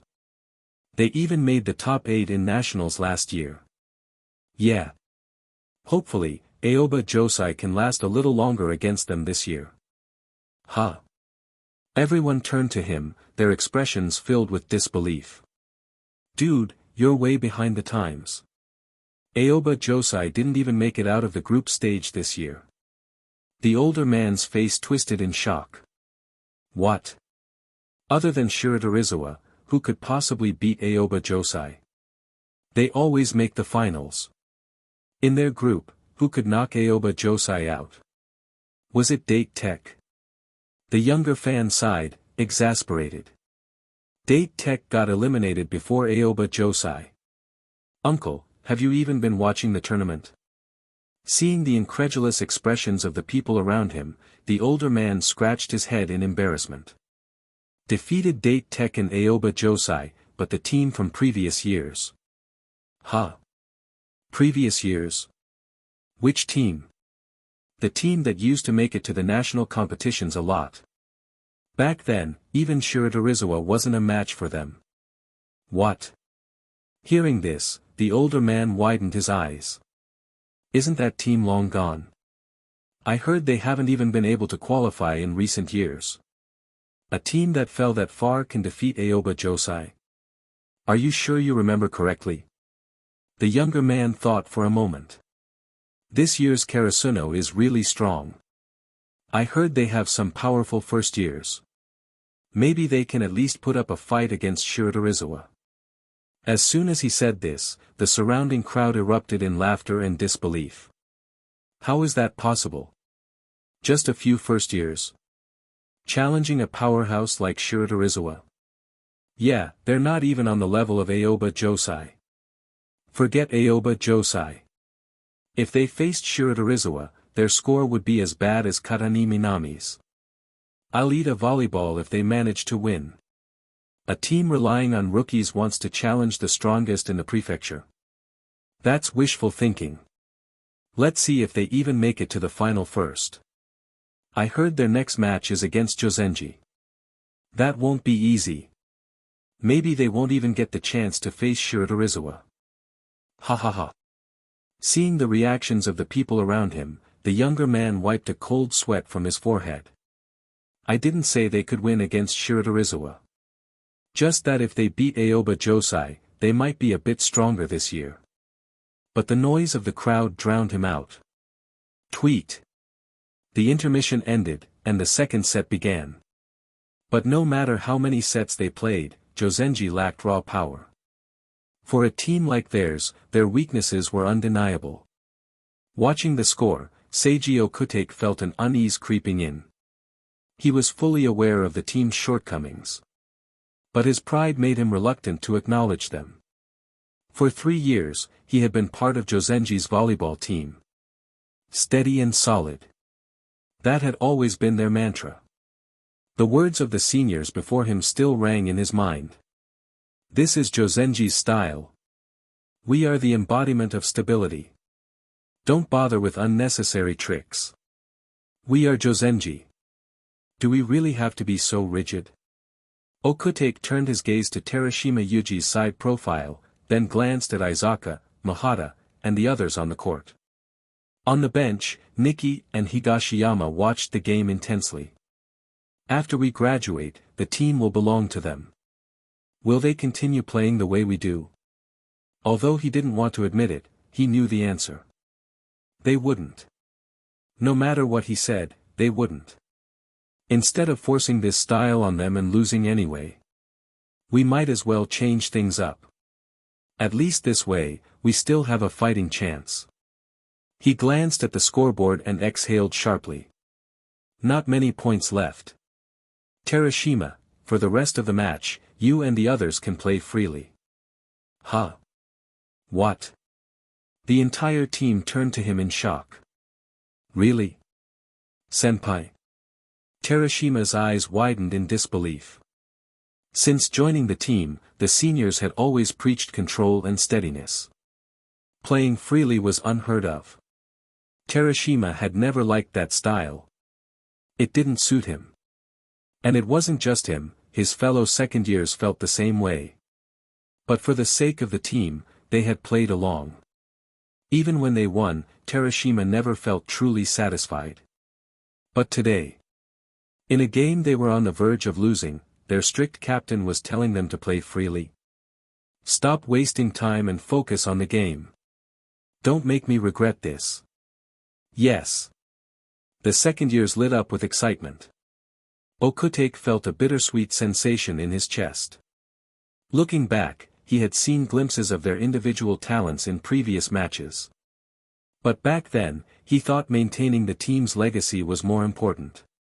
Sacrificing personal play styles for the sake of team strategy had always seemed justified. But now, he wasn't so sure. If there's no joy in this, how long will obedience last? He muttered to himself, feeling a weight in his heart. I really haven't been a good captain. No, you already are. Kamichi Yuto had appeared beside him, speaking softly. It's incredible that you managed to lead the team and balance different playstyles. They understand that, too. Otherwise, with Terashima's personality, do you think he'd respect you this much? Okutake stared at him in shock. Before he could respond, Kamichi grinned. Don't just stand there. The opponent is about to serve. Next point, we score. After Seiji Okutake released his restraints on them, Josenji seemed to immediately change its style. It was like a middle-aged man who had been stable and composed suddenly turning into a carefree child. Terashima and the others began executing bizarre and unpredictable plays that caught everyone off guard. Under this sudden change, Karasuno was momentarily thrown into chaos. But that only lasted for so long. At this point, Josenji had already fallen into a considerable point deficit. Even if they managed to pull off some surprising moves, it only earned them a few extra points. It wasn't enough to change the outcome. If Seiji Okutake had made this decision earlier in the match, Josenji might have had a better chance. But now, with Karasuno close to match point, there was no saving Josenji from their inevitable defeat. Since we can't win the game, then let's at least have fun. Every play became about their own enjoyment. Every ball, a chance to express themselves freely. Tweet. The sharp sound of the whistle echoed.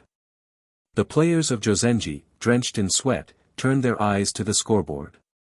Karasuno 25:19 Josenji. Damn. I can't accept this. It was just getting fun. Under the bright lights overhead, Terashima's face showed his frustration. He looked across the net at the players in black and orange, struggling to accept the loss. Such an interesting opponent. And it's already over. Seiji Okutake sighed as he stepped forward, placing a reassuring hand on Terashima's shoulder. Once we leave, this court is yours. What? Terashima turned to Seiji in disbelief. Seiji-senpai. Didn't you say we should? A structured and disciplined playstyle doesn't suit you. Seiji cut him off, glancing around at his teammates, their gazes locked on him, waiting for his words. Only now do I truly understand. The best style of play is the one that fits you. I hope that in future games, you don't just have fun. I hope you take Josenji to a whole new level. He paused for a moment before continuing. If you can't defeat an opponent today, then beat them next time. Make sure you shine at Spring High. Yes, senpai. But, why? Up in the stands, a young Josenji supporter clenched his fists, his expression filled with disbelief. Josenji, wasn't it supposed to be the strongest? Even if they lost, it should have been to a powerhouse like Shiratorizawa. He muttered to himself, too caught up in his emotions to notice Takegawa and his friends walking past him. Hey, Shimada, what's with that guy? Why does he look even more devastated than the players? How should I know? Maybe he has friends on Josenji's team. Are we still going to watch Shiratorizawa's match? After the game, Hinata's eyes sparkled with excitement. I really want to see a team that's strong play. Sugawara chuckled at Hinata's enthusiasm. With Shiratorizawa's level, their match has probably ended by now. If we rush over, the venue might already be empty. Seeing Hinata's disappointment, Daichi patted his shoulder reassuringly. We're going to face them this afternoon anyway.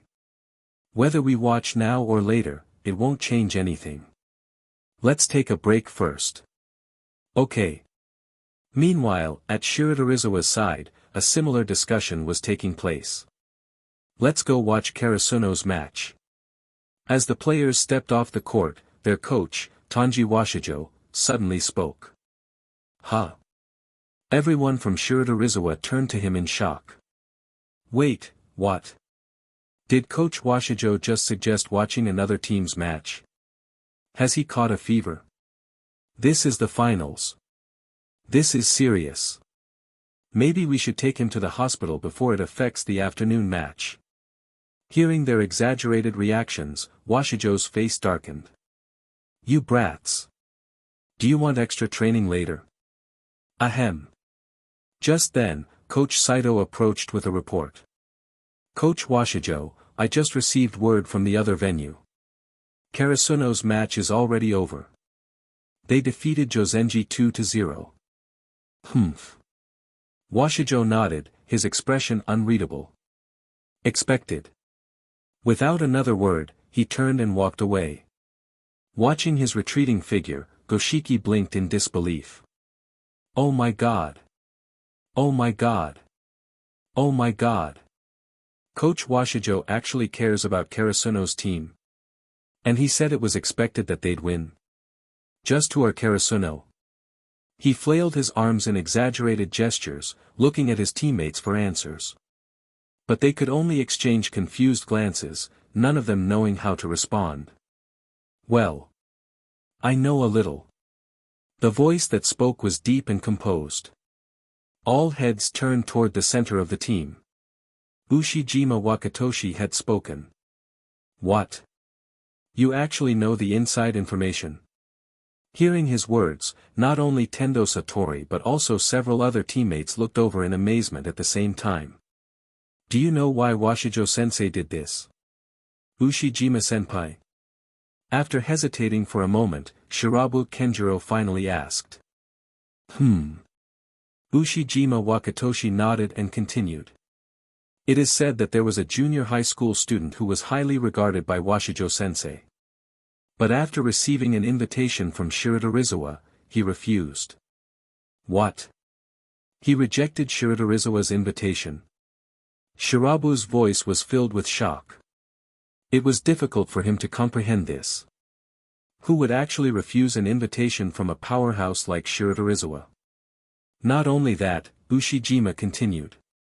After he refused Shiratorizawa the first time, Washijo-sensei personally went to see him again. But he still refused. Ha ha ha. Tendo suddenly burst into laughter. I can't believe old man Washijo actually got turned down like that. Shirabu, however, was still in disbelief and murmured. So many players dream of entering Shiratorizawa, yet this guy turned it down twice. Why? Why would anyone reject an invitation from Shiratorizawa and Washijo-sensei? Wait a minute. Tendo suddenly exclaimed. Sensei has been showing so much interest in Karasuno, could it be? Everyone seemed to realize something at the same time and turned to look at Ushijima. That's right. Ushijima nodded in confirmation. He went to Karasuno. It seems that this has become something of a grudge for Washijo-sensei. I didn't think we'd meet him this year, but Karasuno made it to the finals. A player personally invited by Washijo-sensei. At this moment, Goshiki Tsutomu muttered softly. That guy. Who? Goshiki, do you know him? Shirabu immediately turned to him, his curiosity growing even more. He's the captain of that junior high team that won the championship. A true powerhouse. A top-tier ace. I heard that his junior high team, despite being relatively unknown, won the championship solely because of him. If it's someone like that, it makes sense that Washijo-sensei would have taken an interest in him. Oh. Ushijima turned his attention to Goshiki. Did you play against him in junior high? Nope. Hearing the interest from his teammates, Goshiki suddenly became flustered, his usual confidence slightly shaken. But I definitely won't lose to him. Tendo smirked. What? I thought you knew how strong he was. Goshiki huffed in annoyance. Just compare him to me. He's definitely strong. If we're comparing him to you, then he must not be much of a threat to us. With that, the team started walking toward the exit of the stadium. Hey! What do you mean, not a threat? So excited. I'm so excited. Time out. Ha! Mitsuda shook his head. If they have waited until 8 points, Shiratorizawa would be in deep trouble. It would be too late. Is that guy really that strong? Naoto asked incredulously.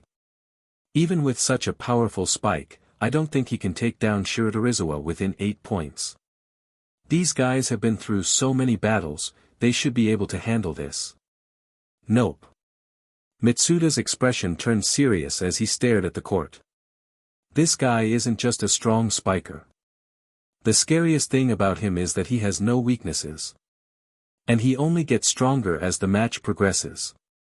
If Shiratorizawa hadn't realized the danger early on and decided to drag out the match, they would have regretted it. I played against him twice, so I know. But what confuses me is how Coach Washijo realized this too. Was it just a coincidence? Or did he actually see the threat? I'm sure you all saw what that number 7 is capable of, Washijo said, his sharp gaze fixed on the players in front of him. But what he's shown so far is only the tip of the iceberg. So don't fixate on him alone. The rest of Karasuno is where your openings are. I want this match finished in 3 sets. Do not give them time to adjust. Ushijima. You need to regain your form immediately. Against Karasuno, you cannot afford a slow start. Yes. Alright, that's all. But remember. As if worried they weren't taking it seriously enough, Washijo emphasized once more. End this in 3 sets. Yes. The old man sure seems to know a lot about that guy, Tendo muttered as they returned to the court. Is he really that dangerous? Ushijima, do you understand now? Ushijima didn't respond directly. Instead, he turned to Shirabu Kenjiro. Shirabu. Yes, Ushijima-senpai. From now on, set to me more frequently. His words stunned the entire team. Why yes. Shirabu finally stammered after several seconds. The timeout ended, and both teams returned to the court. The battle resumed immediately. This time, Karasuno served again. The ball sailed over the net but was easily received by Shiratorizawa's defense. Ushijima-senpai. Shirabu's set was crisp and precise, carrying an air of complete confidence. He understood what was at stake. This wasn't just a point. This was about momentum. Whichever team won this mental battle would control the rest of the match. And in moments like these, the responsibility always fell to the team's ace. A weapon like Ushijima Wakatoshi was meant to destroy the opposition. Seeing Ushiwaka's approach, Akira and his teammates anticipated a straight shot and jumped to block. But at the last moment, Ushijima twisted his wrist and sent the ball diagonally instead. Akira's eyes narrowed. That had been part of his expectation. If they could seal Ushiwaka's usual shot paths and reinforce the back row defense, eventually, Akira would completely read his attack patterns. And then, Ushiwaka wouldn't be able to escape his block. Bang! A thunderous impact echoed across the gym. But it wasn't the sound of the ball hitting the floor. Ushiwaka's spike had been received. Though Nishinoya had to dive, and though the sheer force of the ball sent him skidding, he had still dug it out. Nice one. As the ball soared toward Kageyama, Akira had already started moving. The instant the set went up, he accelerated. Like a wild beast unleashed, his raw power built up with every step. Finally, all of it transformed into one overwhelming jump. At the peak of his leap, he met the ball perfectly. Bang! Boom! The 3 Shiratorizawa blockers might as well have been non-existent. Tweet! The whistle blew. Karasuno had scored again. But the most shocking part? That spike hadn't just gone through the block. It had been spiked off their hands. Height. Strength. Coach Washijo clenched his fists in the dugout, his eyes gleaming with ambition. Such a perfect player. Why would he go to that kind of team? I must make him change his mind. A team relying on just one person will never last. In the audience, Mitsuda's expression was one of stunned disbelief. What a monster! He murmured, staring at the court. What is it? Kinemura Naoto asked, puzzled. That was an absurdly high spike. But it's normal for a spike to be higher than a block. A spiker gets the advantage of a run-up and step, while a blocker jumps from a standstill. No, that's not it, Mitsuda said, recalling something. The last time I played against him, he wasn't jumping this high. That was just a little over a week ago. I don't know if he improved or if he wasn't even using his full strength back then. This guy, he's impossible to predict. Kinemura Naoto swallowed hard. I'm guessing he wasn't playing at full strength. Otherwise, improving your jump that much in a week is just too much to take in. The libero. Heiji Yoshino hesitated before adding, he's a genius. Huh. Both Mitsuda and Naoto turned to look at him. You two know Ushijima Wakatoshi is left-handed, right? I've defended against left-handed spikers before. Their spikes are completely different from right-handed players. Mitsuda and Naoto immediately understood. Oh. The angle of the spike. Naoto's eyes lit up. A left-handed attacker spikes from a different position than a right-handed one. That's something blockers need to account for. Yoshino nodded. For a libero, though, it's a whole different challenge. The spin and angle of a left-handed spike are completely different. The first time you face a left-handed power spiker, it's almost impossible to receive their hits properly. When I first faced one, it took me an entire match to adjust. Then, that means. They both turned their eyes toward Nishinoya on the court. At first, even he had trouble with Ushijima's spikes. But just by the second attempt, he was already receiving them properly. Seeing Yoshino's expression of shock, Naoto tried to dismiss it. Maybe Nishinoya trained against left-handed spikes before. Yoshino glanced at him skeptically. There are barely any left-handed power spikers in Miyagi Prefecture. Who exactly would he have trained against? Maybe someone imitated a left-handed spike for him.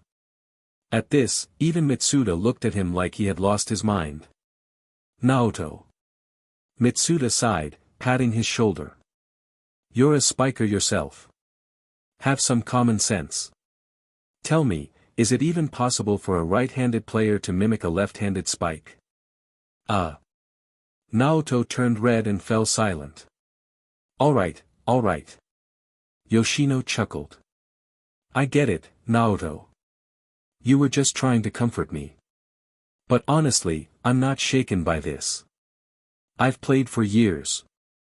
I've seen countless geniuses who make me look average. It's nothing new. But Naoto, as a professional player, please don't say dumb things like imitating left-handed spikes again. Ha. Fine.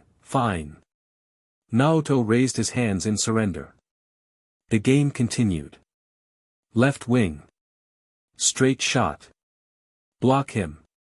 Bam. Shiratorizawa's defense didn't show intricate teamwork. Instead, it showcased pure individual strength. The two teams kept trading points, locked in a brutal fight.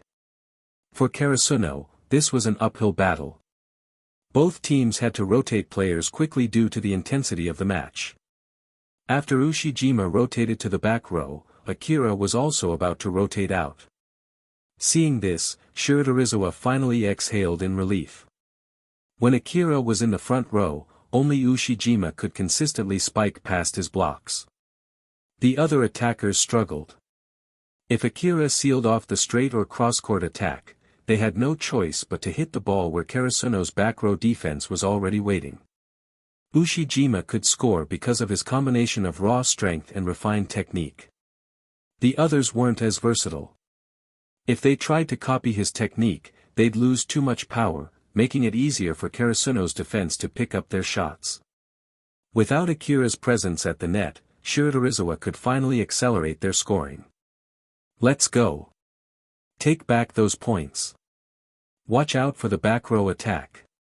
Even though Akira had rotated to the back row, Shiratorizawa still didn't let their guard down. As Ushijima's teammates, they all knew it.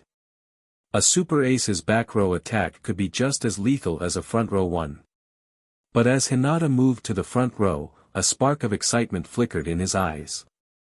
With anticipation, he glanced at Kageyama beside him, only to find Kageyama already looking at him. Their gazes met for a moment before they both turned away at the same time. On the other side of the net, Tendo narrowed his eyes, catching the exchange. But for now, he had been subbed out for the libero and, even if he sensed something, he couldn't do much about it. Without Akira in the front row to block, Shiratorizawa's offense surged in intensity. However, Karasuno's attack power wasn't falling behind either.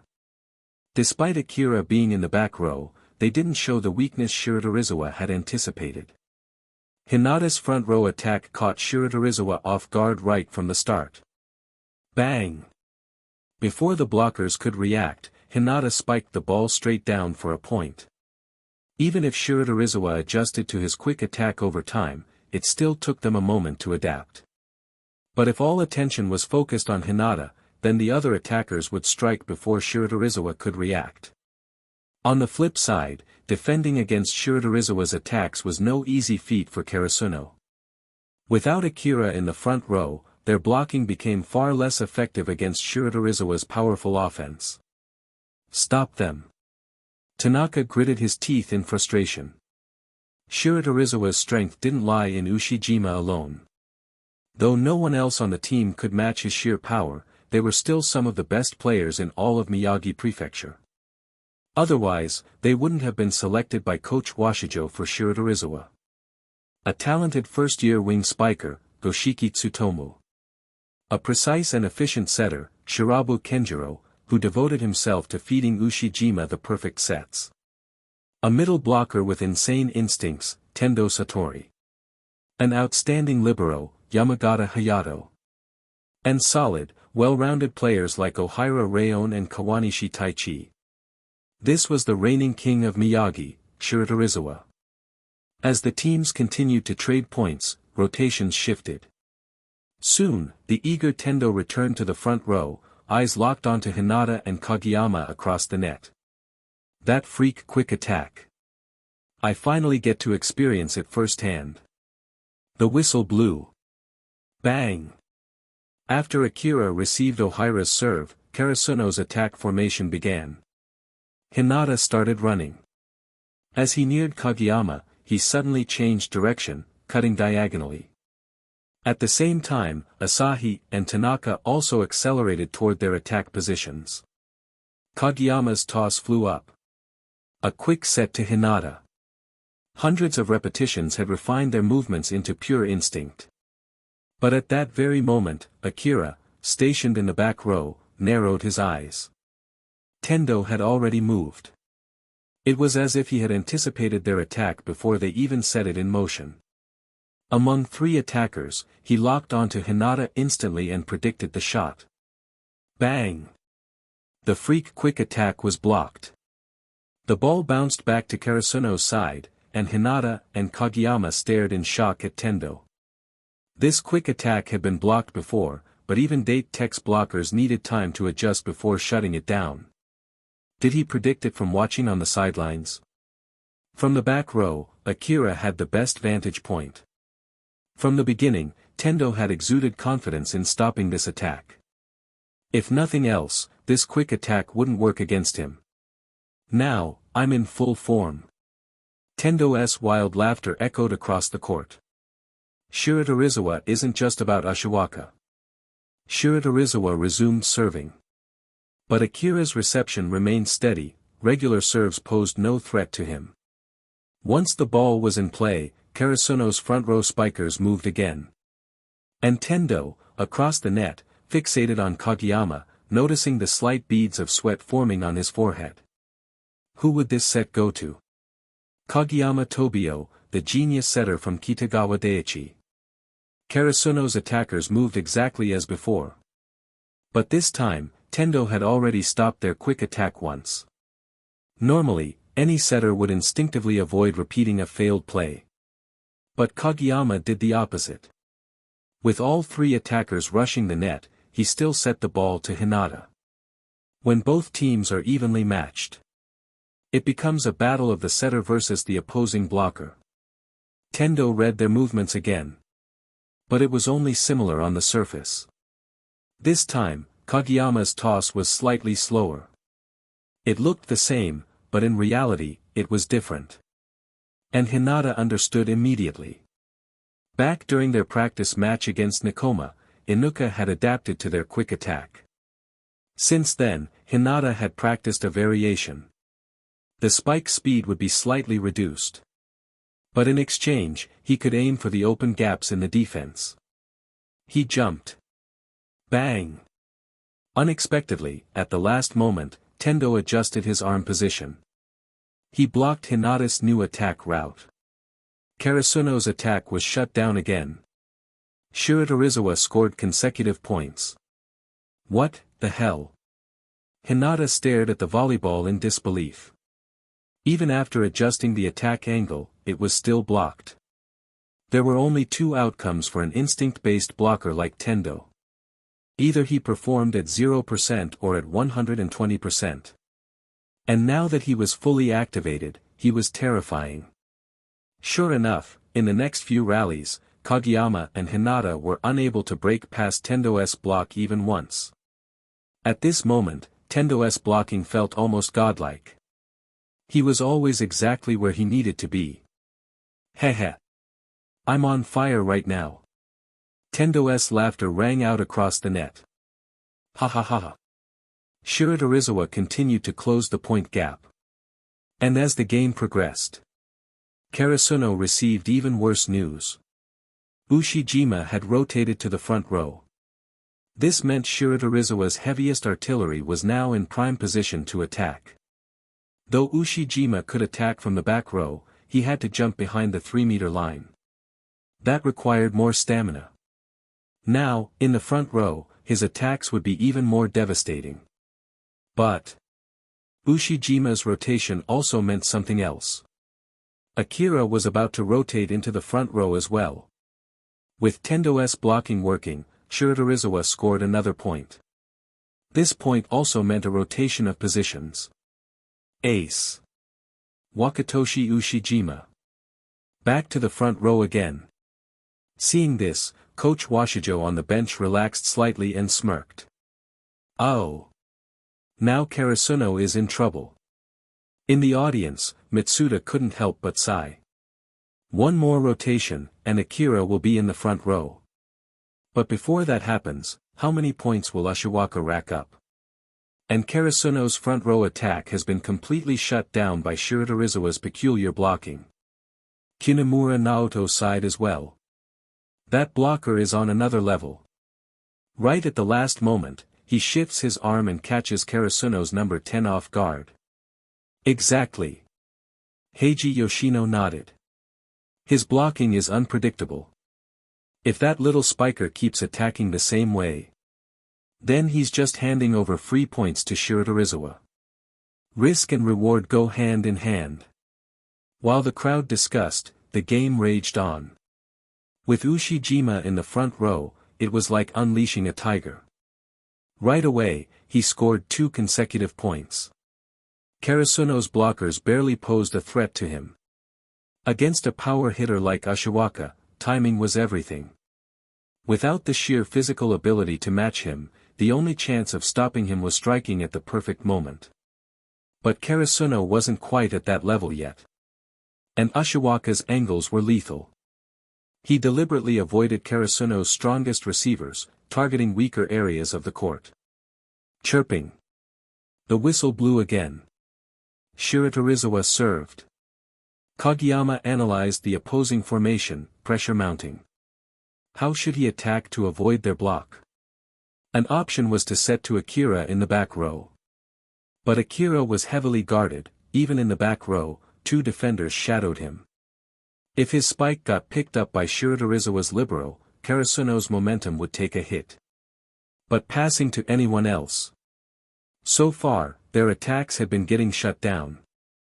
That bizarre middle blocker had single-handedly stopped most of their offense. Yet, Kageyama had no more time to think. A perfect receive had already set the play in motion. Whoosh! As Kageyama jumped, his peripheral vision locked onto the opposing blockers. Ha! A realization hit him. The strange middle blocker was hyper-focused on Hinata, who was running as a decoy. He was glancing between the 2 other attackers as well. Meanwhile, the 2 remaining blockers were solely tracking Akira, who was approaching from the back row. A golden opportunity. In that instant, the attackers had drawn most of the defense's attention. As Kageyama leaped to set, his hands suddenly shifted. Bam! Tendo reacted, realizing Kageyama's trick. No way. He lunged, trying to block. But it was too late. The ball sailed past, out of reach. Bang! The ball struck the ground. Chirping. Phew. Not bad. That's the genius setter from Kitagawa Daiichi for you. In the stands, Mitsuda watched in amusement. Ashiwaka got 2 points, and Kageyama countered immediately. Karasuno isn't backing down. Kinemura Naoto nodded, excited. Next rotation, Akira moves to the front row. Now it's Shiratorizawa's turn to be worried. Sure enough, as Akira rotated into the front row, the energy in Shiratorizawa's formation changed. His sharp gaze swept over them, and a subtle smile formed on his lips. But to the opposing players, it felt like a mountain of pressure. It was as if his eyes could see right through their defense. There was an undeniable intensity lurking beneath his composed exterior. For Shiratorizawa, the real battle was about to begin. Chirping. The whistle blew. Karasuno's serve. Shiratorizawa received it cleanly. As the ball floated toward the setter, Kenjiro Shirabu hesitated for just a split second. Coach Washijo's words echoed in his mind from the previous timeout. Rely on your ace. And so, his decision was made. He set the ball to Ushijima. After all, only their ace could overpower Karasuno. Seeing Kenjiro Shirabu's pass, Wakatoshi Ushijima's eyes immediately sharpened. The intensity of his focus condensed in an instant. Block the cross shot. Akira whispered to the two teammates beside him. But this time, Ushijima made a different choice. He aimed for a straight-line dunk, intending to overpower the block with sheer force. Wow! What a player who refuses to back down. Naoto Kinemura in the audience exclaimed with excitement. Wait, something's off. Mitsuda suddenly interjected. Smack. Although Ushijima went for a forceful, straight-line spike, he specifically targeted Tsukishima's position in the block. A ruthless move. It touched his fingertips. Even though Akira's timing for the block was perfect, Tsukishima hadn't fully braced for the impact of the spike. Combined with Ushijima's overwhelming power, the block couldn't fully contain it. But Akira turned slightly, watching the ball ricochet upward. That was enough. Tanaka, positioned in the back row, reacted in time and managed to receive the ball cleanly. Immediately, Shiratorizawa's three front-row players tensed. They knew. This was it. Kageyama was undoubtedly going to set up Akira for a counterattack, aiming to regain momentum for Karasuno. Come on. Let's see it. Tendo Satori, on the other side of the net, whispered, eyes gleaming with excitement. Now, I'm really in the zone. How will he deal with Shiratorizawa's middle blocker? Kinemura Naoto pondered from the stands. That guy's blocks have been unreal throughout the match. This could become a mental hurdle for Karasuno's attackers, he added, his voice laced with concern. Yoshino Heiji, standing beside him, frowned slightly. If Akira's spike gets shut down again, it'll be a devastating blow to Karasuno's morale. But time for speculation had run out. The ball was already in play, and Akira had made his approach. Boom! As he leaped high, Kageyama's set was placed perfectly for him. Whoosh! All three of Shiratorizawa's blockers jumped simultaneously. They were aiming to shut down Akira's straight-line shot. From what they had analyzed in previous plays, Akira typically aimed for diagonal attacks. While he had the ability to break through Shiratorizawa's blockers head-on, doing so would cost extra stamina. Diagonal attacks were the more energy-efficient choice, as he could either go for a sharp angle or a wider cross-court shot. But at this moment, Tendo Satori, positioned at the edge of the block, grinned wildly. Perhaps due to his previous successful blocks against Karasuno, he made a daring move. Tendo Satori fully extended his arms, deliberately sealing off Akira's diagonal shot path. I got you. For a brief moment, Akira looked surprised by the sudden shift. Then, the corner of his mouth curled into an amused smirk. Who gave you that confidence? Bang! The sheer force of Akira's spike sent Tendo Satori reeling backward. The volleyball rocketed off his fingertips, bypassing, and landed with a thunderous thud, bouncing into the audience seats. The unstoppable power behind the spike left everyone in stunned silence. Tendo Satori clutched his left hand, a bead of cold sweat forming on his forehead. Satori-senpai. Are you okay? Goshiki Tsutomu called out, stepping forward in concern. The rest of Shiratorizawa's team quickly gathered around. I'm fine. Kendo gritted his teeth. Just, sprained my fingers a little. Tweet.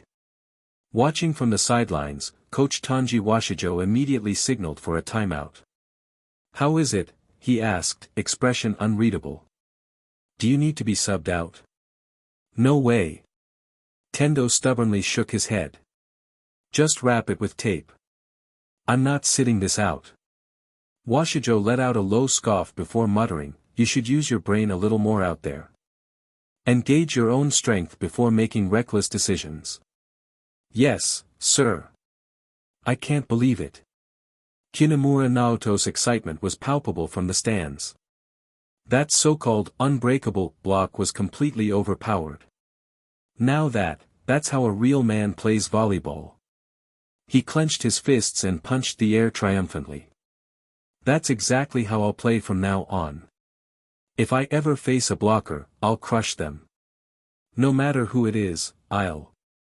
Before he could finish his dramatic declaration, Mitsuda and Yoshino Heiji grabbed him, covering his mouth. MMPH. Mitsuda, what are you doing? Baka. We're in public. Yoshino hissed under his breath. Everyone's looking at us now, you idiot. Settle down. Mitsuda, nervously sweating, stood up and gave a series of awkward bows to the surrounding audience members. Sorry. Really sorry about that. After the timeout, Shiratorizawa returned to the court, their focus unshaken. Their mental resilience had been honed through countless matches. This was the true strength of an elite team.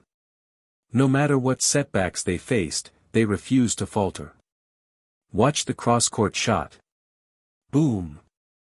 No matter if Shiratorizawa adjusted to block straight or diagonal shots.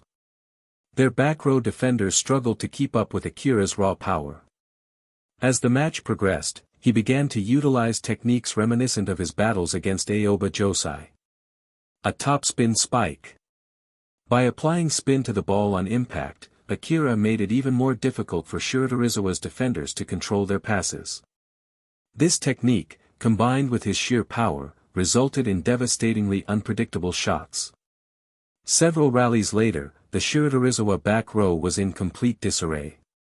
Goshiki Tsutomu and the others scrambled to adjust, their receptions faltering. At this moment, they felt like they were reliving their early days of volleyball training. Fumbling passes. Desperate lunges. Constantly chasing the ball. What's going on?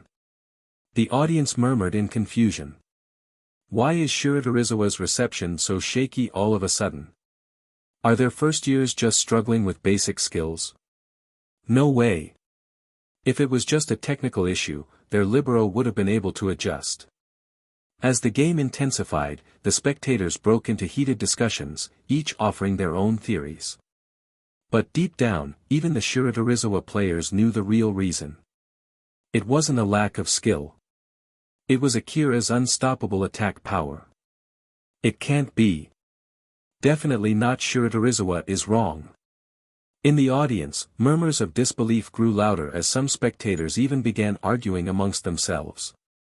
Yoshino Heiji furrowed his brows, staring at the court with confusion. Shoo. That shouldn't have happened, he muttered.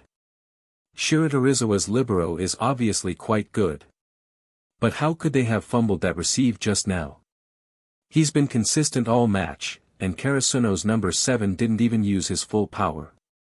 The ball wasn't even that fast. This is just bizarre. I'm afraid this isn't just a libero's mistake. Mitsuda Takisa stared at the scene, his brows deeply knitted. Shiratorizawa is one of the strongest teams in high school volleyball. There's no way all three players in the back row would fail to receive at the same time.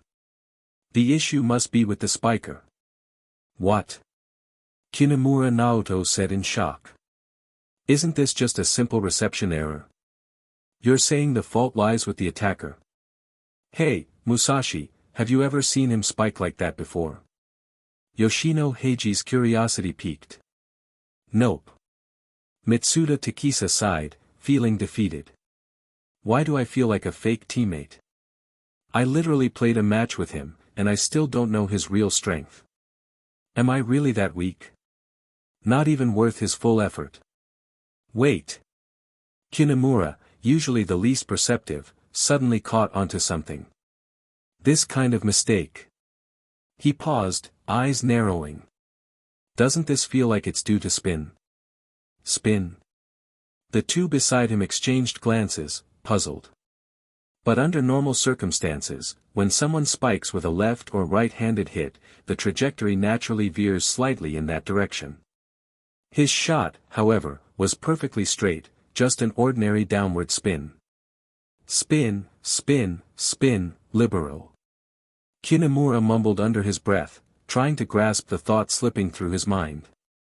Takisa Mitsuda and Heiji Yoshino watched him shake his head in frustration before turning back to the game.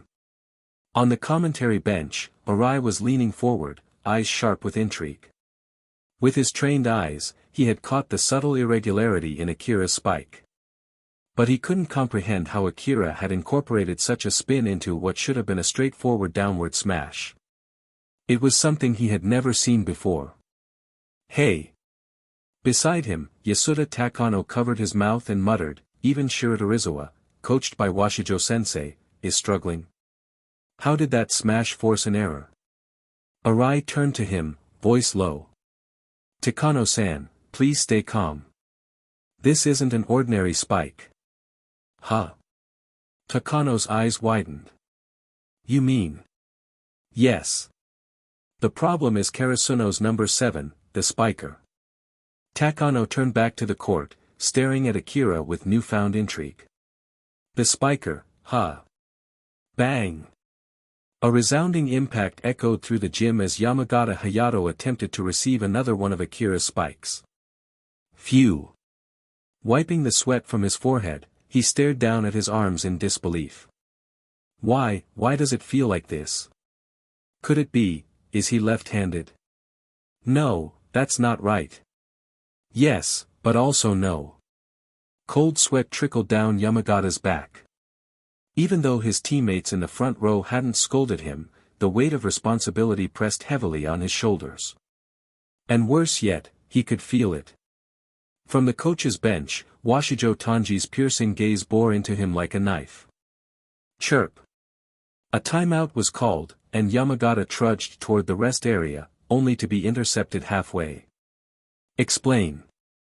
Washijo's voice was low, eyes still fixed on the game. But that only made Yamagata's panic spike higher. His spike. Yamagata swallowed hard, struggling to find the words. It switches hands. He immediately regretted saying it. Anyone watching could clearly see Akira had been using his right hand the entire time. Yet he had blurted out such nonsense. More sweat poured down his forehead. He braced himself for an outburst, but to his shock, Washijo only gave a slight nod and motion for him to go back. Is he waiting until after the match to punish me? Yamagata trudged toward the rest area, feeling the eyes of the substitute players on him. What luck, dude.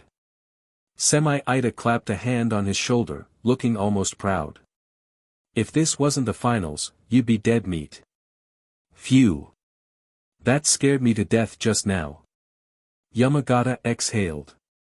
You have no idea what I just said to him. Wait, you actually answered back. Semi stared at him like he had grown a second head. It wasn't meant to be defiance. Yamagata protested weakly. I was just trying to explain the situation. His teammates leaned in curiously. I told him, the spiker was alternating between his left and right hand. Silence. Then. Pft. Ahem, cough. Ha. Choked laughter erupted around him. Semi's eyes nearly popped out of his skull. You what? He snuck a glance at Washijo, sitting not far away, then turned back to Yamagata in horror. Are you insane? I know. Yamagata buried his face in his hands. I realized the second I said it. You're done for, dude. Semi clapped his shoulder again, this time in sympathy. You just insulted Washijo-sensei's intelligence. He's calm now, but I guarantee you, he's fuming inside. You're so dead after this match. Yeah, Hayato, better start writing your will now. Yamagata groaned, bracing himself for the impending doom. On the court, Akira adjusted his wristbands, completely oblivious to the chaos he had caused off the court. The game continued, but one thing was clear to everyone watching. This wasn't just another match. This was something entirely new. The coach's dugout, Saito looked slightly embarrassed. Yamagata Hayato's words just now had unsettled him. It's okay. I don't blame them. I think I understand what's going on. Huh? Saito turned to Washijo-sensei, surprised. You mean, it wasn't their mistake? Washijo shook his head and said, a single player failing to receive it could be a mistake. But 3 players have picked up the same ball multiple times. If they're managing to receive it some of the time, how can this still be called a mistake? The problem isn't with them, it's with that number 7 player. He folded his arms. I'll ask them about it when we get a technical timeout. The exchange outside the court didn't interrupt the game's flow, and Yamagata was still moving in and out of plays. As Karasuno's attacks kept succeeding, the tension among Shiratorizawa's players steadily grew. Ushijima Wakatoshi was still scoring, but each point felt harder to achieve. Unlike Akira's unpredictable spikes, Ushijima's sheer offensive power allowed him to keep racking up points. However, every point now required immense effort. If he spiked along the trajectory the blockers set for him, the back row defense was waiting to pick it up. So, he had to take risks, breaking through the block or avoiding Akira's positioning, to increase his scoring chances.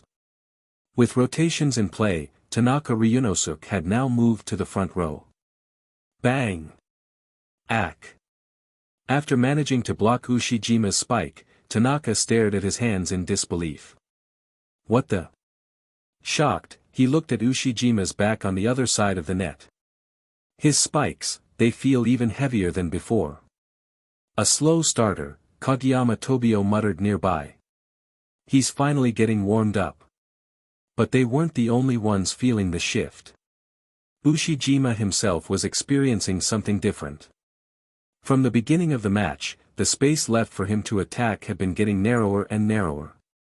Karasuno's number 7, Akira, was constantly shrinking his offensive range. The gradually compressed court space made Ushijima feel something unfamiliar. Pressure. That's why he had chosen to break through the block earlier.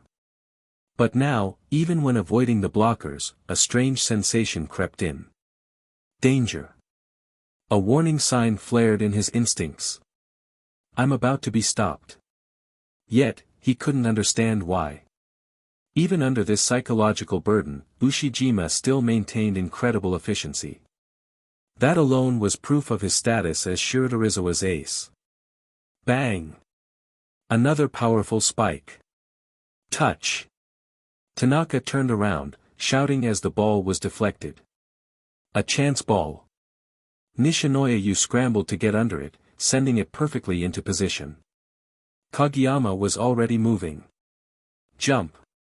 Brush. Right side attack.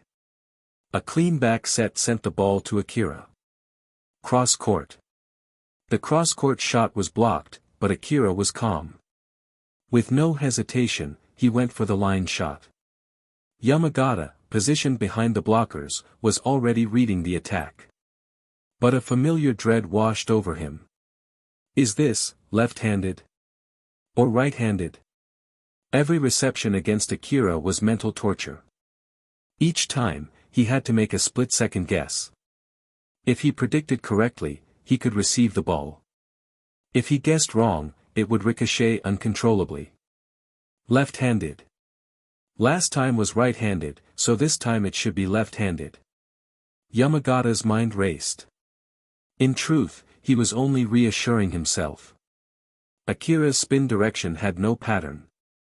Raising his left arm slightly, he positioned himself to receive the ball with his right. Bang! A dull thud. Damn! His heart dropped. This time, it wasn't side spin. Just a standard topspin ball. The ball deflected sharply to the right side of the court. Save it. Ohira Rayon sprinted towards it. Dive. Slap.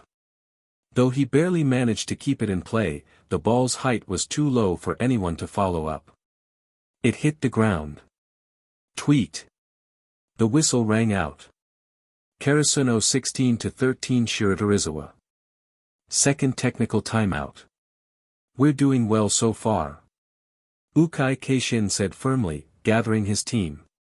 But compared to Shiratorizawa, we lack experience in high-pressure matches.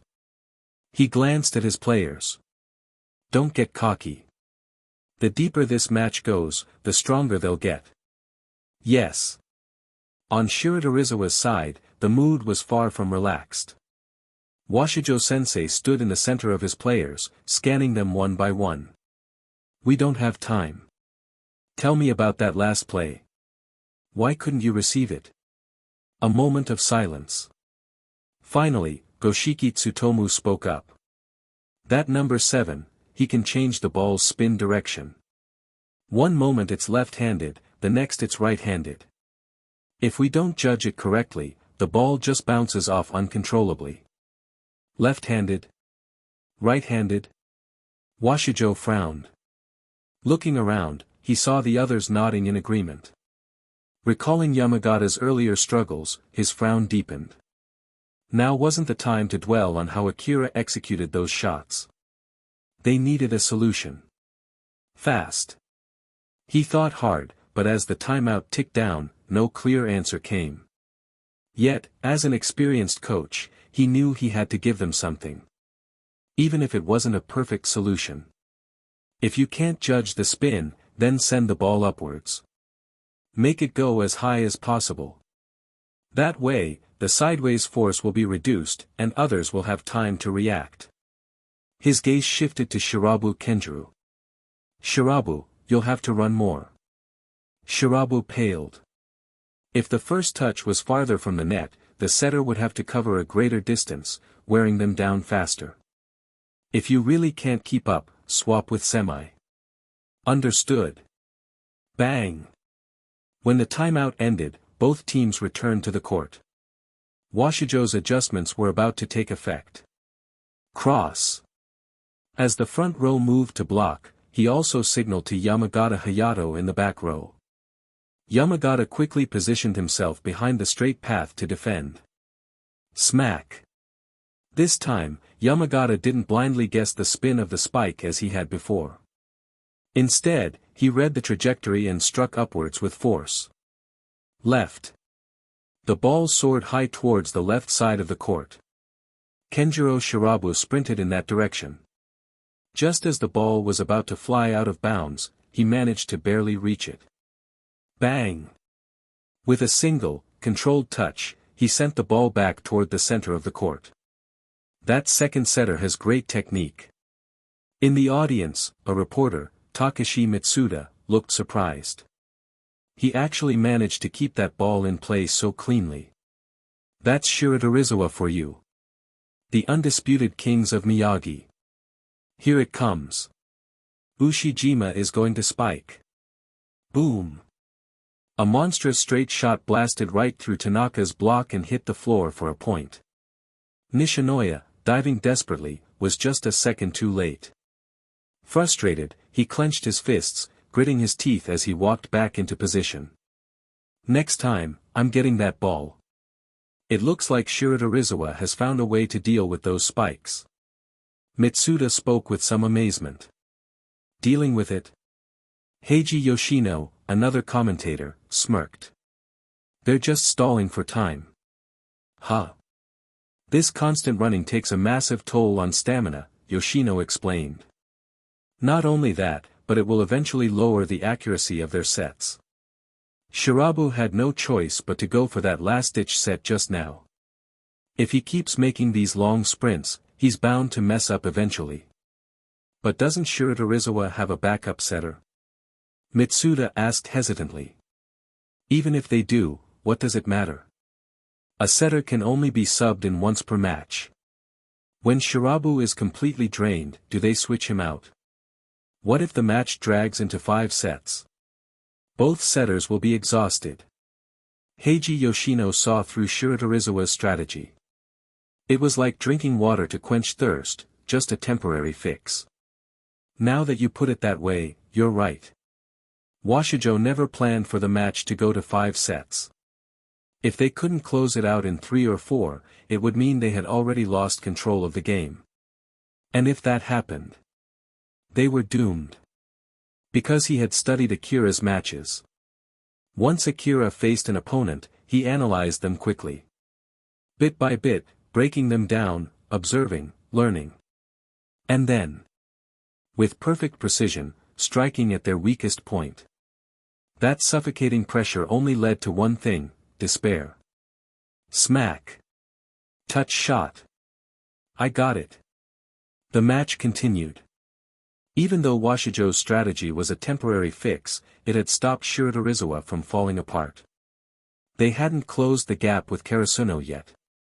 But they also weren't falling further behind. And sometimes, they even managed to tie the score. However, as the match progressed. 20 points, 22 points. 24, match point. Karasuno had reached match point. They led 24-23. One more point, and they would win the first set. In the coaching area, Bukai clenched his fists nervously. Washijo, too, was tense. His hands were balled into fists, his eyes locked onto the court. Both Akira and Ushijima were in the back row now. This point would be decided by the front row's performance. Smack. The serve flew in, and Karasuno moved into position. Akira and Nishinoya quickly spread out, ready to receive. But this wasn't an ideal situation for Karasuno. Shiratorizawa had the serve advantage and would attack first. And with Akira in the back row, their blocking force was weaker. If they couldn't defend this attack, the score would be tied again. Smack. As expected. Goshiki received perfectly. Shirabu jumped, setting the ball. A perfect toss to the ace. Ushijima understood immediately, accelerating towards the 3-meter line. He leaped before it. Block him. Karasuno's front row shouted in unison. They had to at least slow him down. But Ushijima's attack was at full power. Boom. His spike blasted straight through Tsukishima's block. The ball rocketed toward the floor. But just before it could hit, a hand shot out between the ball and the ground. Nishinoya. First touch. Keep it up.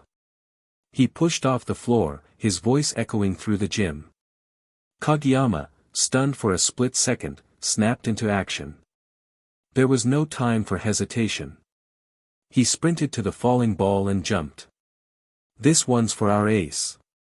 Akira saw the set coming and didn't hesitate. He charged forward from the back row, leaping just before the 3-meter line. Boom. His foot hit the floor like a drumbeat of war. At the peak of his jump, Kageyama's set reached him. Stop him. Shiratorizawa's blockers yelled in unison. Washijo gripped the hem of his coat, palms drenched in sweat. All eyes locked on this moment. Boom. A blinding white blur cut through the air, wrapped in a spiraling burst of energy. Shiratorizawa's blockers didn't even touch it. Like a meteor blazing through the sky, the ball soared past their hands. Boom. Shiratorizawa's libero dived. But he was a moment too late. The ball slammed into the wooden floor. Then bounced far out of reach. Tweet. Karasuno 25-23 Shiratorizawa. With the landing of this ball, the entire audience erupted in an uproar. This. What a powerful spike. Shiratorizawa actually lost to Karasuno in the first set. Am I dreaming? This is Shiratorizawa. One of the strongest schools. In all of Miyagi Prefecture, only Aoba Josai has ever managed to take a set from them, and even then, only once or twice. Shiratorizawa, losing? Is that even possible? Just what kind of team is Karasuno, and how are they strong enough to challenge Shiratorizawa? Why have I never heard of them being this powerful before? Especially that number 7, Akira. His performance is on par with Ushijima. Could he actually be one of the top 3 aces in the country? That sounds impossible. Shiratorizawa will definitely come back in the next set. After all, Ushijima only gets stronger the more he plays. The audience buzzed with excitement, but on the court, Shiratorizawa's players stood in silence. Coach Washijo's eyes scanned the team, but no one dared meet his gaze. Do you have anything to say? He finally spoke. Silence. Then, Washijo suddenly raised his voice. It's just one set. The match isn't over yet. His sharp eyes swept across his players. Are you all scared? Hearing his words, everyone snapped to attention. No, they responded in unison. The next set, we will win. Goshiki clenched his fists, his voice filled with determination. Washijo turned his attention to Ushijima. What about you, Ushijima? Ushijima's deep voice rang out, firm and unwavering. I won't lose to him again. Seeing Ushijima's unwavering resolve, Washijo nodded in approval. Wow! That back row attack just now was insane. Kinemura Naoto's voice was filled with excitement. I swear, even from the stands, I felt the wind from that spike. I wish I could experience a spike like that firsthand. Mitsuda and Naoto exchanged glances. Naoto might have been exaggerating, but they understood his sentiment. Even from the stands, they had felt the sheer power behind Akira's spike. They couldn't help but wonder. Could we even receive a spike like that? Not far from them, a man sat alone, looking completely out of place. Despite the summer heat, he was bundled up in a heavy brown coat, a black cap pulled low over his face, dark sunglasses covering his eyes, and a mask concealing the rest of his face. His attire starkly contrasted with the crowd around him, who were dressed in light summer clothes. Oi, Oikawa. Never thought I'd actually find you here. A hand clapped down heavily on his shoulder. Huh, came a muffled, hoarse voice from behind the mask. This guy. The newcomer frowned. Are you seriously pretending I got the wrong person? Oikawa stiffened. Iwa-chan, he hissed, turning in his seat. Iwaizumi Hajime, Aoba Josai's vice-captain, sat down beside him, ignoring Oikawa's struggles as he yanked off his cap. No. Stop it. Oikawa protested. But it was too late. Iwaizumi pulled away Oikawa's disguise, revealing his familiar smirk. Oikawa pouted in frustration. Geez. I covered up so well, and you still found me. Sweating from the heat, he quickly stripped off his excessive layers. Ugh. I'm dying in this. Iwaizumi snorted. The stench of your arrogance is impossible to miss. Hey, hey. That's just mean, Iwa-chan. Iwaizumi eyed him with irritation. Didn't you say you weren't coming to watch today? Oikawa's smirk widened. Well, you see, no matter who wins today, I get to be entertained. Iwaizumi sighed. You're such a jerk, Oikawa. What, am I wrong? The look on Ashiwaka's face when they lost the first set, priceless. Wait, Shiratorizawa actually lost the first set. Iwaizumi's eyes widened. He had arrived late and missed it. Oikawa grimaced. Ugh. That first year from Karasuno is really annoying. Akira? Iwaizumi guessed. Oikawa clicked his tongue. If it weren't for him, Shiratorizawa would have closed out the set easily. Iwaizumi nodded.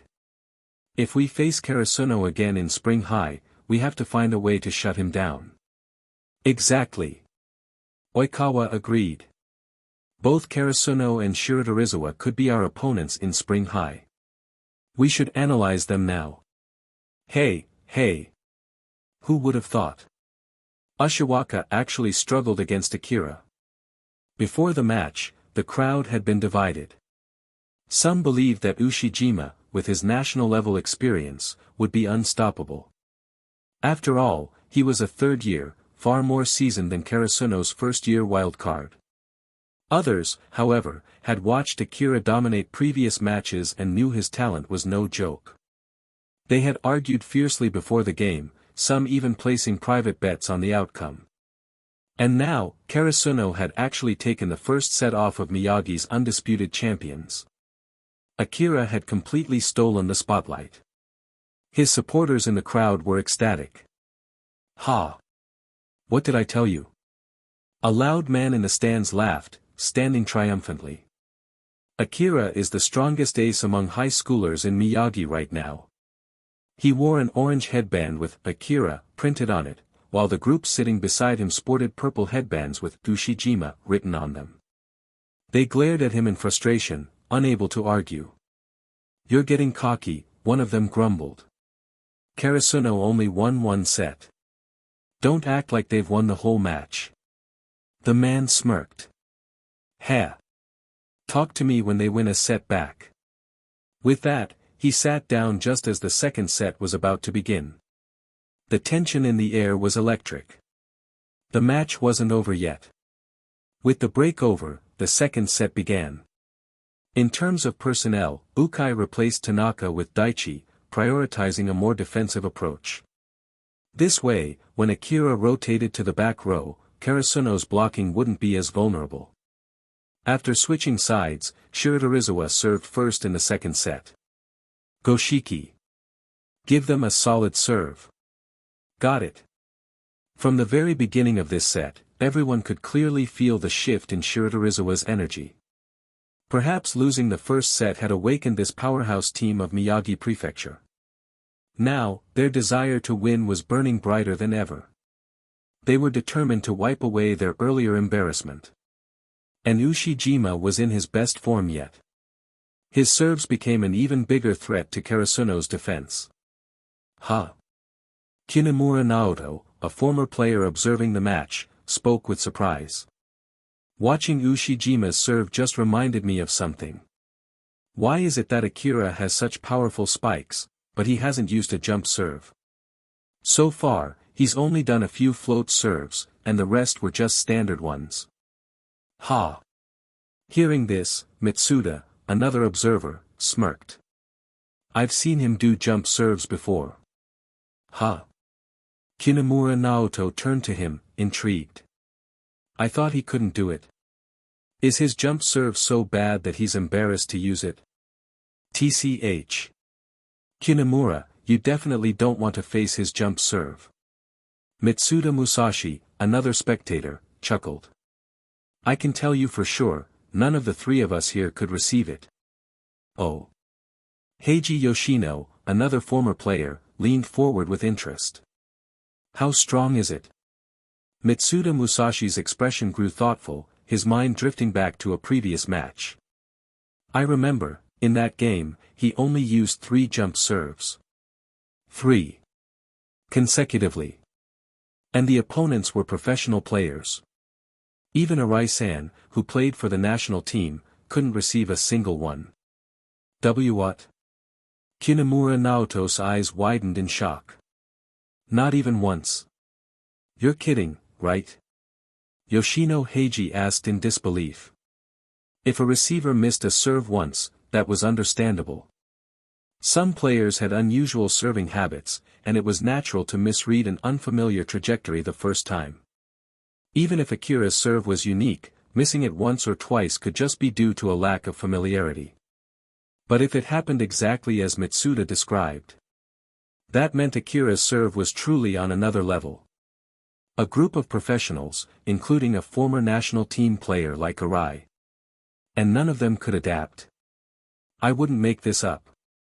Mitsuda Musashi shook his head at their skepticism and continued. The first 2 serves. They didn't even touch the ball. The third time, Arai-san managed to get a hand on it, but even then, the ball still hit the floor. No way. Kinemura Naoto and Yoshino Heiji exchanged stunned looks, momentarily speechless. After a long pause, Yoshino finally asked. So, does his serve have any special characteristics? Sigh. Mitsuda Musashi let out a slow exhale. A special characteristic? It's fast. Indescribably fast. From the moment he makes contact with the ball to the moment it lands, it's instantaneous. Hearing this simple but powerful description, Yoshino Heiji and Kinemura Naoto locked eyes again. If a player like Arai couldn't even receive it after 3 attempts, then the speed had to be unreal. While they were discussing, the game on the court continued. The second set was being played at an even higher level than the first. Shiratorizawa was fighting tooth and nail for every single point. But Karasuno wasn't backing down either. Faced with Shiratorizawa's relentless offense, they responded with just as much intensity. The score remained neck and neck, neither team letting the other gain a significant lead.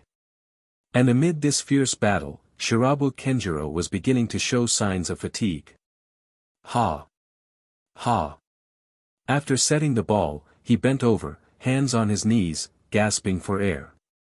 Sweat dripped from his forehead, rolling off his chin onto the polished court.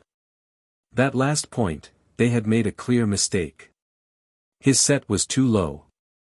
The spiker had been forced into an awkward position, leading to a lost point.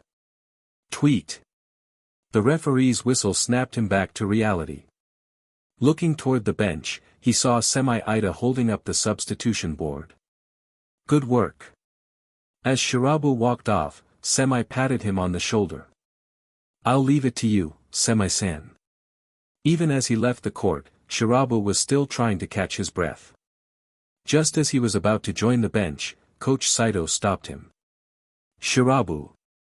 Sit and rest right away.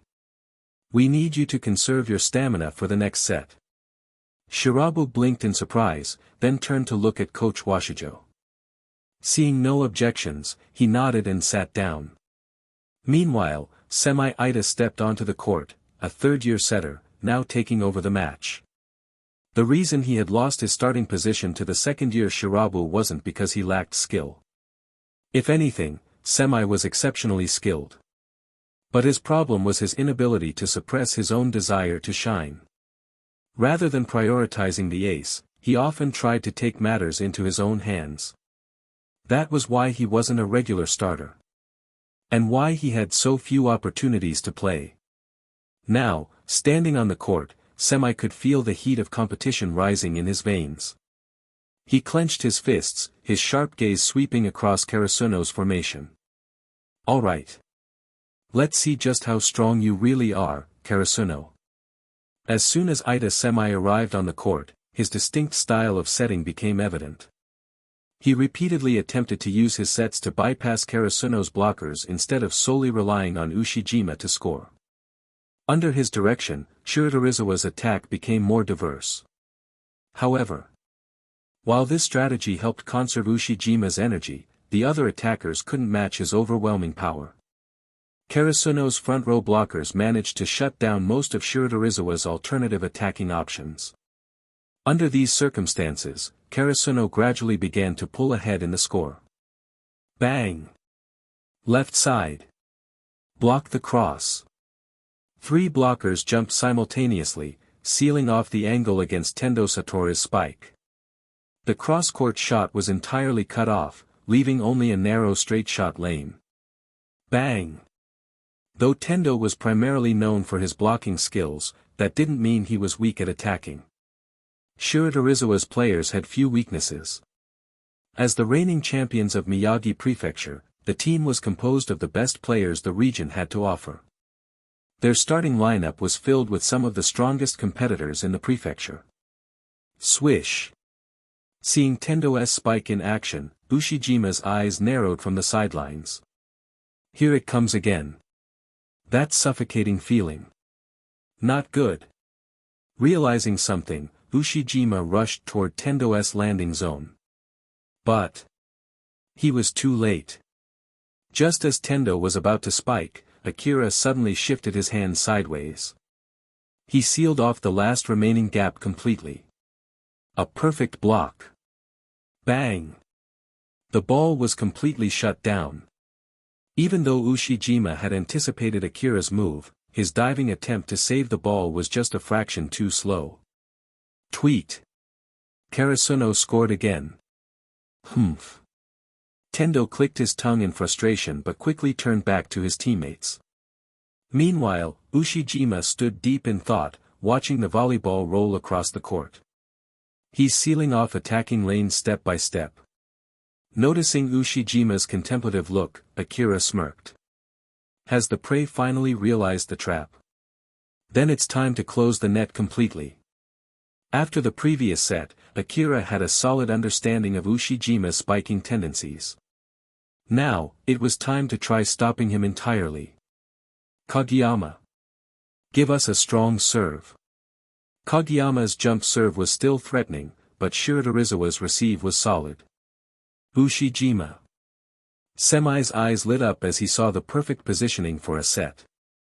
Block the straight shot. In previous situations, Akira had instructed his blockers to cover the cross-court attack.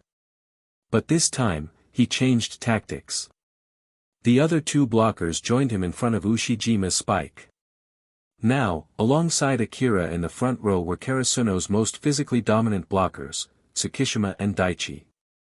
When Akira adjusted his blocking strategy, it became significantly harder for Ushijima to find a clean shot. Meanwhile, Karasuno's back row defenders positioned themselves to cover the cross-court attack, with Kageyama backing up the three blockers for potential tips or soft shots. Based on Akira's analysis, Ushijima's most likely attack option in this situation was a near-net cross shot. Because when these three stood in Karasuno's front row, Ushijima typically tried to avoid the block rather than brute force through it. However, what Ushijima hadn't noticed was that Akira's jump was slightly different this time. At first glance, it looked like he was covering the straight shot. But when he actually jumped, Akira shifted to the cross-court lane. Boom! While midair, Ushijima caught a glimpse of Akira's movement from the corner of his eye. Ha! You think that's enough to stop me? Realizing that Akira had shifted to block his preferred attack angle, Ushijima remained composed. Because now, with Akira jumping diagonally, the straight shot lane was wide open. A faint smile formed at the corner of Ushijima's mouth. With his power, adjusting his attack angle wasn't difficult. And he was confident that even after changing direction, his spike would remain just as lethal. Pay the price for your choice. Bang! At the last moment, Ushijima rotated his wrist, launching the ball straight into the exposed gap. A perfect counter. Shiratorizawa was about to reclaim momentum. This is the power of an ace. But just as the ball left Ushijima's hand, Akira twisted his arms midair. The gap was instantly sealed.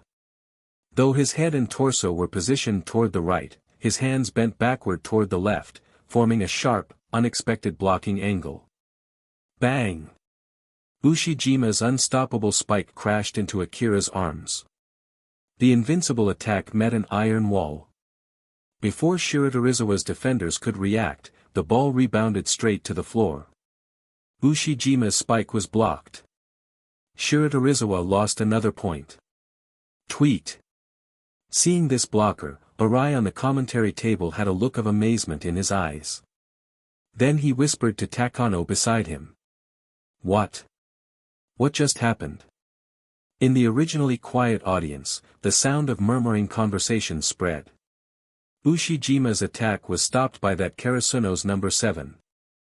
I didn't even see what happened. Didn't he jump to the right? Ushijima also aimed to the right. But why did his block and Ushijima's spike appear on the left at the same time? I couldn't see clearly. Everything on the court changed too fast. Most of the spectators hadn't registered the rapid exchange between Akira and Ushijima just now. Their movements were simply too fast. It sounds like a lot, but in reality, this entire sequence took only a moment. From Ushijima's decision to change his spike direction to Akira's perfectly timed block. It all happened almost simultaneously. Did you catch what just happened? Heiji Yoshino asked, still stunned. Just as he had taken a sip of water, Ushijima's spike had already been stopped. He almost choked. I didn't see it clearly, but I can guess the general idea. As an experienced middle blocker, Mitsuda wasn't just skilled at attacking. His blocking was formidable as well.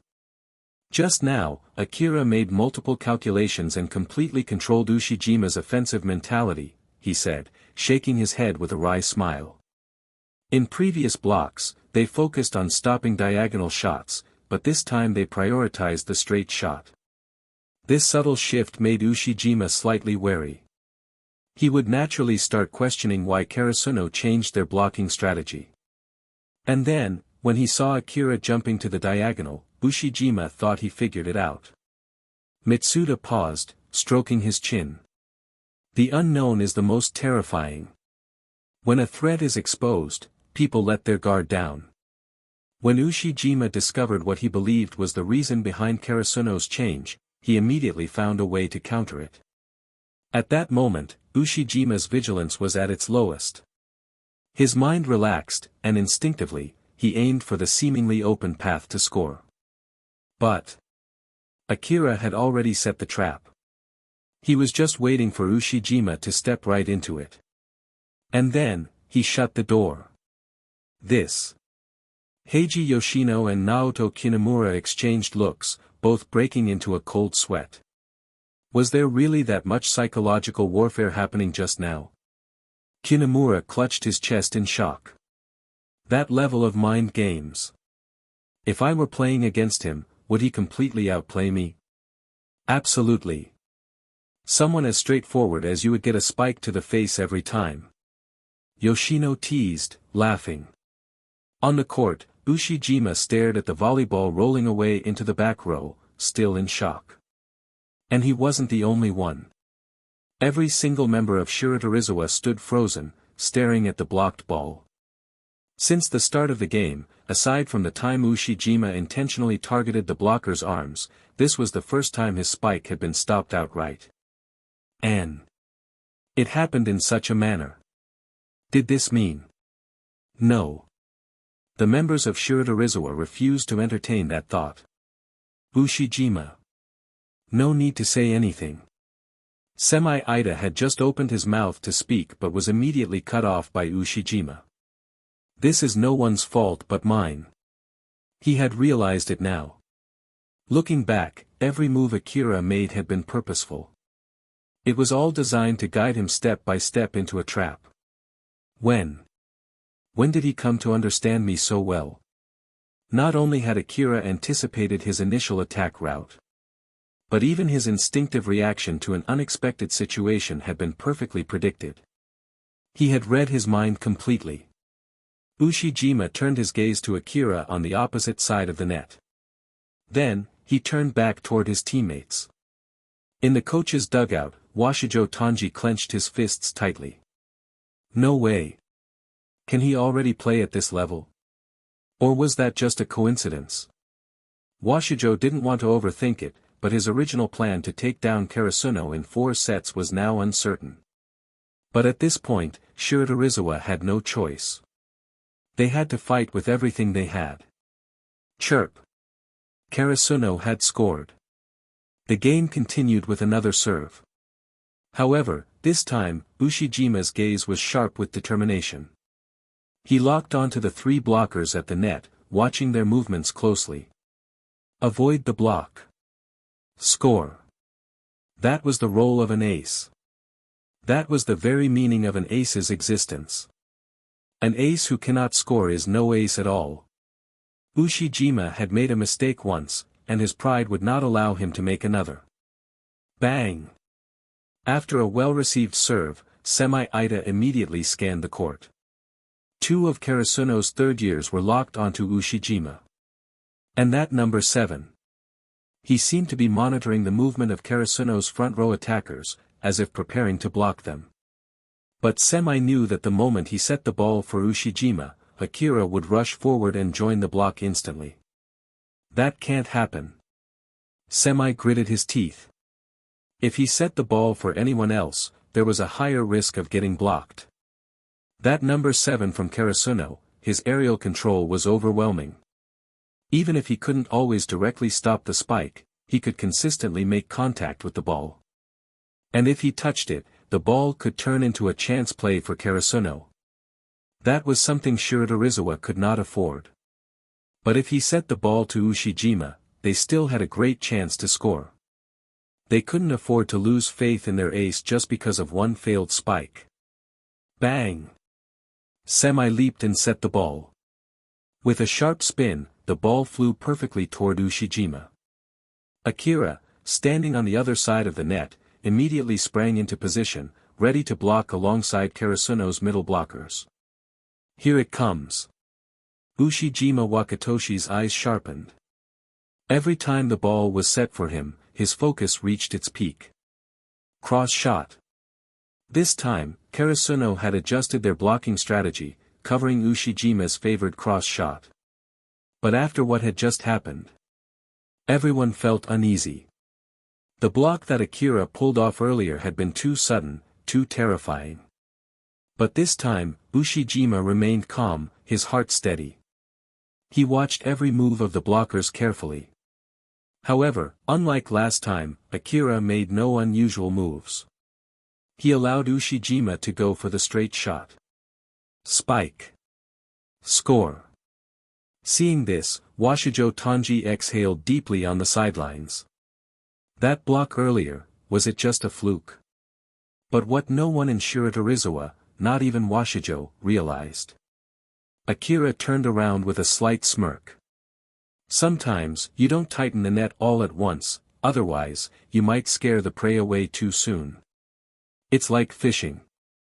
An experienced angler knows how to adjust the tension, reeling in at the right moment. And this wasn't just any fish. This was a fierce predator, a Shiratorizawa ace with talons and a razor-sharp beak.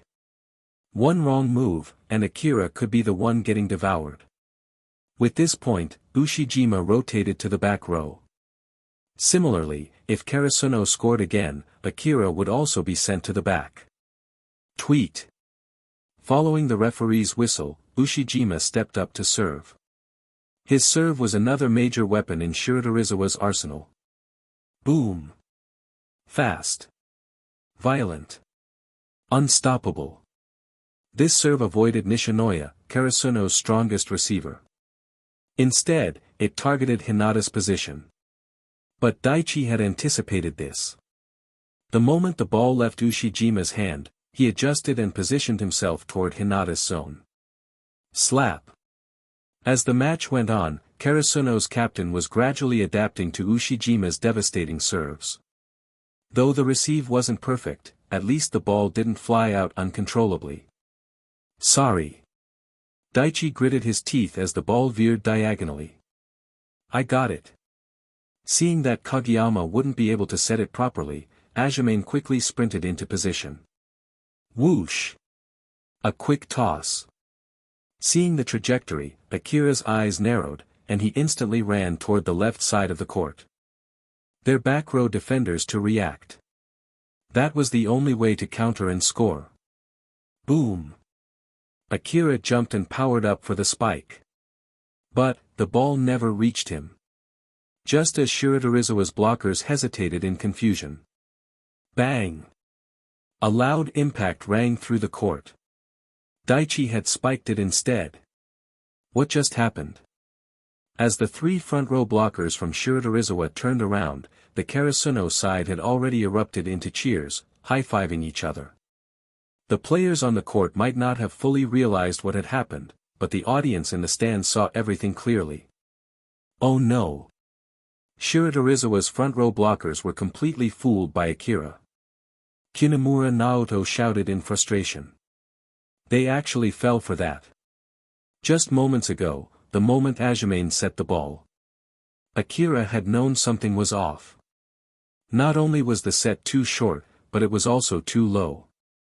If he had attempted to spike it forcefully, it would have been blocked immediately. So without hesitation, he sprinted toward the opposite side of the court, drawing Shiratorizawa's blockers with him. And Daichi understood his signal perfectly. Coincidentally, the entire Shiratorizawa front row had been completely deceived by Akira. Even Akira himself hadn't expected such a perfect result. His original plan had only been to delay their reactions, slow down their approach to the net. But instead, all three blockers had completely followed him, leaving the entire Shiratorizawa net wide open. "You idiots! Do you have air in your heads?" On the sidelines, Washijo yelled furiously. This was nothing new in Shiratorizawa matches. The fiery coach never hesitated to call out his players' mistakes. And these scoldings were necessary, they were what allowed Shiratorizawa to correct their errors immediately. Hearing Washijo's voice, the three blockers wiped cold sweat from their brows. Looking back, they realized just how badly they had messed up. Akira never should have been their target for that block. But in the heat of the moment, they had panicked. They were so focused on stopping him that they ignored everything else. Ha ha ha. Those three from Shiratorizawa. I'm dying. In the stands, Oikawa Tooru clutched his stomach, barely able to breathe from laughter. Some Shiratorizawa fans turned to glare at him. Frightened, Iwaizumi Hajime quickly stepped forward and clamped a hand over Oikawa's mouth. IWH-on. Shut up. With Karasuno's latest point, Akira rotated to the back row. Now, both teams had their aces in the back. It was no longer a battle of trump cards. Now, it was time for the other players to step up. The intensity of the Karasuno vs Shiratorizawa match only continued to rise. Brush. Hinata's rapid approach to the net put pressure on Shiratorizawa's defense once again. Even without Tendu in the front row, Karasuno's quick attacks continued to give Shiratorizawa trouble. Bang! It looked like the set was meant for Hinata, but instead, the ball soared past him untouched. The two blockers from Shiratorizawa jumped to intercept Hinata, only to realize too late that the ball was already flying elsewhere. The set was aimed at Tsukishima. But Shiratorizawa wasn't so easily fooled. The moment Kageyama made his set, Goshiki had already rushed to the net, anticipating the attack. Boom! Tsukishima's spike met resistance, but instead of being blocked straight down, the ball ricocheted off Goshiki's hands and flew out of bounds. A touch-out point for Karasuno. This single play was just a glimpse of the intensity of the match.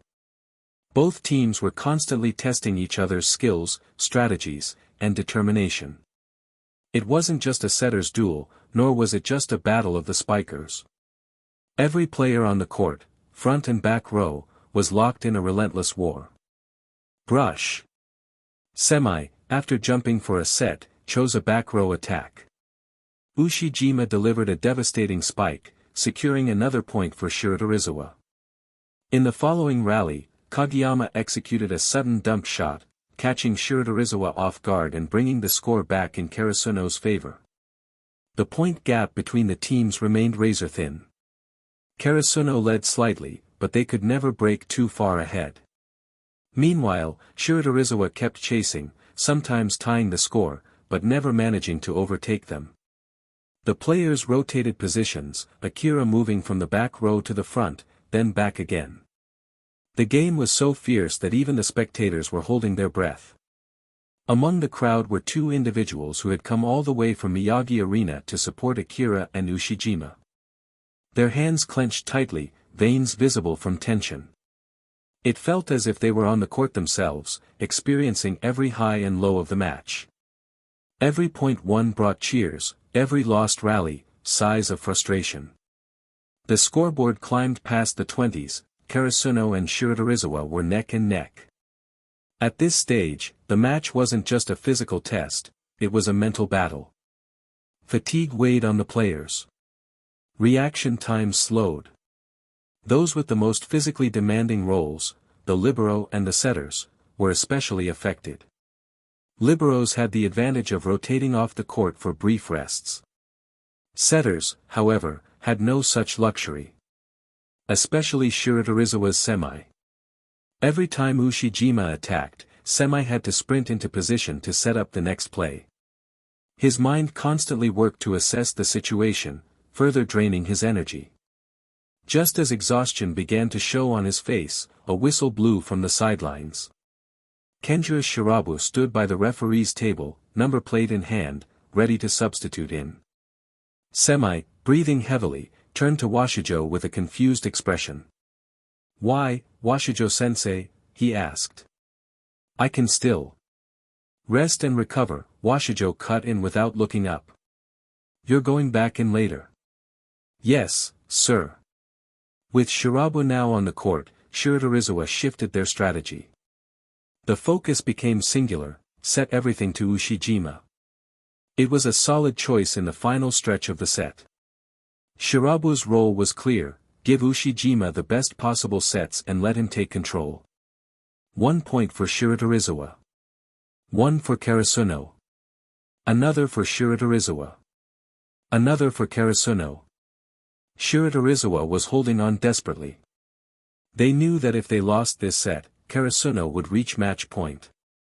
A 2-0 lead in a best-of-5 match would be devastating. Conversely, Karasuno knew that securing this set would give them a massive advantage. Neither side was willing to give in. The score climbed past 30 points, Karasuno 31, Shiratorizawa 30. And now, it was Karasuno's serve. Ukai made a bold call. "Tadashi, you're up." The entire Karasuno bench turned in shock. A serve specialist. Ukai's reasoning was simple: "You've been working on that jump float, haven't you? Time to put it to the test." "Wait, who is this guy?" one of the spectators muttered. "He's on Karasuno's team. I've never seen him play. A pinch server. Can he handle this pressure? If he messes up, Karasuno loses their advantage." On the court, Yamaguchi felt his heartbeat pounding in his chest. For the first time, he wasn't watching from the bench. This was his first appearance in an official match. And it was against Shiratorizawa, in the finals. In a critical moment. With all eyes on him. The doubts from the crowd, the expectations from his team, the fierce glares from Shiratorizawa's blockers. It all pressed down on him. His legs felt weak. His hands trembled as he gripped the ball. "Yamaguchi." A familiar voice called from the bench. Sugawara, smiling, shouted, "Don't worry. Just serve a good ball." Yamaguchi turned stiffly, flashing a nervous, crooked smile. This was his chance. If he messed up now, would he ever get another opportunity? The whistle blew. 8 seconds to serve. He forced himself to focus. Where should he aim? His thoughts were sluggish, but one thing was clear. Target the ace. Ushijima. Even if it didn't score, disrupting Shiratorizawa's attack was crucial. His breathing was uneven. All he needed to do was serve before the time ran out. He took a step back and began his approach. His legs felt like lead. Each movement felt heavier than normal. Toss. His heart dropped. Too low. There was no time to fix it. He had to commit. Smack. The ball flew, its trajectory straight and spinless. Yamaguchi's training hadn't been in vain. But the toss was so low that the ball was heading straight for the net. Smack. It hit the tape. The entire gym gasped. The ball hovered on the net for a second. Then rolled over to Shiratorizawa's side. Panic. 3 Shiratorizawa players dove forward. Shirabu managed to reach it. But the ball barely rebounded off his fingertips before dropping to the floor. Whistle. Point, Karasuno. Karasuno 32, Shiratorizawa 30. The stadium erupted. Tadashi Yamaguchi had just scored at match point. Yamaguchi. Fantastic. Serve. The formidable opponent Karasuno had battled against for so long was finally defeated, thanks to Tadashi Yamaguchi's clutch float serve. Everyone in Karasuno erupted with excitement. Hinata and Tanaka rushed forward, tackling Yamaguchi in a hug, their faces filled with disbelief and joy. Even Tsukishima, who usually spoke in his signature cold tone, pushed his glasses up and muttered. That serve was decent. I really did it. Yamaguchi stared at the court, his ears ringing with the deafening cheers from his teammates. Across the net, Shiratorizawa's players looked on with expressions of frustration and disbelief. I scored on serve, against Shiratorizawa. A wave of shock and exhilaration surged through him, nearly overwhelming his senses. All right. All right. On the sidelines, Coach Ukai clapped his hands and strode forward. Rest up and regain your strength. The match isn't over yet, we've still got a tough fight ahead. Push through the next set and take them down. Then, turning to Yamaguchi, he gave a small nod and added. The execution wasn't perfect, but the result was good. Just make sure you work through your nerves.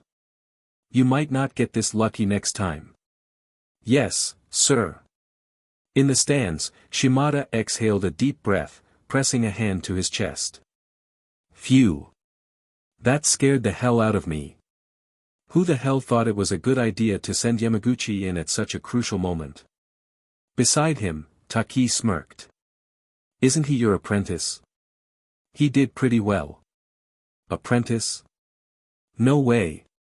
I only taught him how to do a float serve, I'm no master. Shimada shook his head furiously. Besides, he hasn't even perfected it yet. Sending him in at match point? That's just reckless. That serve was definitely a mistake. He just got lucky that it landed well. Sometimes, luck is a part of skill. Taki chuckled. Now that he's experienced a real victory, he'll gain confidence. The next time he's subbed in, he won't be as nervous. You've got a point. If I'd had the chance, I would have taught him some more tricks to manage his nerves before he stepped on the court. Shimada sighed, shaking his head in exasperation. Let's just hope he does even better next time. Unbelievable. In the stands, Naoto Kinemura exclaimed in surprise. Karasuno's pinch server just scored an ace. That was an incredibly risky float serve. It's clear he hasn't been using it for long. Beside him, Yoshino Heiji frowned, his expression tight with concern. It's not just about this one serve, it's about this whole match. Karasuno has reached match point, while Shiratorizawa still hasn't responded. Mitsuda added with a hint of doubt. That's right. And what's even more baffling is Akira's spike. I've never seen such a bizarre technique before. How did it rebound like that off an opponent's arm? It's like the ball has a built-in spring. Exactly. Yoshino Heiji nodded eagerly, his interest piqued. Shiratorizawa still hasn't figured out how to receive it.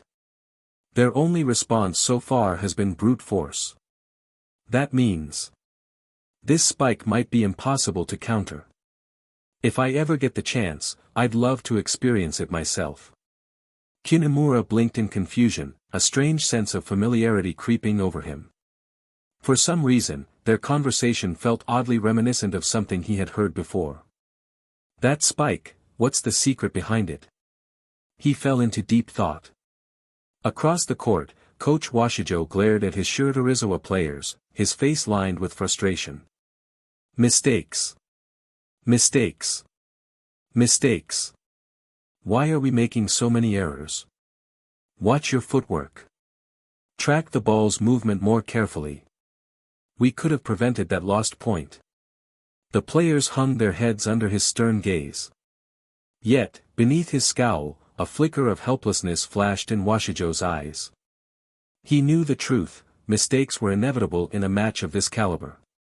A coach's role was to train his players to minimize errors, and Washijo had done exactly that. Shiratorizawa had performed exceptionally well. But perfection was impossible. Their mistakes in this match had been far fewer than in previous games, and that alone was a testament to their skill. Shiratorizawa had reached this level not because they were weak, far from it. Their opponents were just too strong. As the reigning powerhouse of Miyagi Prefecture, Shiratorizawa had crushed every challenger for years. Every season, they steamrolled through the qualifiers, securing their spot at nationals with ease. No matter how much other teams trained and improved, none had ever managed to surpass Shiratorizawa's sheer dominance. Their strength was undeniable, their place in the top 8 at nationals a consistent achievement. A team of their caliber would never be considered weak. Yet now, Karasuno was leading 2-0. Could it be? The once mighty Crows had finally taken flight again. The intermission was brief. The players hadn't fully regained their stamina when the referee's whistle signaled the start of the third set. Both Karasuno and Shiratorizawa took their places on the court. However, the atmosphere between the two teams was vastly different. Karasuno was radiating an intense fighting spirit, fully charged from their back-to-back set wins. Confidence surged through their veins, igniting their determination. They could almost taste victory. Shiratorizawa, on the other hand, carried the weight of desperation. The 2 consecutive losses had rattled them, an unfamiliar feeling for a team used to dominance. Their pride as Miyagi's reigning champions was being put to the ultimate test. The realization was sinking in. Karasuno, a team that barely scraped by in the preliminaries in previous years, was now challenging them in a way no one had before. Everyone recalled a conversation before the match. Ushijima had mentioned that Washijo, their coach, had tried to recruit a promising first year, but that player had chosen Karasuno instead. At the time, they had brushed it off. A first year? What difference could one player make? Potential didn't equal immediate results. Even Goshiki, despite his raw talent, was still developing under Washijo's training. But what they had failed to grasp then was that this wasn't just about potential. This was about Akira's sheer, undeniable strength. And in these past 2 sets, he had almost single-handedly disrupted Shiratorizawa's rhythm.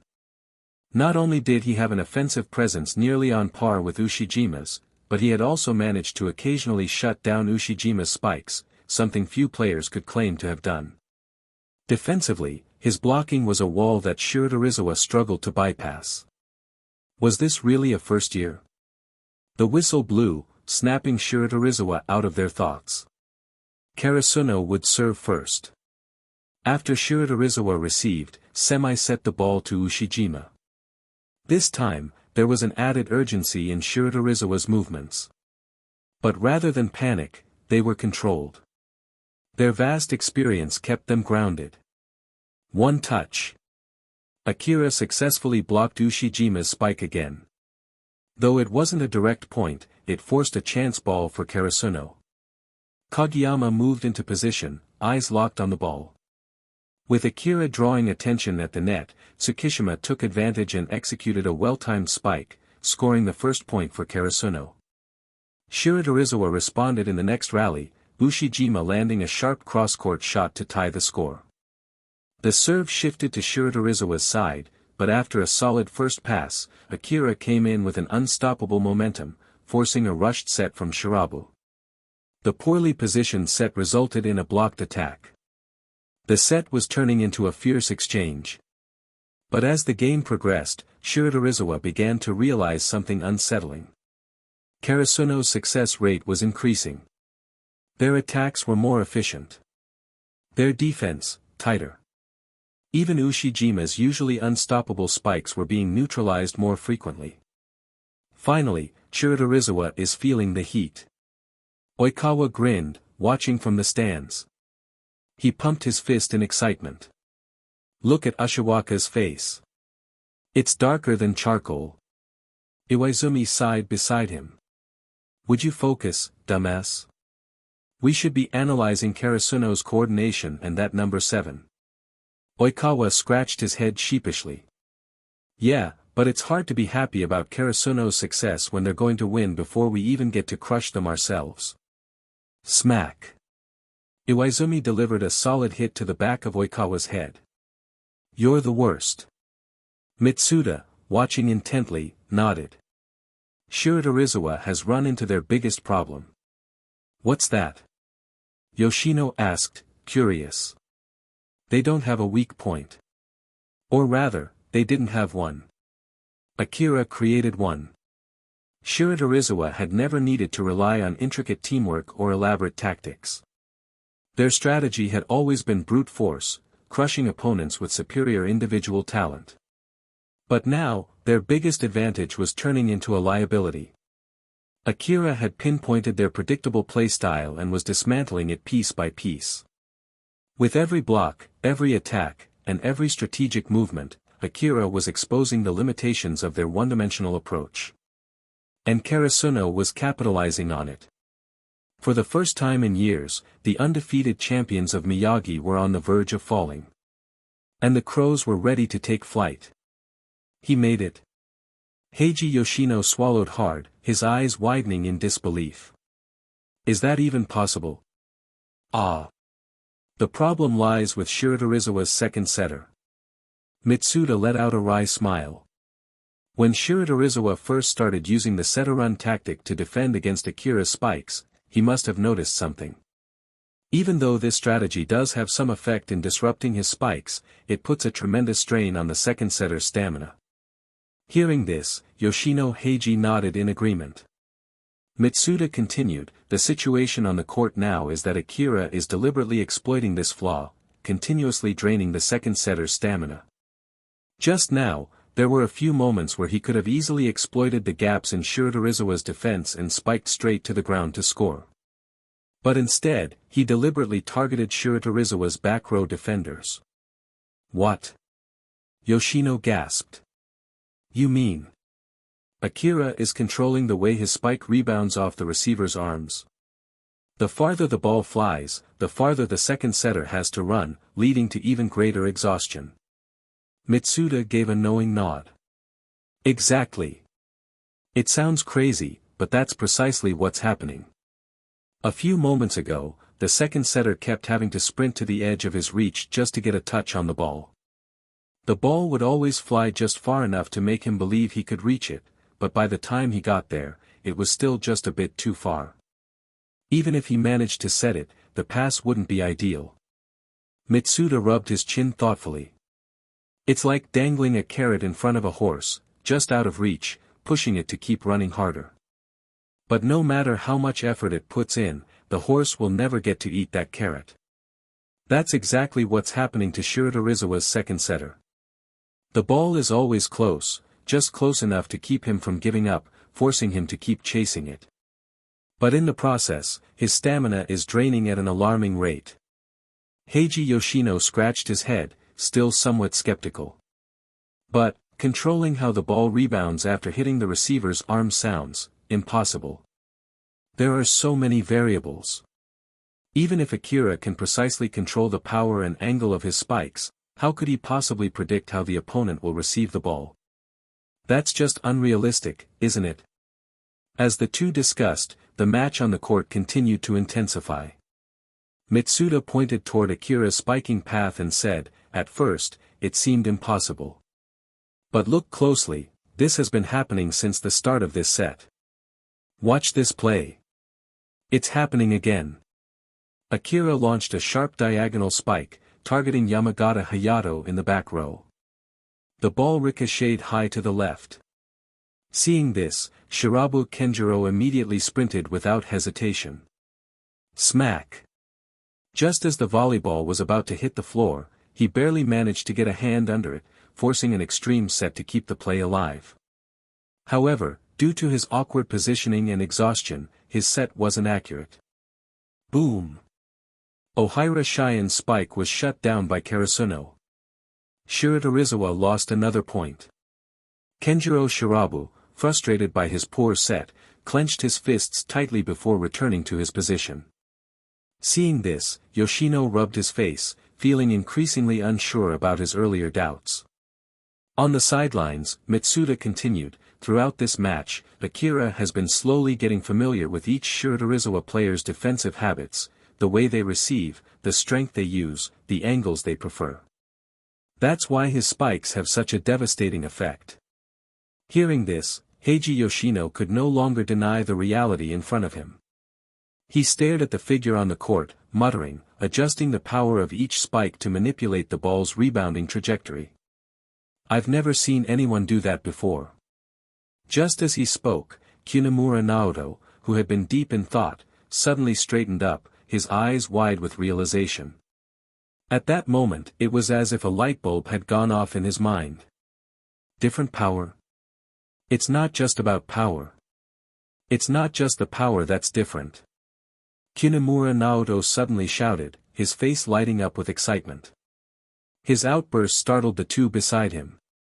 Yoshino frowned, clearly annoyed. Kinemura. What's wrong with you? Seriously, you've been acting weird this entire time. But Kinemura Naoto ignored him. Instead, he grabbed Yoshino by the shoulders, looking at him with intense eyes. Ha! Thanks for the reminder. I finally understand. I finally get it. It's not just the power, it's the way he's making contact with the ball. Heiji Yoshino, struggling against Kinemura's grip, groaned in frustration. What? What did you figure out this time? Let go of me. Got what? Kinemura Naoto placed his hands on his waist and smiled proudly. Of course, I know how Akira's spike works. Hearing his words, the two looked at each other in disbelief. You mean? You're saying you can spike like that too? Since the very beginning, Kinemura had been deep in thought. The game on the court and the conversation between the two had become background noise to him. Neither Heiji Yoshino nor Mitsuda had expected that he had been analyzing the issue all along. Ahem. Hearing their words, Kinemura suddenly held back what he had wanted to blurt out. Of course not. Just because I know how he does it doesn't mean I can pull it off myself. Huh. It's enough to know how it's done. Tell us already. The two were now fully hooked, their curiosity piqued. They couldn't be blamed for their skepticism, Akira's spike was just too strange. Not only had they never seen anything like it, but they had also never even heard of such a technique before. They had tried to break it down logically but failed. And now Kinemura was saying he had figured it out. Seeing their eager expressions, Kinemura couldn't help but feel proud. Ha! You two laughed at me earlier for not having common sense.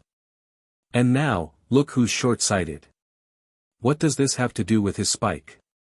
Stop stalling, Kinemura. Yoshino demanded. I'm not stalling. Kinemura Naoto shook his head. It's exactly what I mentioned earlier, he's imitating a left-handed spike. It's true. Mitsuda immediately reached out to touch his forehead. Kinemura, are you running a fever? There's no way a right-handed player can imitate a left-handed spike that precisely. TSK. Just listen to me. The only one who can imitate a left-handed spike this perfectly is Akira. Before the match, he must have specifically trained his Karasuno teammates to receive left-handed spikes so they could adapt quickly to Ushijima's attacks. Wait, do you have any proof? Mitsuda still seemed skeptical despite Kinemura's confidence. The proof is Akira's bizarre spike. Kinemura pointed toward the court. There, Akira had just scored another point using that unorthodox spike, all while forcing Shiratorizawa's second setter, Shirabu Kenjiro, to exhaust himself running across the court. Look at that. It's just like the first time someone faces a left-handed spiker. What? Both Yoshino and Mitsuda were stunned. They immediately turned their attention to the match. Every time Shiratorizawa's back row defenders tried to receive Akira's spike, the ball bounced unpredictably off their arms. This. Heiji Yoshino murmured, his voice tinged with shock. The first time someone faces a left-handed spiker, their receive looks like this. Their reception is unstable, even if they manage to get in the right position. The ball spins away from them. It's because they aren't used to the spin. Seeing their reactions, Kinemura Naoto grinned triumphantly. Ha! Looks like you two were wrong this time. Mitsuda took a deep breath, forcing himself to calm down. But Shiratorizawa's players must have practiced receiving left-handed spikes before. How could they still be struggling? And even if they weren't used to it at first, wouldn't they have adjusted by now? Kinemura clicked his tongue. Musashi. He continued, I knew you'd ask that. But who said Akira's spike is just an ordinary right-handed spike? What do you mean? Yoshino asked, now completely invested. If a natural right-handed player like Akira can imitate the spin of a left-handed spike, then what's stopping him from manipulating different spin variations altogether? Kinemura's words hit them like a revelation. Wait. Heiji Yoshino's eyes widened as he slapped his thigh. Why didn't I think of that? Receiving, spiking, it's all connected. So that's it.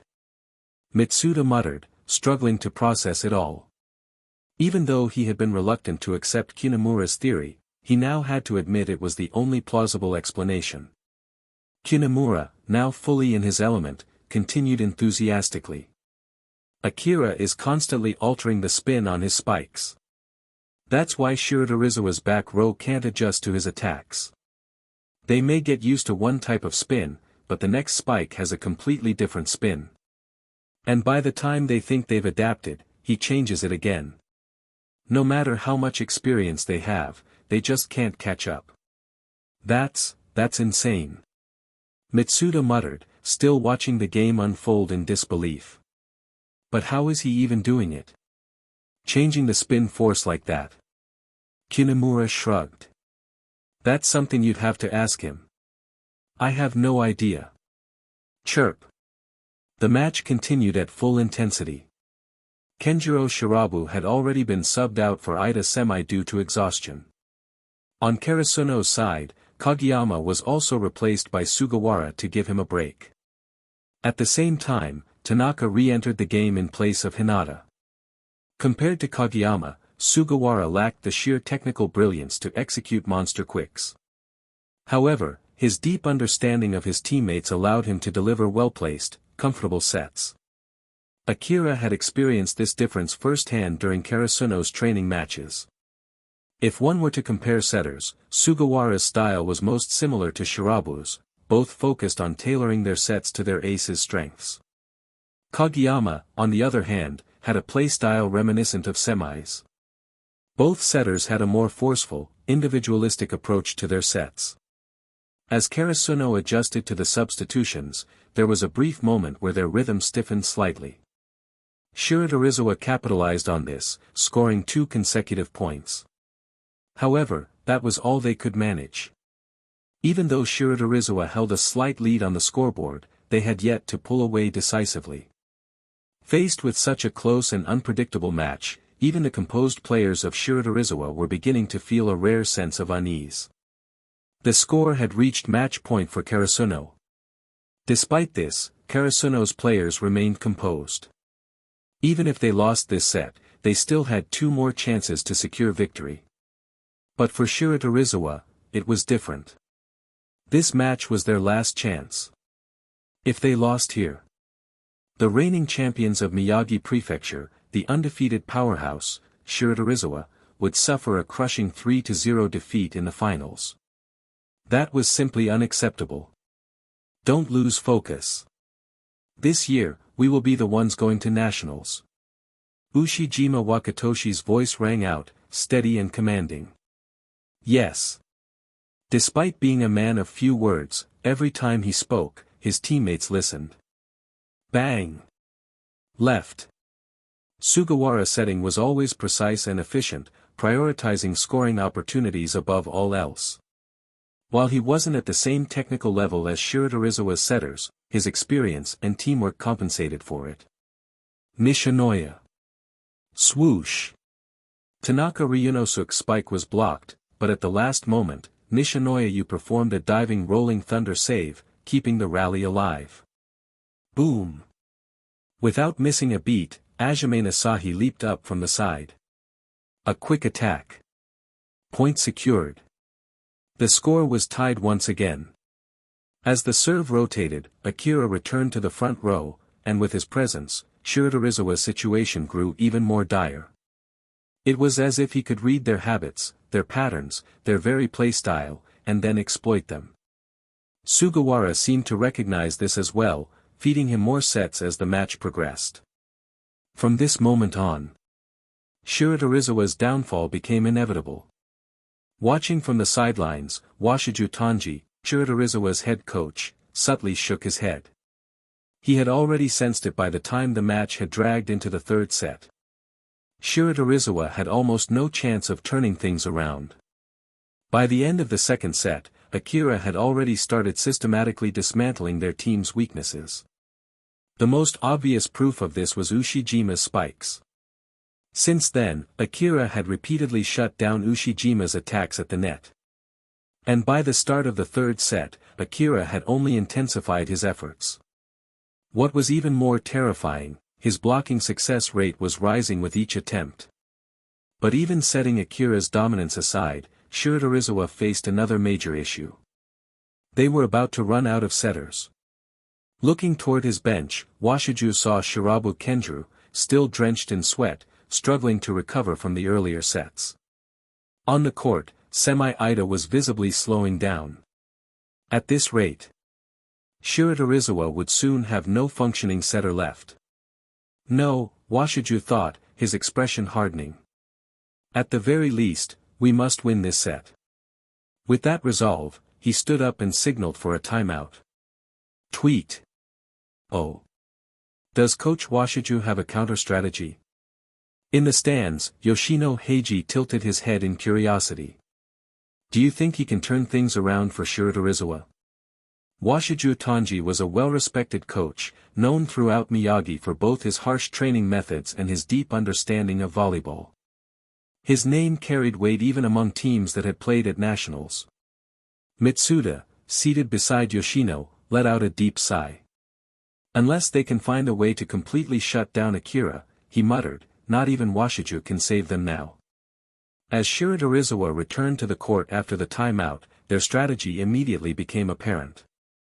Wait, are they switching to a multi-setter system? Yoshino blurted out, eyes widening. Even the second setter is joining the attack. It looks promising. But Mitsuda shook his head, his brow furrowing in concern. This doesn't seem like Washiju's usual approach. He muttered. It feels like a desperation move. Huh? Why?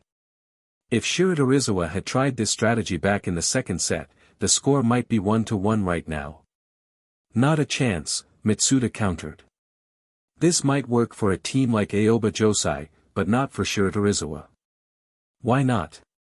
Mitsuda gestured toward the court, where the cracks in Shiratorizawa's coordination were already beginning to show. During a crucial play, both Goshiki Tsutomu and Yamagata Hayato moved to receive the ball at the same time. They hesitated for just a moment, unsure who should take it. And in that instant, the ball hit the floor. Errors like these kept piling up. Shiratorizawa, a team that prided itself on individual strength, was struggling to adapt to this unfamiliar strategy. This isn't working, Yoshino muttered, stunned by the unfolding disaster. Mitsuda nodded grimly. And worst of all, his eyes darted toward Akira. He's already figured it out. If it's him, he'll exploit this weakness immediately. Just as Mitsuda's words fell, the situation on the court changed again. Bang! A spike slammed into the receiver. But after he picked up the ball, it spun unpredictably and flew toward the back of Wakatoshi Ushijima. Not far from him. There was no one better suited to receive this ball than Ushijima himself. Syllable. In desperation, Ushijima could only grit his teeth and pad the ball to the front row to assist his teammates in attacking. But because he was involved in the second touch, Ushijima would not be able to participate in this attack. Both Kinemura and Heiji Yoshino in the audience were dumbfounded. If it's a well-balanced team, it doesn't matter who attacks. But Shiratorizawa is different. Their strongest trump card, Ushijima Wakatoshi, is the spearhead of the team's attack.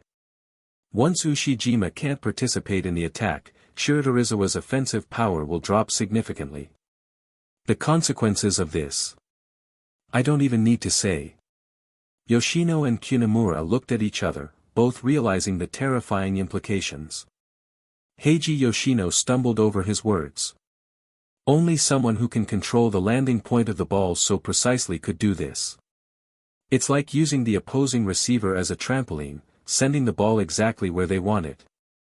If it were anyone else, this would be impossible. Bang! The game continued. With this strategy in play, Washijo Tanji quickly discovered its flaws. Especially Akira's ability to control the ball's trajectory at will, it was almost like a cheat ability. But there was no immediate way to counter it. After all, Akira could alter the spin of the ball at will, while the receivers couldn't suddenly change their reception technique and habits. If they forced a change, it wouldn't just be a matter of unpredictable ball movement. It could make receiving impossible altogether. Bang! Shiratorizawa's spike was received cleanly by Daichi Sawamura in the back row. Sugawara jumped. Without hesitation, he set the ball directly to Akira, who was already sprinting into position. Bang! Facing Shiratorizawa's tight straight ball block. Akira responded with a sharp cross shot, slicing past every single defender. Straight to the floor. Since Shiratorizawa had changed tactics, Akira had shifted his focus from exhausting their setter to scoring directly. And the third years, Daichi, Sugawara, and Asahi, were rock solid. Their attacks might not be as unpredictable as Kageyama and Hinata's quicks. But their defense was outstanding. With Akira holding the front row block, scoring against Karasuno became even harder for Shiratorizawa. But they refused to back down. The third set. Their last hope. Syllable. Another serve. Even against the towering wall in front of him. Ushijima caught the faint light of an opening in the dark sky. He landed a powerful spike. Score. That's what it means to be an ace. Even when the team is on the brink, the ace must rise above. But now, his stamina was nearly depleted. Ushijima panted heavily, sweat dripping from his forehead into his eyes, almost blinding him. His hair was soaked, clinging to his face. Throughout the match, Ushijima had launched the most attacks for his team. Even when Akira rotated to the back row, Karasuno still had Kageyama and Hinata's quick attack to handle the offensive pressure. But when Ushijima was in the back row, he had to shoulder the burden of back row attacks, which demanded even more energy. Because, against Karasuno's defense, not just anyone could score. Especially with Akira leading the net defense, the difficulty increased drastically. So, as the ace, Ushijima bore the responsibility of scoring. No matter how exhausted he was. He had to attack. He had to score. That's the very existence of an ace. Looking at the scoreboard. Both teams had passed 20 points. But Shiratorizawa was still behind. Ida. Next ball, set it to me. Ushijima planted his hands on his knees, straightened up, and called out loudly. His voice rang through the court. Everyone on Shiratorizawa turned their heads toward him, shocked. At that moment, Ushijima's presence was immense. It felt like he was holding up the entire world. Even with all eyes on him, his focus never wavered. His eyes stayed locked on Karasuno's formation, already analyzing his next attack. Yes. Semi-Ida gritted his teeth and nodded determinedly. Damn it. It's my fault. I can't fool Karasuno's blockers, and now our ace has to take on this entire burden alone. Semi-Ida clenched his fists in frustration. Not just him. Everyone on Shiratorizawa felt the same guilt. But they also knew. At this point, the only thing they could do was trust their ace completely. They had to keep the ball in play for him. Feed him every opportunity to attack. As long as Ushijima was still standing on that court, there was still hope for victory. Syllable. Akira's spike flew again, but just before it touched the ground. Semi-Ida dove, barely saving it. The second setter took the first touch. Please. Semi-Ida, hands planted firmly on the court, lifted his head and shouted. Ushijima. Tendu Satora sprinted forward, getting into position, and sent a perfect set to the ace. Boom. That powerful approach. That unwavering will. Told the world that he was still standing. Bang. A devastating spike. Point for Shiratorizawa. But in the next rally, Karasuno struck back, recovering the point instantly. The scores remained locked in a tight battle. Neither side giving an inch. The game raged on. And the question remained. Who would break first? Shiratorizawa. I didn't expect this team to be so resilient. In the coach's dugout, Keishin Ukai squinted his eyes, muttering to himself as he watched the intense battle unfold on the court. Yeah. Takeda Itetsu, standing beside him, nodded in agreement. In Miyagi Prefecture, their record is nearly flawless. We've hardly ever seen them struggle in the prefectural tournaments. So no one would have expected Shiratorizawa to showcase such relentless strength even when facing adversity. But we won't back down either. Ukai crossed his arms over his chest, a confident smirk forming. The third years on our team have fought their way up through hardships. And even the first years, Kageyama and Hinata, have had their fair share of struggles. I heard that back in junior high, Hinata didn't even have a proper volleyball team to train with. And even Akira. At that moment, Ukai suddenly hesitated. Because, now that he thought about it, what kind of struggles had Akira actually faced? What setbacks has Akira had? Takeda furrowed his brows in curiosity and turned toward Kyoko Shimizu, who was quietly sitting on the sidelines. Shimizu, as his neighbor, you should know, right? Akira. Kyoko held her notebook close, thinking back. He moved to Miyagi Prefecture about 6 months before the junior high league and lived near my house. Then he joined a local junior volleyball club, made it to the finals of the junior league, and won the championship. After that, he came to Karasuno. And, well, you all know what's happened since then. Wait, so that means... Ukai and Takeda exchanged glances. It seems like he's never really had any major setbacks. From their training match against Aoba Josai to this final match in the national qualifiers, no opponent had truly managed to suppress him. Forget it. Ukai laughed, shaking his head. That guy is just on another level. I don't think we've even seen him play at full strength. Guess we'll have to wait for the day someone can finally push him to his limit.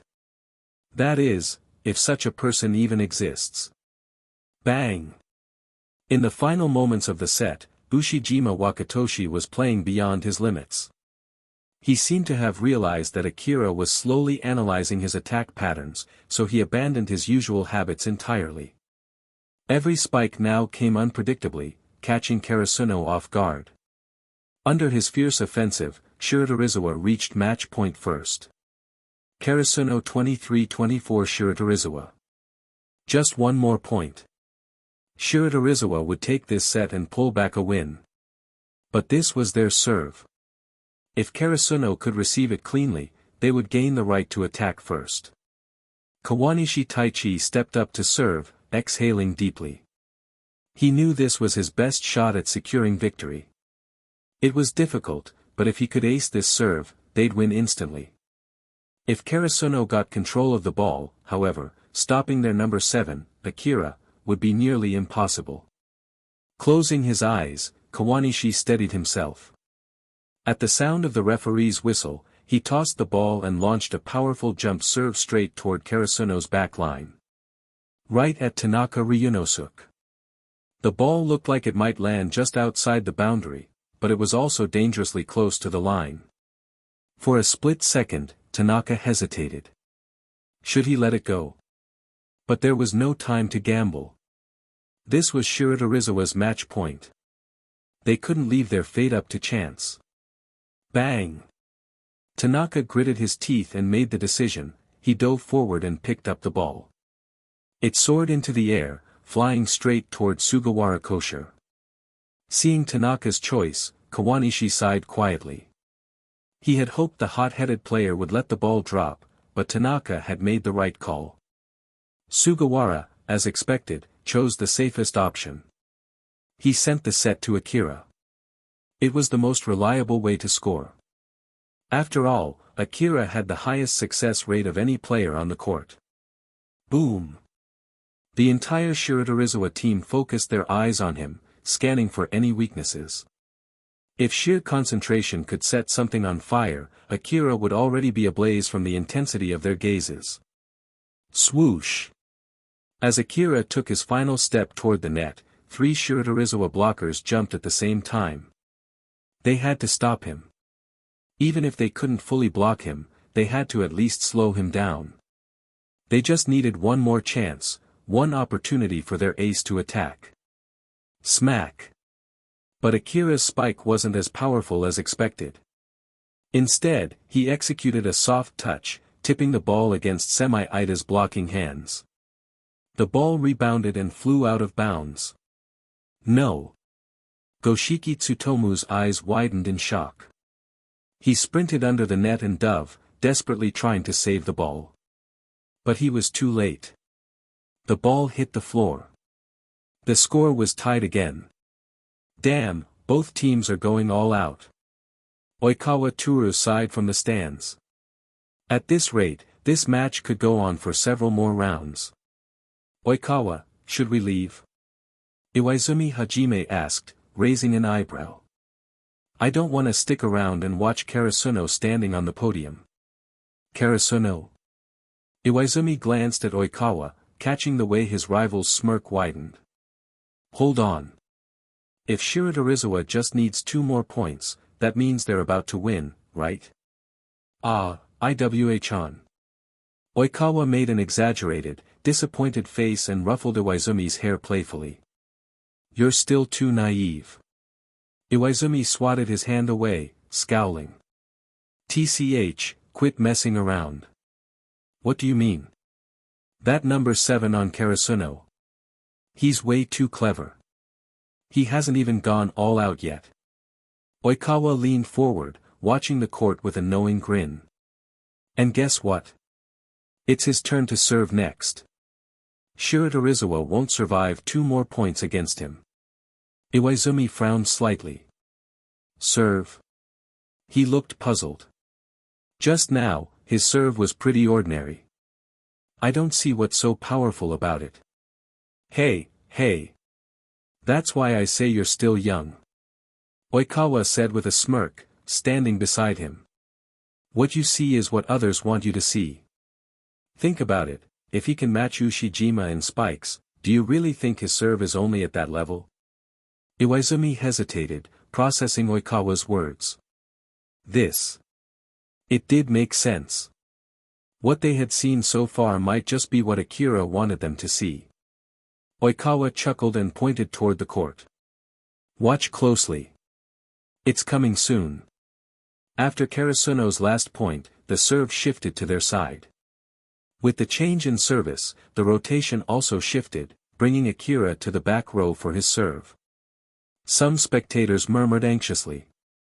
Up until now, Akira hadn't shown any particularly strong serving ability. And with him moving to the back row, Karasuno's offensive and defensive power could take a hit. Would they really be able to handle Shiratorizawa? But those familiar with Akira knew better. He wouldn't let the game drag on that long. Akira stepped up to the service line, gripping the ball. But this time, he didn't stop at the usual spot. Instead, he took a few extra steps back, positioning himself farther from the court. Shiratorizawa's players exchanged wary glances, frowning. They had never seen him serve like this before. Throughout the match, Akira had only used a basic overhand serve. But now, at this critical match point, he was suddenly switching it up. This was bad news. Because facing the unknown always carried a high risk of failure. Especially an unknown technique from someone like Akira. If he dared to use this now, it meant he had been holding it back for a reason. And that reason was likely that this serve was a weapon. Just how strong was this hidden serve? The referee's whistle blew. Akira moved instantly, run, toss. The ball floated into the air in a perfect arc, seemingly unaffected by spin. Then, he leaped and struck it cleanly with his palm. Not a power jump serve. Not a hybrid float. A pure, straight jump float serve aimed at the back row of Shiratorizawa. At first glance, it seemed like it might go out. But no one on Shiratorizawa dared to take that risk. In the back row, Kawanishi stepped forward, preparing to receive it. Jump float serves weren't uncommon. If received properly, they weren't too difficult to handle. He adjusted his posture, arms low, ready to absorb the impact. But the ball didn't fall as expected. It continued to drift. At the last second, the trajectory shifted, veering left. The ball zipped past Kawanishi's shoulder before dropping sharply onto the boundary line. Silence. The entire stadium seemed to hold its breath. That. Mitsuda muttered from the stands. Heiji let out a low whistle. Typical Akira. Just when you think you've seen everything, he pulls out something new. Yeah. Mitsuda scratched his head. You'd think he could just play normally for once. But then again, if he did, that'd be even weirder. The scoreboard changed. Karasuno had taken the lead. Match point. If they could score one more point, they would win. And with that, they would secure their place in nationals. The tension in the gym was suffocating. The audience held their breath, afraid to disturb the moment. Akira, unfazed, took his position again. Every step he took toward the service line echoed through the silent arena. Shiratorizawa's players were on edge, watching him intently. His last serve had been bizarre, unlike anything they had prepared for. And now? What would he do next? The whistle blew again. He waited. Everyone on venue is on edge at last 2 seconds. Run. Toss. Bang. Powerful jump server. Boom. But this time, it was completely different. No floating, no drift. Only speed. Pure, raw speed. Like a white-hot bullet streaking through the air, cutting through the court before Shiratorizawa could react.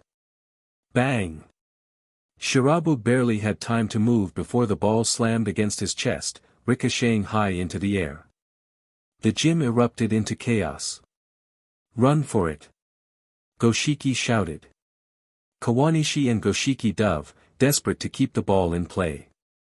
Their feet pounded the court, echoing like thunder in the silent arena. Snap, snap, snap. They leaped. Too late. Bang! The ball struck the floor. The whistle blew. Karasuno's point. Karasuno wins. For a split second, the entire gym was frozen in shock. Then. The Karasuno bench exploded into cheers. Hinata leaped onto Kageyama, Yamaguchi practically tackled Tsukishima, and the rest of the team Time, it's not just Nekoma. It's the entire Fukurodani Academy group. Fukurodani Academy. Group. It was a name unfamiliar to most. Ukai, more informed, furrowed his brow in thought. The Fukurodani group is an alliance of several strong Kanto schools like Nekoma. They frequently hold training matches with each other. It's an informal group, mostly based on personal relationships and trust. Getting invited in is rare. Takeda nodded and smiled. Exactly. We really owe Coach Nekomata for this. Thanks to him, we have this chance to train with them. The team buzzed with renewed energy. Finally. I get to see that kind of tricky set again. Kageyama muttered, remembering the deceptive tactics used by Kenma in their previous match. I'm going to take down the big city guys. Tanaka stood up, fists clenched, voice booming. This time, we're going to beat them. New surroundings. New opponents. And top-tier schools from Tokyo no less. The excitement was palpable. Ukai turned to Takeda with a concerned expression. Takeda-sensei. This won't interfere with the national tournament, right? Takeda blinked, then nodded quickly as if remembering something. Ah. Right. Everyone calm down. We can't head out just yet. The other teams are still playing through their national qualifiers. And we still need permits and paperwork sorted out. At the earliest, we'll go after final exams next month, during summer vacation. Summer vacation, in a month. The room finally quieted down. Tokyo training. The national tournament. It was going to be a packed summer. Seeing the team settle, Takeda continued. That means we'll head there as soon as summer vacation starts. We'll begin intensive training, adapt to the Tokyo climate and environment. Then, once the national tournament begins, we'll already be in Tokyo to compete. And after it ends, we'll keep training there a bit longer to maximize our growth. So, everyone, start preparing now, for our Tokyo journey. The next day, during the evening meeting after training. In other words, everyone shouldn't forget that we have final exams next month, right? Takeda-sensei stood holding a stack of papers, his usually kind expression replaced with something more ominous as he glanced around the room. Even Coach Ukai, standing to the side, shivered slightly. Haven't forgotten, have you?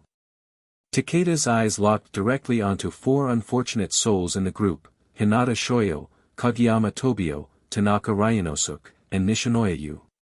The four froze under Takeda's intense gaze, eyes wide and vacant. Then, I assume you've already guessed what comes next. The way he said it made a chill run down everyone's spines. If you fail even a single class, you'll be doing weekend tutoring, and depending on how bad it is, you might have to spend part of summer break making up for it. Even if the principal gives you permission, it won't delay our entry into nationals, but the Tokyo training camp before the tournament will be off the table. Ha! The four immediately let out wails of pure anguish. No Tokyo training camp. No facing powerhouse schools. Tanaka and Nishinoya instinctively turned and bolted for the door. Oi! You two! You're already cornered. Daichi barked after them. Enishida! Grab those two and bring them back. On the side, Hinata and Kageyama dropped to their knees, looking like their souls had left their bodies. Ho, how many points do I need to pass again? They muttered in despair, not even blinking. If I spike hard enough, maybe the head of academics will let me pass. Hinata mumbled in a daze, clinging to any hope. You'd better focus on barely passing first, dumbass, came Tsukishima's cold jab from behind them. Is this what it feels like to be academic bottom feeders? TCH. Even if the academic board approves it, you still have to put studies first when tutoring is scheduled, Takeda-sensei said sternly, shooting down Hinata's hope without hesitation. Realizing that pleading didn't work, Hinata scurried over to Ukai. Coach! He grabbed Ukai's arm and stared up at him with soulful, desperate eyes. How do I put this? Ukai scratched his head, visibly uncomfortable. Students have to go through this kind of thing. It builds character, right? How can you say that so casually? Ukai gave him a sheepish smile and tried to offer encouragement. Look, the point is to stay focused and keep trying. No. This is serious. Please teach me how to study. Hinata bowed his head, full of determination. Ahem. Ukai glanced down at the orange-haired boy with a complicated look. Hinata. Honestly, I wasn't going to say this, but Do I look like someone who got good grades in school? Hinata blinked. Well, now that you mention it. Judging by Ukai's dyed hair and laid-back vibe, he probably hadn't exactly been a model student himself. Back in high school, he was likely a lot like Tanaka. Hinata's eyes dulled again with despair. Seeing his teammate looking so crushed, Sugawara stepped forward with a laugh, trying to lighten the mood. Don't worry, Hinata. You only need a passing grade. That's all that matters. Really? Sugawara-san? Hinata asked, suddenly filled with hope. I've never scored in the double digits on a quiz before, is that okay? Now Sugawara was the one frozen, unsure of how to respond. Oi. Don't look like you're on death row. You too, Takeda-sensei. You've got to stay strong for them. Sugawara tried to keep spirits up. After the meeting, in the boys' locker room, Daichi was giving a stern lecture to the four delinquents. Off to the side, Tsukishima and Yamaguchi were grabbing their things and heading toward the door. We're heading out first, Yamaguchi said casually. Don't you guys have to do tutoring too, Tsukishima? Hinata suddenly asked, eyes lighting up. You think everyone is failing? Tsukishima replied with his usual smirk. You. Hinata and the others couldn't even get mad, they were too exhausted and hopeless to argue. I'm out too. Akira slung his bag over his shoulder and gave the group a wave.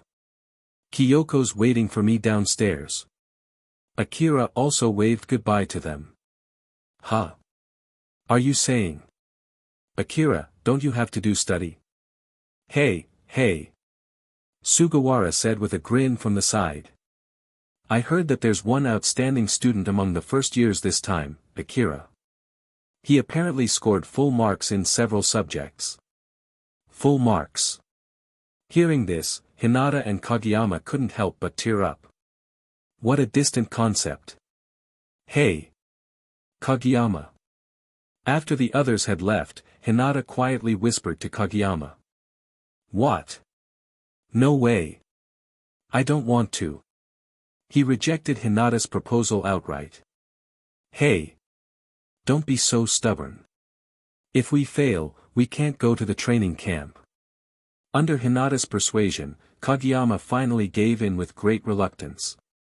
Just as Akira and the others walked out the school gate together, voices suddenly called out from behind them.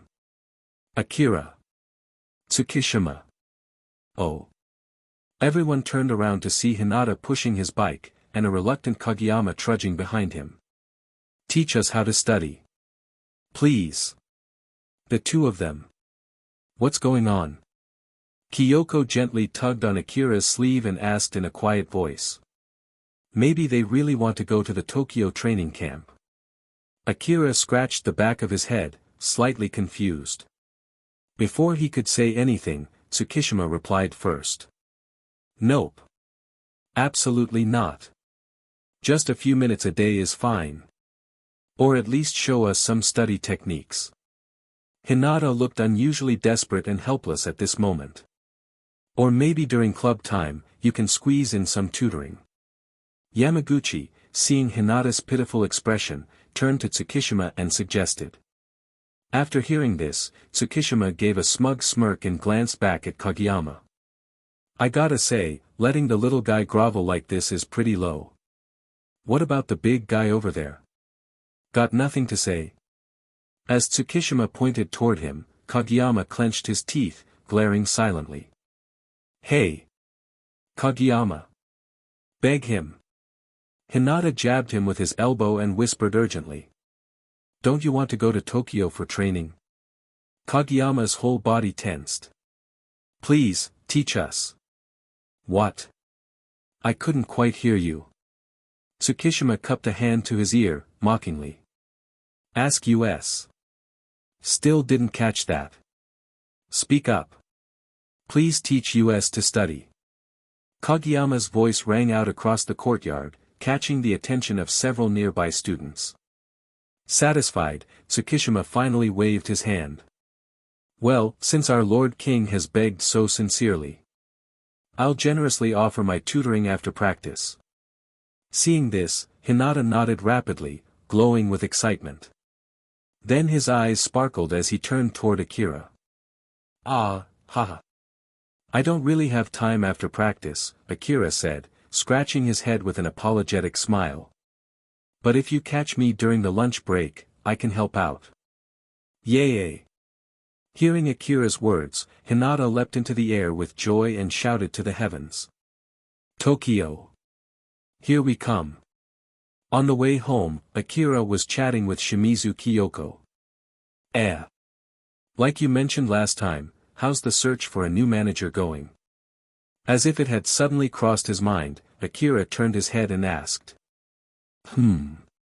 Right now, I can only say that there's a slight lead.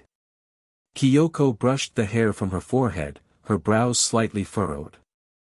I'm thinking of finding some first years who haven't joined any clubs yet and asking if they're interested in joining the volleyball club. Then the next time you go, call me along. Huh? Don't you have training? Kyoko came closer, grabbed Akira's hand, and looked up at him as she asked. Well, I'll come with you during recess. There's still time after school, so I can go to training a bit later. You really don't have to sacrifice your own time just for this. Kyoko lowered her head, her voice barely louder than a whisper. My own time. Akira's expression shifted slightly. Ahem. Kyoko, you should know me better than that. Kyoko didn't raise her head again, just leaned it gently on Akira's shoulder. Then you know that if it's something I don't enjoy doing, I usually won't force myself to do it. So, whatever I do in my free time, it's always because I want to. This time, Kyoko didn't say anything more. She simply held Akira's hand a little tighter. Their figures stretched longer and longer under the soft glow of the street lamps. At Tanaka's house, the second years were studying hard for the upcoming final exams. Every day during the lunch break, Hinata and Kageyama would come to Akira to review exam material. And after club activities in the evening, Akira would walk home together with Kyoko. Tsukishima and Yamaguchi often helped Hinata and Kageyama brush up on their basic knowledge. However, after this tutoring period, Akira reached an understanding with Tsukishima and the others. That is, Kageyama and Hinata just aren't cut out for academics. During the morning recess, Akira was writing in his homework notebook. If he finished the assignments from the previous night at school, he'd have more free time after classes. Smack. Just as he was writing, a pair of hands suddenly landed on his shoulders. Huh. He turned to see Kyoko standing behind him, smiling at his notebook. You're here. Akira put down his pen, stood up, and took Kyoko's hand. About finding a new manager. Why don't we start with our class? Okay. Kyoko nodded. There were a few students in Akira's class who weren't in any clubs. That's exactly why she came here. Let's see. She flipped through a small stack of papers in her hand. The first candidate is a classmate named Hitoka Yachi. Do you know her? Hearing that name, Akira scratched his head, a bit surprised. Although we haven't talked much, I do recognize her. She's the girl who sits by the window, right? Doesn't seem to be in the classroom right now. Why don't we head out and wait? The two of them walked out into the corridor. Just as they stepped outside, Akira noticed a familiar face slowly walking toward them. It was easy to tell she was shy. Even the way she walked, hugging the wall, gave it away. Hey. Hello. Hitoka Yachi. Hearing Akira's voice, the girl with short, pale blonde hair froze in place. Akira-kun. This. Why is Akira talking to me? Why does someone like him, popular, smart, handsome, notice someone like me? Am I going to be hunted down by his fangirls? From the moment he entered Karasuno, Akira had become a standout figure. His outstanding grades and model-like looks drew constant attention. In the beginning, girls flocked to his seat almost daily just to chat. But Akira, though polite, always maintained a certain distance from them. Eventually, the visits grew fewer and fewer, and the rejections started piling up. Still, many girls secretly admired him. Even in class, his seat constantly drew glances. And now, he was talking to her directly. Hitoka Yachi felt like time had frozen. Her mouth opened and closed, but no words came out. Kyoko, noticing her hesitation, also turned toward her. She's so beautiful. Is she an upperclassman? Yachi had now entered a full mental freeze. Hello, Hitoka Yachi. Kyoko stepped forward and started explaining the volleyball team's search for a new manager. But Yachi wasn't processing a single word. She just stared at Kyoko's mouth moving, rooted to the spot. She's talking to me. She's so pretty. So elegant. It's over. I'm doomed. Akira and this gorgeous third year are talking to me at the same time. If their fans find out, I'll be assassinated. Akira, observing the scene, felt the corners of his mouth twitch involuntarily. These two, one was talking non-stop. The other appeared to be nodding, seemingly listening, but clearly wasn't. So, why don't you try it out as a temporary manager? Okay. Without even fully understanding Kyoko's words, Yachi blurted out her agreement on impulse. Kyoko was visibly surprised. She hadn't expected it to go this smoothly. The first student she approached had actually agreed. All right then, I'll head out first. I'll come find you after school. You can also wait here with Akira if you want. Yachi turned around just as Akira waved at her with a smile. Oh okay. Her neck stiffened like a board. This is it. I'm finished.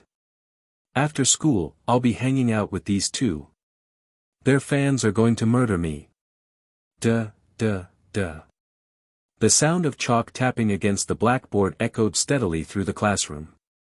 But today, Yachi wasn't listening attentively to the lecture like she usually did. Instead, her eyes were glued nervously to the wall clock hanging above the board. What do I do? Class ends in 2 minutes.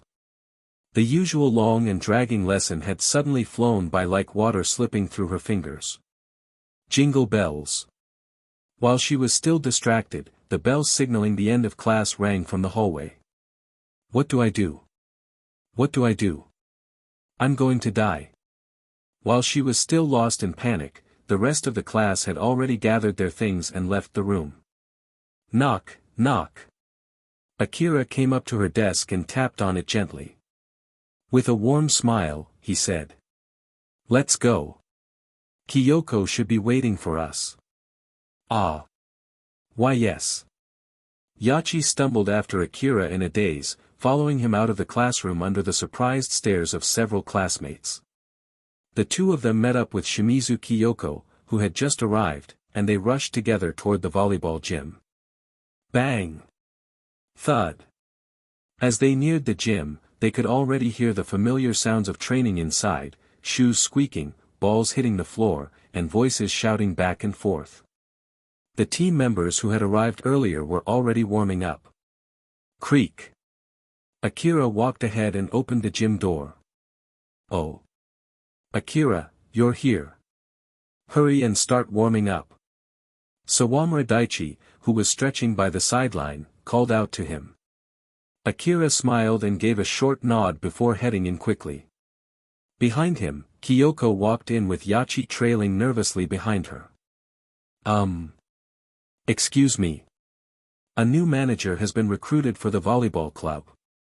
Her words immediately drew the attention of everyone in the gym. And right at that moment, Yachi timidly poked her head out from behind Kyoko. Whoa! We finally got a new recruit. Hinata shouted, clearly excited. With everyone's eyes on her, Yachi panicked and began to introduce herself. Hi. Hello, everyone. My name is Hitoka Yachi. Ahem. Yachi-san. No need to be so nervous. Akira, who was changing into his indoor shoes, couldn't take it anymore and called out to her. Alright. But Akira's attempt to reassure her only made her even more anxious and flustered. Awesome. That means we have a manager for next year locked in. Sugawara said with a grin, clearly delighted. Ah. Yachi quickly waved her hands in denial, flustered. No. She's just here temporarily to get a feel for it. Kyoko added quickly. This was something I asked her for just temporarily. She has to head back to the club office soon, so she's just here to say hi today. After greeting everyone as best as she could, Yachi quietly slipped out of the gym. Huh? Akira? Do you know the new manager? Once she was gone, Hinata turned to Akira with curiosity. She's in the same class as me, but we haven't really talked before. So I don't know her that well. Akira scratched the back of his head, then stood and jogged out onto the court. Let's keep training. At that moment, Ukai Keishin walked in through the main door. Ahem. Everyone, I've got an announcement. This weekend, several schools have contacted us to request practice matches. After reviewing the teams and thinking about what we need, I went ahead and agreed. They'll all be played right here in our gym. At his words, everyone's eyes lit up with excitement. Practice matches. Is it because of our performance in the qualifiers the other day that schools are reaching out? Daichi asked, visibly thrilled. In the past, they had gone around begging for practice matches. But barely any schools agreed. Why? Because Karasuno had a reputation for being weak. Playing a team that's too weak in a practice match doesn't help either side, it just slows down progress. And nobody wanted to get dragged down. But now, after Karasuno proved their strength by winning the Miyagi Prefecture qualifying tournament, things had changed. Now they were the ones being sought out. It was the same situation that powerhouse teams like Shiratorizawa or Aoba Josai had been in for years. Every year, countless teams tried to book practice matches with those elite schools. But only a few succeeded. Because those top-tier schools didn't want to waste time on weak opponents. They constantly trained with university teams or other powerhouse high schools. It was the pure, unfiltered logic of the strong. The weak didn't even get a chance to spar. But now, Karasuno needed solid opponents to keep themselves sharp. They were preparing for the upcoming spring nationals. That's why Coach Ukai had agreed to several match requests at once, and all of them would take place this weekend. Daichi took a deep breath, calming himself. Everyone returned to training with renewed fire. On the winding mountain road, a bus staggered along. Inside, the voices of passengers filled the air. Today's opponent is Karasuno. Is that the team that defeated Shiratorizawa and qualified as the Miyagi Prefecture representative? What? Karasuno? Wasn't that team supposed to be weak? I think they were called something like the Fallen Powerhouse, the Crows That Can't Fly. Man, you're so outdated. They're the team that beat Shiratorizawa 3-0 in the final. What? What the? A team like Shiratorizawa lost 3-0? You've got to be kidding. I remember a few months ago, we played them at the prefectural tournament and lost 2-0. I can still remember Ashiwaka's terrifying attacks. And now we're facing a team that beat Shiratorizawa 3-0. Ashiwaka. I heard their team has an ace even stronger than Ashiwaka. Looks like today's going to be pure torture again. Oh my god. Coach, where did you even find us this kind of training match opponent? Saturday morning. Karasuno High School Volleyball Gym. Let me see. Coach Ukai stood on the edge of the court, flipping through the schedule in his hand. The first team arriving shortly is Oji Minami. And then, it's Sakai this afternoon.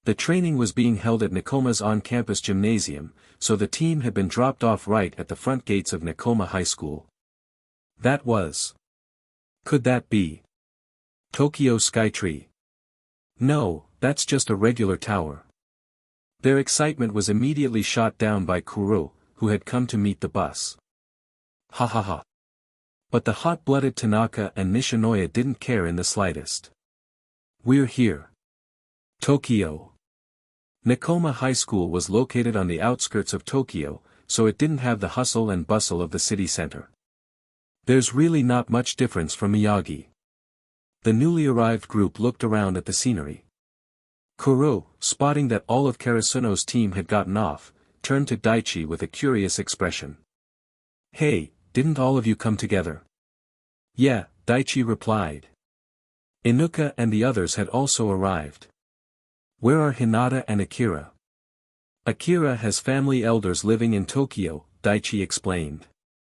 So he left Miyagi yesterday to visit them. He probably won't be here until tomorrow. As for Hinata and Kageyama. Daichi cleared his throat awkwardly. Well. They're still stuck at school doing makeup exams because they failed the finals. What? Kuroo was shocked. Are they going to miss the national training camp next week? Ahem, no. Daichi quickly clarified. They're finishing tutoring today. They should be here this evening. Oh, I see. Kuroo smirked and patted Daichi's shoulder. So that means 3 of your main players are out. Karasuno's going to get crushed by the rest of us on the first day, huh?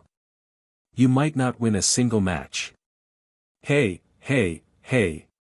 No way that's happening. Daichi shot back confidently, patting Kuroo's shoulder in return. This Karasuno is not the same as before.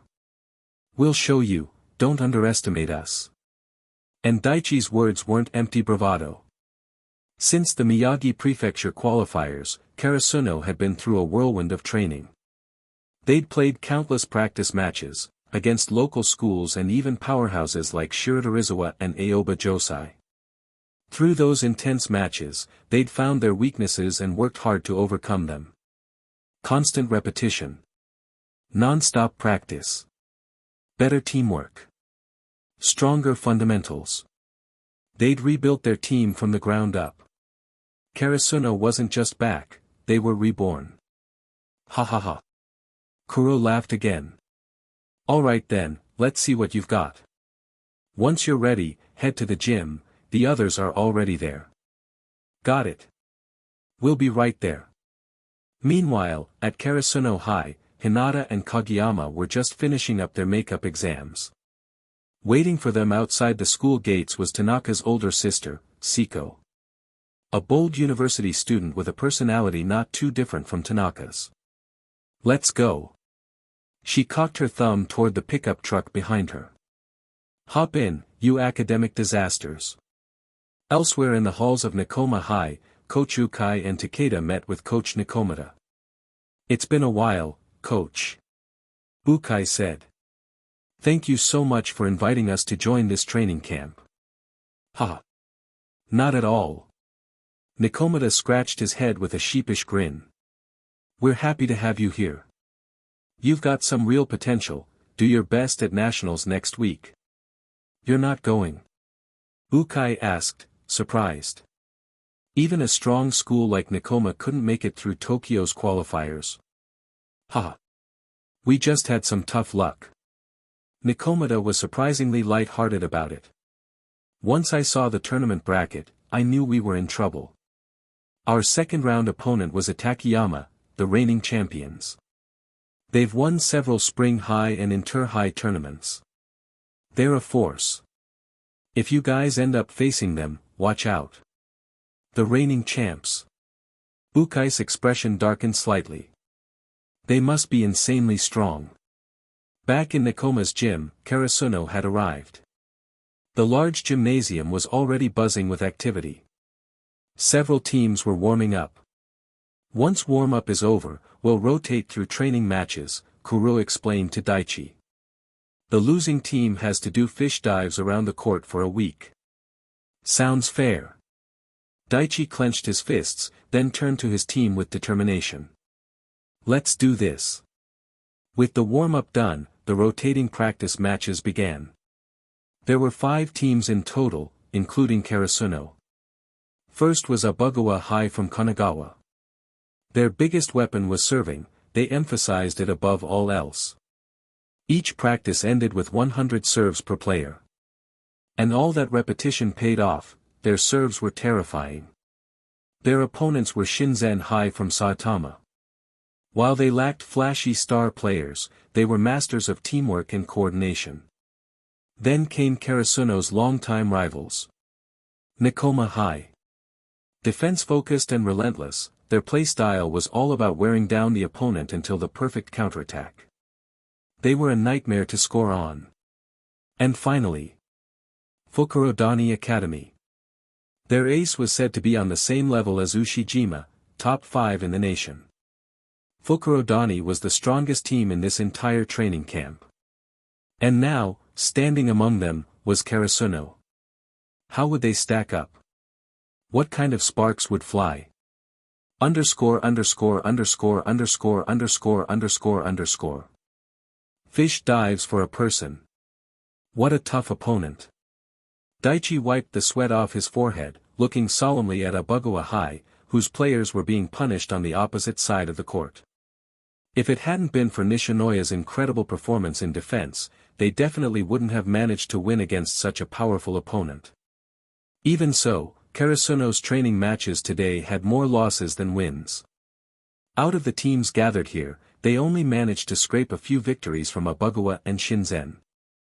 As for Fukurodani and Nekoma, they played several matches, but didn't win a single one. Among those teams, Fukurodani's ace, Kotaro Bakudo, truly lived up to his reputation. That guy. Sugawara clenched his teeth as he looked at Bakudo, currently in the middle of a match against Shinzen. He ranks below Ashikawa, but why does it feel like they're equally strong? The reason Bakudo wasn't chosen as one of the top 3 aces in the country isn't because of his skill. Kuroo passed a few bottles of water to the Karasuno players and added. It's because he has a completely different mentality than most players. His mentality? Ha! Just wait and see. Kuroo chuckled and continued. You might just get to see that side of him during nationals. Ah, right. Daichi suddenly remembered something. By the way, who's that tall guy on your team? We've never seen him before. He pointed toward a tall figure among the Nekoma players. With gray hair and a foreign look, the boy stood out. During their match with Nekoma earlier, he was one of the main reasons Karasuno couldn't win. Standing close to 2 meters tall, he was a force to be reckoned with. But from his movements, it was clear that he lacked refined technique. Still, if even Fukurodani would have trouble facing Nekoma with him on the court. Huh? Kuroo turned his head to check. Oh, you mean Lev? He's a first-year, Lev Haiba. Half Russian, half Japanese. He wasn't with us during Golden Week training. Daichi was a little surprised. A guy that tall, you didn't bring him? It wasn't that we didn't bring him. Kuroo scratched his head. Lev only started playing volleyball in high school. Back then, during the Golden Week camp, he was still basically a beginner. Only our starting lineup and official substitutes came that time. A beginner back then. But judging from today's match, no one would have guessed that. While his fundamentals were clearly still lacking, his natural talent and athleticism were staggering. Everyone from Karasuno exchanged looks. His future potential was enormous. While they were still discussing, the match between Fukurodani and Shinzen ended. As expected, Fukurodani won. So that's Karasuno? The ones who beat Shiratorizawa and made it to nationals. Bakudo stood in the rest area, yawning. They look pretty ordinary. Shinzen setter nodded in agreement. They don't seem as strong as the rumors made them out to be. Weren't they supposed to have an attacker who rivals Ashikawa? Was that all just hype? How could a team like that beat Shiratorizawa? Hold on now, said Fukurodani's setter, Akashi Keiji, wiping his sweat with a towel. I heard from Kuroo earlier that 3 of Karasuno's key players didn't come today. That includes their ace. So don't underestimate them. I hope you're right, said another. If they're really that weak, it'd be a letdown if they got knocked out early. As the sun began to set, the day's intense training matches were coming to a close. Daichi and the others had just finished a round of fish dives as punishment. Though Karasuno had improved significantly since the Miyagi Prefecture qualifiers. Facing these powerhouse schools from other regions made it painfully clear.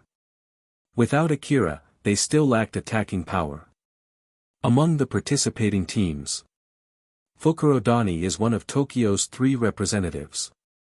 Aoba is one of Kanagawa's top 2 teams. And Karasuno is Miyagi's sole representative. Out of the group, Karasuno had the poorest results. Just as the final match of the day was about to begin, Hinata and Kageyama finally arrived from Miyagi. Clunk. The gym doors swung open from the outside. Nice. The training's not over yet. Perfect timing. Siko, Tanaka's older sister, stood in the doorway with a wide grin. Big sis. Nishinoya beamed at her in admiration. Behind her, Hinata and Kageyama stumbled in, panting heavily from the run. Just before the last match began, they had made it to Nekoma High. Nice serve. Karasuno's final training match was against their longtime rival, Nekoma. Smack. Thanks to Lev's presence, Inuka had been substituted out. Whoa. That last spike was insane. Bakuto said in amazement as he and other players watched from the sidelines. That quick attack. It was so fast, there was no time to react. Yeah, added a player from Aoba. But that tall first year from Nekoma is really tough.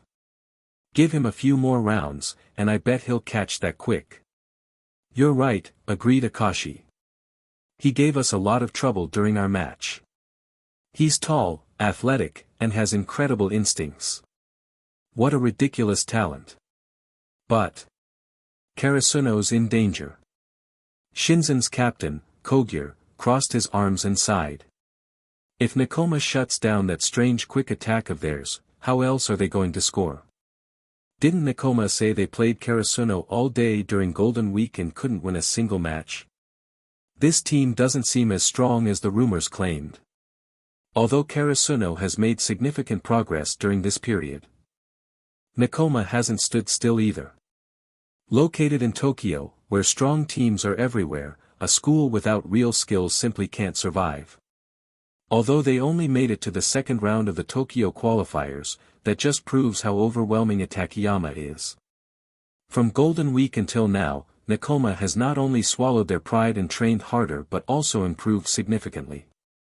Their new lineup brought in fresh blood, including Lev, who combines incredible height and athletic instincts. He's now part of the starting squad. It has to be said, Nekomata-sensei made another smart move. Though Lev's technical skills are still unrefined, his extraordinary height gives him a massive edge. This advantage is evident both on offense and in blocking. Plus, his sharp instincts allowed him to block the ultra-fast quick attack pulled off by Hinata and Kageyama in the first half. With Karasuno's strongest scoring strategy neutralized, a defensively focused team like Nekoma had the perfect opportunity to shine. Every point Karasuno tried to take felt like an uphill battle. Without Karasuno's full starting lineup, both sides had made progress, but Karasuno. This final practice match ended with Nekoma's victory. Man! I can't believe Karasuno actually lost every match today, even to Takayama and Fukurodani. Does that mean in nationals? I just hope their ace shows up tomorrow and doesn't disappoint. Otherwise, they might be out early in nationals this year. To be honest, Karasuno didn't play badly today. But something just felt off. Yeah. It's like I can't put my finger on what exactly was wrong. There aren't any major flaws, but it just felt kind of average. It's like a car with no engine. Looks good, but doesn't move. At the gym entrance, several teams that had come for the training camp filed out. Today's practice matches had wrapped up. Time to rest up and prepare for tomorrow's games. Fukurodani, Abugawa, and Karasuno were all gearing up for next week's national tournament. Hey, Hinata, your quick attack is still crazy strong. It's so hard to keep up with. During the after-dinner break, Hinata was chatting with Inuka and Yamamoto in Nekoma's dormitory. Really? Hinata's expression dimmed a bit. But doesn't that just mean I haven't grown at all? If nothing's changed, then have I really improved? But didn't you beat Shiratorizawa and qualify for nationals? Inuka said encouragingly. That alone shows you're already strong. Yeah, we won, but during that match, my quick attack with Kageyama hardly worked. And today, against you guys, it got totally shut down. Hinata lowered his head. I came here to grow stronger, to make a bigger difference on the court. I want to help my teammates win, not drag them down. The next morning. Nekoma's gym. The day's schedule was packed with more training matches. Every team was expected to undergo a full day of intense matches, like steel, being hammered and forged. Only by growing stronger can you aim for the top of the mountain. Creak. Just as everyone was entering the gym, the door opened with a soft scrape. Under everyone's gaze, a tall young man in a soft white shirt stepped through the entrance. Scratching the back of his head, he smiled apologetically. Sorry. I got delayed by something personal and ended up arriving a day late. Behind him, Coach Nekoma entered, chatting with him as they walked. Ha! It's good that you're here now. Keishin grinned, stepping up and slapping Akira on the shoulder. Alright, enough talk, go warm up. Yes, sir. As Akira jogged off, Coach Nekoma sighed behind him. Man. Keishin, you guys at Karasuno are really lucky. No matter what I say, Akira still refuses to transfer to Nekoma. What? Keishin looked like he was about to lose it. Nekoma-sensei, you really haven't given up, huh? Can you not hit me with this nonsense first thing in the morning? Haha, relax. I'm just teasing. I'm not that kind of person, just trying to mess with you. The old coach scratched his head, laughing awkwardly. On the other side of the gym, teams were tying their shoes and whispering. Huh. That guy's Karasuno's ace. He doesn't look that impressive. Just good looking. Right? He doesn't have the aura of an ace like Ushiwaka. Looks pretty average to me. Height-wise, he's not even in the top tier. Is he really their ace? Could be just a mascot or something. Kuroo overheard and chuckled. Humph. Karasuno's first match today is against us. Once you get a chance to play them, you'll see for yourselves what that guy's really capable of. Oh yeah, wanna know a little secret? Kuroo leaned in, raising his palm and whispering to the teams around him. Everyone leaned in closer, including Bakuto and a few others. Heh heh. Our cat coach is seriously obsessed with that guy. He's tried to recruit him to Nekoma multiple times. But Akira always refuses. Kuroo got up with a smirk and went to warm up. Leaving behind a bunch of stunned faces. Wait, what? Even Nekoma-sensei. The shock on everyone's faces was clear. Everyone here had been playing and training together for years. And they all knew what kind of coach Nekoma was. He wasn't someone who tried to poach players just because they were strong. He only recruited people who fit into Nekoma's system. Unless someone was so powerful that Nekoma was willing to build an entire new system around them. Everyone exchanged looks. Could he really be that strong? Ha ha ha. Suddenly, Bakuto laughed out loud. First that crazy fast attack we couldn't react to, and now a mysterious ace. I'm so hyped right now.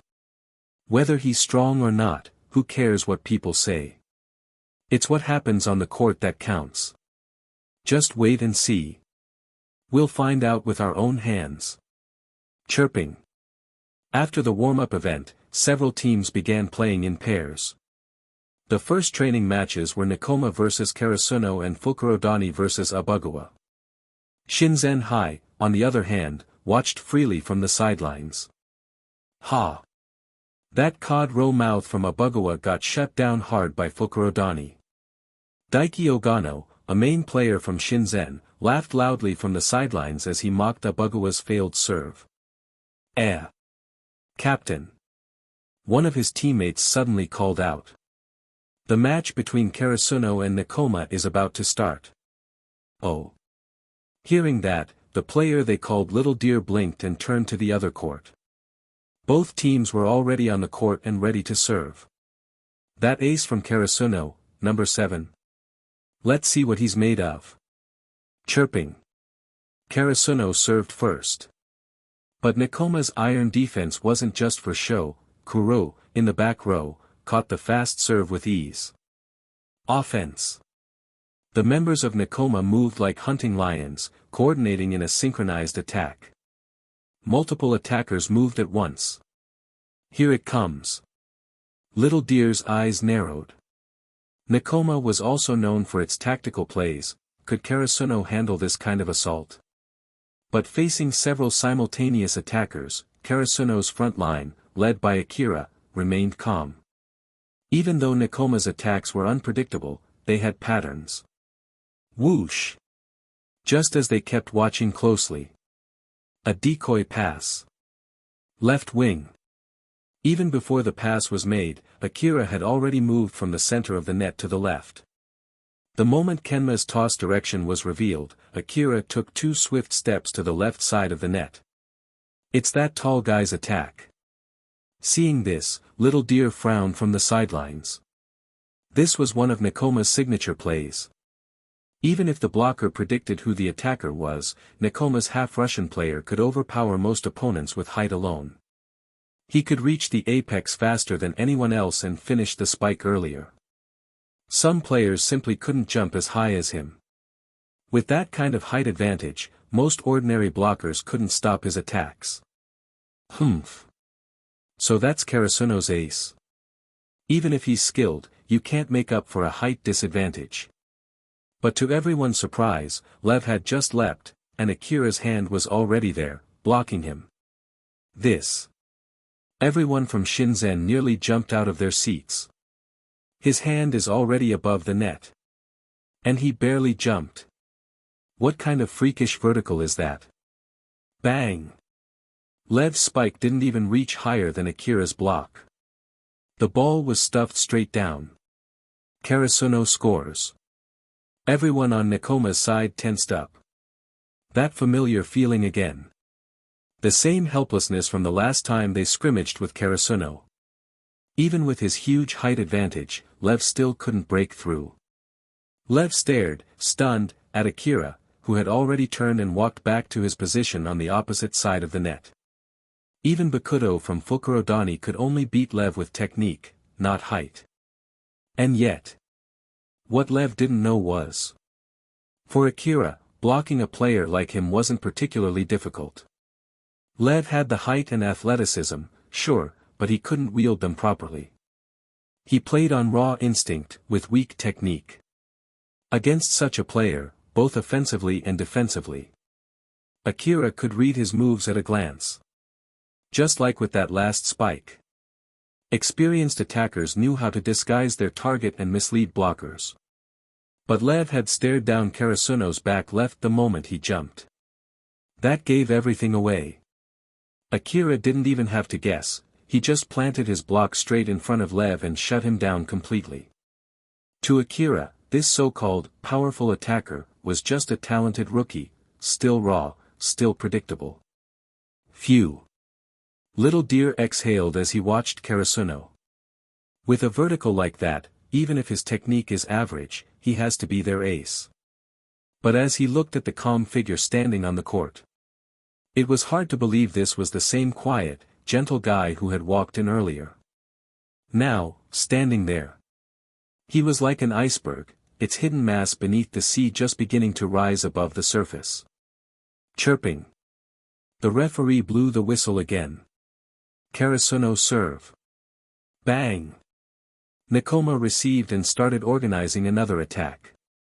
But breaking through Akira's front row? That was easier said than done. One attack after another was shut down by him. But Nekoma, the school known for its formidable defense, didn't disappoint. Their blocking and court coverage were perfectly coordinated every time. They saved ball after ball that seemed certain to land. As long as the ball hasn't hit the ground, there's still a chance. This is Nekoma. That tenacious unity is what defines them. Oh.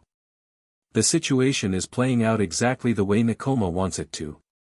Spectators around the court kept their eyes locked on the action.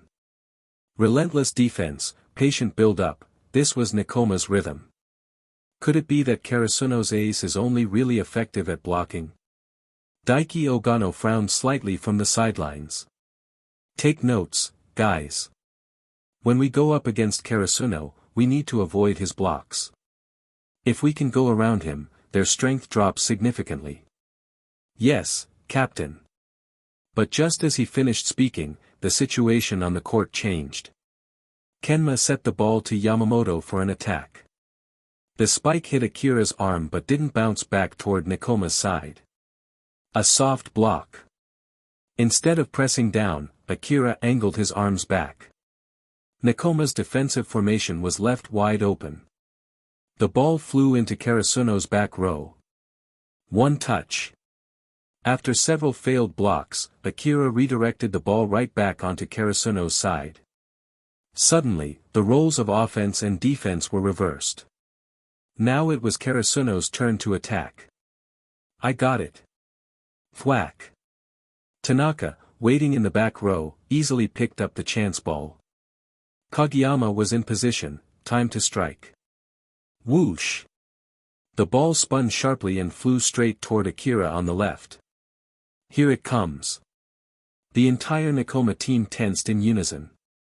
Thump.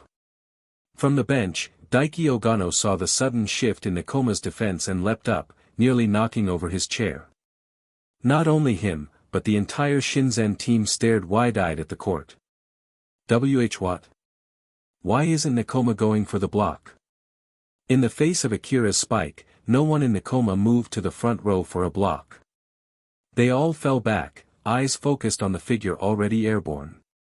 The pressure hit like a wave. Bam! Just as Akira delivered his spike, Kuroo in the back row reacted. The spot Akira chose was close to the line, but within Kuroo's reach. Despite how close it was to the boundary, Kuroo knew Akira's precision, there was no way it would go out of bounds. That out-of-bounds feeling? A trap. Fall for it, and you're done. Thud. Kuroo dove to receive the spike, and the ball made contact with his arm, but immediately rebounded. Huh. The moment the ball touched him, Kuroo's expression shifted. Something's wrong with that hit. Smack. The ball veered off course and flew toward the sideline, far out of reach. It landed far from any of his teammates. Point for Karasuno. What was that? Daiki scratched his head, frowning. Did Kuroo just mess up? Frankly, Nekoma's reaction to Karasuno's ace was bizarre. First, they didn't even try to block. Then Kuroo, normally rock solid, missed the reception completely. And Daiki had practiced with Nekoma enough to know exactly how good Kuroo was. That ball shouldn't have gotten past him. Kuroo himself looked at his arm, stunned. That touch. What is it, Kuroo-senpai? Everyone in Nekoma noticed his strange expression. Lev, always blunt, spoke up. That spike just now, it was something else, Kuroo muttered. Be careful when receiving his attacks. Something else? Yeah, think back to that guy's spike in the match against Itakayama. Itakayama?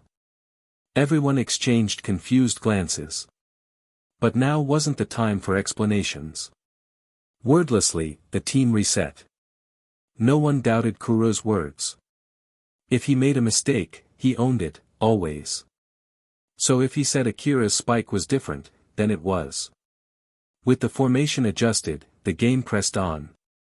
Ahem. What's up with Nekoma today?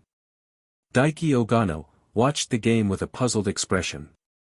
Right now, Nekoma was completely on the back foot.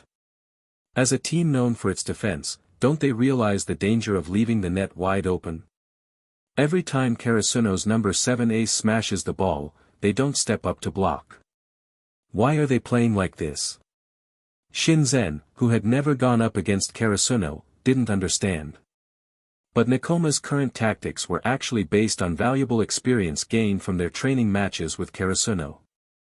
As the saying goes, your opponent sometimes understands you better than you do. Akira's spikes can be blocked, but only by a select few.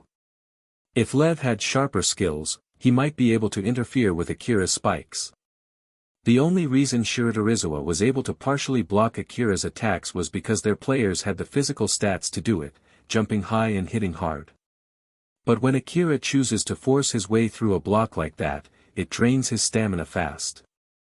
So most of the time, he'll just avoid it altogether. But those kinds of spikes. Aoba Josai couldn't stop them. And neither can Nekoma. Why? Because they don't have anyone strong enough to stop him, not even enough to interfere. A trump card can only be countered by another trump card. Wolves can't threaten dragons. So Nekoma's choice today? Honestly, it was the best possible option. Shinzen's doubts about Nekoma's strategy only stemmed from never having faced Akira themselves. Some things you just don't get unless you experience them firsthand. But if you're just watching from the sidelines, you'll never truly understand. As the players from Shinzen looked on, confused, Nekoma's defense slowly fell apart. That strange feeling of helplessness again. Everyone on Nekoma was struggling to find their footing. They'd known going in that they might not be able to beat Karasuno, but having it happen for real, it still stung. In the end, they only scored 16 points before Karasuno closed the set.